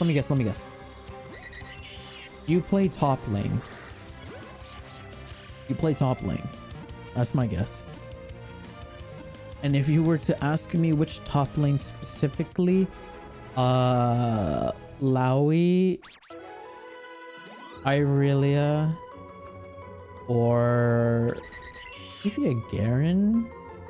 Maybe. I can kind of see you as a Garen.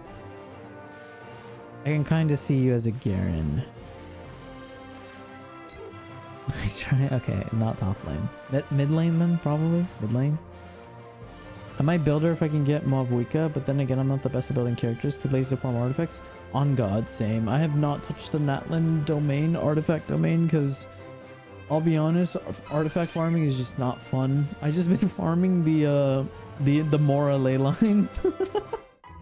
I just been farming the XP book ley line or the Mora ley lines because they're just so much easier now. It's just so much easier. It's much quicker too. I know it's not good, but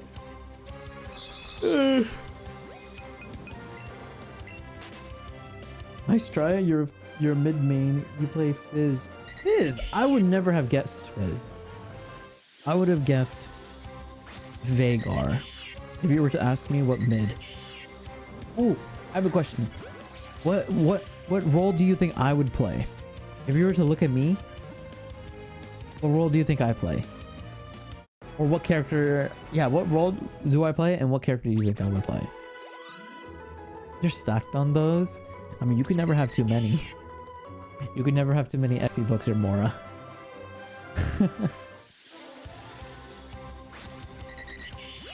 Yeah, I need to find some time to start grinding because I've had 200 resin for like the past month now. Yeah.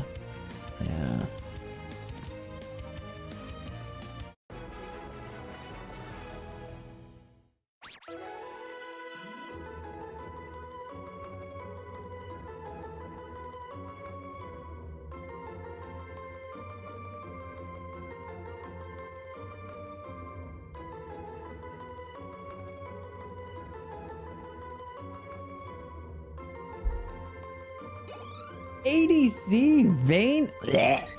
No. No. Nope. Never ADC. You think I want to play with other people? Good one. Good one. No. You want a second guess?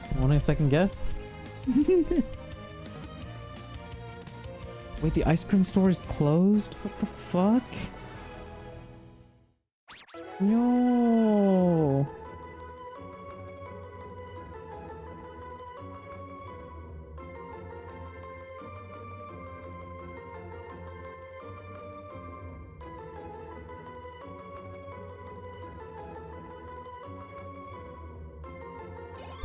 Top laner? Even though I don't like playing with other people, I still want to accomplish something in the game. I want to be a huge influence to the game. If I play top lane, it's just a coin flip. It's just a 50-50. If I win lane, do the rest of my team win? Probably not. If I lose lane, does the rest of my team win? Probably not. Jungle, yes! 3rd time's the charm. I like jungle. I play jungle. Wait, do you guys want to try and guess what character I play, or do you want me to just say it? Because there's a lot of jungle characters now that I think about it. Actually, wait, do I even have a favorite jungle? I don't think I do. I have 3 jungle characters that I play the most, I guess, probably right now. I say right now, but this was like 9 months ago. Yeah, I probably have some... Actually, I don't know if I have. What's your favorite jungle archetype? I like all of them. That's why I don't think it's going to be easy to figure out who I like. Because I like playing assassins, but I also like playing bruisers, and I also like playing tanks as well.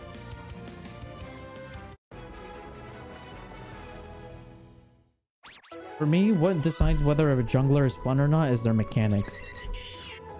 And I guess aesthetic a little bit too. But it's mostly their mechanics, like how they function. Like, do they feel good when you play them? You're still going? Unfortunately. I think we're at like 400 something. It's only a matter of time before we get a shiny, right? You like Kayn? I do actually like Kayn, but I don't actually really like playing Kayn.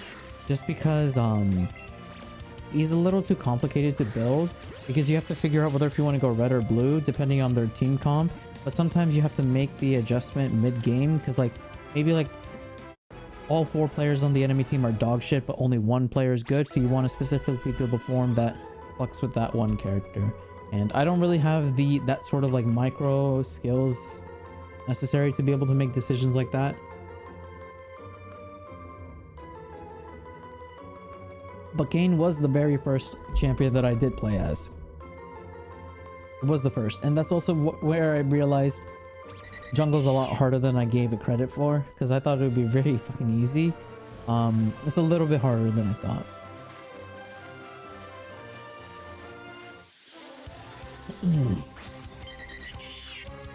But yeah, I was very surprised because I got placed in Plat 3 or 4? Plat 3 or 4 after I did my placements. Like after finishing all of them, which surprisingly is really high because I ended up looking up the player distribution ranks, and Plat is very fucking high in the player distribution ranks because most players are in the silver elo or gold elos.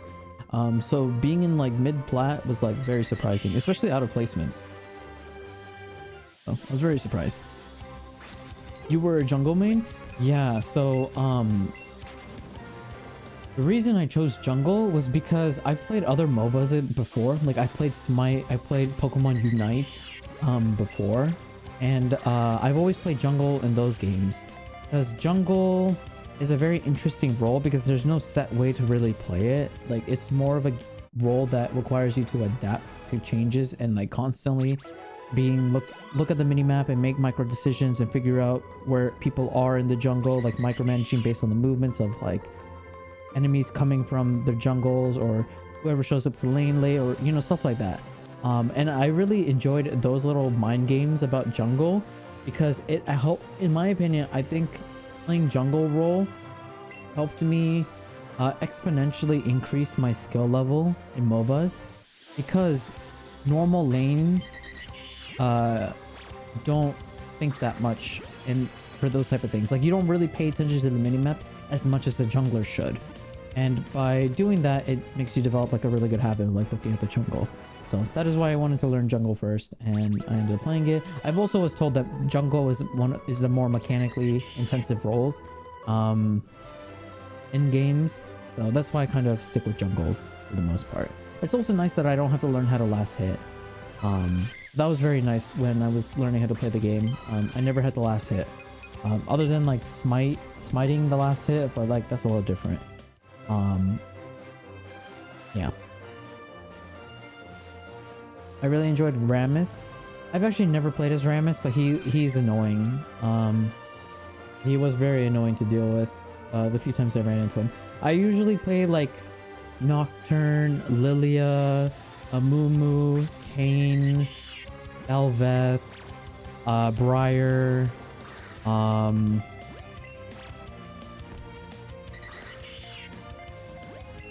Diana,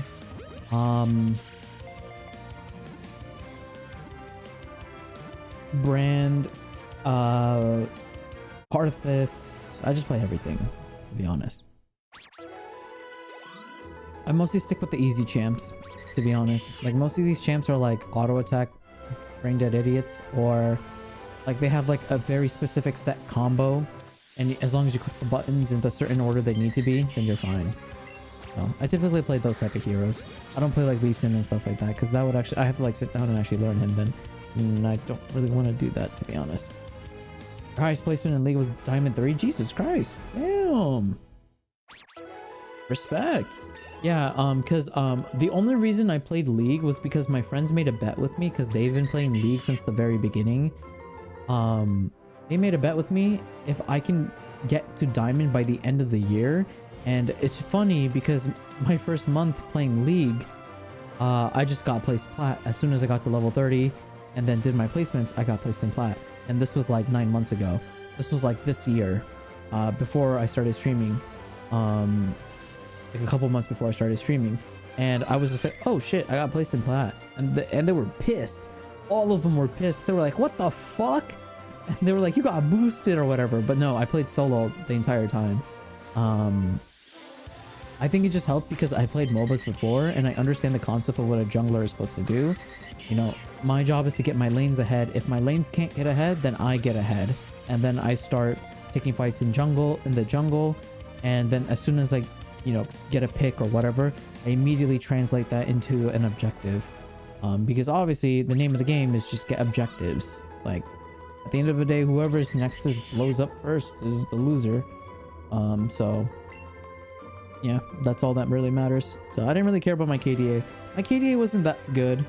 I think like on average I was like 5, 2, and 4 for like most of my games. Like I would die a couple times, but like my KDA wasn't like 20 and 3 or, you know, like a Smurf KDA.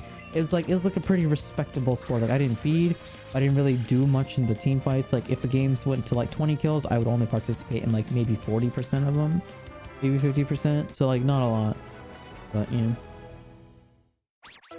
Was before Emerald rank put in the game? I don't know what Emerald rank is. I would assume that's like Ascendant, so it'd probably be like before Immortal.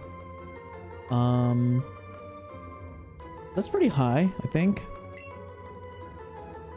I'll be honest, when I placed in Plat and I showed my friends I placed in Plat, I just never touched League ever again.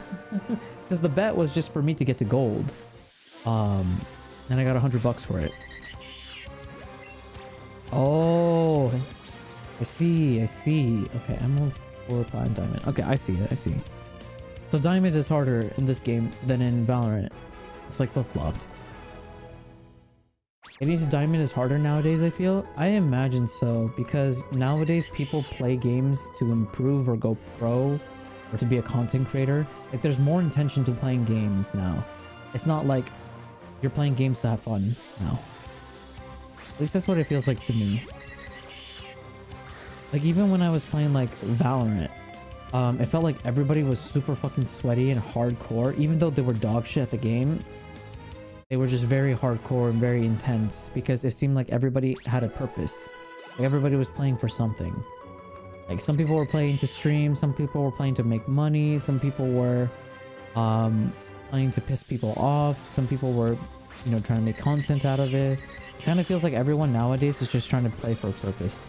And I feel like that inherently makes everybody play a lot better or want to improve more or improve faster. But I could be wrong. I could just be looking too much into it.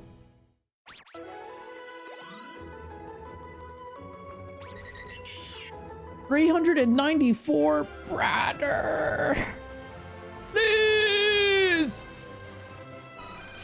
free me from this hell. I just wanna be free. Give me from this freedom. Yeah, that Rattata emo is literally me. I'm just dead on the ground and I'm just getting dragged by my legs. You cannot imagine shiny hunting. The thing is, I agree with you, but I've always known what shiny hunting was. I just never did it because I heard how difficult it was. But one of my goals ever since I got back into Pokemon was I want to attempt shiny hunting and do like an actual shiny hunt. Because I was like, I gotta do it. I feel like that's like one of the things that every Pokemon player should do at least once, just to get the experience and just to suffer. And that's why I made it my mission. But after this, after we finish the shiny hunt for Let's Go Pika, I don't think I want to do one for a while. I don't think I want to do this ever again. Ugh. Or at least for a while. Like maybe like a couple months. Like a month. Yeah, a month break would be nice. I think I'm going to do a Professor Oak challenge next. But not a shiny one. So it will still be a challenge, but it won't be like catch the same Pokemon 500 times in a row for a shiny.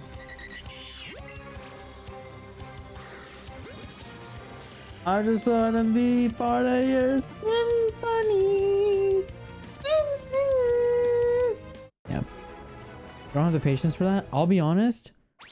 I don't think I have the patience either. I've been whining and bitching all day today, it seems. I don't think I have the patience, but maybe I do. I don't know. I don't think I do. I feel overstimulated, chat. My brain is becoming mush. It's becoming mush. Mushy, mushy, mushy, mushy, mushy. Chat, I think I'm addicted to card games. I think I'm becoming addicted to card games. I keep opening my fucking card game apps and like trying to like open up packs and stuff, and I'm like, wait a minute, I'm streaming right now. What am I doing? I gotta put my phone down. Fuck! I think I'm addicted to playing card games now. You know what you should try? Kaizo? What is Kaizo? Kaizo Ironmon? Is that a Digimon? What is that? Kaizo Ironmon? Kaizo Iron... Wait, is it Ironmon or Iron Man? Oh, Ironmon. What is this? Kaizo Ironmon small anti video. 6.9 mil views? Couldn't be me. I wish it was though. Kaizo Iron.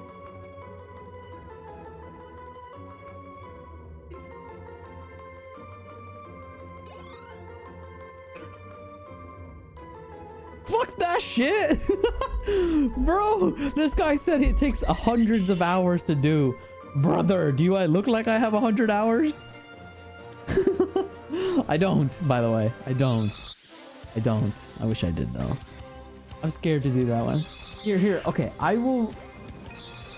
If I become a part-time streamer where I make enough money to be a part-timer, I will do one of those like difficult runs. But I don't want to start with one. I want to do like a baby one first. Like that's why I want to do a Nuzlocke. I really want to do a Nuzlocke. Because I've seen Jaden Animation's Nuzlocke video like years ago. Like the one she did like so long ago. And when I saw that video, I was like, holy shit, this is so cool. I always want to do this. And I just never did. Like I really want to do a Nuzlocke. That is like one of my goals as a Pokemon player. I want to do at least one. But I want to do like an easy one, you know? I don't want to do like one that's like super difficult. Which game do you recommend for a Nuzlocke? Probably Soul Silver, right? I wouldn't mind doing a Soul Silver Heart Gold game. That would be fun, kind of. If you roll the right Pokemon, it could just take you one attempt. Yeah, but that requires luck. Do you not see where I'm at right now? We're over odds. We're at 401. Fire Red or Leaf Green? I don't really want to play Fire Red or Leaf Green because I've already... I mean, we're playing this game. This is basically a remake of Fire Red Leaf Green. You can do a Diamond one. Would you like to do Diamond and Pearl? Wait, can you do... Wait. Actually, I should probably ask you, like, off stream. Probably. You need to, like, look up what a Nuzlocke is and... Or, sorry, what a Soul Link is and how to do that and stuff. Because, like, do we need to actually connect our games together, or if is it more like a verbal contract? I don't know how to explain it. As I remember, Alpha Red and Jaden Animations, they did one like a long time ago. I think they also did it in Soul Silver and Heart Gold. I could be wrong though, but I think they might have done it for that one as well. And I like vaguely remember like bits and pieces of it when they did it. Yeah, it's like more of a verbal agreement. Okay, well, yeah, then we could just do like Shining Pearl or Brilliant Diamond, and like I have my Nintendo Switch, you have your Nintendo Switch, and then we, like play through the game or something. That's always interesting.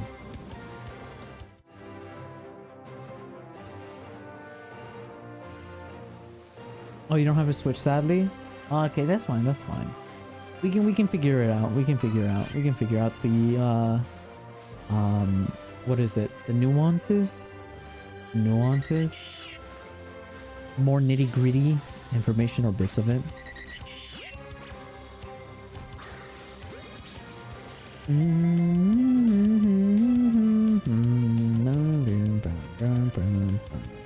It's gonna be so fun, or it's gonna be much easier because I actually have somebody who knows what they're doing, and I could just bombard you with questions while we're doing it.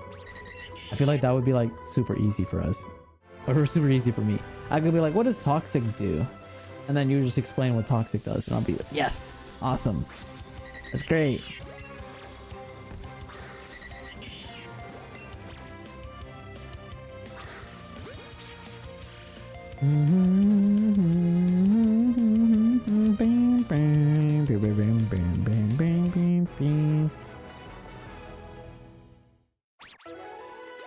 Yeah, catch 404. Oh my butt cheeks.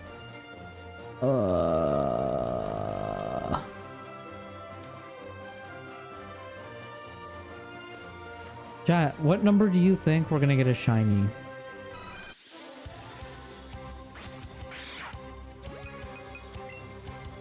My honest opinion, 674.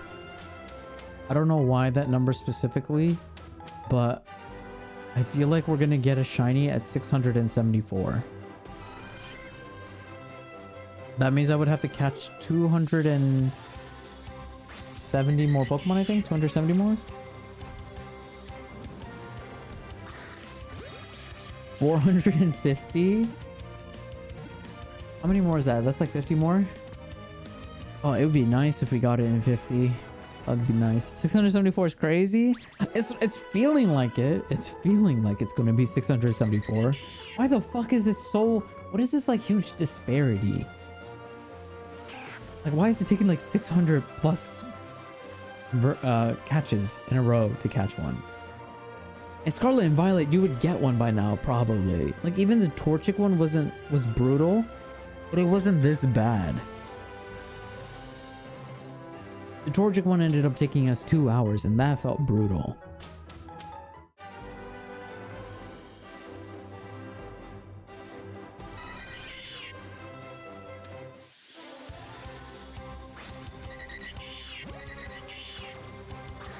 Are we even gonna oh my god, I'm getting like deja vu with the seal, because the seal that we caught was a Squirtle. We didn't even find a shiny seal. We only got a Squirtle. So I'm starting to think maybe because we're in such a high number now that it's going to be another shiny Pokemon. It's not going to be a Doduo. As long as it's not a Chansey, I guess. Oh, that was a weak throw. Oopsies. Okay, I can't use my left hand for shit. That was my left hand trying to throw with my left hand, and I was just like... My left arm... It seems like my left arm is just flimsy and weak.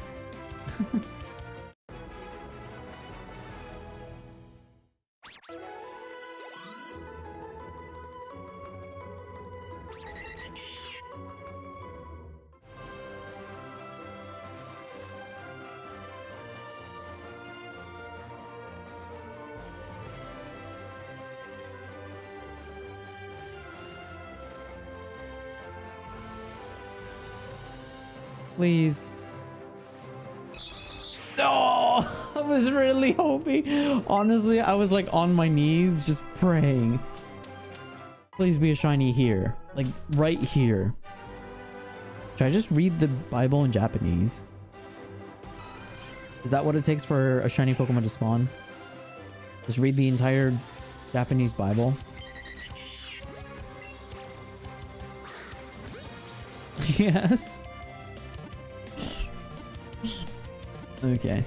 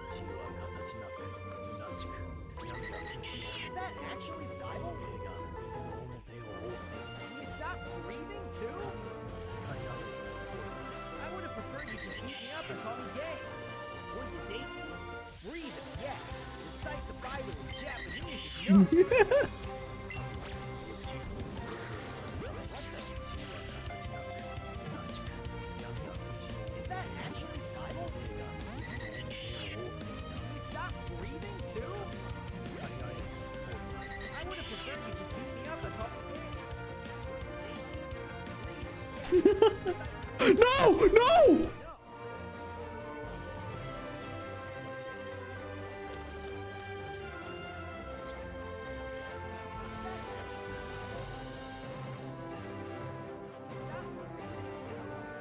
Oh my god. It ran away.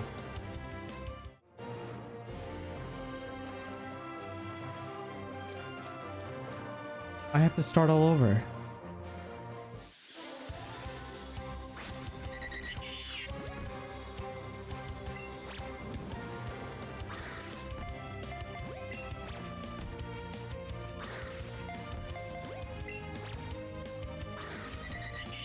Fuck you, bro! The fucking... I got distracted by the fucking Sonic meme. My catch combo of 500. Oh.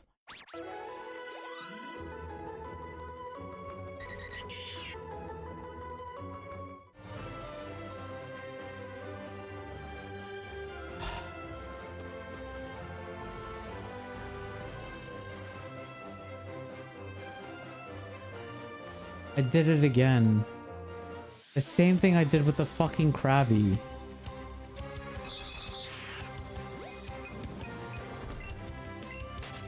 I just wasted 9 hours of my life, chat. 9 hours of my life! I just wasted for a fucking Sonic meme! Oh my... I want to kill myself.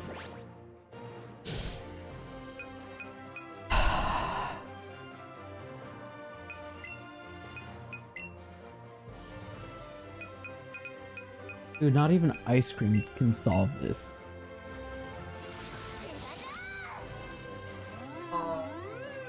Dude.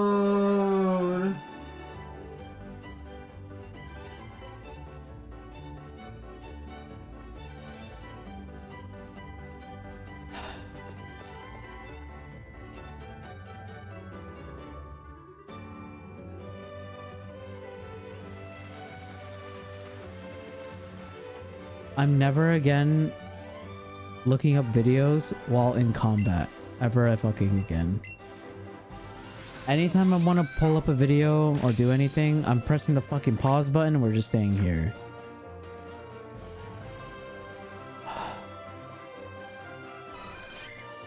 I want to kill myself. Like, unironically, put a fucking shotgun down my throat in Roblox and blow myself up. God, with a scatter gun too, so it's like a bunch of holes too. Bro, I just wasted 9 hours of my life doing that, and now it's gone. It's all gone. All that work.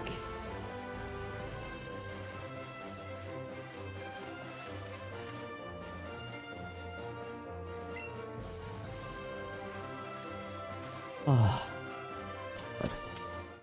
I have a migraine. I gave myself a migraine.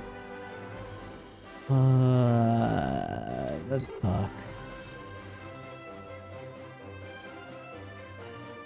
That actually sucks. Like that is probably the worst thing that's happened yet. Oh my god, the torchic thing is not even close to this. Bro, it feels like it's just getting worse and worse to shiny hunt. I'm just not enjoying any of this. Oh, man.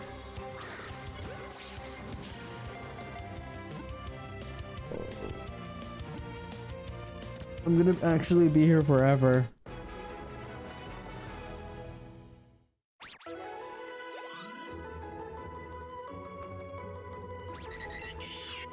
Catch combo too.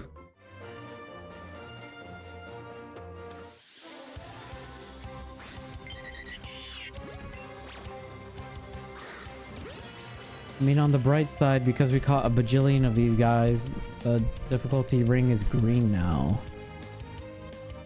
Yes. I want to kill myself. Honestly, the Kaizo Ironmon run doesn't seem so bad now. Because at least I'm progressing forward in a direction. I'm progressing in a direction. I don't know if I'm going forward or backwards, but at least I'm going in a direction. But shiny hunting is just, I'm rolling the dice. I'm just rolling the dice repeatedly until we get it. Oh, and luck is one thing I do not possess. Luck is one attribute skill that I do that is very low. It is very low. Ah.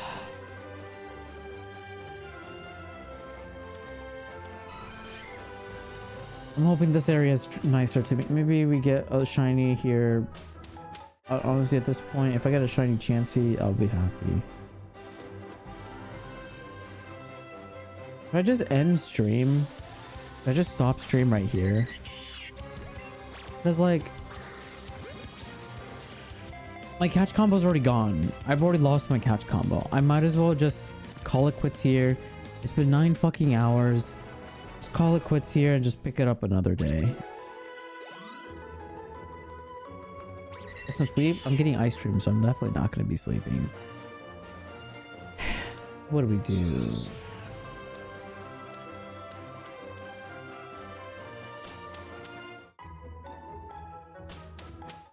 Oh my god, 500 catch combo. That was the highest that we've ever gotten as well.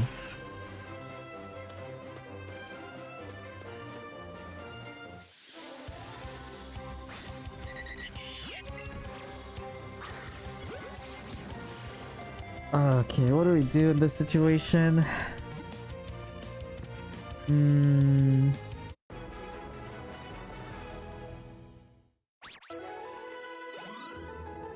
Let's get a catch combo 31. Let's get a catch combo 31 first. If we can find a shiny by catch combo 31, that would be great. If not, I think I just should call it quits here. Buy a bunch of Pokeballs and buy a bunch of items in preparation for the next time we come here. And then we just grind through this shit. I think that's gonna be our best bet.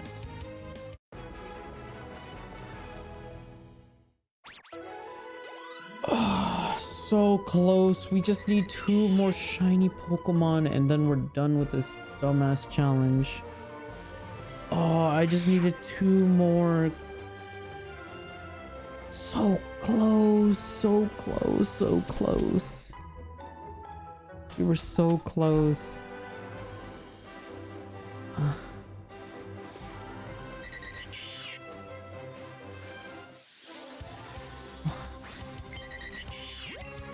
Man.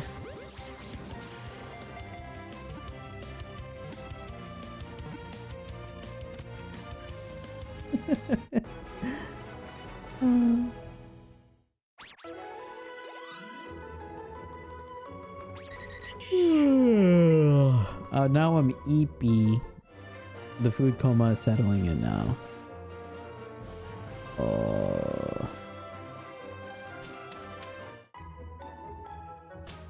Bum bum bum bum bum bum bum bum bum bum bum. Not a single one of these Doduos are a shiny. You're not good for me if you're not a shiny. You're useless.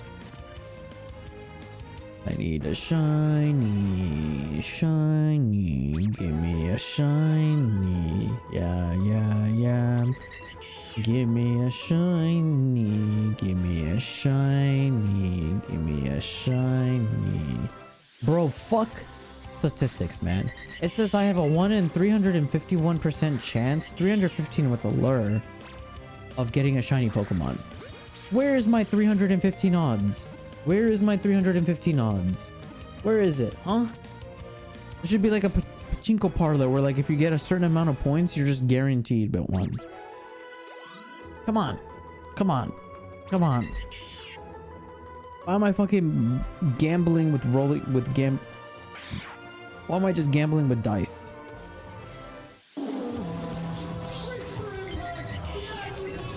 I'm trying to get like 8 aces. Or sorry, 4 aces. I'm trying to get like a full deck of cards in my hand. Trying to draw into 4 aces when there's only 4 aces in a deck. Choppa choppa choppa. Chippy chippy choppa choppa doobie doobie dabba dabba dun dun dun dun dun dun bum bum bum.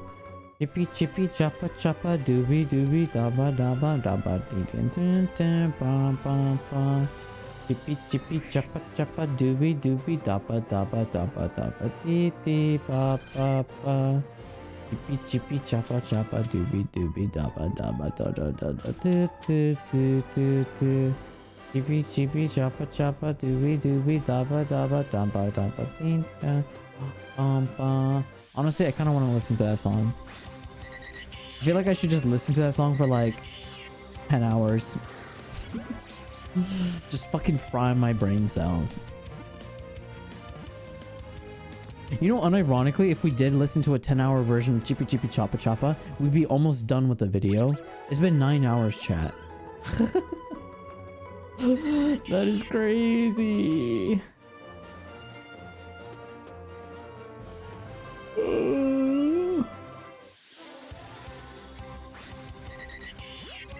Chat, if you are in stream right now and thinking to yourself, oh, maybe I should shiny hunt, don't. Save yourself from any other game. Don't. It's not worth it. It's not worth it. It's not worth it. I promise you, it's not worth it. It's just a different color Pokemon. Sure, it may look cool, it may look nice and whatever. It's not worth it. It's not worth it. Unless your luck is like infinitely times better than mine, it's not worth it. Saying you have better luck than me is not saying much.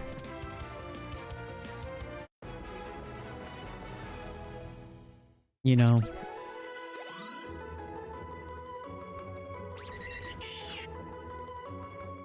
It's like saying...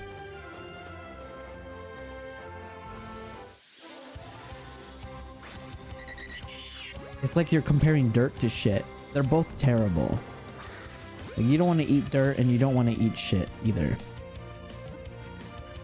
Both options are bad.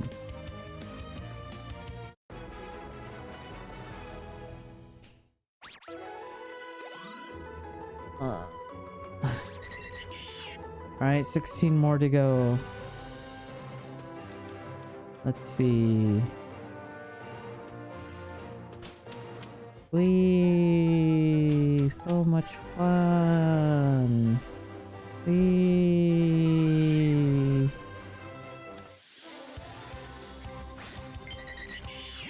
Also, I just realized, chat, the Doduos with peach, like skin-colored necks, those are the female Doduos. The male Doduos have like a black-colored neck, which is interesting. Just noticed that.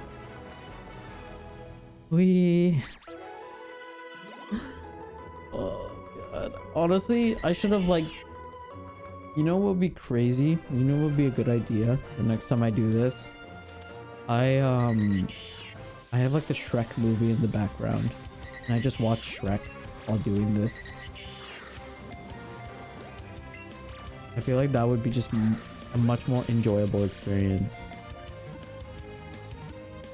I could just watch the entirety of Shrek 1, 2, and 3. I'd actually be down to do that. I also kind of want to see Big Hero 6 again. I kind of want to see, I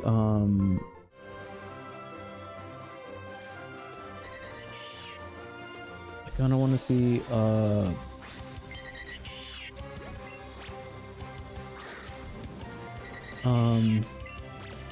WALL-E. The Incredibles movie, that'd be cool. Watch the Bee movie. Shrek watch along while Pokemon? I mean, I want people to show the Shrek movie being played, but I could like have it in the background and then you guys can watch it on your own devices. It's kind of like watching it together. I mean, there is something we could do.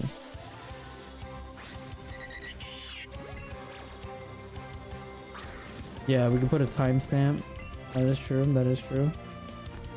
You know, I think I might do that the next time we stream this. Bro, this is gonna be the first time we've streamed Pokemon Let's Go for this challenge and not caught a shiny Pokemon in the same stream. This is the first stream that we have not caught a shiny Pokemon, because every single Pokemon Let's Go stream that I've ever done, we've caught a shiny Pokemon. This is gonna be the first one. This is gonna be a blemish on our record.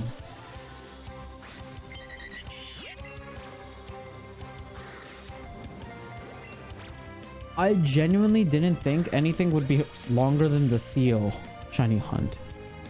I never imagined in a million years there would be something worse than seal. This easily broke the record of seal.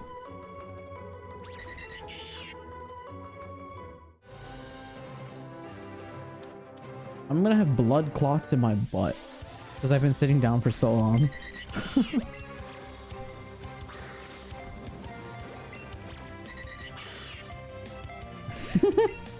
Seal trauma, now Doduo trauma.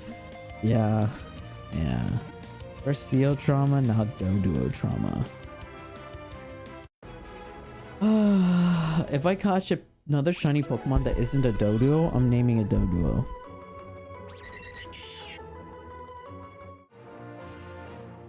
We're gonna have to start censoring Doduo too. It becomes a slur.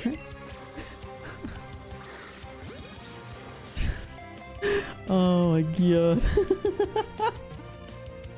That's funny. Yo and Dodo. I'm not gonna lie, those look like porn star names when you type it like that. It's funny. Oh, I think I heard somebody enter, slammed a door. That might be my sibling with the ice cream. Mmm, yummy. Ice cream. Yummy. Yummy. How?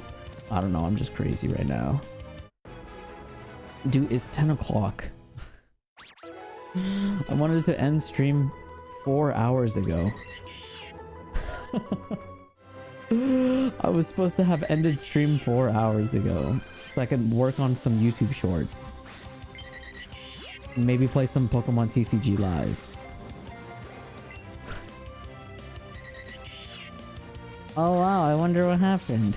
Yeah, me not catching a fucking shiny Doduo, that's what happened. Because this game hates me.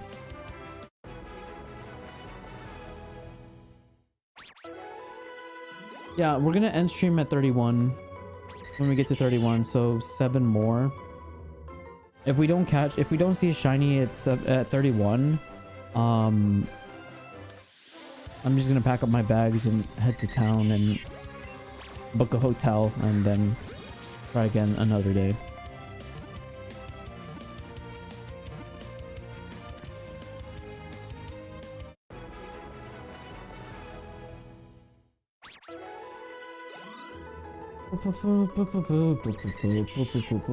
$25. Yikes. To be fair, I do like this area more than the other one. This area is a little bit bigger, but the cool thing about this area is that it's not such a weird shape, so you can actually see the entire strip of land. 24 is funnier than 24. 25 is funnier than 24 though. That is true, SpongeBob would agree. You know what's funnier than 24? 25.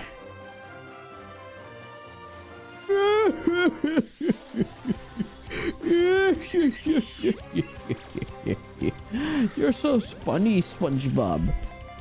You know what's funnier than 24? 25.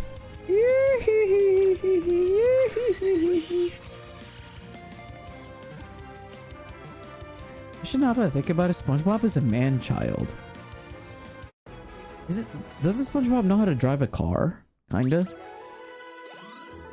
He's an adult. Or is he a child? What the fuck is SpongeBob? Is he a kid or is he an adult? I don't know, because he has a job. He pays taxes. He lives alone from his parents, or away from his parents. He goes to driving school. He doesn't go to any other school, just driving school. And driving school is a thing that you can go to as an adult. What is he? He's never passed the test? I mean, technically there was that one episode where he did. He's no boating license? He doesn't, but he has a Krabby Patty mobile license. Somehow. It's like in the SpongeBob movie, he drives the Krabby Patty mobile. Remember? He can also drive rocks somehow? Is that SpongeBob? I thought that was Patrick doing that. It might have been SpongeBob. Honestly, well, I don't know. Honestly, it could be both of them at this point.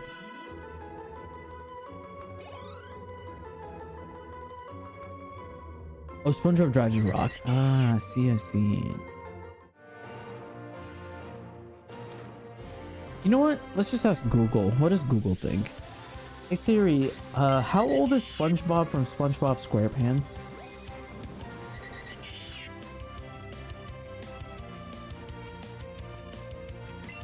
Oh wait, shit. I almost made the same mistake I did before, which is stay in the battle for too long.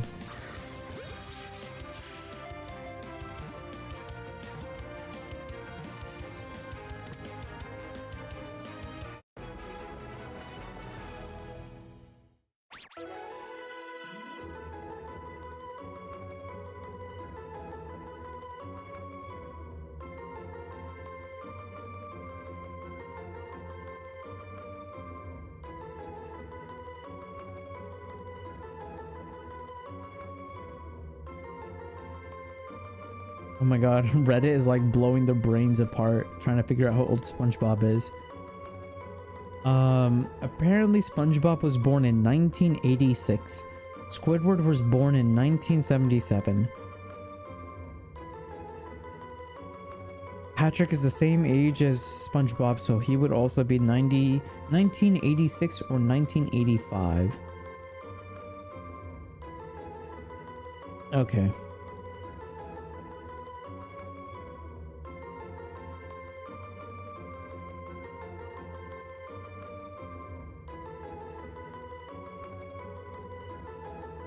So they're like 30 years old.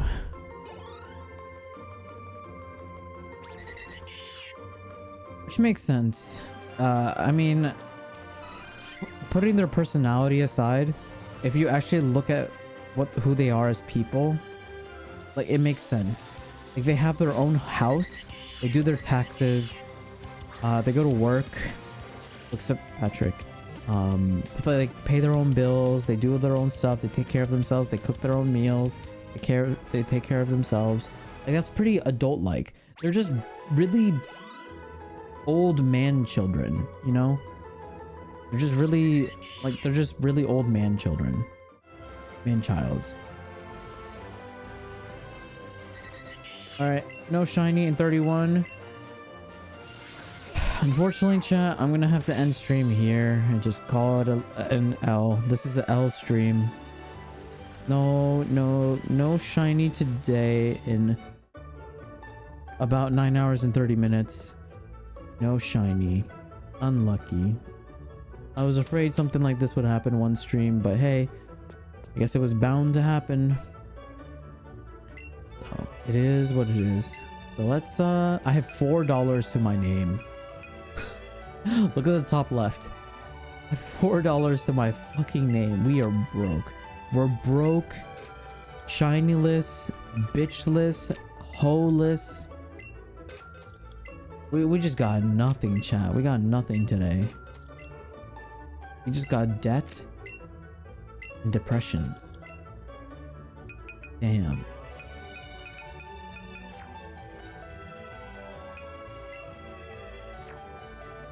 We got no shinies and no bitches. On God. Alright, let's just buy a bunch of Pokeballs. Let's buy like 300.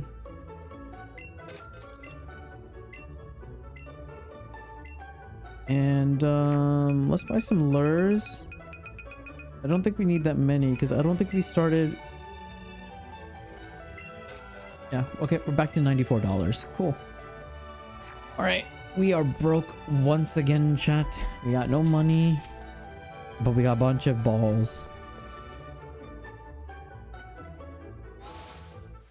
Alright, so that's gonna be it for today's stream. Sorry about the lackluster ending that we got. Personally, I wanted a shiny, but hey, it looks like it wasn't a part of the universe today. Damn, I want to try and finish this in 9 hours. We hit that 50-hour mark. That would be such a clean number to hit. But yeah, that's it for me. Thank you so much for watching, chat. I'm sorry that we weren't able to get to the end of or be able to catch a shiny today. Maybe next stream I'll get it. But tomorrow we're gonna be playing Pokemon Pocket, which is a mobile game. So if you guys play Pokemon Pocket, please you know, have your game ready and whatnot, because I will